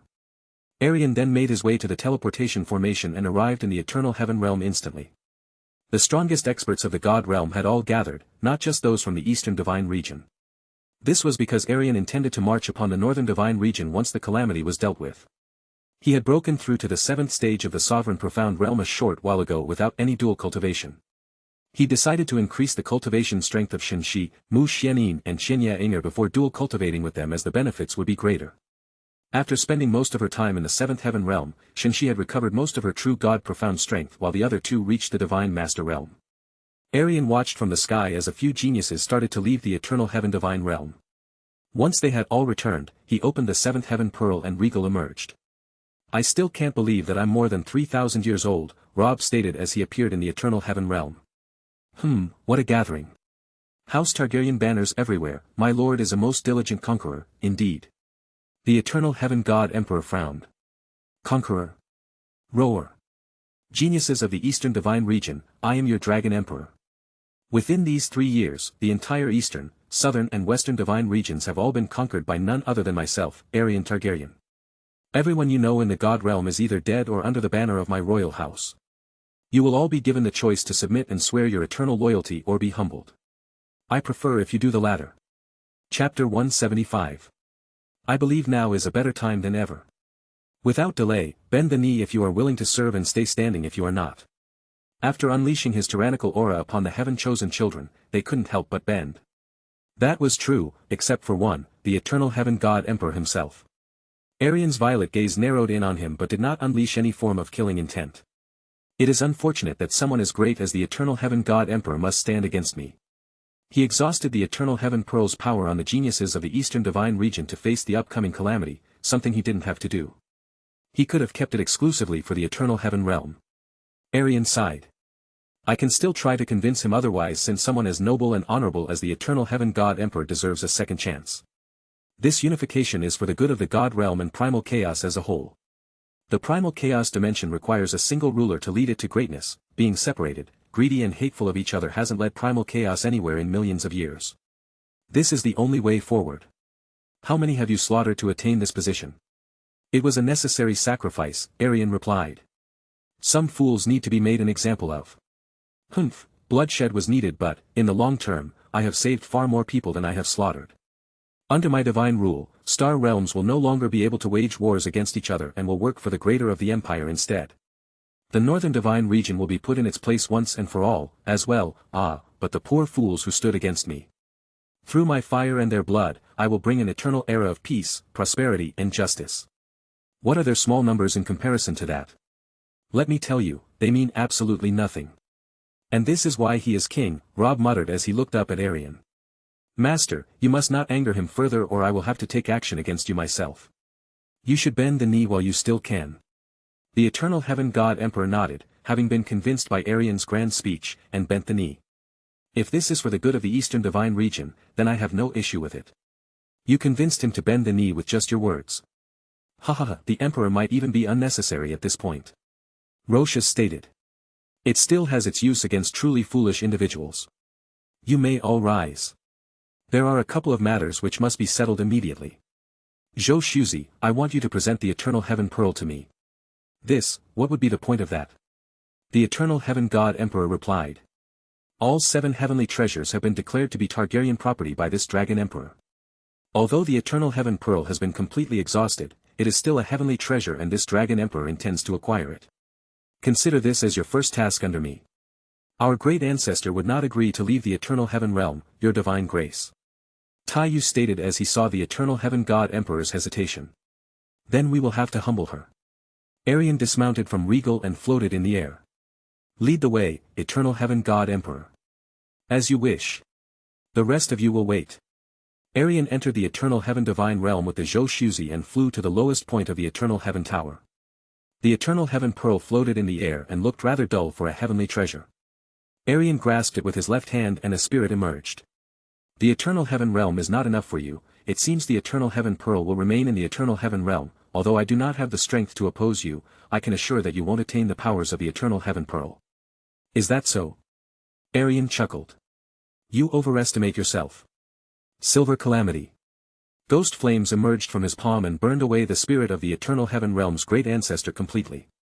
Then he opened the 7th heaven pearl and placed the eternal heaven pearl inside of it. Another heavenly treasure has been added to my collection. The great ancestor. She is dead. Aerion turned around. Now that the eternal heaven pearl is secured, we will deal with the crimson crack. The entire eternal heaven divine realm slowly disappeared after the eternal heaven pearl entered the 7th heaven realm. The two returned to the eternal heaven realm within a few minutes of leaving it. That was swift, my lord. Robb bowed. I see that you have reached the late stages of the divine master realm. You have definitely surprised me, Robb. Aerion drew out Naeron's remains and gave it all to Robb. This is for the white lightning 3 years ago.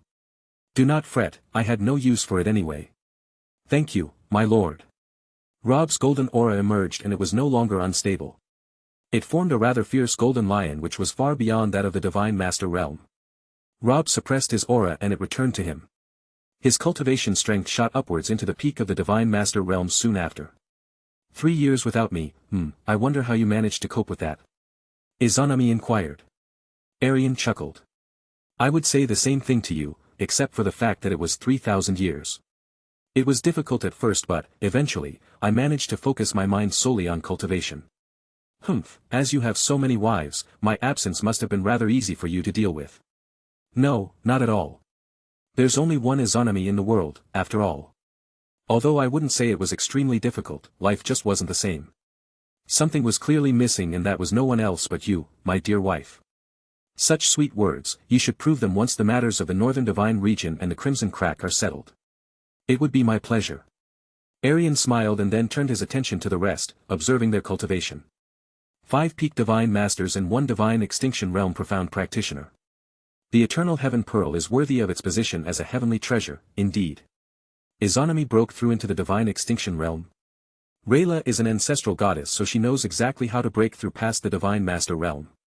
With this wisdom and the resources you have provided, it must have been rather simple. Roshas remarked. With this, the Eastern Divine region is indisputably the mightiest out of the four. Big brother Aerion, you haven't forgotten about me in these 3 years, have you? Shui Mein asked, rather sweetly. Of course not. Your father did not miss a beat when it came to reminding me of our engagement. It remains unchanged, and so, you'll this Dragon Emperor's wife soon enough. Once primal chaos is unified, the arrangements will be made. As long as you are still willing, that is. Many things can change in 3,000 years. 6 wives and 4 wives to be. Then there's Shen Shi and Xia Qingyue as well. I truly wonder Nan Wanqing handled his 10,000 concubines. I suppose he did not pay much attention to them. Concubines cannot be compared to wives, after all. Then again, Feng Henkong has over 460 wives. You need not worry about that. Shui Mein smiled. Big brother Aerion's place in my heart has only strengthened in those years. Humph, you were the only person she could think about, Izanami added. Oh, you two were together? For quite some time, in fact. Me and senior sister Izanami have been on excellent terms ever since we started cultivating together. Shui Mein stated. That is wonderful to hear. Aerion nodded. Enough of the small talk. I want everyone above the Divine Master realm in terms of battle strength to gather at the formation over there. The rest of you are to prepare for the coming conquest of the Northern Divine region, which will begin in a day or so. As you command, your Divine Grace. Royal Father, can I go as well? Aerion inquired. No, you will stay with your Royal Mother. It isn't that dangerous, right? Royal Father can deal with whatever threat there is with the heaven-punishing ancestral sword. There's also Aunt Shinshi, who's a true god. I only wish to observe the spectacle anyway. Hee, I might even gain some valuable experience. Aerion shook his head. No, you will stay, and that is final. Ah, alright, I'll stay. Good. Aerion walked to the teleportation formation where only Long Bai, Rob, Izanami, and Shinshi had gathered. If there is a fight, then a mere Divine Master wouldn't amount to much, which is why I only ask for those above the Divine Master realm. You did not want unnecessary casualties, which is understandable. Shinshi nodded. Honestly, I do hope there's a fight because I'm raring to see the full extent of my new power, Rob stated. He's definitely stronger than you with the god-piercing spear finally in his possession, along with the peak Divine Master realm cultivation and his complete legacy, Roshas remarked. But it took him a whole 3,000 years. There will never quite be a genius like yourself, it seems. That's a good thing, as I'll finally have a worthy sparring partner. The group of the God Realm's finest entered the formation and crossed to the very edge of the Eastern Divine region, where the Crimson Crack was located. Aerion observed it and, without wasting much time, withdrew the heaven-punishing ancestral sword. Prepare yourselves for the worst. Shatter. Sky Collapsing Sword. Chapter 176. The Crimson Crack in the wall of primal chaos was cracked open with a single slash of the heaven-punishing ancestral sword. As the wall completely opened, nearly 100 figures emerged. The figure who stood in front of them all was none other than the heaven-smiting Devil Emperor herself. Her dark eyes swept across the 5 figures in front of her and stopped at the heaven-punishing ancestral sword. Old villain Moi, Jia Yuan have returned.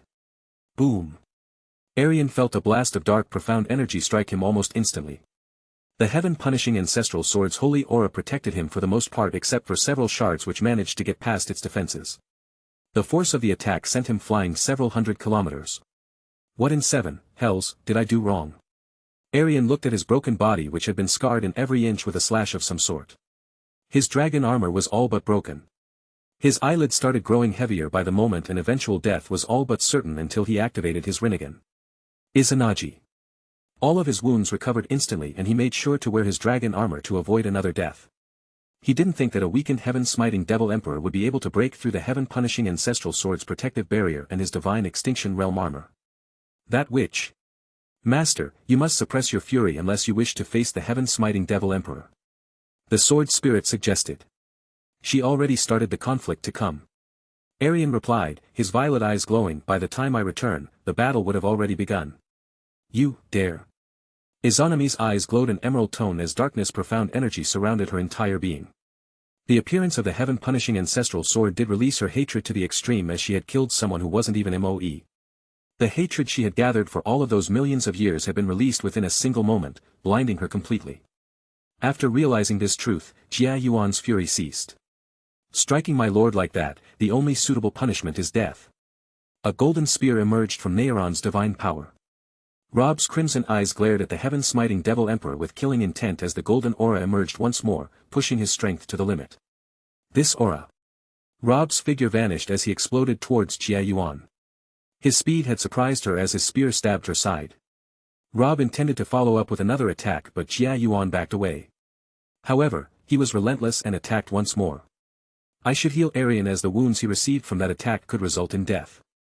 Shenshi stated before Izanami stopped her. There's no need, we should focus on the battle instead. A single life-threatening attack won't end him, after all. I see. Shenshi nodded. Those devils behind her have already started advancing. Then we will deal with them. Longbai replied as he transformed into his true dragon form. Once Aerion returned to his original position, the crack in the wall of primal chaos had started to recover. The heaven-smiting Devil Emperor's clansmen were dropping like flies as death reached every single one of them eventually. Izanami's Susanoo was now as dark as the night sky, armed with a pitch-black sphere which dragged the devils towards it. Once they touched the sphere, their entire bodies would turn into nothing. It was a rather terrifying sight. Even the devils started to fly as swiftly as they could. Their seemingly limitless hatred was thrown straight out of the window as survival took priority. Shenshi and Longbai made sure that not a single one managed to escape as that would lead to certain calamity in the eastern divine region. Nearly 100 clansmen turned into zero within just a few minutes. Did I scare you, my dear husband? Izanami smiled. A little, Aerion admitted. We should find the heaven-smiting Devil Emperor and restrain her. Restrain? The only thing she deserves is death. Izanami countered. She is more valuable alive rather than dead, Izanami. She is the last remaining creation god existence from the era of the true gods and devils, how could we just kill her? You are still too kind. Izanami shook her head. I won't allow some heaven-smiting Devil Emperor to almost take your life and walk away with a slap on the wrist if our roles were reversed and it was I who almost died, would you still intend to restrain her? Well. Humph, I thought so. You will stay here until the threat is no more. Izanami decided. With a wave of her hand, she sealed Aerion in ice. Shortly after, she flew away to join the battle between Rob and Jia Yuan while Shenshi remained still with Longbai. Longbai, return to the Eternal Heaven Realm, there is no longer a reason for you to stay here. I understand, Senior Shenshi. But His Divine Grace. Do not worry about Aerion, he is perfectly safe here. I see. Longbai nodded and slowly flew away.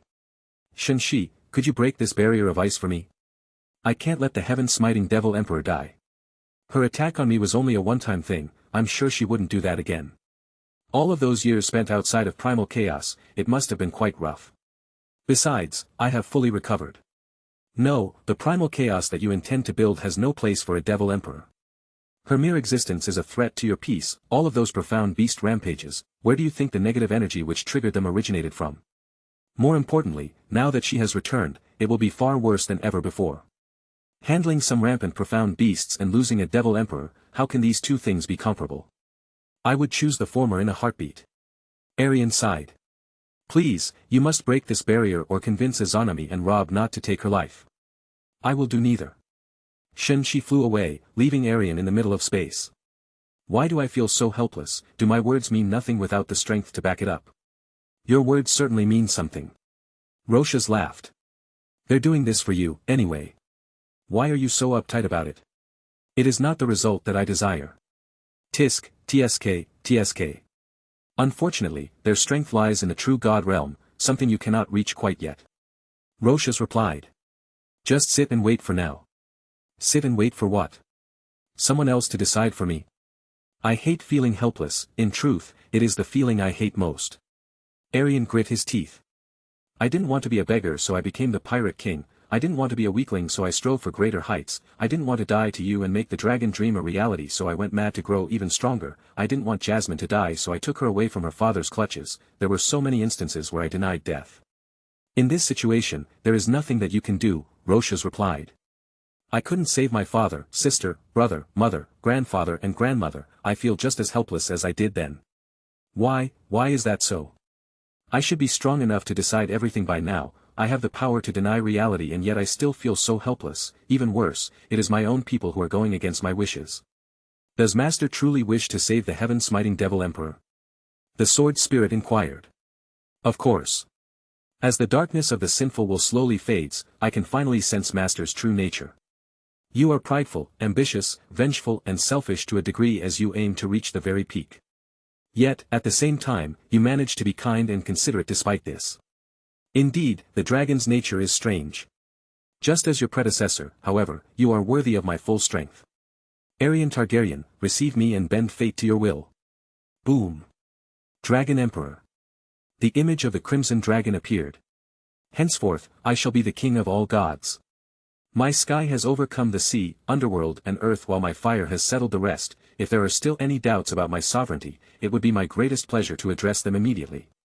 The ice shattered as the heaven-punishing ancestral sword's full strength was unleashed upon primal chaos. Its full strength currently stood at the peak of the true god realm, which was more than enough. Aerion's silver hair made space as black horns emerged along with 2 wings and a tail. His violet eyes focused onto the matter at hand. My supreme authority will not be questioned ever again. With a single slash, Aerion tore apart space and teleported a couple of thousand kilometers closer to the battle. It only took him a few seconds to arrive at the exact point. Rob, Izanami and Shinshi had surrounded Jia Yuan, attacking her from opposite sides at once. If she were at her very peak, this battle would have been child play, but she wasn't. At the very most, her power laid in the true god realm. She was facing 3 opponents in the same realm of strength, which certainly explained all of the wounds. Jia Yuan was clearly outmatched. It is time that I end you once and for all.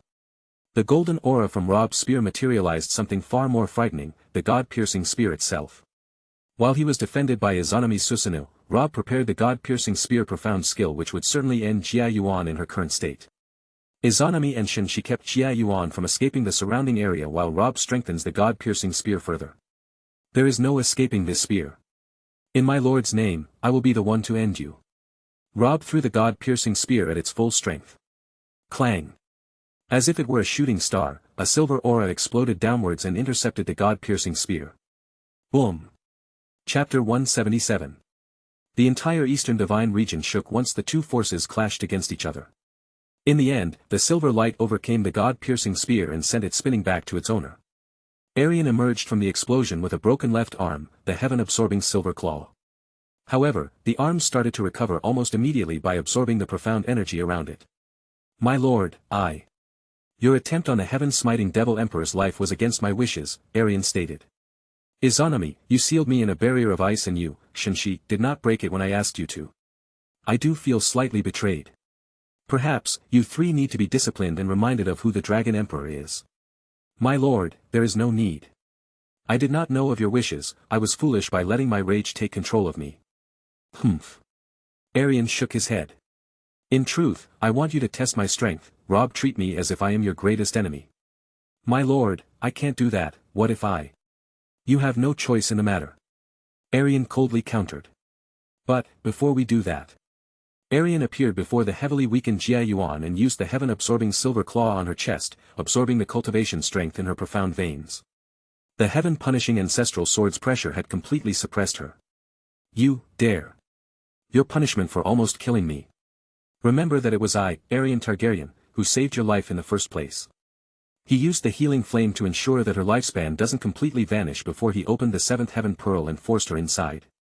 Then he added her cultivation strength to his own. He had taken almost everything she had, including her legacy. In essence, she was no longer a Devil Emperor. It will take quite a while to fully add her cultivation strength to my own. However, it will eventually grow into the strength of a creation god if I cultivate long enough in the 7th heaven realm. Once I become an ancestral god, returning her power should be rather simple, but is that still possible? So you're just borrowing? Ha ha ha.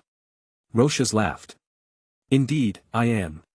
Aerion merged Roshas' divine power with his own before grasping the heaven-punishing ancestral sword with both hands. Now we may begin. Star God's broken shadow. 7 afterimages were left behind as Aerion exploded towards Rob. Rob did not retrieve the god-piercing spear and stood still as Aerion was about to pierce his chest. He stopped the heaven-punishing ancestral sword, only an inch away from Rob's chest. Why are you not fighting back? I don't wish to fight you, my lord. Certainly not under these strange circumstances. Aerion sighed. You are hopeless. If you wish to be the strongest once more, then you can take my cultivation strength, it is all yours, my lord. Izanami would not have been able to seal you in ice so easily if I had offered it sooner. You earned it through 3,000 years of cultivation, how could I just take it all away from you? It is yours. No, you are the king, so you must be the strongest as your subject, it is my duty to serve in any way I can. You can still leave me in the first stage of the Divine Master Realm or the Divine Sovereign Realm. Shut your mouth and do not speak of such nonsense again. The Emperor. I order you to fight back. Robb hesitated, but, eventually, he gave in to the command. His figure disappeared as he backed away and returned the god-piercing spear to his hand. My lord, remember that it was you who asked for this. I will. Aerion smiled. I may have incited his fury. Izanami chuckled. Was that intentional? She inquired. It was. The way to bring the best out of Aerion is to anger him. This applies to the battlefield and even places outside of that, such as his chambers. I see, she took note. In terms of usefulness, the spear was superior to the sword due to its range and versatility. A novice spearman would usually emerge victorious over a novice swordsman because of this. However, this was a battle between two masters of combat. The heaven-punishing ancestral sword was massive and almost matched the god-piercing spear in terms of range. It was stronger than the god-piercing spear as well, making up for the lack of strength on Aerion's side. Skill-wise, Aerion was also superior as Robb wasn't quite on Naeron's level yet. Despite this, Aerion found himself being suppressed, slowly but surely. You might lose if this continues, Roshas remarked. Your body can't handle the heaven-punishing ancestral sword's full strength for long. The heaven-smiting Devil Emperor's cultivation strength is still merging with my own. And you can't keep the Dragon Emperor gate open for much longer unless you wish to die. You worry too much, Roshas. I can still use Izanagi 3 more times. You're really going all out, huh? Very well. Robb used his greater speed to escape the heaven-punishing ancestral sword's wrath for the most part, which Aerion found troublesome. However, he did manage to get a few good hits in which led to lasting damage. The sword's ability to suppress its enemies was quite useful. Aerion, on the other hand, was approaching the doors of death. My lord, that's enough. You can't go much further than this. Oh, is that so? Genjutsu, Rinnegan. Should I stab him here? That would be quite dishonorable. Robb deserves a proper battle. Aerion left behind a perfect sword spirit while he cut through space and teleported somewhere else. Izanagi, I reject all of my wounds. Aerion closed his eyes as he gathered and absorbed more of Jia Yuan's cultivation strength.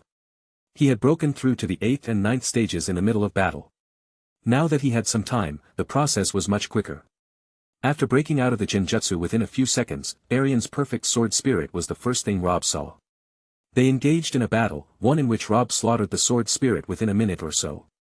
It took him over an hour to find Aerion's aura, which had been hidden rather well. My lord, the battle isn't over yet, not until a victor has been decided. Aerion opened his eyes. Indeed. Now that he was a divine master, the gap between Aerion and Robb had closed greatly.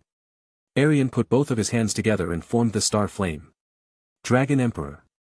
Enough playing around, I'm ending this right here, my lord. Robb's figure vanished in a trail of golden light as he viciously slammed Aerion into an unknown star realm. Bastard, I'll show him. Aerion put the heaven-punishing ancestral sword away. Dragon, God. Aerion turned into a complete dragon. His silver scales took dominance over the crimson scales as he absorbed the energy from his surroundings, mostly the heaven-punishing ancestral sword. Then both of his arms turned crimson as he formed a star flame once more. Robb realized that Aerion was preparing a powerful attack, so he countered it by readying the god-piercing spear. Heaven, destroying, infernal, void, of endless, destruction. God, piercing, spear. The domain made out of the star flame covered the god-piercing spear and started to decay its golden glow, destroying it slowly. But it went through the domain and pierced Aerion in the chest. Well, not quite, it simply bounced off his scales while Robb was devoured in the domain. Aerion lost his strength rather quickly as he was forced to close the Dragon God and Dragon Emperor gates from exhaustion. A golden light pierced through the darkness, breaking apart the domain. Roar.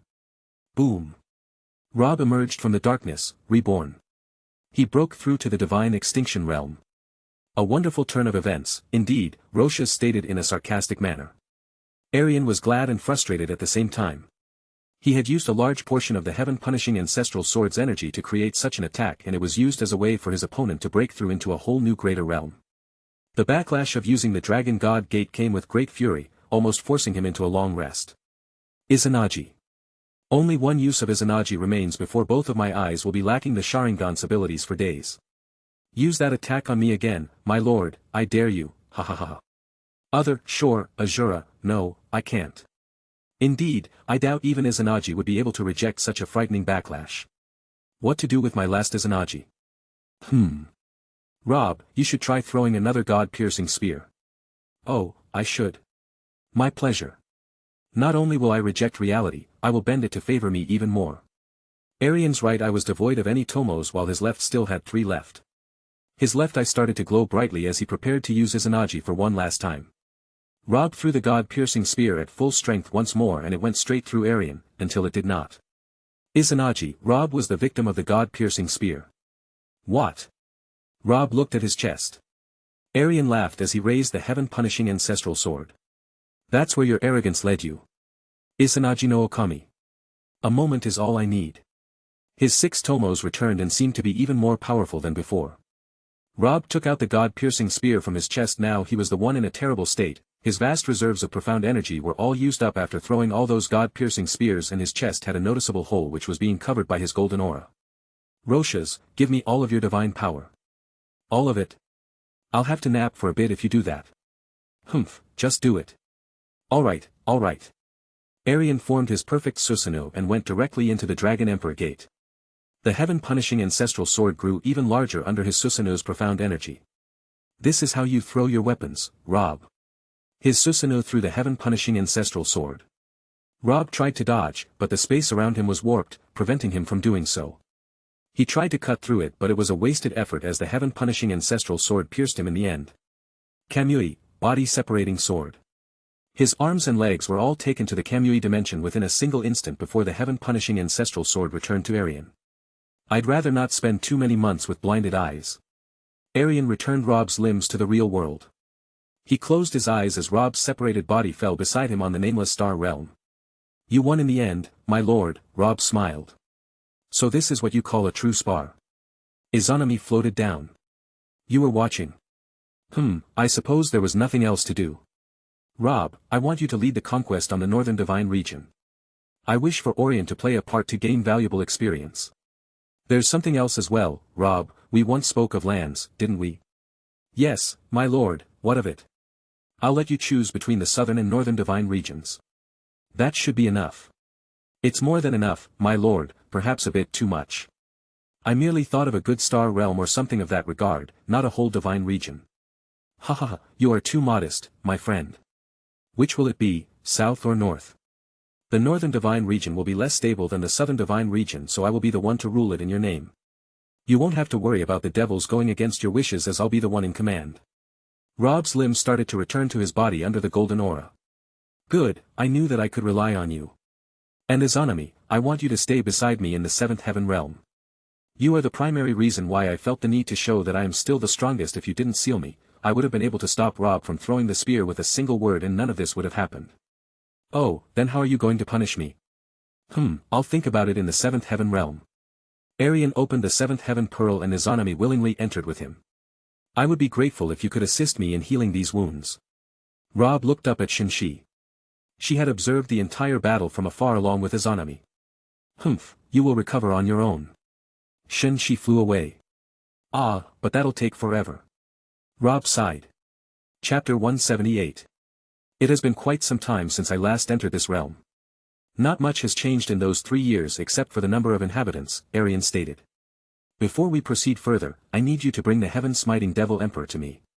May I ask why? Well, I'd like to return something to her. I see.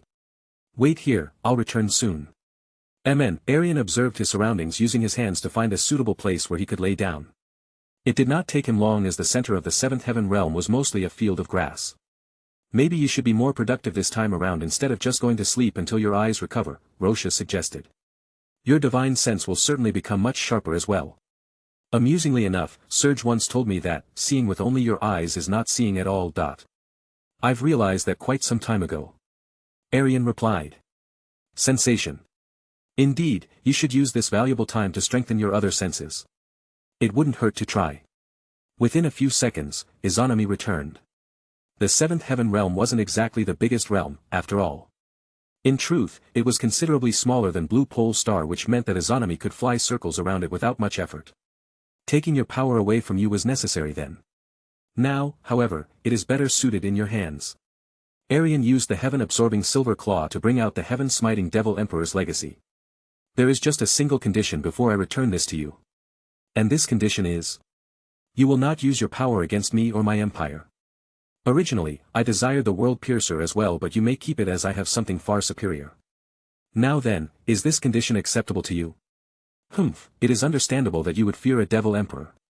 I do not fear any kind of Devil Emperor, Jia Yuan. This Dragon Emperor simply wishes to protect the peace of his empire. Aerion explained. To return to your prime profound strength of a Devil Emperor, you will need to stay in this realm for quite some time. You will not be forced to stay here, however, as you can leave whenever you wish by merely informing me.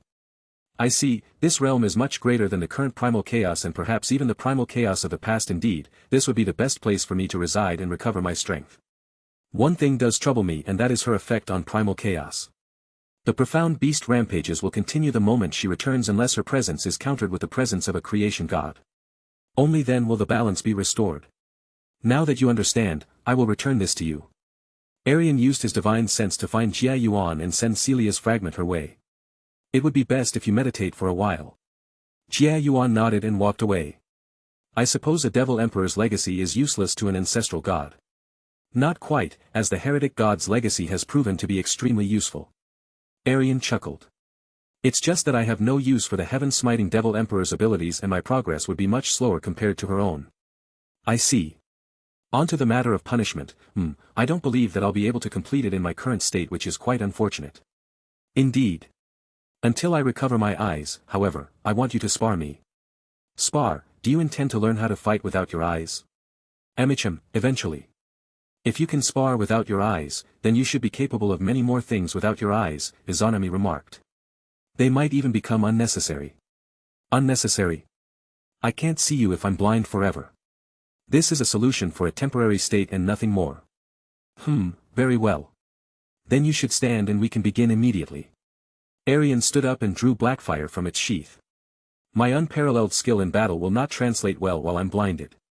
I might even look like a complete novice or, perhaps, even a fool. But I will learn to adapt.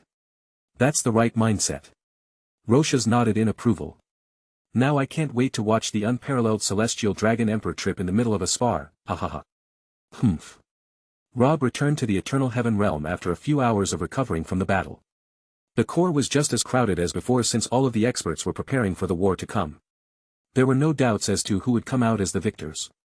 In the end, the Northern Divine Region's submission was imminent due to the overwhelming force of the Dragon Emperor. Rob took a deep breath before beginning his speech. His Divine Grace has left me in command of his conquest of the Northern Divine Region. Another matter came up and he had to make a change of plans. While he is away, we will make the Northern Divine Region bend and acknowledge our Celestial Dragon Emperor as their one true sovereign. Victory is all but certain, for we are his chosen, his divine flame and sword. Who are our foes and who leads them? They are nothing more than a region of non-believers led by no single person. Let it be so that, upon the return of our emperor, he will be crowned the Celestial Dragon Emperor of Primal Chaos. There was a thunderous roar of approving cheers as the Legion of Fire readied their weapons for the war to come. Their devotion to his divine grace was endless. Such a force did not fear death, no, such a force did not know fear at all. They only knew their purpose, to serve the Dragon Emperor. His celestial image and heavenly voice had already sunken deep within their hearts. Even if he was not physically present, they believed that his divine grace is always with them one way or another. Within a single day, the Legion of Fire let their presence be known. The spear of his divine grace single-handedly conquered the entire Yama realm on the very first day of the conquest. Even the 3 Yama ancestors were forced into submission through his overwhelming strength. The God Emperor, however, wasn't as wise. His head now stands on a spike at the center of the Yama Imperial District, accompanied by his son's head. The Legion of Fire was split into 3 divisions, one led by the Dragon Lord Longbai, another led by the Spear of His Divine Grace, and the last led by His Royal Highness, Aerion Targaryen. At first, His Royal Highness clearly lacked strategy and would only win through brute force. But, with time, his experience and wisdom grew to a shocking height where even realm kings were made out to look like fools. The Legion of Fire under Aerion's command grew to respect His Royal Highness greatly.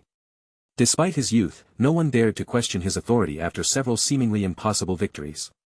The Northern Divine Region had narrowed in on him as his force was the weakest out of the three. In truth, the Devils had a good chance of victory due to their darkness profound energy advantages in the Northern Divine Region. The Devils had hoped to turn him into a hostage of sorts, but their plan backfired completely as Aerion scattered them all through strategy and developed his commanding abilities further. The Dragon Lord Longby crushed the Burning Moon Realm and placed it under the banner of the Celestial Dragon Emperor with great ease, leaving only the Soul-Stealing Realm. Only one King Realm remained in the entire Northern Divine Region and Aerion's force was the closest to it. He sent in a few Divine Masters to cause some chaos before his main force descended upon the Soul-Stealing Realm. Boom! The gates to the throne room of the Soul-Stealing Room were forced open as a dozen late-stage and peak Divine Masters rushed inside behind His Royal Highness. A boy who has not even seen 12 years has forced my King Realm to such a feeble state. Aerion looked up at the alluring figure who sat at the throne ahead and fell in a short daze before the fire in his eyes returned. I have come to learn that age does not mean much when it comes to leading troops. All that matters is ability. Now, I'll give you this one chance to surrender before I turn the Soul-Stealing Realm upside down. Such confidence, but I doubt you have the ability to do so. You may have defeated my forces several times before, but I was not present during those occasions. Now that you've come before me, I have no choice but to face you and your Divine Masters. Do not forget, this is the Northern Divine Region, our powers are heightened while yours are lessened. Aerion chuckled. I have yet to unleash the dragon. He would eat you alive, Northern Divine Region or not. All I need to do is call his name. Humph, so why don't you make this easier for me and swear your eternal allegiance to my royal father? And Aunt Shinshi, humph, this devil queen is clearly outmatched. All of the experience that I gathered, ahaha, royal father will truly be proud. Oh, the Crimson Dragon. Yes, my royal father's mount. You leave me with no other choice. It seems I would have surrendered within the first day if the Celestial Dragon Emperor himself had appeared before me. It is a great shame that I did not witness his charm firsthand. Very well, I will swear my loyalty to him but under one condition. Luo Chongqing sighed. She is known for being a schemer, your royal highness, we should strike at once without hearing her pretty words. Fen Jueqing nodded. We have the complete upper hand, summon forth Regal and just be done with it. The Soul-Stealing Realm should be humbled for their continued resistance. My royal father told me to hear every suggestion before making a decision. Aerion shook his head. We will hear this condition out. That is very wise of you. This condition will ensure that the God Realm and Northern Divine Region will finally be bonded to each other. It is quite beneficial for both sides. It's quite simple, Qi Wuyao smiled. I wish to marry the Celestial Dragon Emperor of Primal Chaos. Well, I'm not so sure about that. Am I not up to your father's standard, your royal highness? No, not at all, it's just that I can't make a decision like that. Only royal father can choose his wives, after all. To compromise, I can convince him, but royal father's decision regarding this matter will be his own. That is understandable, I find your compromise to be acceptable. Now that my realm has surrendered, the Northern Divine Region is his, yet he is nowhere to be found. About that, he'll return in the coming months. Currently, he's in closed-door cultivation, so you need not worry. I see. Now that the conquest has come to a close, there is no longer a reason for us to remain here. You can stay here as long as you wish, silver-haired sweetie. Nanhuang Chani, one of the witches under Qi Wuyao, winked. Aerion felt his body shake as he turned around. No, I'd rather not. Mere witches trying to stain our royal highness' innocence. Fen Jueqing glanced in contempt. It matters not, we're leaving. Aerion stabbed the banner of House Targaryen next to the gates and walked away. Fire and blood, such a beautiful banner. Qi Wuyao observed it closely. Chapter 179. Finally. After almost 4 months, Aerion's eyesight returned. He did not gain a new ability, which was unfortunate yet a blessing at the same time. The birth of a new god would mean a longer resting period, after all. During this time, he had found out more about Little Ray's true identity through Jia Yuan. It was a rather shocking revelation. Never did he think that the little girl he found in the Primordial Profound Arc would actually be her and the heretic god's daughter. This made him think of how the daughter was split into two and the darkness seed in the Azure Cloud continent. Little Ray's reaction to the girl who laid in the abyss was also starting to make more sense. He decided to reunite them when Jia Yuan was ready to leave the Seventh Heaven Realm. Izanami looked at him. So you've recovered, my king. Aerion nodded. Indeed, I was thinking of a suitable punishment during these few months but nothing came to mind. I could not hurt my wife, after all. I do have a suggestion. Izanami smiled. Why don't you ravage me? I see, Aerion chuckled. You wanted this from the very start, With a single wave of the hand, Aerion created a formation. Perhaps, Emin. Next time you will follow my orders, Izanami. After a few extra days in the seventh heaven realm, Aerion returned to primal chaos. He had broken through to the divine master realm, which made travel all the more convenient. Therefore, it did not take him long to return to the star god realm. He decided not to use the teleportation formations and instead, view the myriad of star realms in his path. Upon returning to the star god realm with Izanami, he, naturally, wished to know all of the events which had occurred in his absence. The heavenly fire demon did so with great accuracy, not missing a single point of importance. Your firstborn is truly extraordinary, my lord. He stated. It seems that the coin flip landed on greatness. I believe that there is an extremely high chance that he will be your successor and the second dragon emperor of primal chaos with time. I do not believe in that coin flip nonsense. However, Aerion is, indeed, a heavenly genius worthy of praise. I am quite fortunate to have such a brilliant son. His talents come from his royal father, after all. That's not entirely true, his talents in the wind laws are greater than my own. Along with that, Aerion has inherited the Tai's unique ability to suddenly break through under great pressure. He has his mother to thank for that. I suppose so. The heavenly fire demon nodded. Now that everything in the primal chaos dimension is yours, what is there left to conquer? Will you settle down, at last, my lord? Aerion sighed. The path ahead is unclear. I wish to reclaim the fire dragon god's throne in the ancestral land which, to my knowledge, is currently lifeless. Dai-chun, what is the point of ruling an empty land with no people? It is pointless. Indeed. In truth, I have only two remaining ambitions, to reach the ancestral god realm and slay the transcendent being. Both of which will take me thousands of years to complete, if not millions. For now, however, there is something urgent I have to do, and that is to move Planetos into primal chaos. It will be a massive and difficult change, but it is one I have to complete, once and for all. I see. So House Targaryen will finally be united as one in the same world. Aerion nodded. Primal chaos should be prepared first. I'll be leaving that duty to you, my faithful servant. Your great trust in me is quite heartwarming, my lord. About the Devil Queen, have you come to a decision? It would be best to settle this matter swiftly. Her last 4 husbands didn't live for long, but such an alliance is for the greater good of primal chaos. Soul stealing, it's quite the frightening technique, but I doubt that it would do anything against an ancestral god's soul. She would encounter a major backlash by just trying, Roshas stated. Indeed, my lord, you needn't worry about the Devil Queen's past, as none of her previous husbands are even comparable to you in the slightest, the heavenly fire demon stated. Along with that, her beauty will certainly be to your liking. I'll deal with the matters of marriage once my 30th name day passes. Until then, we will merely be engaged. Aerion replied. Understood, my lord. Shortly after, Aerion used the world teleportation portal to return to Planetos. He landed on the, not free, city of Pentos. The moment he did so, everyone's eyes swiftly turned to him and ignored everything else. It was rather amusing that 15 years ago not a single one of them would give him more than a few glances, and now they gazed upon him as if he were something akin to a god. His Grace has come to visit. Welcome to the city of Pentos, your Grace. If there's anything you need, please do tell. A noble whom Aerion recognized stated. I am merely sightseeing, Aerion replied. Go along with your daily lives, my people of Pentos.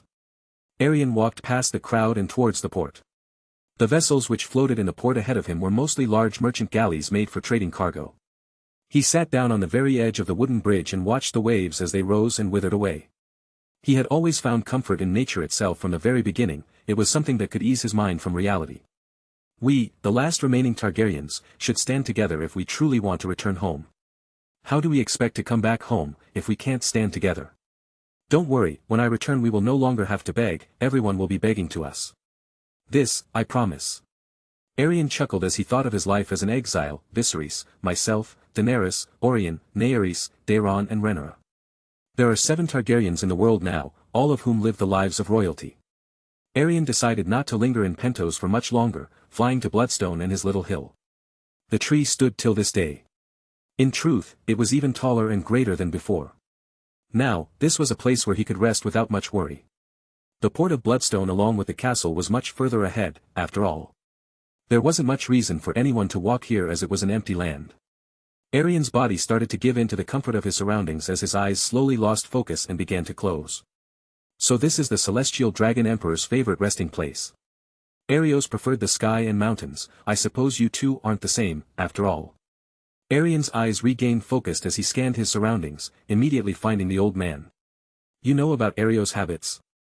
That is quite strange, and so is the timing of your return.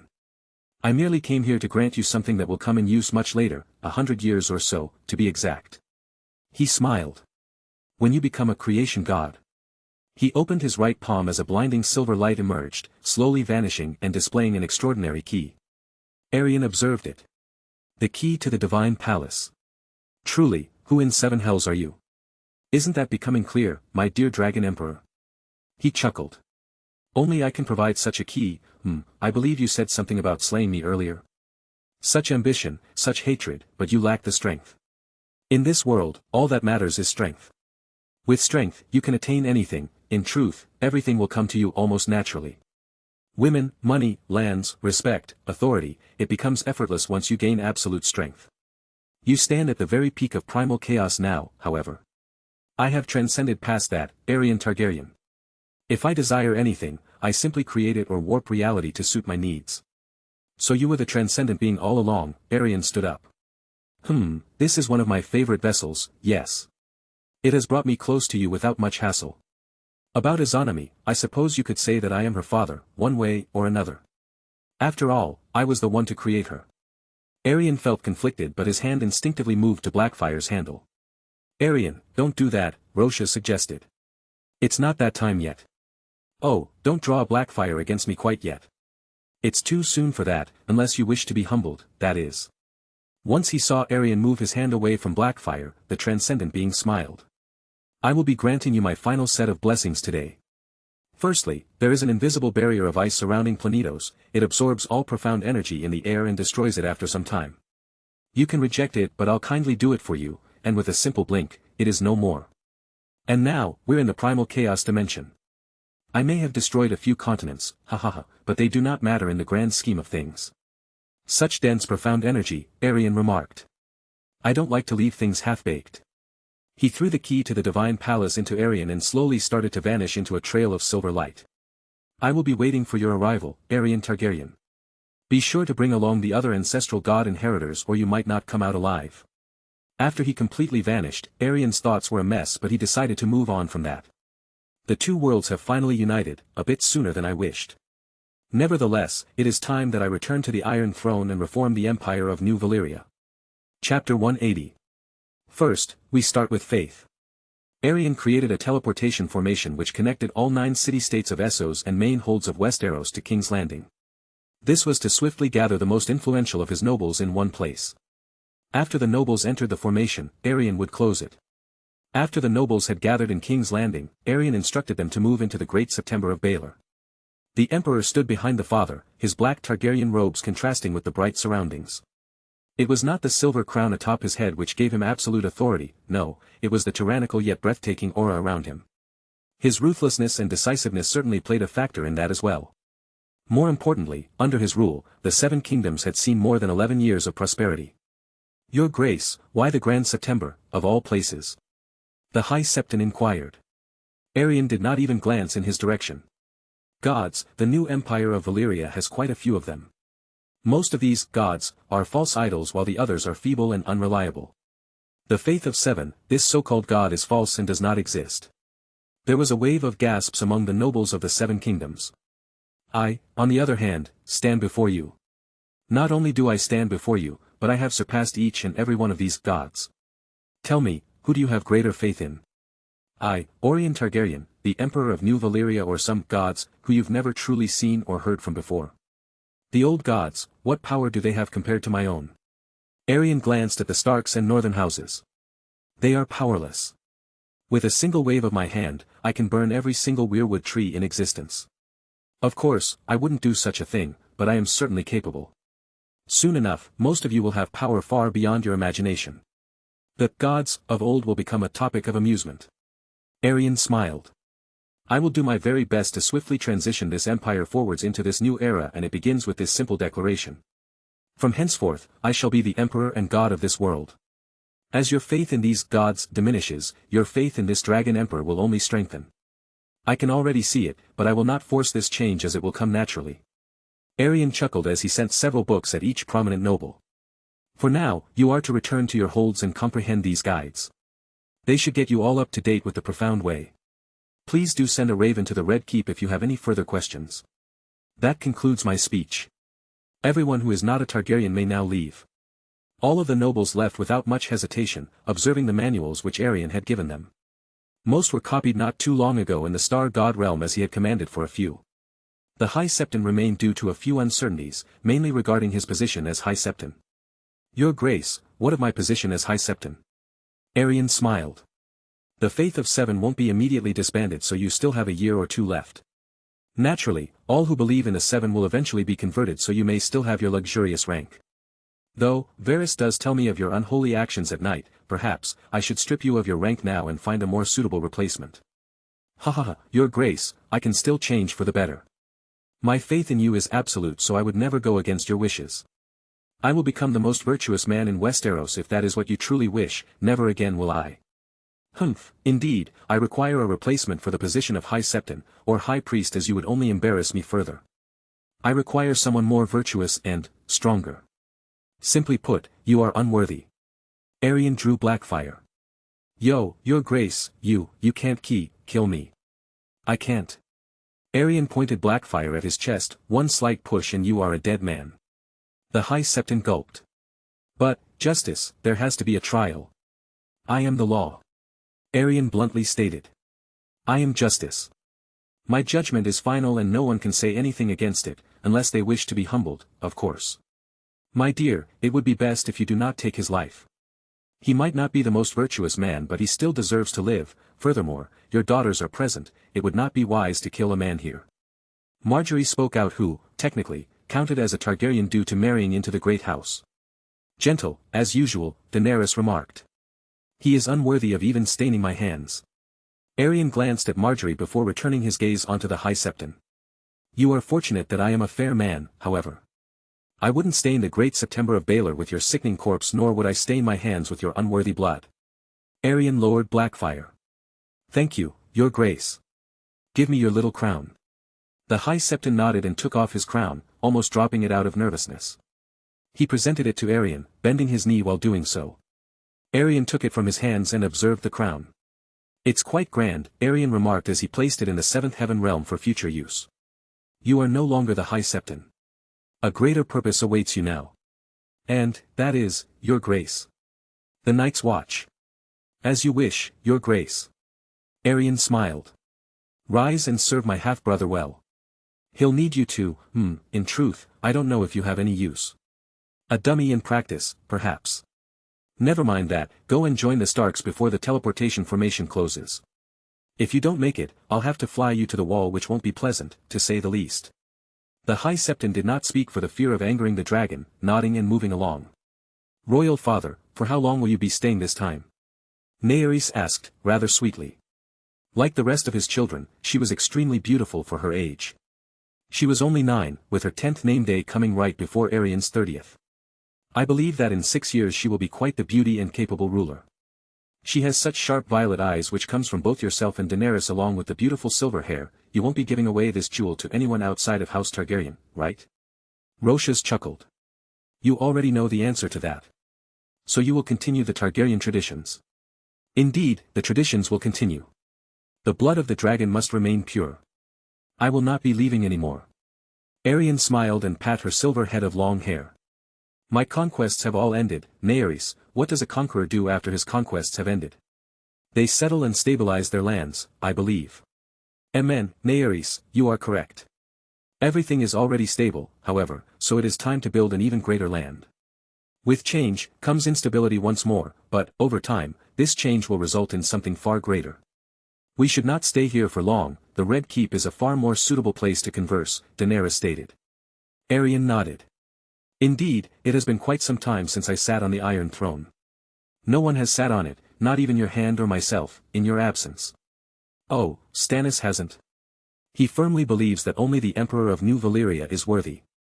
Strange, but it does show his dedication, Aerion remarked. Aerion went outside of Planetos and realized that most of the continents were, indeed, erased from existence. Only 2 continents remained, Westeros and Essos. He recognized the more eastern parts of Essos despite never going there.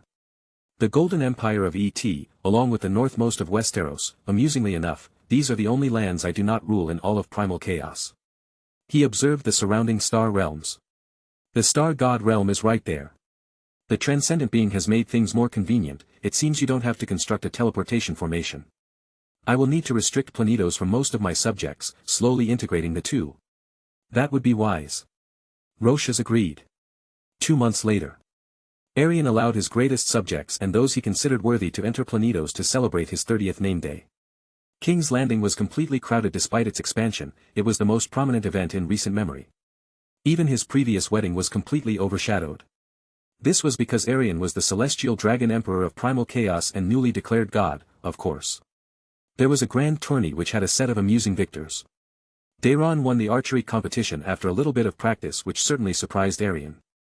There were 2 melees, one where cultivation strength was allowed and one where it was prohibited. Robb easily swept through most of the competition and claimed victory. The other melee was far more exciting, ending with an intense duel between Viserys Targaryen and Ser Jon after nearly 100 other combatants were defeated. The architect emerged victorious, something which had become a common occurrence in recent years. In the joust, cultivation strength was also prohibited. Aerion participated, dismounting a couple of opponents until he met Ser Barristan Selmy, who swiftly dismounted him. The finals ended up being Robb against Ser Barristan Selmy. Shockingly enough, Robb was unhorsed after breaking several lances. Aerion then grabbed a lance and mounted his destrier, challenging the finalist. He redeemed his friend by unhorsing Barristan Selmy in a single exchange. Barristan Selmy still got the rewards for first place despite his embarrassing loss as Aerion wasn't an official participant. Nor did he need the money anyway. Now, after the grand tourney's end. His crimson cloak fluttered as he walked the path to the Red Keep from the entrance of King's Landing. This was to present himself to the commoners who could not enter the halls. At least, they would get to look upon his divine grace. Once he reached the top, he was met with Robb and Barristan Selmy, 2 of his lord commanders. Feeling any younger, Ser Barristan? Aerion jested. You certainly look younger to me. I do feel younger, your grace. It will only be a matter of time before these wrinkles completely vanish. The grey hair, too. You'll be serving House Targaryen for a very long time, I'll make sure of it. When was the last time you celebrated your name day, my lord? Robb changed the subject. I did celebrate but it wasn't quite as grand as this. Aerion opened the doors to the main hall and walked inside, followed by his 2 subjects. Chapter 181. The guards watching the Iron Throne respectfully bowed. Your Grace. Aerion approvingly nodded before proceeding onwards. The main hall was crowded with numerous faces, all of whom Aerion recognized one way or another. Lords and ladies of great houses, influential nobles of Essos, the god emperors of primal chaos, exceptional geniuses and, of course, his own family and wives. It seems that you're late for your celebration, Robb remarked. The emperor is never late, everyone is just early. Aerion smiled. It is as I intended. I wished for everyone to come before me so that we would not have any latecomers. Aerion walked up the long and rather intimidating stairs of the Iron Throne. After turning around, he sat down and felt slightly uncomfortable. It was what Aegon had intended when the Iron Throne was forged, as the king should never rest easy. Currently, however, this was quite unnecessary. Aerion didn't want to reforge the Iron Throne, but he did consider the thought for a few moments. He took out his silver crimson goblet and poured some wine from the 7th heaven realm into it. The hall grew silent as his lilac gaze moved across the gathering of subjects. Before we can truly begin, there are a few matters I would wish to settle. Firstly, Aerion brought out Bright Roar with his right hand while his left held the goblet. This is the long-lost Bright Roar.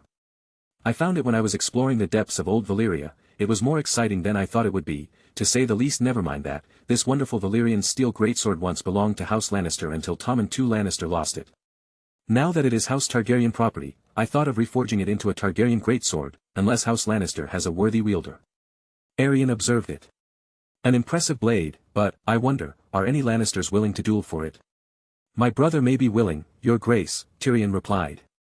However, as you already know, he is currently in the north. Anyone but Jaime Lannister.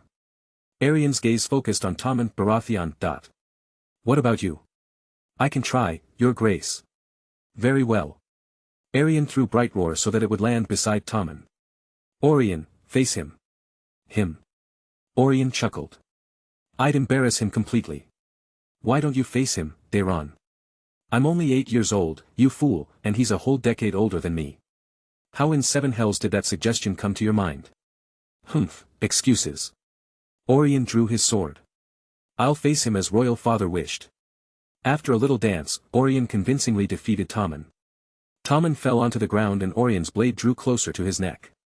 You fought well, I'm impressed. Oh.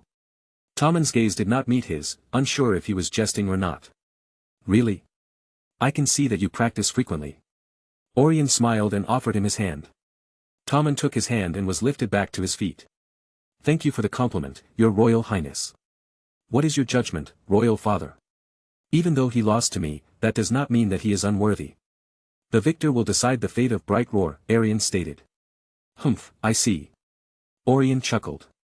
Then you'll have it, Tommen Baratheon. But, I lost.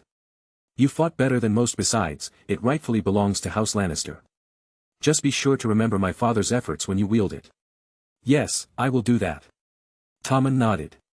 I will remember your kindness as well. If that's what you want to do. Aerion shrugged. Isn't Tommen a Baratheon as his father was? If so, it would naturally become House Baratheon's sword in due time. Chinya Inger stated. Aerion took a sip of his heavenly wine. About that, this is another matter concerning House Lannister, of course. I was aware of the truth quite some time ago but I never spread it to anyone. In truth, Joffrey, Myrcella and Tommen are all bastards born outside of marriage. Aerion sighed. Although this was not a truth I was fond of spreading, it had to be done for the greater good of the realm and sooner rather than later. The father of all three is none other than Jaime Lannister. A whore. Robert Baratheon is an unfortunate fellow to have such an unfaithful wife. Robb shook his head. She should be severely punished for such a sin, your grace. It seemed as if the entire hall had turned against House Lannister, especially the nobles of the other houses who did not particularly like them. The uproar was quite irritating and so, Aerion stood up. I demand silence. Not a single voice spoke after that. It is well known that House Targaryen and Lannister do not have the best past indeed. House Lannister, along with Baratheon, Stark and Arryn were the houses I would have loved to burn down most when I was younger. But, many things have changed since then. I grew wiser and more understanding of the matters concerning Robert's rebellion so my punishments were lighter in the reconquest my self-control led to a greater realm. It is a very similar situation here. What happened is long in the past. Aerion tapped Tommen's shoulder. From henceforth, Joffrey, Myrcella and Tommen will no longer be known as Baratheons. Instead, they will be recognized as Lannisters. Anyone caught calling them bastards will face severe punishment. Aerion glanced at Myrcella before turning around. Speaking of severe punishments on my 30th name day, it's quite dull. Since that's the case, why don't we have a dance? His subjects nodded and a group of musicians started to play some truly spectacular music. Soon enough, Aerion found himself surrounded by a group of beautiful and alluring ladies. A bit too many. A dance, you say? It does sound interesting. Izanami stated. Indeed, but who will you choose? Tai Xia wondered. Humph, that is quite a simple question with an even simpler answer. Chinya Inger replied. It will be me. What makes you think that? Shen Shi countered. How troublesome. Aerion sighed. I'll dance with you all, starting with my first wife. Ha ha ha, the dragon queen and goddess are placed last in that case. Huan Tsai laughed. Must be quite unusual for you too. Humph, you still lack a proper chest, Chinya Inger remarked. After quite a few dances, Aerion was done at last. Tai Xia, Hound Sai, Izanami, Daenerys, Marjorie, Feng Shuer, Shui Meiyin, Chinya Inger, Mu Xianyin and Shen Shi. Jasmine wasn't interested in dancing, not in the slightest. Eventually, Aerion managed to be on his own for once as his ladies decided to speak to each other. That was when Robb came to him with something in his hand. My lord, I have something for you. Consider it a present for your 30th name day. Robb presented a dark green bead to Aerion. Oh. I found it at the very center of an enormous storm in the northern Divine region. Once I took away the bead, the storm began to fade, which can only mean that it was the source of it all. I have no use for it, but, perhaps you do, my lord. The heretic god's wind seed. Aerion smiled as he took the wind seed. You have done me a great deed, Rob. This little bead is invaluable to me. Oh, that's great to hear, my lord. Aerion placed it into the seventh heaven realm for later. Have you thought of a house name yet? I'm not the best at thinking of a name for something so important. Ha ha ha. What about House Jackdaw? Oh, my. Aerion chuckled. I wonder where you got that from. A certain ship, Rob admitted. But it sounds good, right? I suppose so. Aerion finished his first glass of wine. He had been quite conservative due to the night that awaited him. How are you doing, in terms of romance? I'm making some moves. Actually, I did get on wonderful terms with Shui Ingue. Wonderful terms, you say? We thought of getting married but have yet to bring up the matter to her father and you, my lord. Your blessing is quite important as I am among your greater vassals. I have no issues with that arrangement. If you wish, I can speak with Qinheng first. No, I'll speak with him myself. Aerion chuckled. That's good to hear. What about Fei Xue? My lord, I do not wish to end up in your situation. What do you mean? Having many women has plenty of benefits. Aerion countered. Though, it may not seem so at first. And troubles, anyways, I have no idea how she feels about me and I'd rather not risk my pride. I am a person of great status, an overlord of an entire divine region. If I were to be rejected by a disciple my reputation would sink into the depths of the ocean. It would be something that would take countless years for people to forget, it might even remain unforgotten, in truth. Just do it more privately and not in front of everyone. Or are you making up excuses, Rob? I'd rather focus on my future wife. I see. Well, in that case, I won't force the issue further, Aerion replied. My lords, am I interrupting your conversation? A lady in her early 20s approached. She had long, golden and curly hair which certainly stood out. Her beautiful emerald eyes only saw the charming emperor, who had smitten her quite some time ago. Truthfully, he had smitten every young lady wherever he went. No, you are not interrupting anything, Lady Marcella. Rob tapped Aerion's shoulder and walked away with a small chuckle. Go on, the Dragon Emperor of Primal Chaos and New Valyria. Farewell, Rob. Aerion smiled before turning to Marcella. Anything you need from me, my lady? I have approached you to show my goodwill, your grace. I've been raised to believe that you are a cruel, vengeful and tyrannical ruler, but that is so far from the truth. I wonder who raised her that way. Ah, yes, Cersei, I did take away her lover and first son. I can certainly be those things, Aerion admitted. It isn't that far from the truth. Your actions tell otherwise, your grace. The kindness you have shown to House Lannister is not deserved. After your years of exile, the loss of your siblings, this kindness is not deserved at all, yet you still show it for the greater good of the realm. Aerion nodded. Indeed, the stability of the realm is quite important to me, as there will be times where I must be somewhere else. Is there anything else? Marcella smiled and offered her hand. Could I entertain you with a dance, your grace? Sure. Aerion took her hand. Chapter 182. After that little dance, the court did get a bit more gossipy for quite obvious reasons. The Celestial Dragon Emperor's favor was no small thing and rather hard to come by nowadays. Furthermore, the person who had gained his favor was the beautiful Lady Marcella of House Lannister. There was a banquet and several other events before the day officially ended. It seems that I have a preference for golden hair and emerald eyes, Dancing with a Lannister, you never thought that would ever happen, eh? My hatred towards House Lannister is mostly from Tywin, who has been dead for over a decade now. Tyrion and Kevin have been excellent subjects. Jaime had to kill my grandfather or King's Landing wouldn't be here. Joffrey was quite defiant, but I've given him a suitable punishment. I believe that House Lannister will be redeemed by Tommen and Marcella in the coming years, as they are very much unlike their elder brother. If your grandfather was wiser, he would have married your father to Cersei Lannister. I doubt that the usurper's rebellion would have ever happened, and, even if it did, your house would have emerged victorious. Then your father would be king, followed by you. Oh. You wouldn't even be born, ha ha ha ha ha. How amusing, Roshas. She might not even bear any Targaryen children. Oh my, Viserys might have to state his claim against the false golden-haired Targaryens. My father cannot be compared to Robert Baratheon. Aerion bluntly replied, at least one, if not all, would have the blood of the dragon. Aerion was first to leave the hall. Turning to Maegor's holdfast, this led to his subjects eventually dispersing as well. The royal apartments were quiet as he strolled into his bedchamber. It was mostly dark until Aerion placed a few purple crystals from the 8th floor for light. The creation god realm is all I require. Aerion laid down on his bed and wondered how the divine palace looked like. He already made an early prediction that the transcendent being had some sort of challenge awaiting him. One that would threaten his life, of course. It looks exactly like what you think, divine and imposing. Made out of bright and shining colors which could blind any mortal with a single glance. It's a dimension which is completely unaffected by the calamities of the past, and so, many powerful beings reside within it. These powerful beings are his courtiers and subjects. How strong are these powerful beings, exactly? As strong as he requires them to be. Usually, they are between the true God realm and creation God realm. There were a couple of cases where a few of them were granted the powers of an ancestral god, but it was temporary. Amusingly enough, he considers us 9 ancestral gods, irreplaceable. Aerion chuckled. Is that still true after I replaced everyone but you and Rayla? Their legacy still lives on through their avatars, Roshas replied. They have not been replaced fully as their divine power still exists in its original form. I see. He heard several footsteps before the doors to his bedchamber were opened. 6 figures entered as the doors were locked. Looks like getting a larger bed was a wise decision. Roshas laughed. Good luck, I'll be taking a well-deserved nap. You seem to be fond of Myrcella Lannister, Izanami stated. Humph, she was definitely fond of you. Aerion shrugged. It would have been rude of me to reject her hand.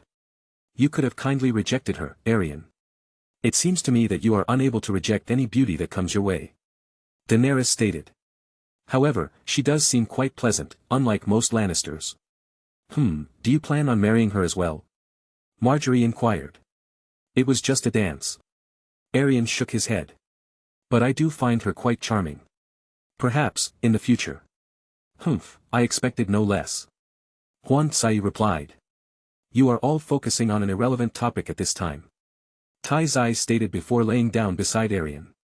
It has been a long week for the Emperor, and we're speaking of some lady who danced with him for a few minutes. Though, I wouldn't mind serving him by myself, so you may leave if you wish. The first wife has the greatest wisdom, it seems. Aerion smiled. Unfortunately, you have to share. Feng Shuer joined in. I wonder how you'll manage. This Dragon Emperor has a mythical physique, Aerion answered Hound Sai as Tai Xia was already completing her duties. Let me in, you fools, or I will smash your heads in. The Dragon's Guard guarding the gates of the Red Keep scoffed. One drew his sword, well prepared to draw some blood. Such a loud and overbearing personality for someone so weak. Hold. A captain who appeared beside Robert stopped his blade. This person here is Robert Baratheon, the usurper. He should not be killed so easily when his divine grace spared him. The usurper? If so, he is an exile and should be killed on the spot for trespassing into these lands. The Dragon's Guard member lowered his sword, slightly.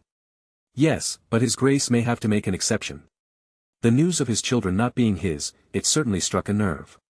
I believe that his grace will understand that and allow it this once, which is why I brought him here. To do what? Shouted his wife and interrupt the main hall. The Dragon's Guard member frowned. The captain smiled before opening the gates. Think about it a little more. You'll see. You may enter, Robert. Think about it, Robert Baratheon entered the hall and, indeed, interrupted the main hall. Where is the whore? He had regained his shape through the many battles in Essos as he fulfilled his dream of becoming the Sellsword king. The cities of Essos were free from his wrath as they had the protection of the Emperor, so he had to find wars elsewhere, the more eastern side of Essos. Aerion sat atop the Iron Throne and his gaze immediately moved to Robert Baratheon. Oh, Cersei is somewhere in Casterly Rock. Now that you're here. Take me there. Why would I do that? My friend, you should learn to move on. Move on, move on. My honor, my pride, it was all thrown away within a single announcement of yours. What would you do if you were Robert Baratheon, dragon spawn? Aerion frowned. Everyone, scatter. After a minute or so, Aerion appeared before Robert. He's shorter than me now. Don't call me by that bizarre name ever again, you fool. Suddenly, his knees bent under Aerion's pressure. His violent eyes looked into Robert's as he gave his judgment. By charging in here, you've broken our treaty from some time ago. But the circumstances, they are understandable. In truth, I pity you. I don't need your pity, I need justice. Justice for your honor. If I were still king, I would have had her killed, along with the bastards, with my own hands. Oh, my, you have not changed. You let your rage consume you once more. Aerion looked ever so slightly sorrowful. I wanted you to stand beside me against the 7 kingdoms until the Lannisters took you out of my hands. With you, I would have had the North, Stormlands, Riverlands and Dorne at my side. The Vale too, if Jon Arryn was still alive. The Reach would join the leading side, my own, and only the Westerlands, Iron Islands and Crownlands would remain. The Crownlands would be divided, however, and I would easily sweep through them all, eventually reclaiming my rightful place as king. All of this, from one man. But I knew that making you bend, especially to a Targaryen, was not so simple. In truth, it was impossible unless I came to know your true wishes and we built a powerful bond. Alas, I fell into a storm and the Lannisters freed you. Aerion laughed. Now, however, I can make you bend quite easily. The Emperor. Acknowledge me as your Emperor. He bent the knee this time, without the need for any pressure. As you wish. Now you will reclaim your honor through other means, not by killing your wife and her children. You will do so by serving me and proving your worth amongst the Legion of Fire. I don't require the drunkard king or Sellsword king, I require the demon of the trident. Robert nodded. The demon of the trident you will have, your grace. Good. Aerion smiled. House Baratheon has been doing well in your absence, with Stannis at its head. Renly will remain as the jester of the family while you will become the warrior you always wanted to be. Your marriage with Cersei Lannister will be abolished immediately as well, you may choose another wife later or continue whoring yourself around. Robert laughed. You know me too well, your grace. How about a drink to start the afternoon? A spar first. Aerion shook his head. You are still so awfully weak despite appearing stronger. After the unification, AC, after conquest, and BC, before conquest, became the general way to number years in primal chaos to avoid confusion between the two calendars. The Celestial Dragon Empire was officially named to the Valyrian Empire of Primal Chaos. After his 30th name day in the early days of 310 AC, Dragon Emperor Aerion I Targaryen went on to marry 6 ladies in swift fashion, effectively doubling his number of wives within a single year. The great honor of being his 7th wife was granted to Chenya Aengir, who was quite pleased with the result. His 8th was Shui Mei-in, 9th Mu Xian-in, 10th Jasmine, 11th Shen-Shi and lastly, Chi Wuyao. In 315 AC, Dragon Emperor Aerion I Targaryen married Myrcella of House Lannister. Jaime and Joffrey Lannister were temporarily released from their duties as members of the Night's Watch to attend the wedding, where Robert Baratheon completely obliterated the former Kingsguard in a duel. As much as Jon Snow rejected his offer of bearing the Targaryen name, Aerion managed to break past that after forming an inseparable bond. Indeed, they were brothers bound by blood. Soon enough, he was named Aegon Targaryen and brought to his rightful place as a prince of the Valyrian Empire. Jaime Lannister replaced him as Lord Commander of the Watch right after. The years passed rather swiftly as Aerion focused on his cultivation after his 4 children had fully matured. However, another was born on the very first day of 400 AC, Helaena Targaryen, the daughter of Aerion Targaryen and Izanami. Upon her birth, primal chaos itself shook for hours on end. Many star realms faced devastating countless storms and other calamities all at once. The storm ended as suddenly as it came. Frighteningly enough, Helaena Targaryen was born with the eyes of God, which made her a little too strong for a child. However, she controlled her powers quite well and didn't cause much trouble even in her earlier years. Though, she was quite willful, a common trait among the dragon's children. Primal chaos shook twice more in 410 and 412 AC, Visenya, daughter of Chenya Aengir, and Jaehaerys, son of Myrcella Lannister. Visenya swiftly grew into a heavenly beauty among heavenly beauties, outshining all. Her parents stood at the very pinnacle in that regard, after all. Her talent was greater than most of her half-siblings, except for Helaena and Daeron, who were superior in that regard. Then came Jaehaerys, who took many qualities from both of his parents. He was kind and very courteous, unlike his prideful siblings. He did not lack ambition but was content nonetheless, understanding that his 2 elder brothers were likely to be the heirs, if not Helaena. This led to him being a carefree young man, who did as his heart desired since the throne did not matter to him. Still, he wished to be of some use to the Targaryen dynasty and not be known as a useless prince. Instead of focusing on combat, something the dynasty did not lack in the slightest, he decided to walk the other path. The path of a diplomat, steward and ruler. Aerion opened his eyes. The creation god realm, at last. Name, Dragon Emperor Aerion I Targaryen. Age, 150. Cultivation strength, creation god realm. Traits, heavenly, genius, athletic, patient, diligent, proud, ambitious, charitable, kind, lustful, yet chaste, and authoritative. Titles, Emperor of Valyria, Dragon Emperor of Primal Chaos and King of the 7 Kingdoms. Alias, Aerion the Reconqueror, Aerion the Eternal, Silver Calamity, father of dragons, god of primal chaos, the celestial dragon emperor. Strength and weaponry. Base, early creation god realm. Dragon emperor Roshas, peak creation god realm. Dragon god Roshas, half-step ancestral god realm. Divine rebirth, ancestral god realm. Weapons, sky piercer, blackfire, heaven smiting sword, heaven punishing ancestral sword, evil infant's wheel of myriad tribulations. Evil god seeds, fire, water, lightning, darkness, wind. Special items, sky poison pearl, mirror of samsara, primordial profound arc, world teleportation portal, primordial seal of life death, eternal heaven pearl, seventh heaven pearl. Skills. Profound arts, flying wind god's art, world ode of the phoenix, golden crow's record of the burning world, white tiger's tale of the end, frozen cloud arts, ice phoenix god investiture canon, fire dragon supreme art. Deities, Izanagi, Susanoo, the emperor, Kamui. Fused elements, star flame, SSS, crimson ghost lightning, SS, crimson ghost flame, SS, ice flame, S, ghost flame, S. Legacies, fire dragon god, primordial azure dragon, phoenix, golden crow, white tiger, ice phoenix. Eyes, Izanagi's Rinnegan. Body, dragon god marrow, body of a true dragon. Veins, calamity dragon profound veins. Souls, dragon god, phoenix, golden crow, white tiger, Roshas, complete soul. Chapter 183. After opening his eyes, Aerion stood up and released his divine aura. Everyone gathered before him. So, you finally broke through. Rob smiled. You were the last to do so among us avatars despite having several dual cultivation partners. These slower breakthroughs provide greater power in the end. Aerion countered before turning his eyes away from Rob. The time has come. After cultivating for over 100 years, the gates to the divine palace of the transcendent being can finally be opened. I have a feeling that this won't be a short or easy visit, so all of you are advised to prepare for the worst. The worst result would be death, Izanami stated. Confronting the transcendent being now could only result in defeat. Unfortunately, reaching the ancestral god realm is impossible even if we spend millions of years in the seventh heaven realm.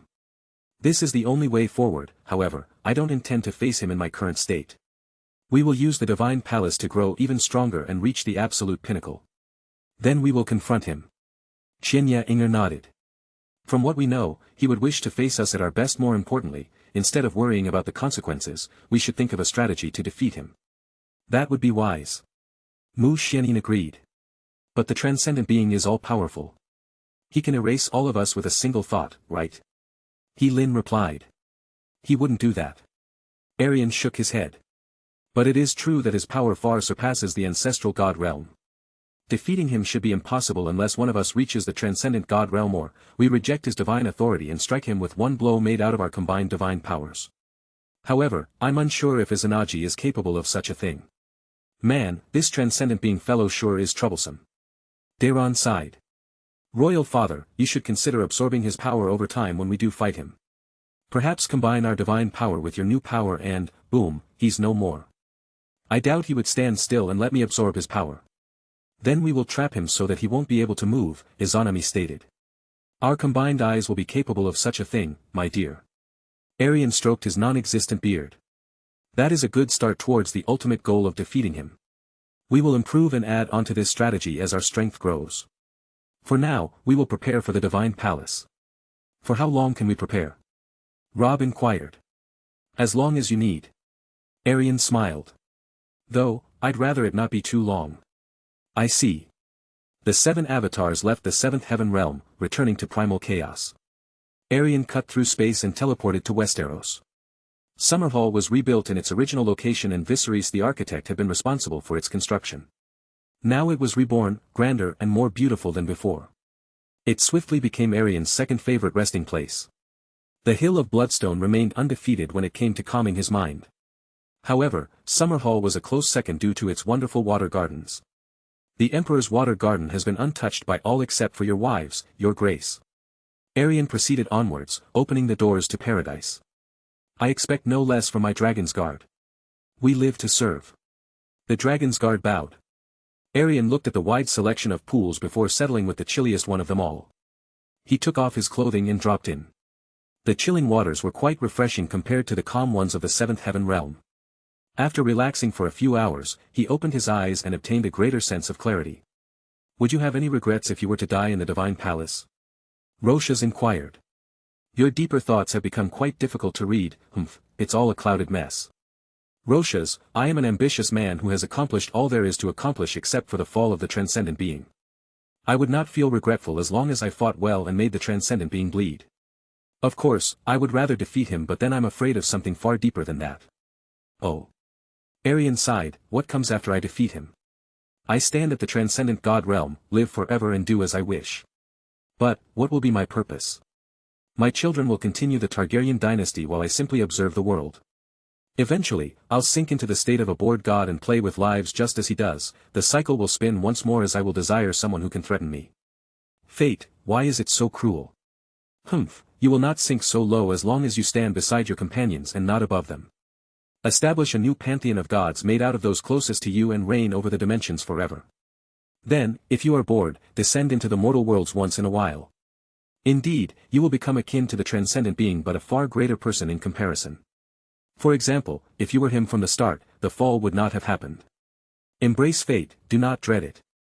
Roshas countered. You will still have a purpose even after your ambitions are complete. Aerion nodded, you are correct, I suppose.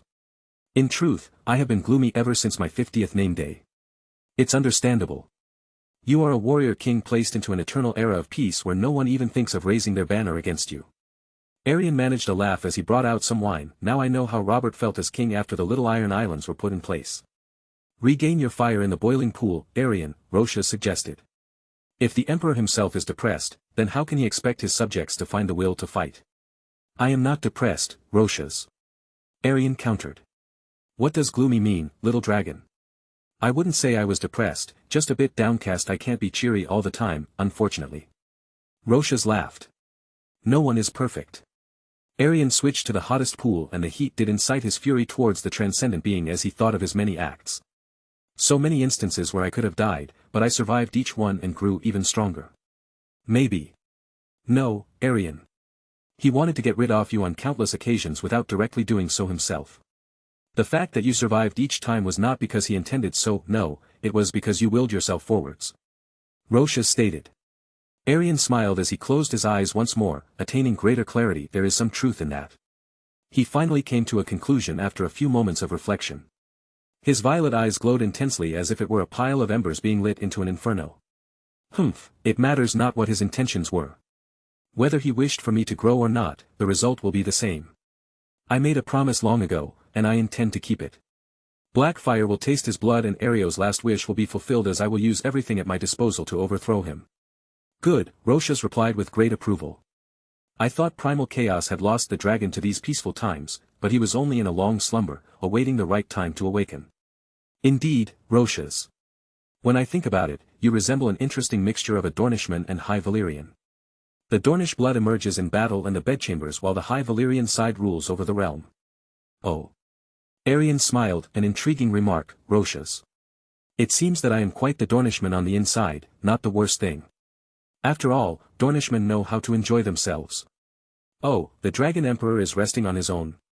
Izanami opened the doors. Speaking of enjoying yourself, Roshas laughed. Awaken me when you enter the divine palace, as what you do until then is not of any interest to this god. I'll do that. I am reflecting on a few things before entering the divine palace, Izanami. I knew that you would either be on that hill of yours or this water garden. Then you could have come sooner. Aerion replied. I wanted you to have some time for yourself. You carry such a heavy weight on your shoulders, naturally, you would wish to ease your mind once in a while, without any interruptions. You understand me well. When haven't I? Izanami smiled and joined him in the pool after undressing.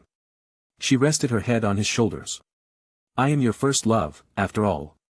Before that, I had no place for any kind of romance, the only thing on my mind was conquest and taking what was rightfully mine. That has certainly changed with time, ha ha ha. Now you have 13 wives. Izanami placed her index finger on his chest, but, in truth, I am the one you find most pleasant. Isn't that right? Aerion chuckled. It's an interesting battle between you and Myrcella. Oh, her. I still wonder what her grandfather would think of your marriage. If I showed mercy, he would have no complaints. A calculating person like him would find it suitable for the future of House Lannister. In fact, he would be the first one to present the arrangement to me and I would be the one to reject it until further notice. I see. Speaking of fathers, I haven't met with your father in quite some time, Aerion stated. She doesn't the truth know yet. I've already forgotten about him. But I still should thank him for leading me to you. I see. Well, do you know who he is? A strange question to ask, but I'll answer. From what I know, he is a traveler capable of crossing worlds. His eternal Manjikyu Sharingan makes this quite effortless, and his cultivation strength is certainly above the divine origin realm. Izanami sighed.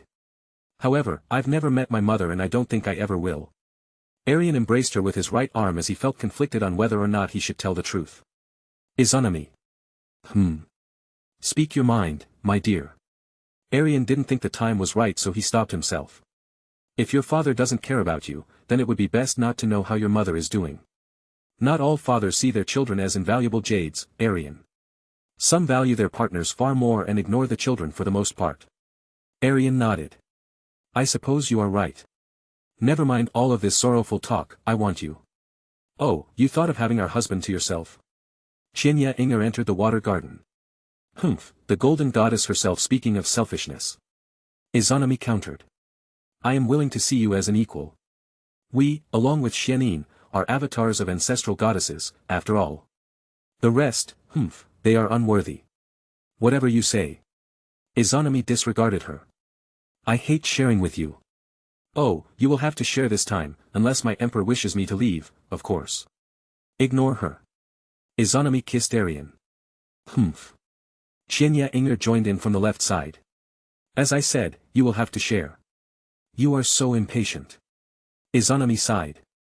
Now Aerion has no choice. Indeed. Qianya Inger nodded. I don't mind, but this isn't the best place.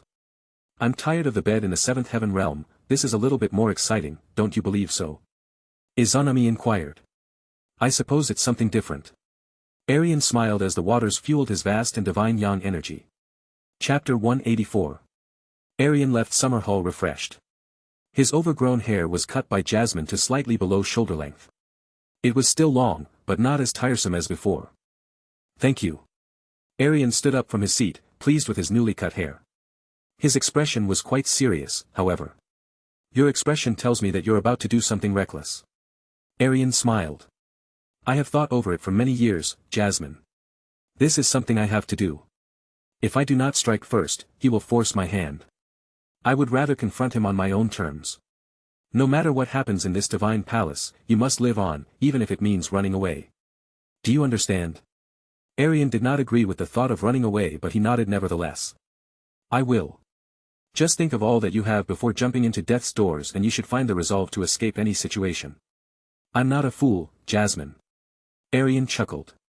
Killing a creation god is nearly impossible, especially when that creation god has the legacy of an ancestral god. I would only die if I truly wanted to, or the opponent was far above myself in terms of strength. If I want to survive, I will survive. Your confidence never wavers. Jasmine smiled. It is one of the reasons why you have come so far. And I will go even further, but, for now, there are some matters I have to settle in case I do fall. The Valyrian Empire and Targaryen dynasty should be prepared to go on without me, after all. Aerion embraced Jasmine with both of his arms. Thank you for everything. You make it seem like it's the end. Aerion laughed. It is not the end, merely the beginning of something greater. Do not fret, the chaotic jester who goes by the name Transcendent Being will be put in his place. After he is slain, we will be able to live in peace for all of eternity. That sounds wonderful. Indeed. Aerion smiled, and I promise to warp this desire into reality. After spending a few days with his wives, Aerion flew to the Red Keep. The Dragon's Guard and King's Guard all bent the knee in his presence, before rising and pointing their swords upwards. Aerion walked between the two parallel lines of his guards all the way to the steps of the Iron Throne. Ser Barristan and Robb stood on each side of the Iron Throne as Aerion ascended upwards. Then he sat down. Most of the guards sheathed their swords and scattered back outside, in an ordered fashion. The only people present in the main hall were his 13 wives, 7 children, Kingsguard, Sacred 7, Longby and every other Targaryen. Robb and Ser Barristan stood beside the Iron Throne, his children stood beneath it, and the rest were at the sides of the hall. This is one of the more difficult decisions I've had to make in my life. Aerion sighed. I ask all of you to accept and follow my decrees without a moment of hesitation. The question of who will be my heir has been quite controversial, but many believe that this decision will not come anytime soon. In fact, some believe that I will outlive you all and some late descendant will be the successor. An amusing thought, but as a ruler, I believe that I've accomplished everything I wanted to accomplish. Resigning in the next couple of years is not unlikely, and so, this Dragon Emperor needs to select a worthy heir. All 7 of his children straightened up as they all believed themselves to be worthy. Now, I truly believe that any one of you would be capable of leading the Valyrian Empire to an era of prosperity. But I must choose one. Aerion, step forward. Yes, royal father. Aerion stepped forward and bent the knee directly before the Iron Throne. Aerion smiled. You have made me proud so many times, Aerion. You surpassed all expectations, setting an extremely high standard for your younger siblings.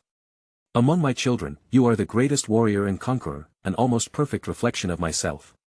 Aerion took a deep breath as Aerion passed down his judgment. You will not be my heir, however. His expression was that of shock at first, but then it subsided after a few seconds. Being the eldest, his control of anger was much greater than the rest. He could calm his mind rather easily and think using his head, rather than his emotions. In truth, instead of anger, some sorrow emerged. I understand your decision, royal father. The realm does not require a war-focused Dragon Emperor, as there are no wars to be fought. It's good that you understand, my firstborn. I will grant you a great honor nonetheless, one that is only less important than the crown itself and more important in certain situations. Aerion smiled. You will be the guardian of the realm, the shield which protects the peace and the sword which cleaves through its enemies when needed. In terms of authority, only the Dragon Emperor stands above you. Aerion nodded and managed to smile. It is a great honor, royal father. As the guardian of the realm, your position as Dragon Prince of the Southern Divine Region will be given to someone else, since it is no longer your duty to protect a single divine region. Now, move to the side of the hall. Aerion did so without much hesitation. Since the main and most popular choice was removed from the equation, the remaining 6 didn't know what to expect. Daeron, step forward. Daeron chuckled. Royal father, I know it isn't me who will be the heir. No Targaryen king has had black hair before, all of them have had silver hair and lilac or violet eyes. It isn't that, Daeron. Aerion shook his head. If it were, my heirs would be Naerys and Aerion. I am certainly not deciding through mere colors. Never mind that, I am prepared to accept your judgment, royal father. You have a greater purpose, one that is above primal chaos, Daeron. As the avatar of the ancestral god, it is natural that you have a place in my pantheon of gods and not the Valyrian Empire. Aerion stated. I thought as much. Daeron moved to the side. Being the Dragon Emperor is a bit too much responsibility for me anyway. Then who will it be? Aerion looked at the remaining 5 and wondered who would be chosen. With 2 down, only 5 remained standing beneath the Iron Throne. Naerys, step forward. Yes, royal father. You will be the Dragon Princess of the Southern Divine Region, taking Aerion's previous station. As you wish. Naerys moved to the side. Rhaenyra, move to the side. I will choose from the remaining 3. Jaehaerys wasn't expecting to be among the last 3. His emerald eyes could not meet the intimidating Iron Throne directly, never mind his father. Visenya smirked, certain of her victory now. Helena did not look concerned in the slightest, as she did not wish to be the Dragon Emperor, well, Dragon Empress in this case. Jaehaerys, step forward. Of course, royal father. Aerion walked down the stairs of the Iron Throne. Kneel. Jaehaerys bent his knee and looked up at his father. Aerion drew Blackfire and inspected its blade. The ancestral Valyrian steel sword of House Targaryen. It has been the sword of all Targaryen kings until it was given to Demon Blackfire. Since then, I was the first to reclaim it. This tradition will, of course, continue with you, Jaehaerys. Jaehaerys was dazed from his shock. From all 7, how could it be me? I'm the youngest, weakest and... That is why you will have Aerion by your side. From what I have observed, you have the most suitable temperament and skill set. Is it too much responsibility for you, Jaehaerys? No, I am capable, royal father. Then you will be named Crown Prince until I formally resign. Aerion sheathed Blackfire. Rise, Jaehaerys. Jaehaerys rose. The matters of succession are officially settled. If you wish, you may leave the hall. Aerion left to Maegor's holdfast. Lil Bro is going to be the Dragon Emperor, ha ha ha, congratulations. Daeron was the first to greet him, patting his head. I'm not a child anymore, elder brother. If Aerion or any of your sisters bully you, tell me. I'll sort them out in no time at all.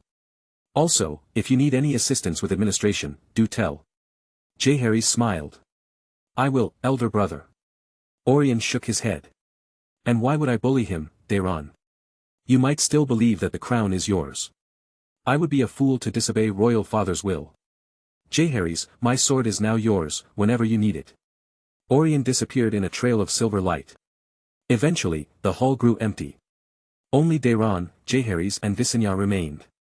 How could royal father have chosen you over me? Visenya scoffed, clearly showing her disapproval. Why don't you go and speak to him, stating that you believe that you are unworthy? Jaehaerys shook his head. I cannot do that. It is you who believes that I am unworthy while I like to believe otherwise. You, Visenya released a wave of profound energy. Watch your delicate hands, golden princess. Daeron's formation blocked the attack and completely absorbed it. Humph. You can still be the Dragon Empress. Daeron chuckled. Just marry Jay over here. He's more handsome than me with the silver hair and those beautiful emerald eyes. I'm not so sure about that suggestion. Jaehaerys managed a nervous laugh. I believe she has something against me and royal father's announcement did not help that in the slightest. You are soft, Visenya stated before vanishing in a trail of golden light. That is all. Daeron laughed. Soft, ha ha ha, what in seven hells does that mean? I'm not ruthless, I suppose. Daeron rolled his eyes. Aerion wasn't either and now most people cannot even look him in the eye. All Targaryens are ruthless in some way or another, even the kind ones. You will make a great dragon emperor as long as you do things your way, Jaehaerys, do not let some golden princess influence your decision-making. Being merciful is usually a better decision than acting ruthlessly. Jaehaerys nodded. If royal father were to be ruthless to all those who stood against him at one point or another, then the realm would not have so many capable subjects. Indeed, Daeron replied. I have to prepare for the upcoming journey, I'll see you later, little brother. Jaehaerys was left alone in the main hall. His gaze fell on the Iron Throne and this time, he was able to look upon it with great ease. Royal father's presence makes the Iron Throne more intimidating than it has to be. He thought he was crowned king at the age of 18, my current age, but the Seven Kingdoms cannot be compared with the entirety of primal chaos. Nevertheless, I will do my best when the time comes. Chapter 185. Jaehaerys sat in the royal garden, comprehending the final stage of the White Tiger's tale of the end. Aerion observed his progress before confronting him. The world-ending storm, one of the most frightening profound skills I've ever comprehended, Aerion stated. Royal father. Jaehaerys looked up and rose to his feet. I've been thinking about your decision and it still doesn't make sense to me. Oh, do you want the truth? The truth? Jaehaerys inquired, slightly puzzled. Aerion drew black fire and made a small cut on his cheek. Flames emerged, followed by crimson scales as the wound regenerated. After a second, the scales fell and the cut was no longer there. Crimson scales, Daeron, Rhaenyra, Helena, Visenya and yourself have this trait. Aerion's profound energy was released through Blackfire with the strength of a divine extinction realm profound practitioner, sending Jaehaerys flying into the sky. Aerion's profound energy concentrated on the sword, turning into a crimson-black color. Crimson Demon Wave. Boom. Jaehaerys emerged from the explosion of flames covered in silver and crimson scales. The attack was certainly life-threatening, which awakened the dormant silver scales. He had also grown a set of horns, a tail and wings. Such is the life of a prince during times of peace, if it were different, you would have awakened much earlier. I have both. Jaehaerys descended back to the garden. Despite being in Phase 4, his emotions were nearly unaffected. Yes, you are my complete inheritor. A simple observation told me that long ago. You may be the weakest now, but you will surpass them all in due time. Aerion gave him the seventh heaven pearl. I trust that you will use this wisely. Of course, I know how to share. Still, this does not ease my mind. I have been having dreams of something truly sinister. I saw demons descending onto the capital and ravaging the land. They were ruthless, killing everything in their sight whether they were men, women or children. Within minutes, the people of Planetos were no more. I believe that this was no more than a nightmare, but it might very well be a dragon dream. Invaders from another dimension, a very possible scenario, especially when I am away. Izanagi. Aerion removed Jaehaerys' wounds and he returned to his normal state. I will leave you with plenty of formations containing my mightiest strikes. Along with that, I will leave behind my paths.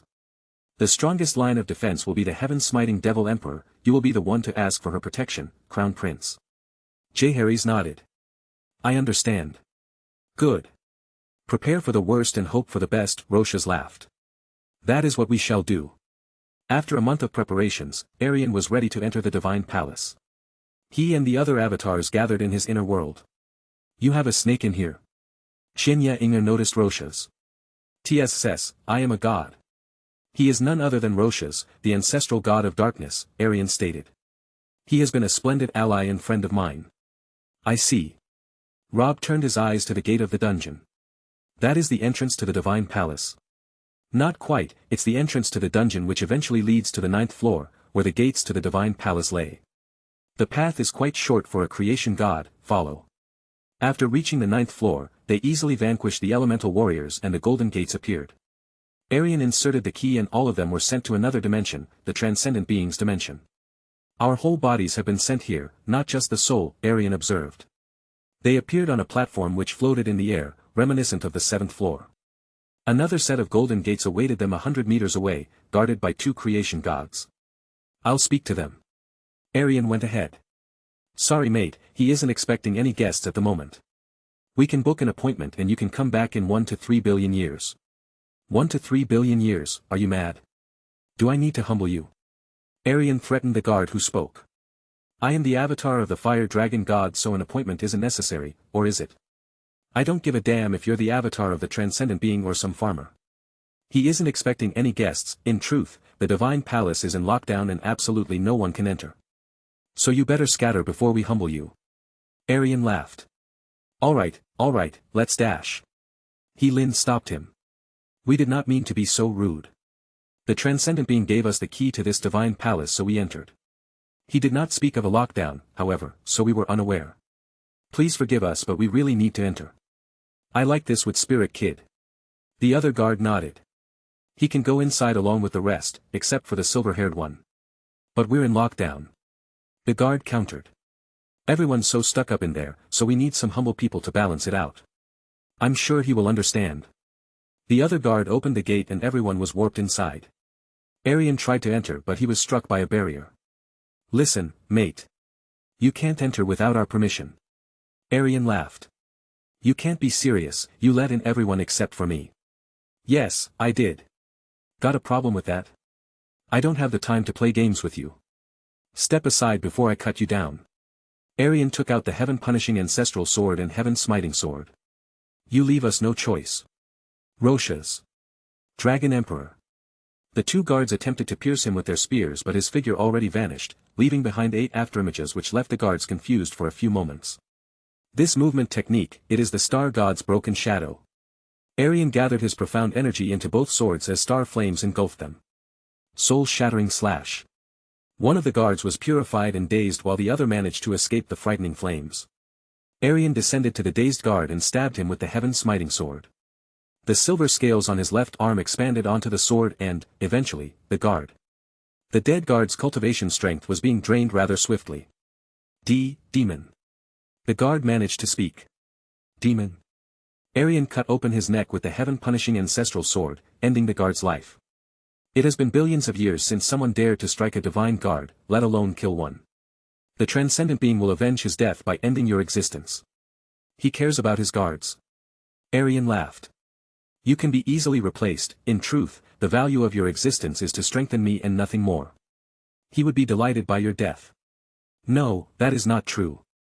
Believe what you will, the result will be the same. Aerion coldly stated. Our duty is to kill you. How well has that went for you? Not too well. The guard sighed. Precisely. A few seconds later. Aerion looked at the 2 fallen guards who had so kindly granted him even greater strength. The dragon dream remained on his mind, and so, he walked back to the exit of the divine palace to strengthen primal chaos. He intended to release a fireblood doppelganger who would deliver some cultivation strength, but the exit disappeared before he even reached it. Not so fast, my son-in-law, ha ha ha. The old man appeared above him. Within moments, his figure completely transformed into something relative to a celestial being. His hair and eyes were both a pure white color, his entire figure was so white that it could blind anyone who looked upon him. Aerion closed his eyes. That bastard. How do you plan to defeat me if you cannot even use your eyes? The transcendent being laughed. What a hopeless ambition. The fact that you stopped my clone from leaving does suggest that there is some truth to Jaehaerys dragon dream. Indeed, it is all true. My subjects will enjoy ravaging the Valyrian Empire before I completely erase primal chaos from existence. Why would you do that? Why not? It's a waste of space in my eyes. Aerion grit his teeth. Well, I can give you a choice. Either join your friends in the upcoming trials and tribulations or descend back to primal chaos to protect it from the invasion. Which is more important to you, I wonder? The Valyrian Empire, 6 of your children, 10 wives, all of your subjects and friends, or 6 avatars of ancestral gods. You will not shake my resolve, Aerion replied. I will thoroughly shatter you even if everyone around me has to die. Once I gain your power, death will no longer be an obstacle. Good, good. You have made me proud. I thought that you still valued the countless mortal lives over a few gods. A group of mortals, no matter how many there are, will never compare to a single minor god. You have not thrown away your only chance to defeat me. Wonderful, that is truly wonderful. Still, the invasion has already begun. Your mortal subjects will meet a sad fate because of your selfish decision. My selfish decision? You would make a good jester, transcendent being. Yes, that is what I will make you when this is all said and done. You will be my very own court jester. Ha ha ha, an amusing thought, Rhaegar Targaryen. Now turn around and enter the divine palace. The 6 others are in a completely different section, so you will be on your own until you reach the throne room. It has gotten pretty bloody in that section, but you shouldn't worry about that. Worry about the trials that await you and stay on your sharpest edge, or you will die. If that were to happen, all those years of struggle would mean absolutely nothing and I would be disappointed. He added. The transcendent being disappeared, leaving Aerion alone in the pathway to the divine palace. Aerion walked back to the golden gate and shattered the barrier with the heaven-punishing ancestral sword. I will slaughter everything in my path. He walked inside of the divine palace with the heaven-smiting sword in his left, silver-scaled arm, and the heaven-punishing ancestral sword in his right arm. That bastard will know what it means to awaken a dragon. Chapter 186. The divine palace was just as Roshas had described it. The section he had just entered had only one way forward. A magnificent and towering gate laid ahead. It seemed so close but, in truth, it was a long journey away. An endless supply of gods stood in his path, all of whom were alerted to his presence the moment he entered. I don't remember there being this many of them, Roshas remarked. Who dares break inside of the divine palace? This dragon dares. Aerion's figure blitzed past the first true god in his path, leaving behind a corpse that was cut in half. In mere moments, 100 of them joined the first victim. They attempted to surround him, but it was a futile effort as they merely pulled themselves into the void of death that was Aerion Targaryen. His violet Rinnegan saw everything before it even happened, dodging every single attack with ease. There was no remorse in those eyes, only killing intent. His twin heavy swords, which were enhanced by the star flame, cut through the gods like air. The number of deaths continued to grow at an even greater rate as Aerion started to use more of his profound skills. By the time a minute passed, his entire body was covered in the blood of his enemies. The imposing robes of the Dragon Emperor were not recognizable, and neither was the Dragon Emperor himself. Even the gods who served the transcendent being grew more hesitant when it came to charging him. The feeling of fear began to slowly appear as the blood-red, violet-eyed, absolutely terrifying devil continued to tear apart the gods. Demon, no, devil, he's unkillable. The true god's head was separated from his shoulders. The invasion had begun. A cloud of divine light fell onto King's Landing as millions of demons descended. They did not look like demons, however. Every one of them had a saint-like appearance and their aura was reminiscent of light, profound energy. They were all true gods of the transcendent being, who much preferred light over darkness when it came to his subjects. They looked like angels, but their intent was that of a horde of demons. Most of them were in the true god realm, except for the top 001. Yes, this frightening invasion force consisted of hundreds of creation gods. So the prophecy was true. The heaven-smiting Devil Emperor looked at King's Landing from space. With a beautiful round bead in her hand, the Crown Prince was wise not to confront this invasion directly. Only Aerion and the other avatars would be able to fend off such a force. Even then, they would have to combine their strength and fight for an extended period of time. To think that a calamity of this scale would one day strike the primal chaos dimension. She withdrew World Piercer and used it to pierce through space, appearing in the god realm of absolute beginning within an instant. The primordial profound beasts present ran away at the sight of her as she began to search for a suitable location to hide. Meanwhile, in King's Landing, a tall young man clad in splendid silver and crimson armor walked the long path of corpses to the Red Keep. His white cape was untouched by red, except for the crimson dragon in the very middle. As he passed the corpses, the young man elegantly burned some of them away with his white flames. A rather beautiful lady with olive skin and dark hair accompanied him, holding his right arm. The blood of the peasants made her uncomfortable, so he erased the corpses from existence with his flame. The angels formed an organized path for their leader. Eventually, he reached the entrance. The gate which used to stand was no more. A shining light radiated from the broken wall behind the iron throne. The Dragon Emperor's throne. The young man observed and turned to his subject. Did you find any of his children? No, there was not a single person with the fire dragon god's aura. We've scoured every corner of this place. In truth, we did not find anyone of significance on this planet. How disappointing. It seems that someone foresaw this attack and evacuated the exceptional figures beforehand. You did slaughter the masses, but they were no more than worthless peasants. But the invasion will continue. All 4 divine regions will be wiped out, and only then will we turn our eyes to those who managed to slip away. Understood, Your Majesty. My queen, why don't you settle here while I complete the task that has been granted to me by him? I find no issue in that. Brilliant, I'll be returning to you soon. He kissed her before turning around and proceeding onwards with the invasion. The 7th Heaven Realm. Jaehaerys, have you gone mad, bringing all of us here? Aerion sighed. You did not even tell us why you did so, which is the main issue. Be patient, Jaehaerys replied. The heaven-smiting Devil Emperor will make things clear for you. You can consider this action of mine to be a precaution. A precaution for what? Aerion inquired. I'd rather not say. Jaehaerys, you are being far too discreet for my liking. Visenya scoffed. Maybe we'll have to beat it out of you.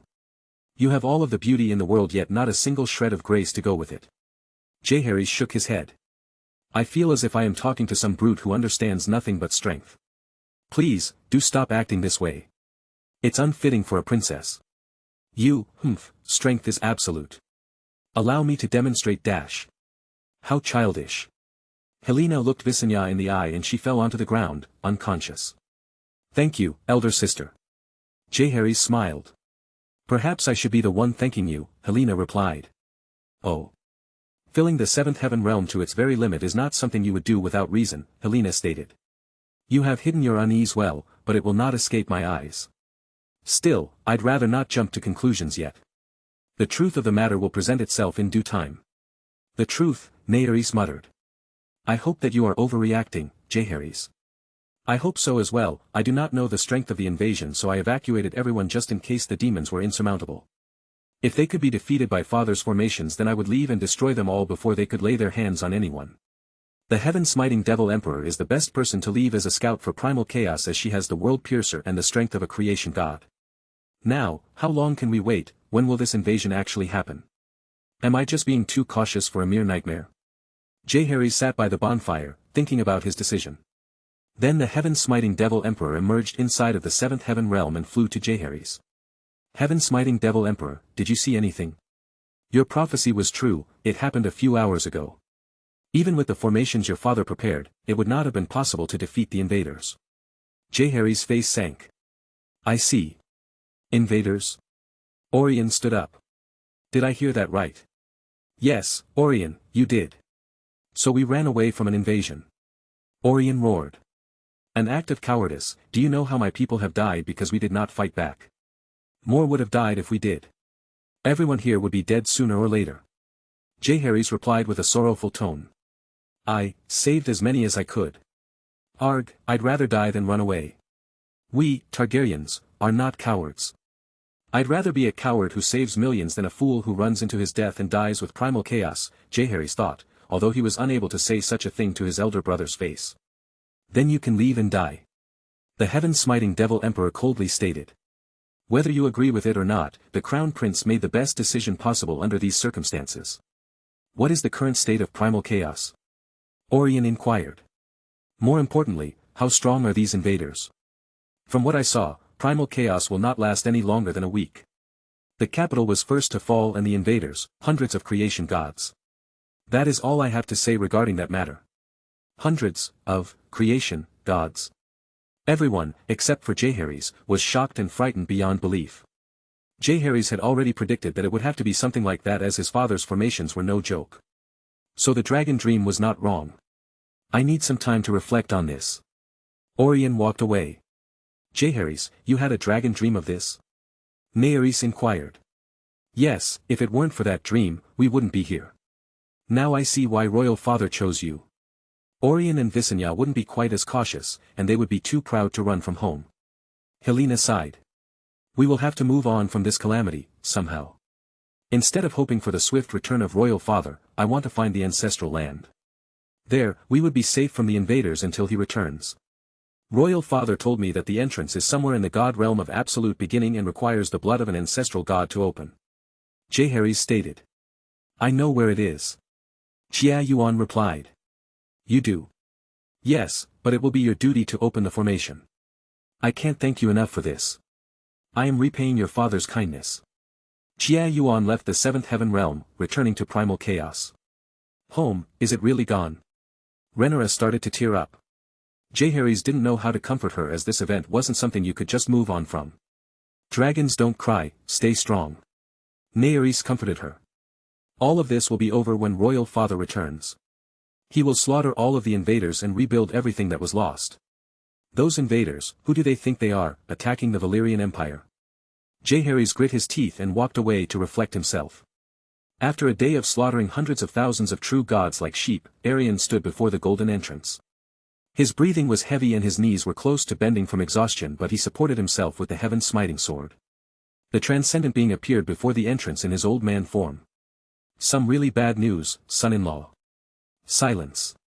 All of your children and most of your wives are dead. My prospect made sure of it. Lies. Aerion looked into his eyes and determined the truth. Jaehaerys would not fail me. Lies. The transcendent being laughed.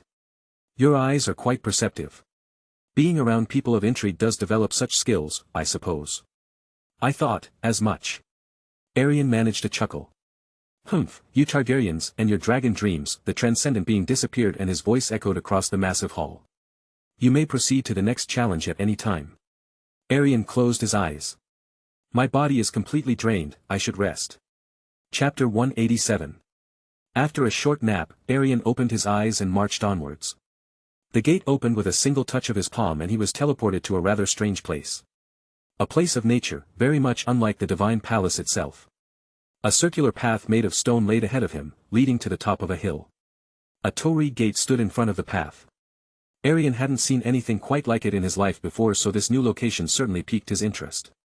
When he passed the gate, he felt a drastic change in his surroundings, yet everything looked the same. Aerion proceeded onwards, walking the path. Eventually, he reached the top of the hill where a man of average height sat facing a beautiful tree. The wind blew and some of the cherry blossoms followed it. His hair was dark and long, although not quite as long as the average male profound practitioner.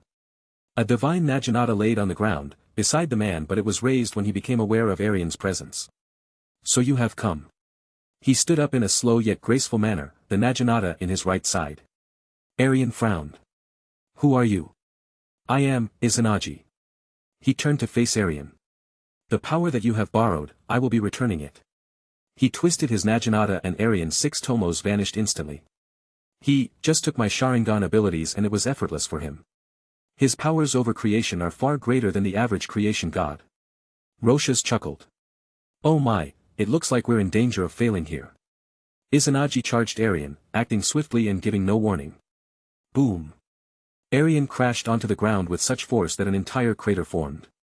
He had blocked most of the attack by guarding himself but emerged with a couple of wounds nonetheless. Izanagi flew to him. Not so fast, Izanagi. Aerion formed the star flame on both of his heavy swords with great speed. Soul-shattering slash. Izanagi stepped to the side, dodging both slashes and exploded towards Aerion. His first attack was blocked by Aerion, but Izanagi started to increase his pace. Golden lightning formed on his naginata as his strikes became swifter, stronger and heavier. Aerion eventually found himself overwhelmed as his heavy sword simply couldn't keep up with Izanagi's barrage of slashes. His lightning immunity was also completely helpless against the golden lightning. Boom, boom, boom. Izanagi struck like a relentless storm of lightning. This can't continue. Shinra Tensei. Izanagi was sent back and Aerion followed the attack by opening Dragon God. Roar. A heaven-shaking roar shook the entire plain as a crimson-silver dragon emerged. The dragon struck Izanagi with its scale tail, sending the god further into the sky. Heavens, strike this fool in my name. Boom. Several rounds of white lightning exploded in response, striking Izanagi while the titanic crimson-silver dragon formed the star flame. World Illuminator Star Lotus. 36 star fireballs floated in the air, around Izanagi. These fireballs slowly bloomed, transforming into the most beautiful yet terrifying fire lotuses in existence. The lotuses originally only had one layer but, as time passed, more and more layers began to add up, totaling to 9 layers. By the time the lotuses had 9 layers, they were massive. The entire sky was covered in star flames. One by one, the lotuses joined their fiery auras in the center. A pillar of star flames pierced the sky as a black phoenix emerged. Much like the flames, the phoenix was dark yet beautiful. Its silver eyes could bring light to a plane of eternal darkness, and the black flames around it could bring darkness to a plane of eternal light. The phoenix spread its wings and let out a long cry. Try dodging this. The lotuses joined, one by one, forming a single lotus that was 1,000,000 kilometers wide. Such beauty is hard to come by, Roshas stated. Fire and darkness both leading to destruction, how could our combined powers be inferior to a mere creation god? The giant lotus blossomed quietly, burning the trapped Izanagi. Even Aerion was dazed by the beauty of his own attack. The star flame could use the world ode of the phoenix and golden crow's record of the burning world as one of the 2 elements used to create it was the crimson ghost flame. Of course, it would far surpass the strength of the original flames as they were in the true god realm, while the star flame stood proudly at the very peak of the ancestral god realm. Izanagi emerged from the flames as a man who was approaching the doors of death. His entire body was scorched by the flame and it looked like he would not even be able to move a muscle. His long black hair and impressive beard were no more, falling victim to the flames. It's over, Izanagi. Aerion looked down on Izanagi in his dragon god transformation. Now, return my Sharingan. To have pushed me this far, Izanagi laughed. You are no ordinary god, Rhaegar Targaryen. But, the deity you faced was Izanagi. A brilliant white light surrounded him as he transformed into someone even greater. Now, behold my greatest self and fall into an abyss of fear. You will feel helpless once more, for the deity you face is Izanagi no Okami. Izanagi no Okami appeared above him. The Naginata in his hand had a strange shape with a circle in the middle. It was also longer and brighter, comprising of white and golden colors. However, Aerion found something even more shocking. Izanagi had transcended the creation god realm. His hair was longer than before and took after Aerion's color of silver. He had a set of horns on his head along with 2 golden eyes. They resembled a golden Rinnegan but had 9 tomo, unlike Aerion's 6. Upon observing his strength, Aerion received ancestral god realm. I am the deity who rules over reality and creation. My divine strength is boundless, as you will soon discover. How long will your limited power last against my own, I wonder? Aerion grit his teeth. How in 7 hells should I go about defeating this man? He spun his Naginata and shattered Aerion's dragon scales instantly, reducing him to a dragon emperor with ease. Not for long, it seems. Izanagi no Okami looked disappointed before appearing next to him. Aerion tried to block his strike with the heaven-punishing ancestral sword, but Izanagi no Okami's Naginata's blow could not be evaded so easily. As the 2 weapons clashed against each other, Aerion still received the wounds despite not even being touched by the Naginata. How? Aerion lost his vision and slowly began to fall unconscious due to his severe wounds, but he remained standing. My reality will not be avoided. Is that so? Aerion fell onto the ground and focused his efforts on growing a few silver scales while Izanagi no Okami observed his fallen body. I will end your suffering swiftly. As his Naginata slowly descended onto Aerion's heart, Aerion forced left his arm through the blade. It was extremely painful, but he focused on extending his silver scales and using the Preta path. Izanagi no Okami was caught off guard by the sudden act. Aerion just drove his entire left hand into the blade, after all. Aerion grasped the blade with his pierced hand and started to absorb it, along with Izanagi no Okami's power. Izanagi no Okami withdrew his Naginata and sliced off Aerion's left arm. However, Aerion had already regained his Sharingan. Izanagi. His arm returned to him. So I need to absorb Izanagi's divine power. I'll just return it once more. Boom. The realm's sky tore open as a figure descended beside Aerion. Izanami, what are you doing here? That roar was hard to miss. Izanami turned to Izanagi no Okami. It looks like you're having some trouble. It's nothing much, Aerion chuckled. In truth, I was on my way to victory. Ever so prideful. Now face my Izanagi no Okami. Aerion's eyes drastically grew in strength as he hoped that it would be enough to counter Izanagi no Okami's reality warping abilities. Izanagi no Okami tried to return his Sharingan but he could not. I will have to physically draw them out, it seems. Izanami. Yes, I know. Izanami used her ultimate genjutsu while Aerion's Izanagi no Okami enhanced its strength. Both eyes combined and exponentially increased each other's effectiveness. The result was Izanagi no Okami standing still, unable to move. Aerion stood up and grabbed his head with the heaven-absorbing silver claw. My vengeance. There is another Izanami, Izanami stated. Another Izanami? Yes, and she was not too far behind me. Izanagi no Okami eyes regained their glow as he grabbed Aerion's hand and shoved it away. He swung his Naginata, sending Izanami away to another dimension. He had broken through the illusion in very little time. How dare you steal some of my power? Izanagi no Okami's authority over reality could no longer drastically affect Aerion. In that regard, they were equals but Aerion's power was temporary. I have to end him quickly. Aerion used Izanagi no Okami's strength along with most of Rosha's reserves to open the seventh gate. Divine Awakening. Izanagi no Okami was forced to close his eyes under the shining light of Aerion's Divine Awakening. When he emerged, his hair was crimson once more. Your strength is not quite as boundless as you wanted me to believe.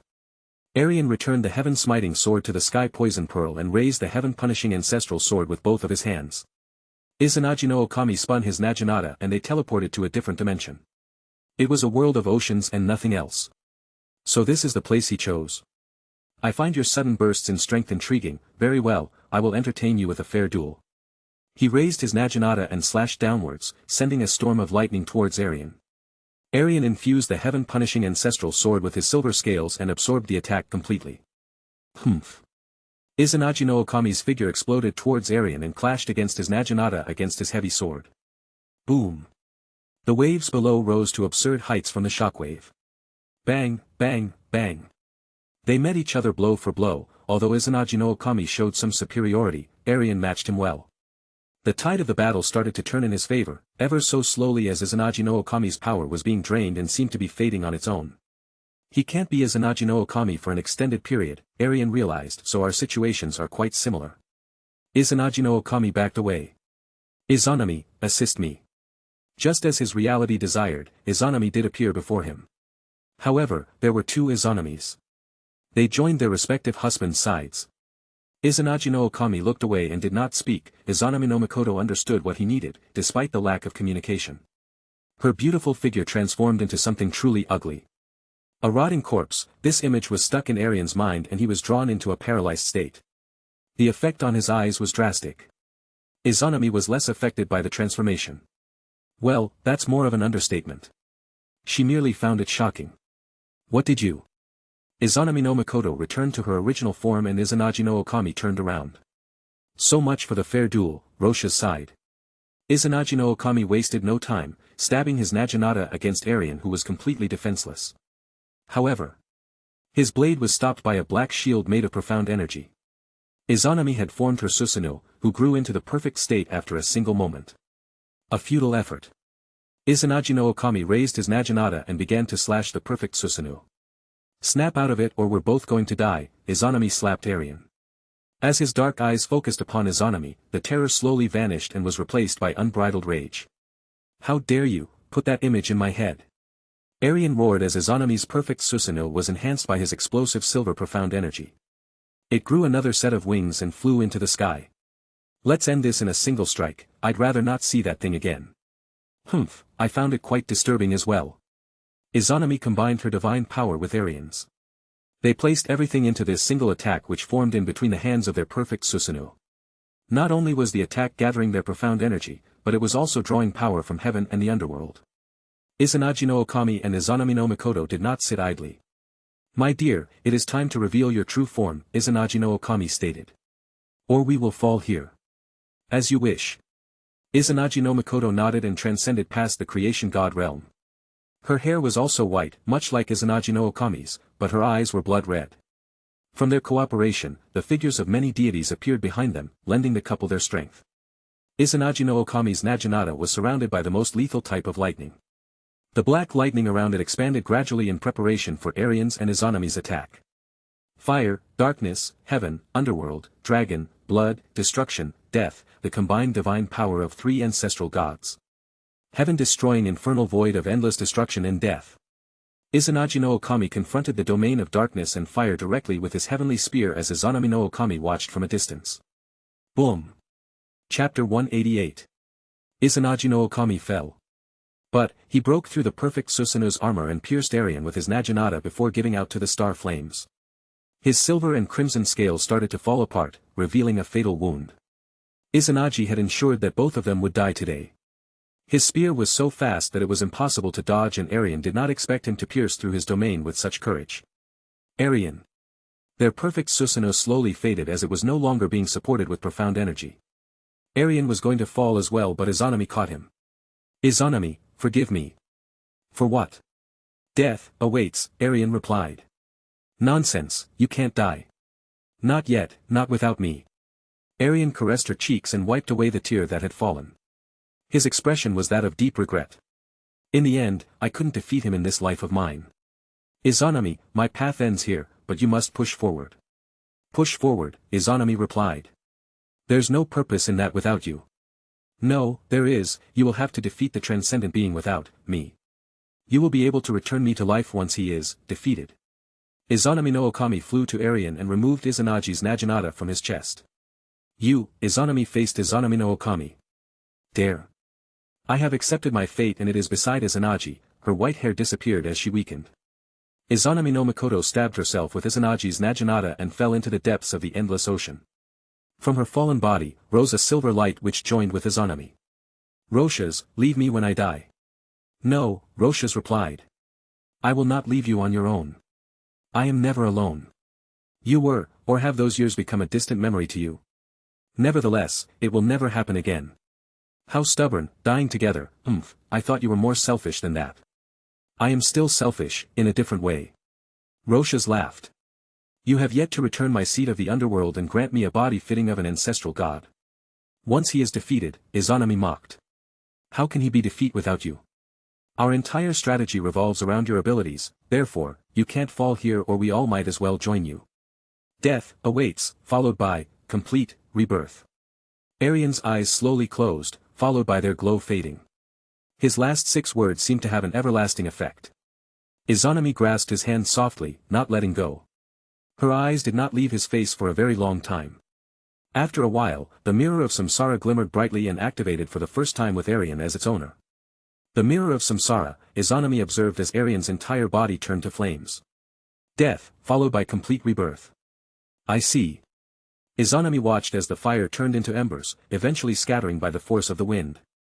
We will be prepared to support you in overthrowing the transcendent being, my dearest, you only need to make your awaited return. Her crimson Rinnegan formed 9 tomos and, with a single wave of her hand, she crossed space. She stood in a hall dyed red with blood which used to be inhabited by many gods. Now, there were only 5 others aside from herself. So, did you find Aerion?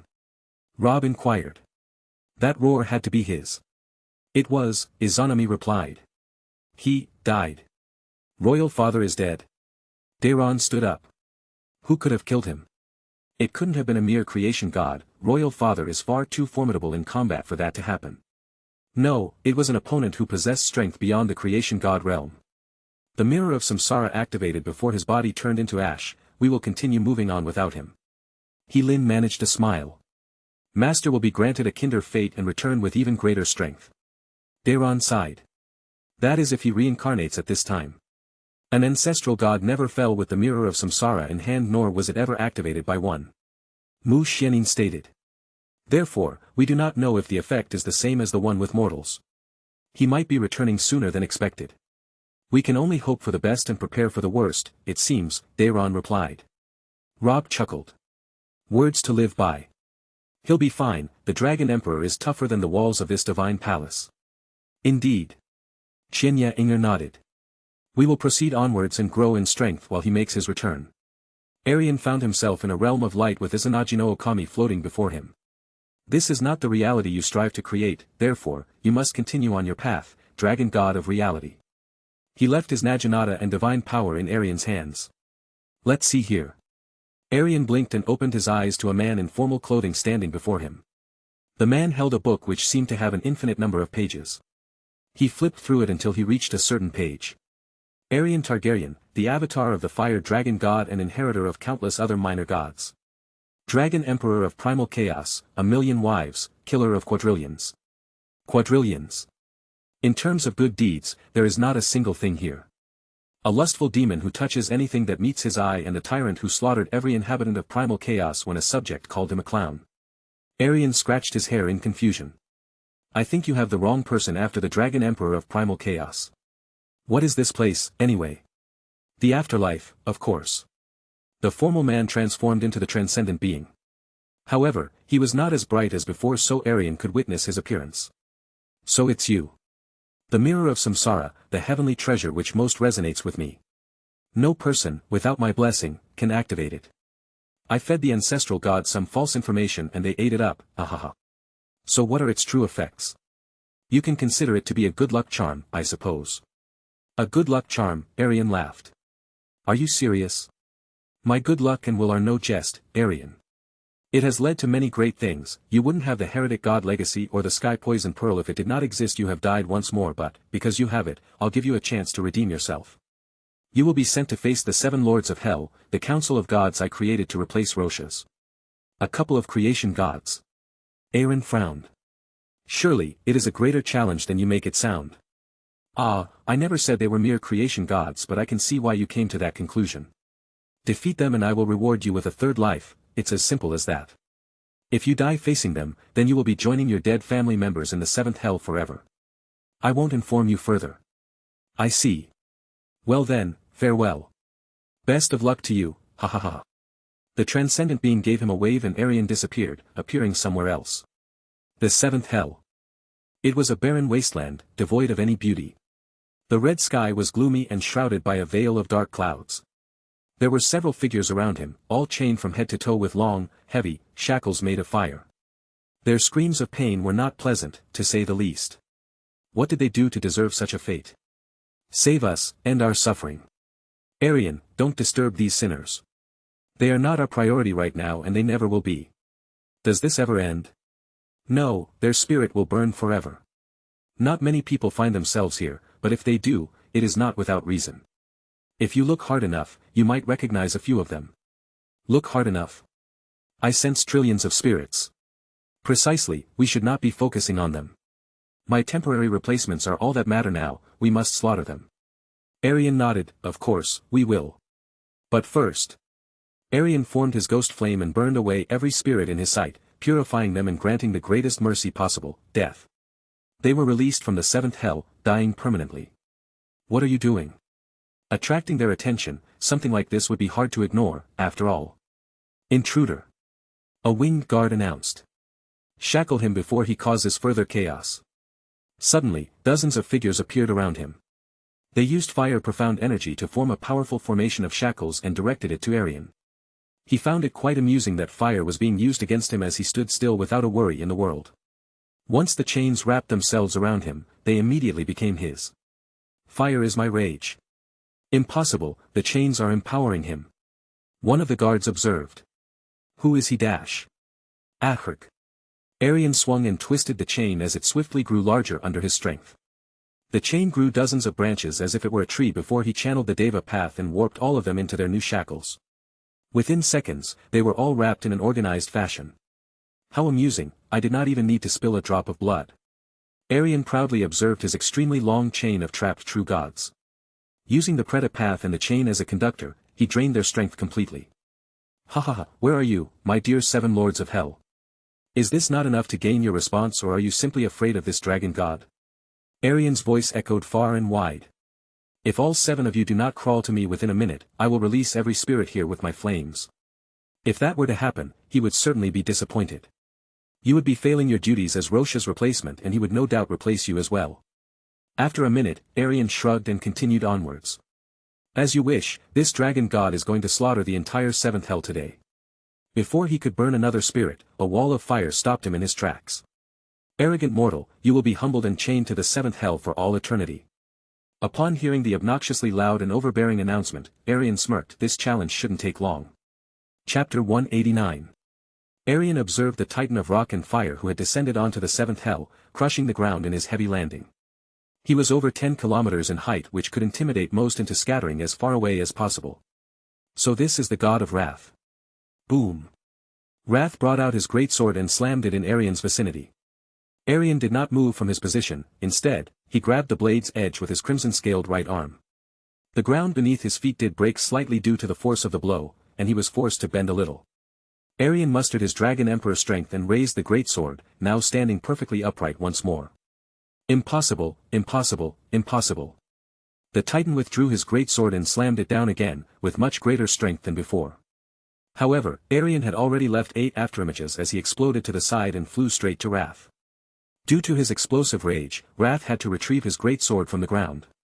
It had cut deep, so this took a few moments longer than usual. Meanwhile, Aerion was already dashing towards him with the heaven-punishing ancestral sword in hand. Blazing Sunray. Aerion condensed the star flame into the edge of the heaven-punishing ancestral sword as he drove it through Wrath's chest. The blazing sunray pierced through the Titan with ease. The star flame started to spread and corrupt the Titan's own fire, slowly weakened him. Aerion decided to be a little daring, flying upwards and slashing through Wrath's entire upper body, eventually reaching the end of his head. In essence, his upper body had been split in two. However, something didn't exactly go to plan, and that was the speed of Wrath's regeneration. It was even more swift than scale regeneration or any other ancestral gods, for that matter. Flames filled the space which Aerion had cut through, merging the two sides together once more. This. Ha ha ha, I am invincible, you foolish mortal. Wrath laughed at his reaction before growing wings of fire and flying into the red sky. Then Wrath dived downwards, to Aerion as the earth below rose to restrain him. I will slaughter you. It appears that they inherited some of my divine power. As lords of hell, they should be invincible here, as the seventh hell, along with the rest, will certainly be supporting them.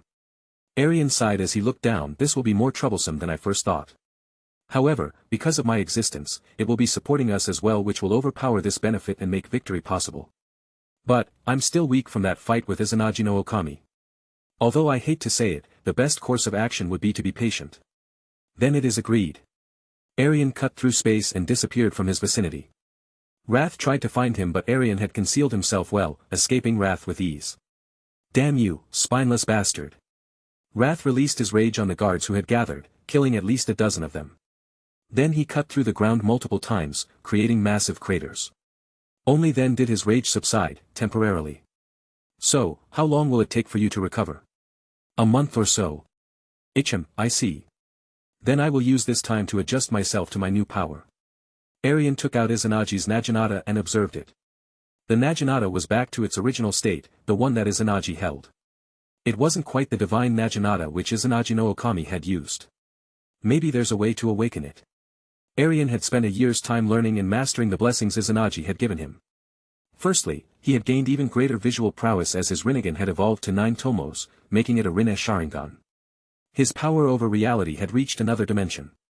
He could use Izanagi 6 times consecutively in total, and it only took 5 minutes for him to recover one use of Izanagi, well, technically 2.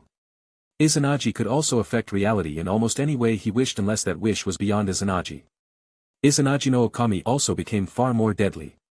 Upon activation, Aerion could warp and bend reality at will. It did not seem to have any limits either. However, the consequences would grow with every use of Izanagi during Izanagi no Okami. The consequence, as before, was complete blindness for a period of time. Over the year of adjusting himself, Aerion also fought a few of the 7 lords and killed millions of guards. His creation god realm cultivation strength was solidified, and he no longer stood at the very first stage. In truth, he was approaching the higher echelons of the realm. His peak strength was much greater than when he first entered the Divine Palace. However, all of this came at a price. By now, the people, my people of primal chaos, should be no more.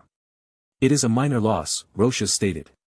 If you ever so wish, they will all return to life once you become the new transcendent being. They will be avenged, the invaders will bleed and burn, along with their clown of a master. Aerion swore in his mind. Although it could not be heard by anyone except for Roshas and the Sword Spirit, these words carried a ton of weight. Bleed and burn, ah, I quite like the sound of that. Roshas approved. Then we will start with the 7 lords of hell. Aerion left his secret hideout, which had been created through the use of formations, and proceeded to create some chaos in the 7th hell by killing 1,000 or so chained spirits. It's him again. Aerion cut through the guards who came to confront him, eventually gaining the attention of Wrath once more. Boom. I will crush you. You can certainly try. Aerion opened the dragon god gate. From the fire, a crimson-silver dragon emerged. Aerion grew to an absurd height, towering over the Titan within seconds. He continued to grow, 10,000 meters, 30,000 meters, 50,000 meters, 100,000 meters. Wrath looked all the way into the sky and he could barely see his head. Roar! The mere shockwave of Aerion's roar sent Wrath tumbling away. He spread his wings and regained balance, but the colossal dragon was already on him. Boom! Aerion slammed Wrath into the ground with his spiked tail before raining an inferno of star flames upon him with a single, long, breath. So weak. He descended and tightly grasped Wrath with his right clawed arm, breaking him slowly. Arg, you dare dash. Aerion's claw grew silver scales which wrapped themselves all around Wrath, draining him completely. For how much longer can the seventh hell keep you alive, I wonder? His authoritative, deep, voice echoed far and wide. Release him immediately. A voice spoke out. Oh. Aerion threw away the near-dry husk that was Wrath and turned to the owner of the voice. Pride. Pride had the figure of a tall human male, except for the horns on his head. He was exceptionally beautiful and elegant. It seemed like Pride spent a great deal of time on his appearance. It is good that you know who I am. After all, pride is the greatest sin of all, the rest are quite the ugly bunch while pride is beautiful. I suppose we have something in common. Aerion nodded. Now, why don't you let me put these shackles on you and call it a day? I hate wasting my time on unworthy mortals. I could not care less. Aerion shrugged. I've come here to kill you all, nothing more, nothing less. Killing us is impossible, we are his eternal servants. Defeat them and I will reward you with a third life, so I don't have to kill them anyway. Aerion smirked. I'm sure that you can still be broken for a time. That is true, but you do not have the power to force me, Pride, into such a state. We will see about that. Aerion exerted Roche's authority over hell and made Pride bend. Oh, who would have thought that you bend so easily? He stomped him like an ant, sinking Pride into the ground. Since he was 100,000 meters in size, Pride was even smaller than an ant to him in comparison. Is he dead? It seems so, for now, at least, Roche's replied. He will reform with time. Aerion finished off Wrath, only 5 remain, now that I know my strength compared to theirs, I might as well finish this here. Izanagi, the rest stand before me. 5 figures appeared. Gluttony was a massive giant, both in height and weight. There were several chained spirits in his hands and, eventually, mouth. Aerion found the scene of multiple people getting chewed by the abomination before him quite disturbing. Then there was Envy, a goddess whose entire body was green and not that attractive, at all. Sloth looked disinterested and he showed this by laying down and continuing his long slumber. Greed was decorated in diamonds and luxurious clothing while Lust resembled a succubus. Drip too hard, don't stand too close or you might drown off this wave dash. Aerion sunk them all into his infernal void of endless destruction, slaughtering them temporarily. He then absorbed the profound energy that remained before closing the 6th gate and returning to his Dragon Emperor state.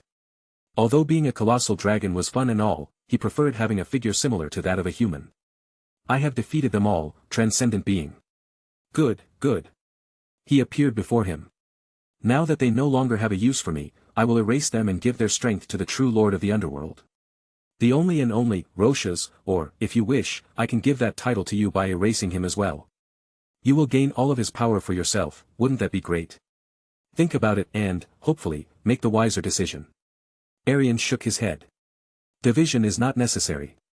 You are a fool if you think that I would accept the latter, I would be losing someone for nothing more than a title. Furthermore, it is a title which I do not care about. Oh, how unfortunate. What if I make the deal a little bit spicier? No. Very well, it will be as you wish. He flicked his fingers and Aerion felt alive again. I don't need to send you anywhere, your world teleportation portal and Izanagi are more than capable of that. However, I heard that the deepest layer of the 7th hell is a great place for cultivation, so you might want to return here later. Why thank you, I'll certainly keep that in mind, Aerion replied, with a slight tone of sarcasm. The transcendent being disappeared and Aerion used the world teleportation portal to return to primal chaos as he could enter the divine palace because of the dungeon. King's Landing. It is completely ruined, except for the Red Keep. Aerion slowly walked through the streets of King's Landing. Usually, his walks would attract cheers from the people, but it was silent today. The only sound he could hear was the soft wind blowing. Aerion had a cheerful nature but, as of late, he found it difficult to be cheerful. Everything was so grim, he just wanted it all to end. Eventually, he focused his thoughts on defeating him once more. All I require is his head and this nightmare will end. Aerion continued to the Red Keep, wishing to see what was left of the Iron Throne. As he reached the top, he felt nervous for a second. What if he has left an unpleasant surprise for me?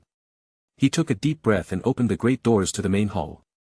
There were 12 guards, 6 on each side, awaiting him.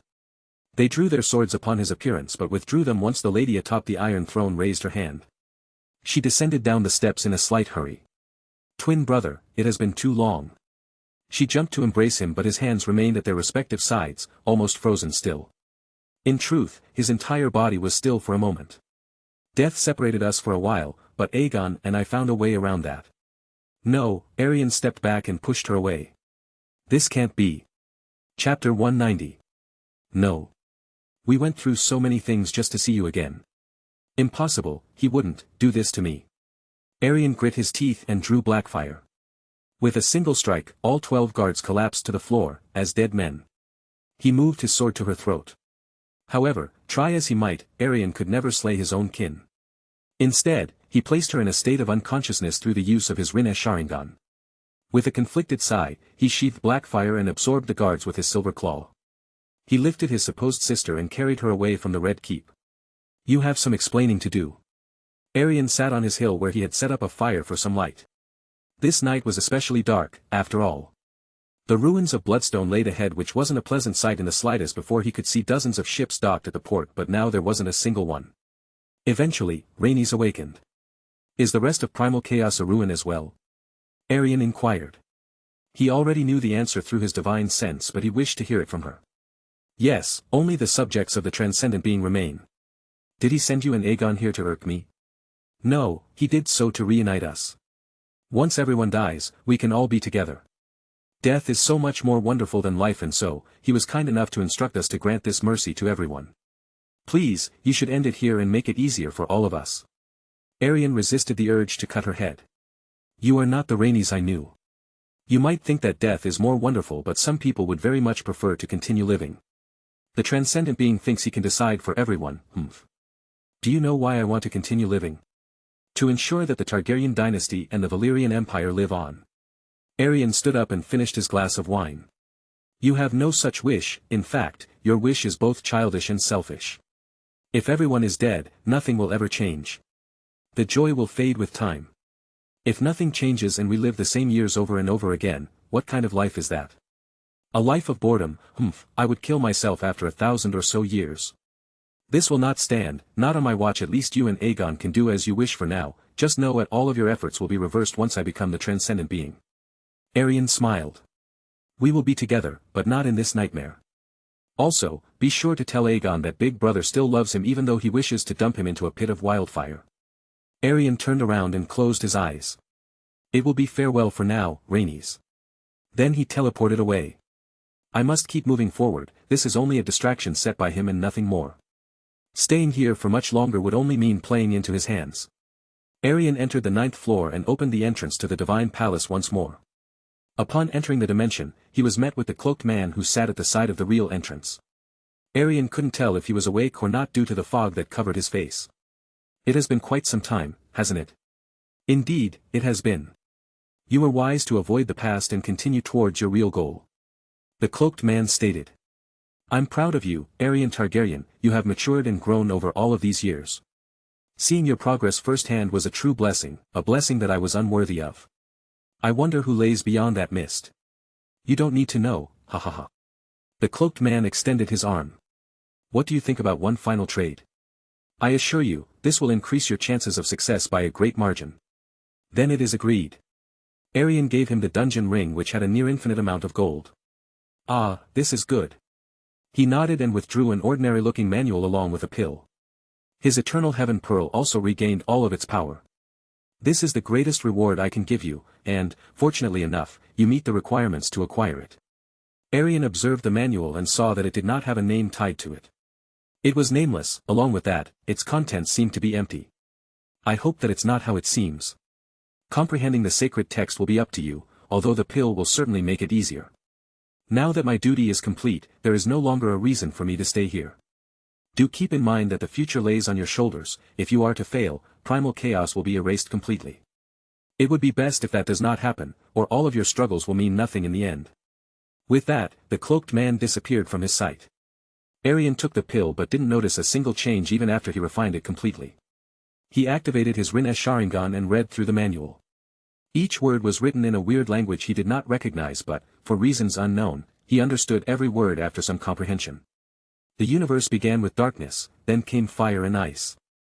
Fire and ice brought forth life along with the earth, ocean and sky. There was great beauty in this creation as peace and art followed. With darkness, came the ambition of man, leading to war and war led to death, leading to a world of darkness once more. Then fire came anew, continuing the eternal cycle. Aerion stood up after finishing the manual. That was quite short. Ah, but it took you days to finish comprehending it. Roshas chuckled. Have you gained any insight from it? I have thought of something. What if the transcendent being has searched for a worthy combatant throughout countless other dimensions and time periods? Maybe this isn't the first primal chaos or, perhaps, he isn't even the first transcendent being. That does sound quite intriguing. His power is boundless, so he is certainly capable of doing as he wishes. The eternal cycle, maybe us ancestral gods are even more insignificant than first thought. We will find out. Aerion replied, putting away the manual and opening the main entrance to the divine palace. The massive hall was empty except for a few janitors cleaning away the blood. Is that really necessary? Not at all. Roshas laughed. The world teleportation portal was ineffective in the divine palace on its own. However, it was usable once more with the assistance of Izanagi's Naginata. It rejected reality and the space laws present, allowing the world teleportation portal to pierce space as if it were any other dimension. You will lead me to my fellow ancestral gods. As you command, my lord. Aerion appeared in an even greater hall, one that resembled the entrance to a throne room. No one guarded the throne room as it was unnecessary. The barrier protecting it was impenetrable even for a peak ancestral god. The others all sat around the hall, gathering the divine profound energy around them and increasing their cultivation strength. Aerion's heavy aura was difficult to ignore, however. They all awakened within moments of his appearance. Have I missed anything? Aerion inquired. Some bloodshed, Rob replied. But, other than that, you have not missed much. I can see that all of you have grown stronger, which is brilliant. However, it is still lackluster. To even have a chance, we must all be at the peak of the ancestral god realm. Which is why we are still here, Izanami replied. That, and because we needed you to return. The little barrier itself is child's play. I could have removed it a long time ago. I'm afraid that we will not be returning to the primal chaos dimension anytime soon. However, it is the sacrifice we have made for greater power. Shinya Inger stated. Aerion sighed. This is my battle, yet I have dragged you all into it. I do feel slightly guilty, ahaha. Your battle is our battle, my lord, Rob replied. That is the purpose of a subject, no. I will follow until the very end. After all, it is the duty of a wife to serve her husband any way she can. Mu Xianin stated. I wonder, where did the mirror of samsara lead you? It led me to hell, Aerion replied. It was easily the least pleasant place I've visited yet. Aerion realized that the others did not know what happened to primal chaos. That was when he decided to reveal the truth, in order to strengthen their resolve in defeating the transcendent being. He swiftly explained his journey in the seventh hell, and they repaid the favor by telling him of their own trials. The greater hall could be considered a palace on its own, with nearly an endless number of rooms and services. Aerion was surprised that there were 1,000 or so servants of the transcendent being who did not attack him straight away. Shockingly enough, they were created to serve the avatars of the ancestral gods. A slight pleasure, I suppose. It would be wise to get more comfortable now because I won't be going anywhere anytime soon. Patience and ambition, I will need to exercise them well if I am to reach the peak of the ancestral god realm without going mad. Aerion sighed, the end is so close yet it's so far away at the same time. Chapter 191. After a billion years of meditation, dueling, slaughtering creation gods and dual cultivation, Aerion still found himself at the late stages of the ancestral god realm. He realized that a breakthrough wasn't going to occur through normal means after everyone else had broken through to the peak long ago. In terms of battle strength, however, he had a far higher ceiling than the rest, as usual. Everything else had become a fading memory as he focused only on cultivation. It was a strange feeling. In truth, a massive majority of his life had been spent in the divine palace, yet it did not feel like that was the case. Most of his greater memories came from his first 100 years, after all. After reuniting with everyone else, the rest of his memories just blurred together from a distance. Though, if he truly tried, he could remember everything in great detail due to being an ancestral god. There was a forge just as impressive as the one in his inner world, so he made good use of it. Blackfire and Sky Piercer had been reforged by Aerion himself as he prepared himself for the last trial that awaited him. You have almost sacrificed everything for this single victory. Roshas chuckled. It will be the greatest victory, or the worst defeat. Aerion smiled. This dragon god does not intend to lose, however. Even if everything falls, I will only continue to rise. Feeling overly confident, I do not doubt my abilities. Aerion replied as he left the forge. He cut through space with a wave of the hand, appearing at the entrance to the throne room of the Divine Palace. Aerion had grown accustomed to making his own clothes through the law of nothingness, which he had mastered like the fire dragon god before him. He styled himself with mainly black and silver divine robes now, resembling the almighty star flame. With a single glance, he could tell that everyone was prepared. They all longed for this endless cycle of cultivation to end and return to the primal chaos dimension, or at the very least regain their freedom to do so. He felt the same way. Aerion withdrew the heaven-punishing ancestral sword. The end is near. If we fall, then the primal chaos dimension and everything that used to reside in it will be lost forever. Homes, friends, wives, children, siblings, great subjects, the countless people who were unjustly sent to their deaths by the transcendent being will remain dead. Primal chaos itself will be erased in due time, if it has not already been erased. There is far too much at stake, which is why we will not falter. Aerion's violet eyes glowed as he slashed through the gate with ease. We will overthrow the transcendent being and emerge victorious in this final battle. A thunderous round of roars resounded across the hall as all 7 avatars stormed into the throne room. Surprisingly enough, they were met with no resistance upon entering the very core of the Divine Palace. It was dead silent except for a round of applause from above. Welcome, my dear avatars. How kind of you all to come and visit me at this time. I was beginning to feel bored. You should know that, despite my old age, I do not have the best patience. The realm they had entered was relatively small. The transcendent being leisurely sat on a throne which shined in all the bright colors one could imagine. Some of them couldn't even be imagined, let alone seen by a mortal. A glistening carpet of pure white led to his throne.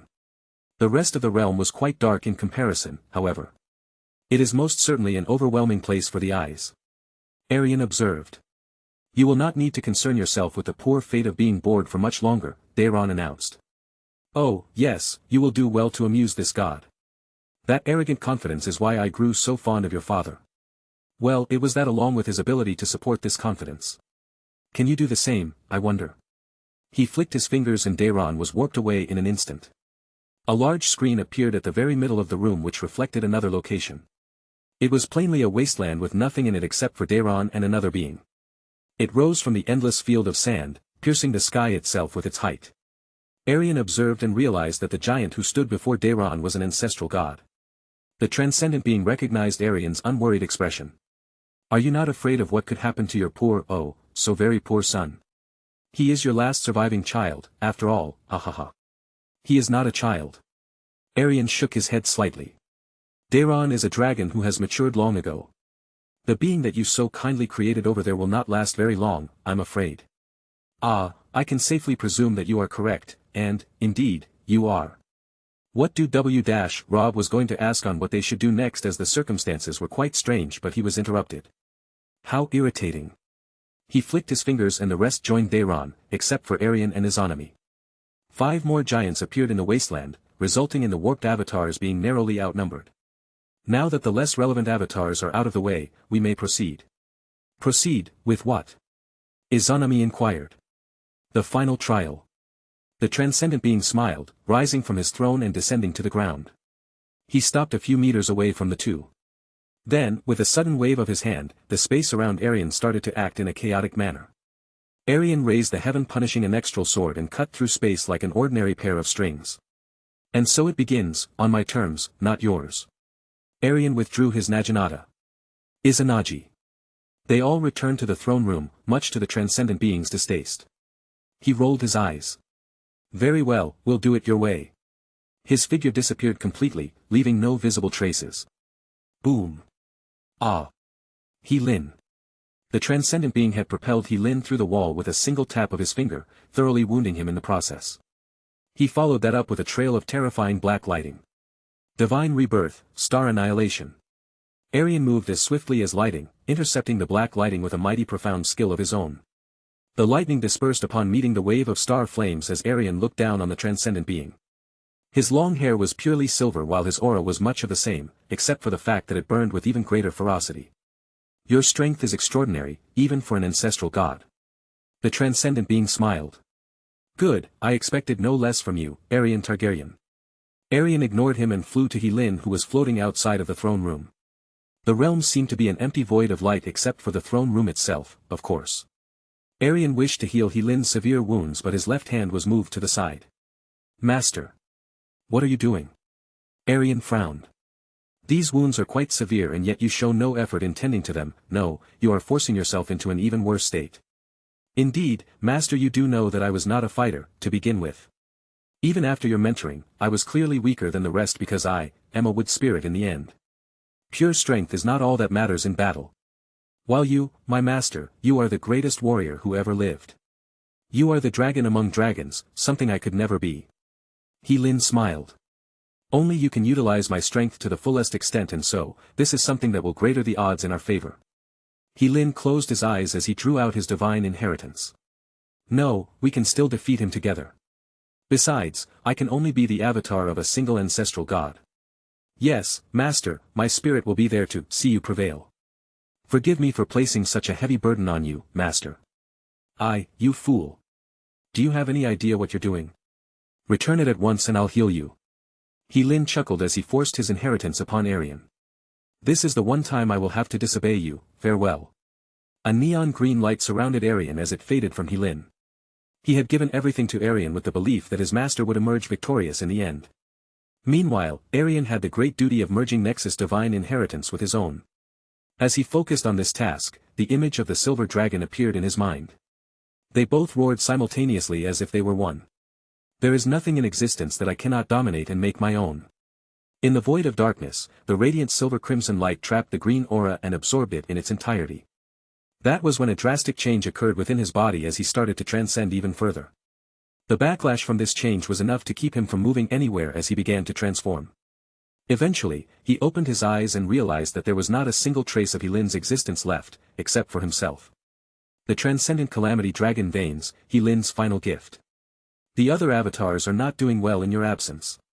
In truth, most of them are already dead. Roshas stated. Boom. Aerion landed in the throne room, breaking what was left of the roof. Xianya Anger, Mu Xianin and Rob were scattered across the bloody-soaked ground while Izanami was chained to the wall. The transcendent being held Daeron by the neck as he was preparing to end his life. Royal, father, we failed you. Oh, your poor soul. Bang. The transcendent being crushed Daeron's neck with some effort, instantly killing him. An enormous wave of fury overcame Aerion as he disappeared in a trail of 8 afterimages, rushing towards him. Ro'Harer. Boom. The transcendent being waved his hand, blocking the heaven-punishing ancestral sword.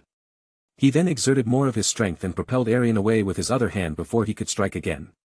The transcendent being observed his arm and noticed a small cut along with a relatively large bruise. It was where the heaven-punishing ancestral sword had been slammed into his hand by Aerion previously.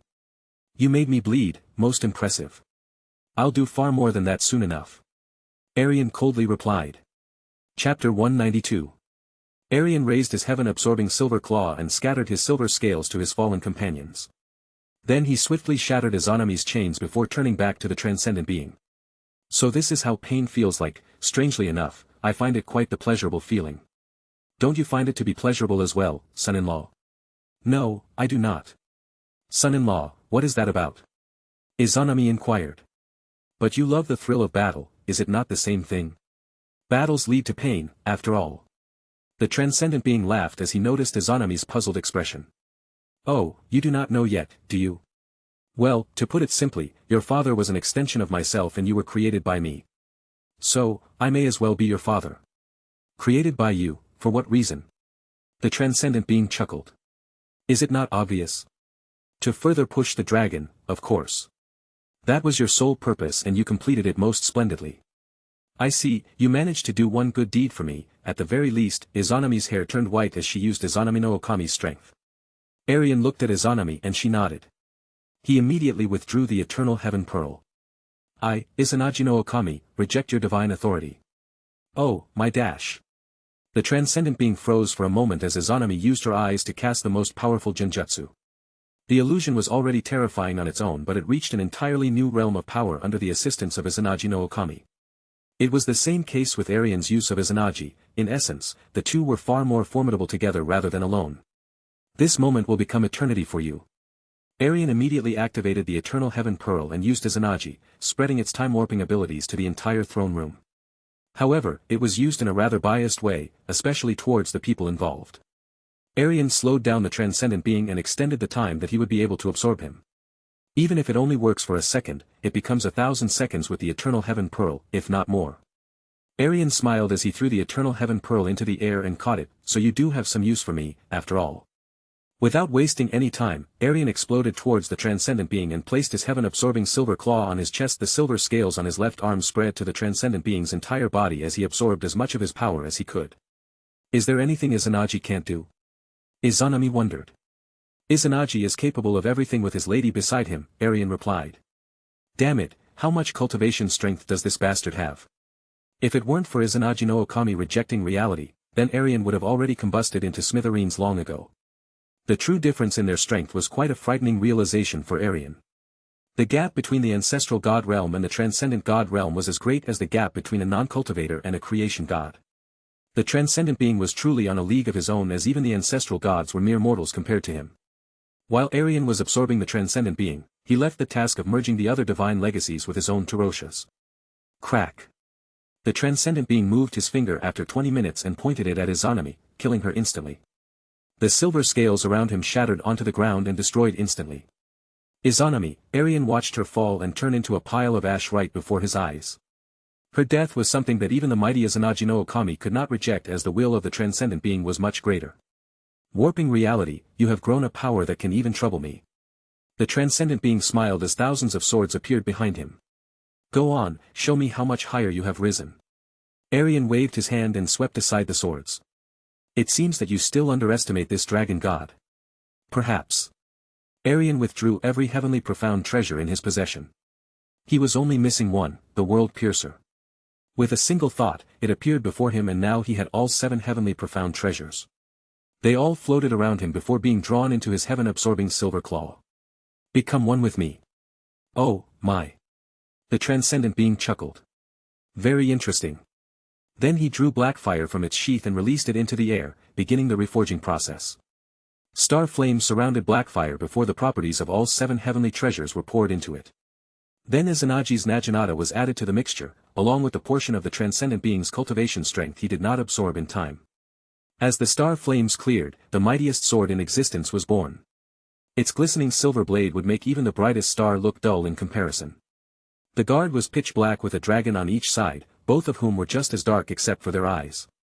One dragon had silver while the other had crimson eyes, reflecting its creator. A gem was embroidered in between these two dragons, at the very center of the guard. This gem was mostly silver, but it would reflect another color every few seconds. The hilt was silver with patterns of gold, followed by a crimson ruby for a pommel. Aerion grasped the reborn Blackfire with both arms and swung it a few times. Blackfire reborn, sword of reality, heaven's will, the avenging star, this sword will be the death of you.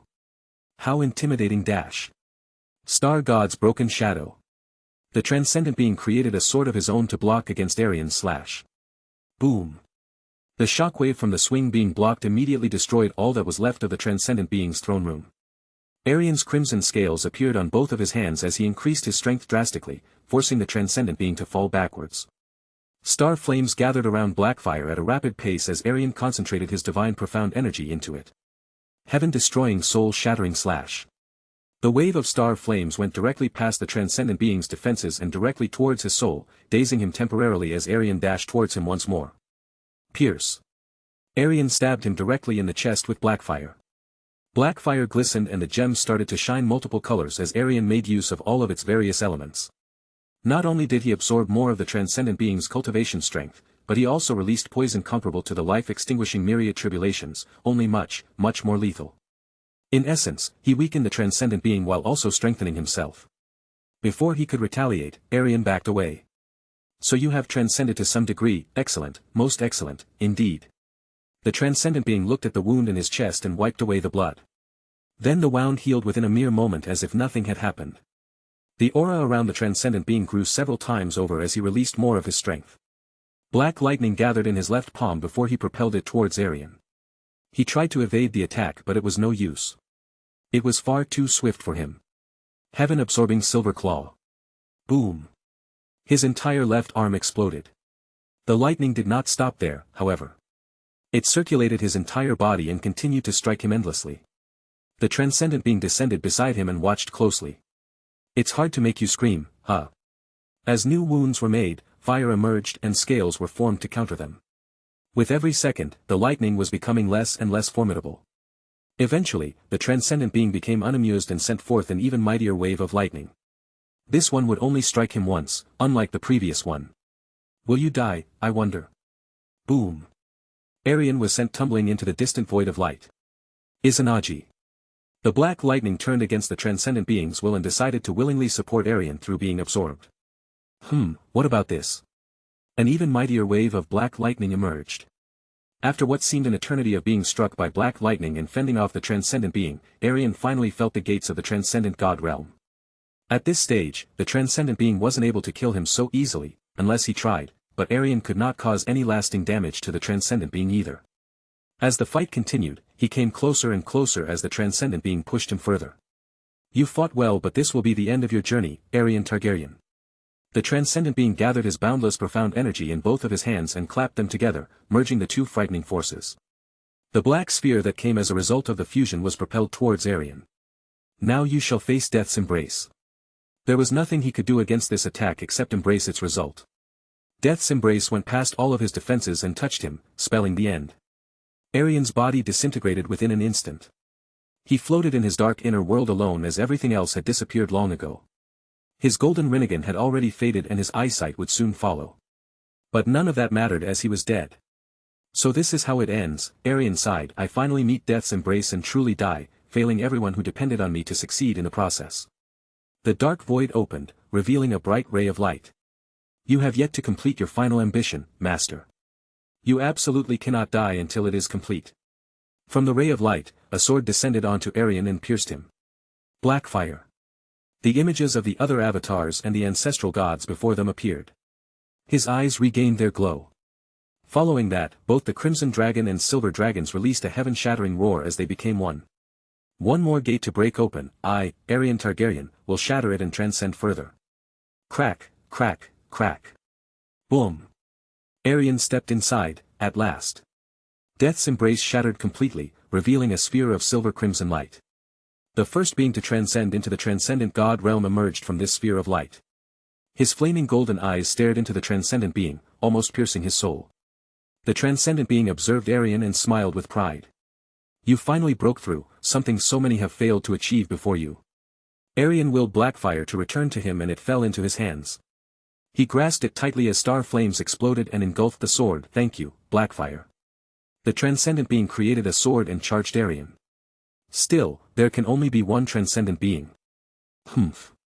Aerion cut through the transcendent being's sword with Blackfire and proceeded to tear him apart with hundreds of slashes. The transcendent being tried to defend against the onslaught but he found himself growing weaker with every strike. This poison, how could I be poisoned by a mere sword? I did not think that you would be so unskillful. Aerion mocked the transcendent being. It is quite embarrassing. The transcendent being attempted to push away Aerion with a wave of black lightning but it was no use. The lightning simply joined with the star flames. Aerion exploded past him and turned around, cutting off his entire left arm with a single slash. Reality is mine to wield now. Blackfire's blade glistened and the transcendent being's limbs separated from his body, turning to ash soon after. The transcendent being willed for his limbs to regenerate but it did not happen. Slowly but surely, his cultivation strength was fading and joining with Aerion. As you said previously, there can only be one transcendent being. Pierce. Aerion drove Blackfire through his skull before withdrawing the sword and slicing off his head. As he turned the rest of his body into ash, Aerion looked at the transcendent being's last remaining body part. What an ugly bastard you are. Aerion chuckled and destroyed the divine palace completely, leaving only darkness. He erased everything in existence with a single thought, except for Planetos itself. Aerion descended onto his home planet, the outer reaches of Bloodstone to be exact. An entire forest had emerged around his hill. The castle of Bloodstone was no more as nature had conquered it with time. He threw the transcendent being's head into the sea. Aerion stabbed Blackfire into the hill and relaxed on the grass. Roshas, only you, little Ray and I exist now. Roshas coughed. Ah, wouldn't that be because you just blinked away a countless number of beings from numerous dimensions? Yes, I suppose so. Aerion shrugged. Most of them are of no value to me anyway. I will give them life once more in due time, however. How kind of you. But, before I get on to that, there is something I'd like to do. As he had intended, the scenery changed and Bloodstone stood once more. However, it was the Bloodstone of old. Not the one which had grown into prosperity under his reign, no, it was just a castle with a few pirates lingering in its walls once in a while. A castle with no master. Aerion appeared in Dragonstone and observed the celebrations that had taken place in 280 AC. It was the year Rhaegar's first 2 children were born, one of those 2 being a son. Aerion walked into the room where his newly born self laid in his crib. His mother had long since fainted from exhaustion. Giving birth was quite difficult, especially with her frail physique. Rhaegar elegantly played his harp, bringing a sense of peace to the entire room. The 2 newborns were silent as they listened to the beautiful music played by their father. Aerion observed Rhaegar Targaryen with interest. If only you had lived longer. What do you plan to do? Roshas inquired. Give my younger self from this dimension a blessing. Aerion touched the forehead of the child and granted him a great blessing, along with a few locked memories on how to utilize this blessing. I grant you the blessing of magic, Aerion Targaryen. I'm sure you will use it well. The Night King will prove to be a worthy combatant once you truly spread your wings. Aerion turned around and poured some wine onto his father. As a jest he stood up from his chair and started acting slightly paranoid, unsure where in the 7 hells did the wine come from. He went back in time and did not pour the wine this time around. Time to build my pantheon of gods. Aerion left the dimension and built his own divine palace. Right after that, he returned the other dimensions to how they were before he entered the divine palace. The Valyrian Empire of Primal Chaos did not seem to skip a beat in his absence as the heir to the throne took care of matters. The center of the divine palace was a throne room with 9 different thrones, one for each ancestral god. It formed a U-shape, with his throne at the very center. The goddesses were to be on his left and the gods were on his right, the closest of which being Izanami and Roshas. Aerion waved his hand and Roshas' original body appeared before him along with some robes. There, you can have both now, as promised. Hee, about time. Roshas' spirit left Aerion and joined with the body. Upon merging, Roshas walked to his throne and sat down in a relaxed manner. You're welcome. Aerion chuckled as he sat down on his throne and returned the other ancestral gods to life. The life of a transcendent being should prove to be most amusing. Jaehaerys rose to the throne 5 years later, officially becoming the Dragon Emperor. Aerion would descend onto primal chaos once in a while, eventually having all of his wives join him in the divine palace. The Targaryen dynasty reigned over primal chaos without much issue. There were multiple conflicts between the Targaryens down the line after the death of Jaehaerys III Targaryen, as there always were among those with the blood of the dragon. With every slight fall, House Targaryen would inevitably rise once more and stabilize itself, however. In that time, Aerion took some interest in creating and placing a few individuals in several different dimensions. Sometimes he would simply grant someone his blessing and watch them flourish for amusement. However, unlike the transcendent being of the past, he did not mean ill will for any of his prospects. He would sometimes do this to the primal chaos of the present, bringing forth heroes in times of chaos. The end.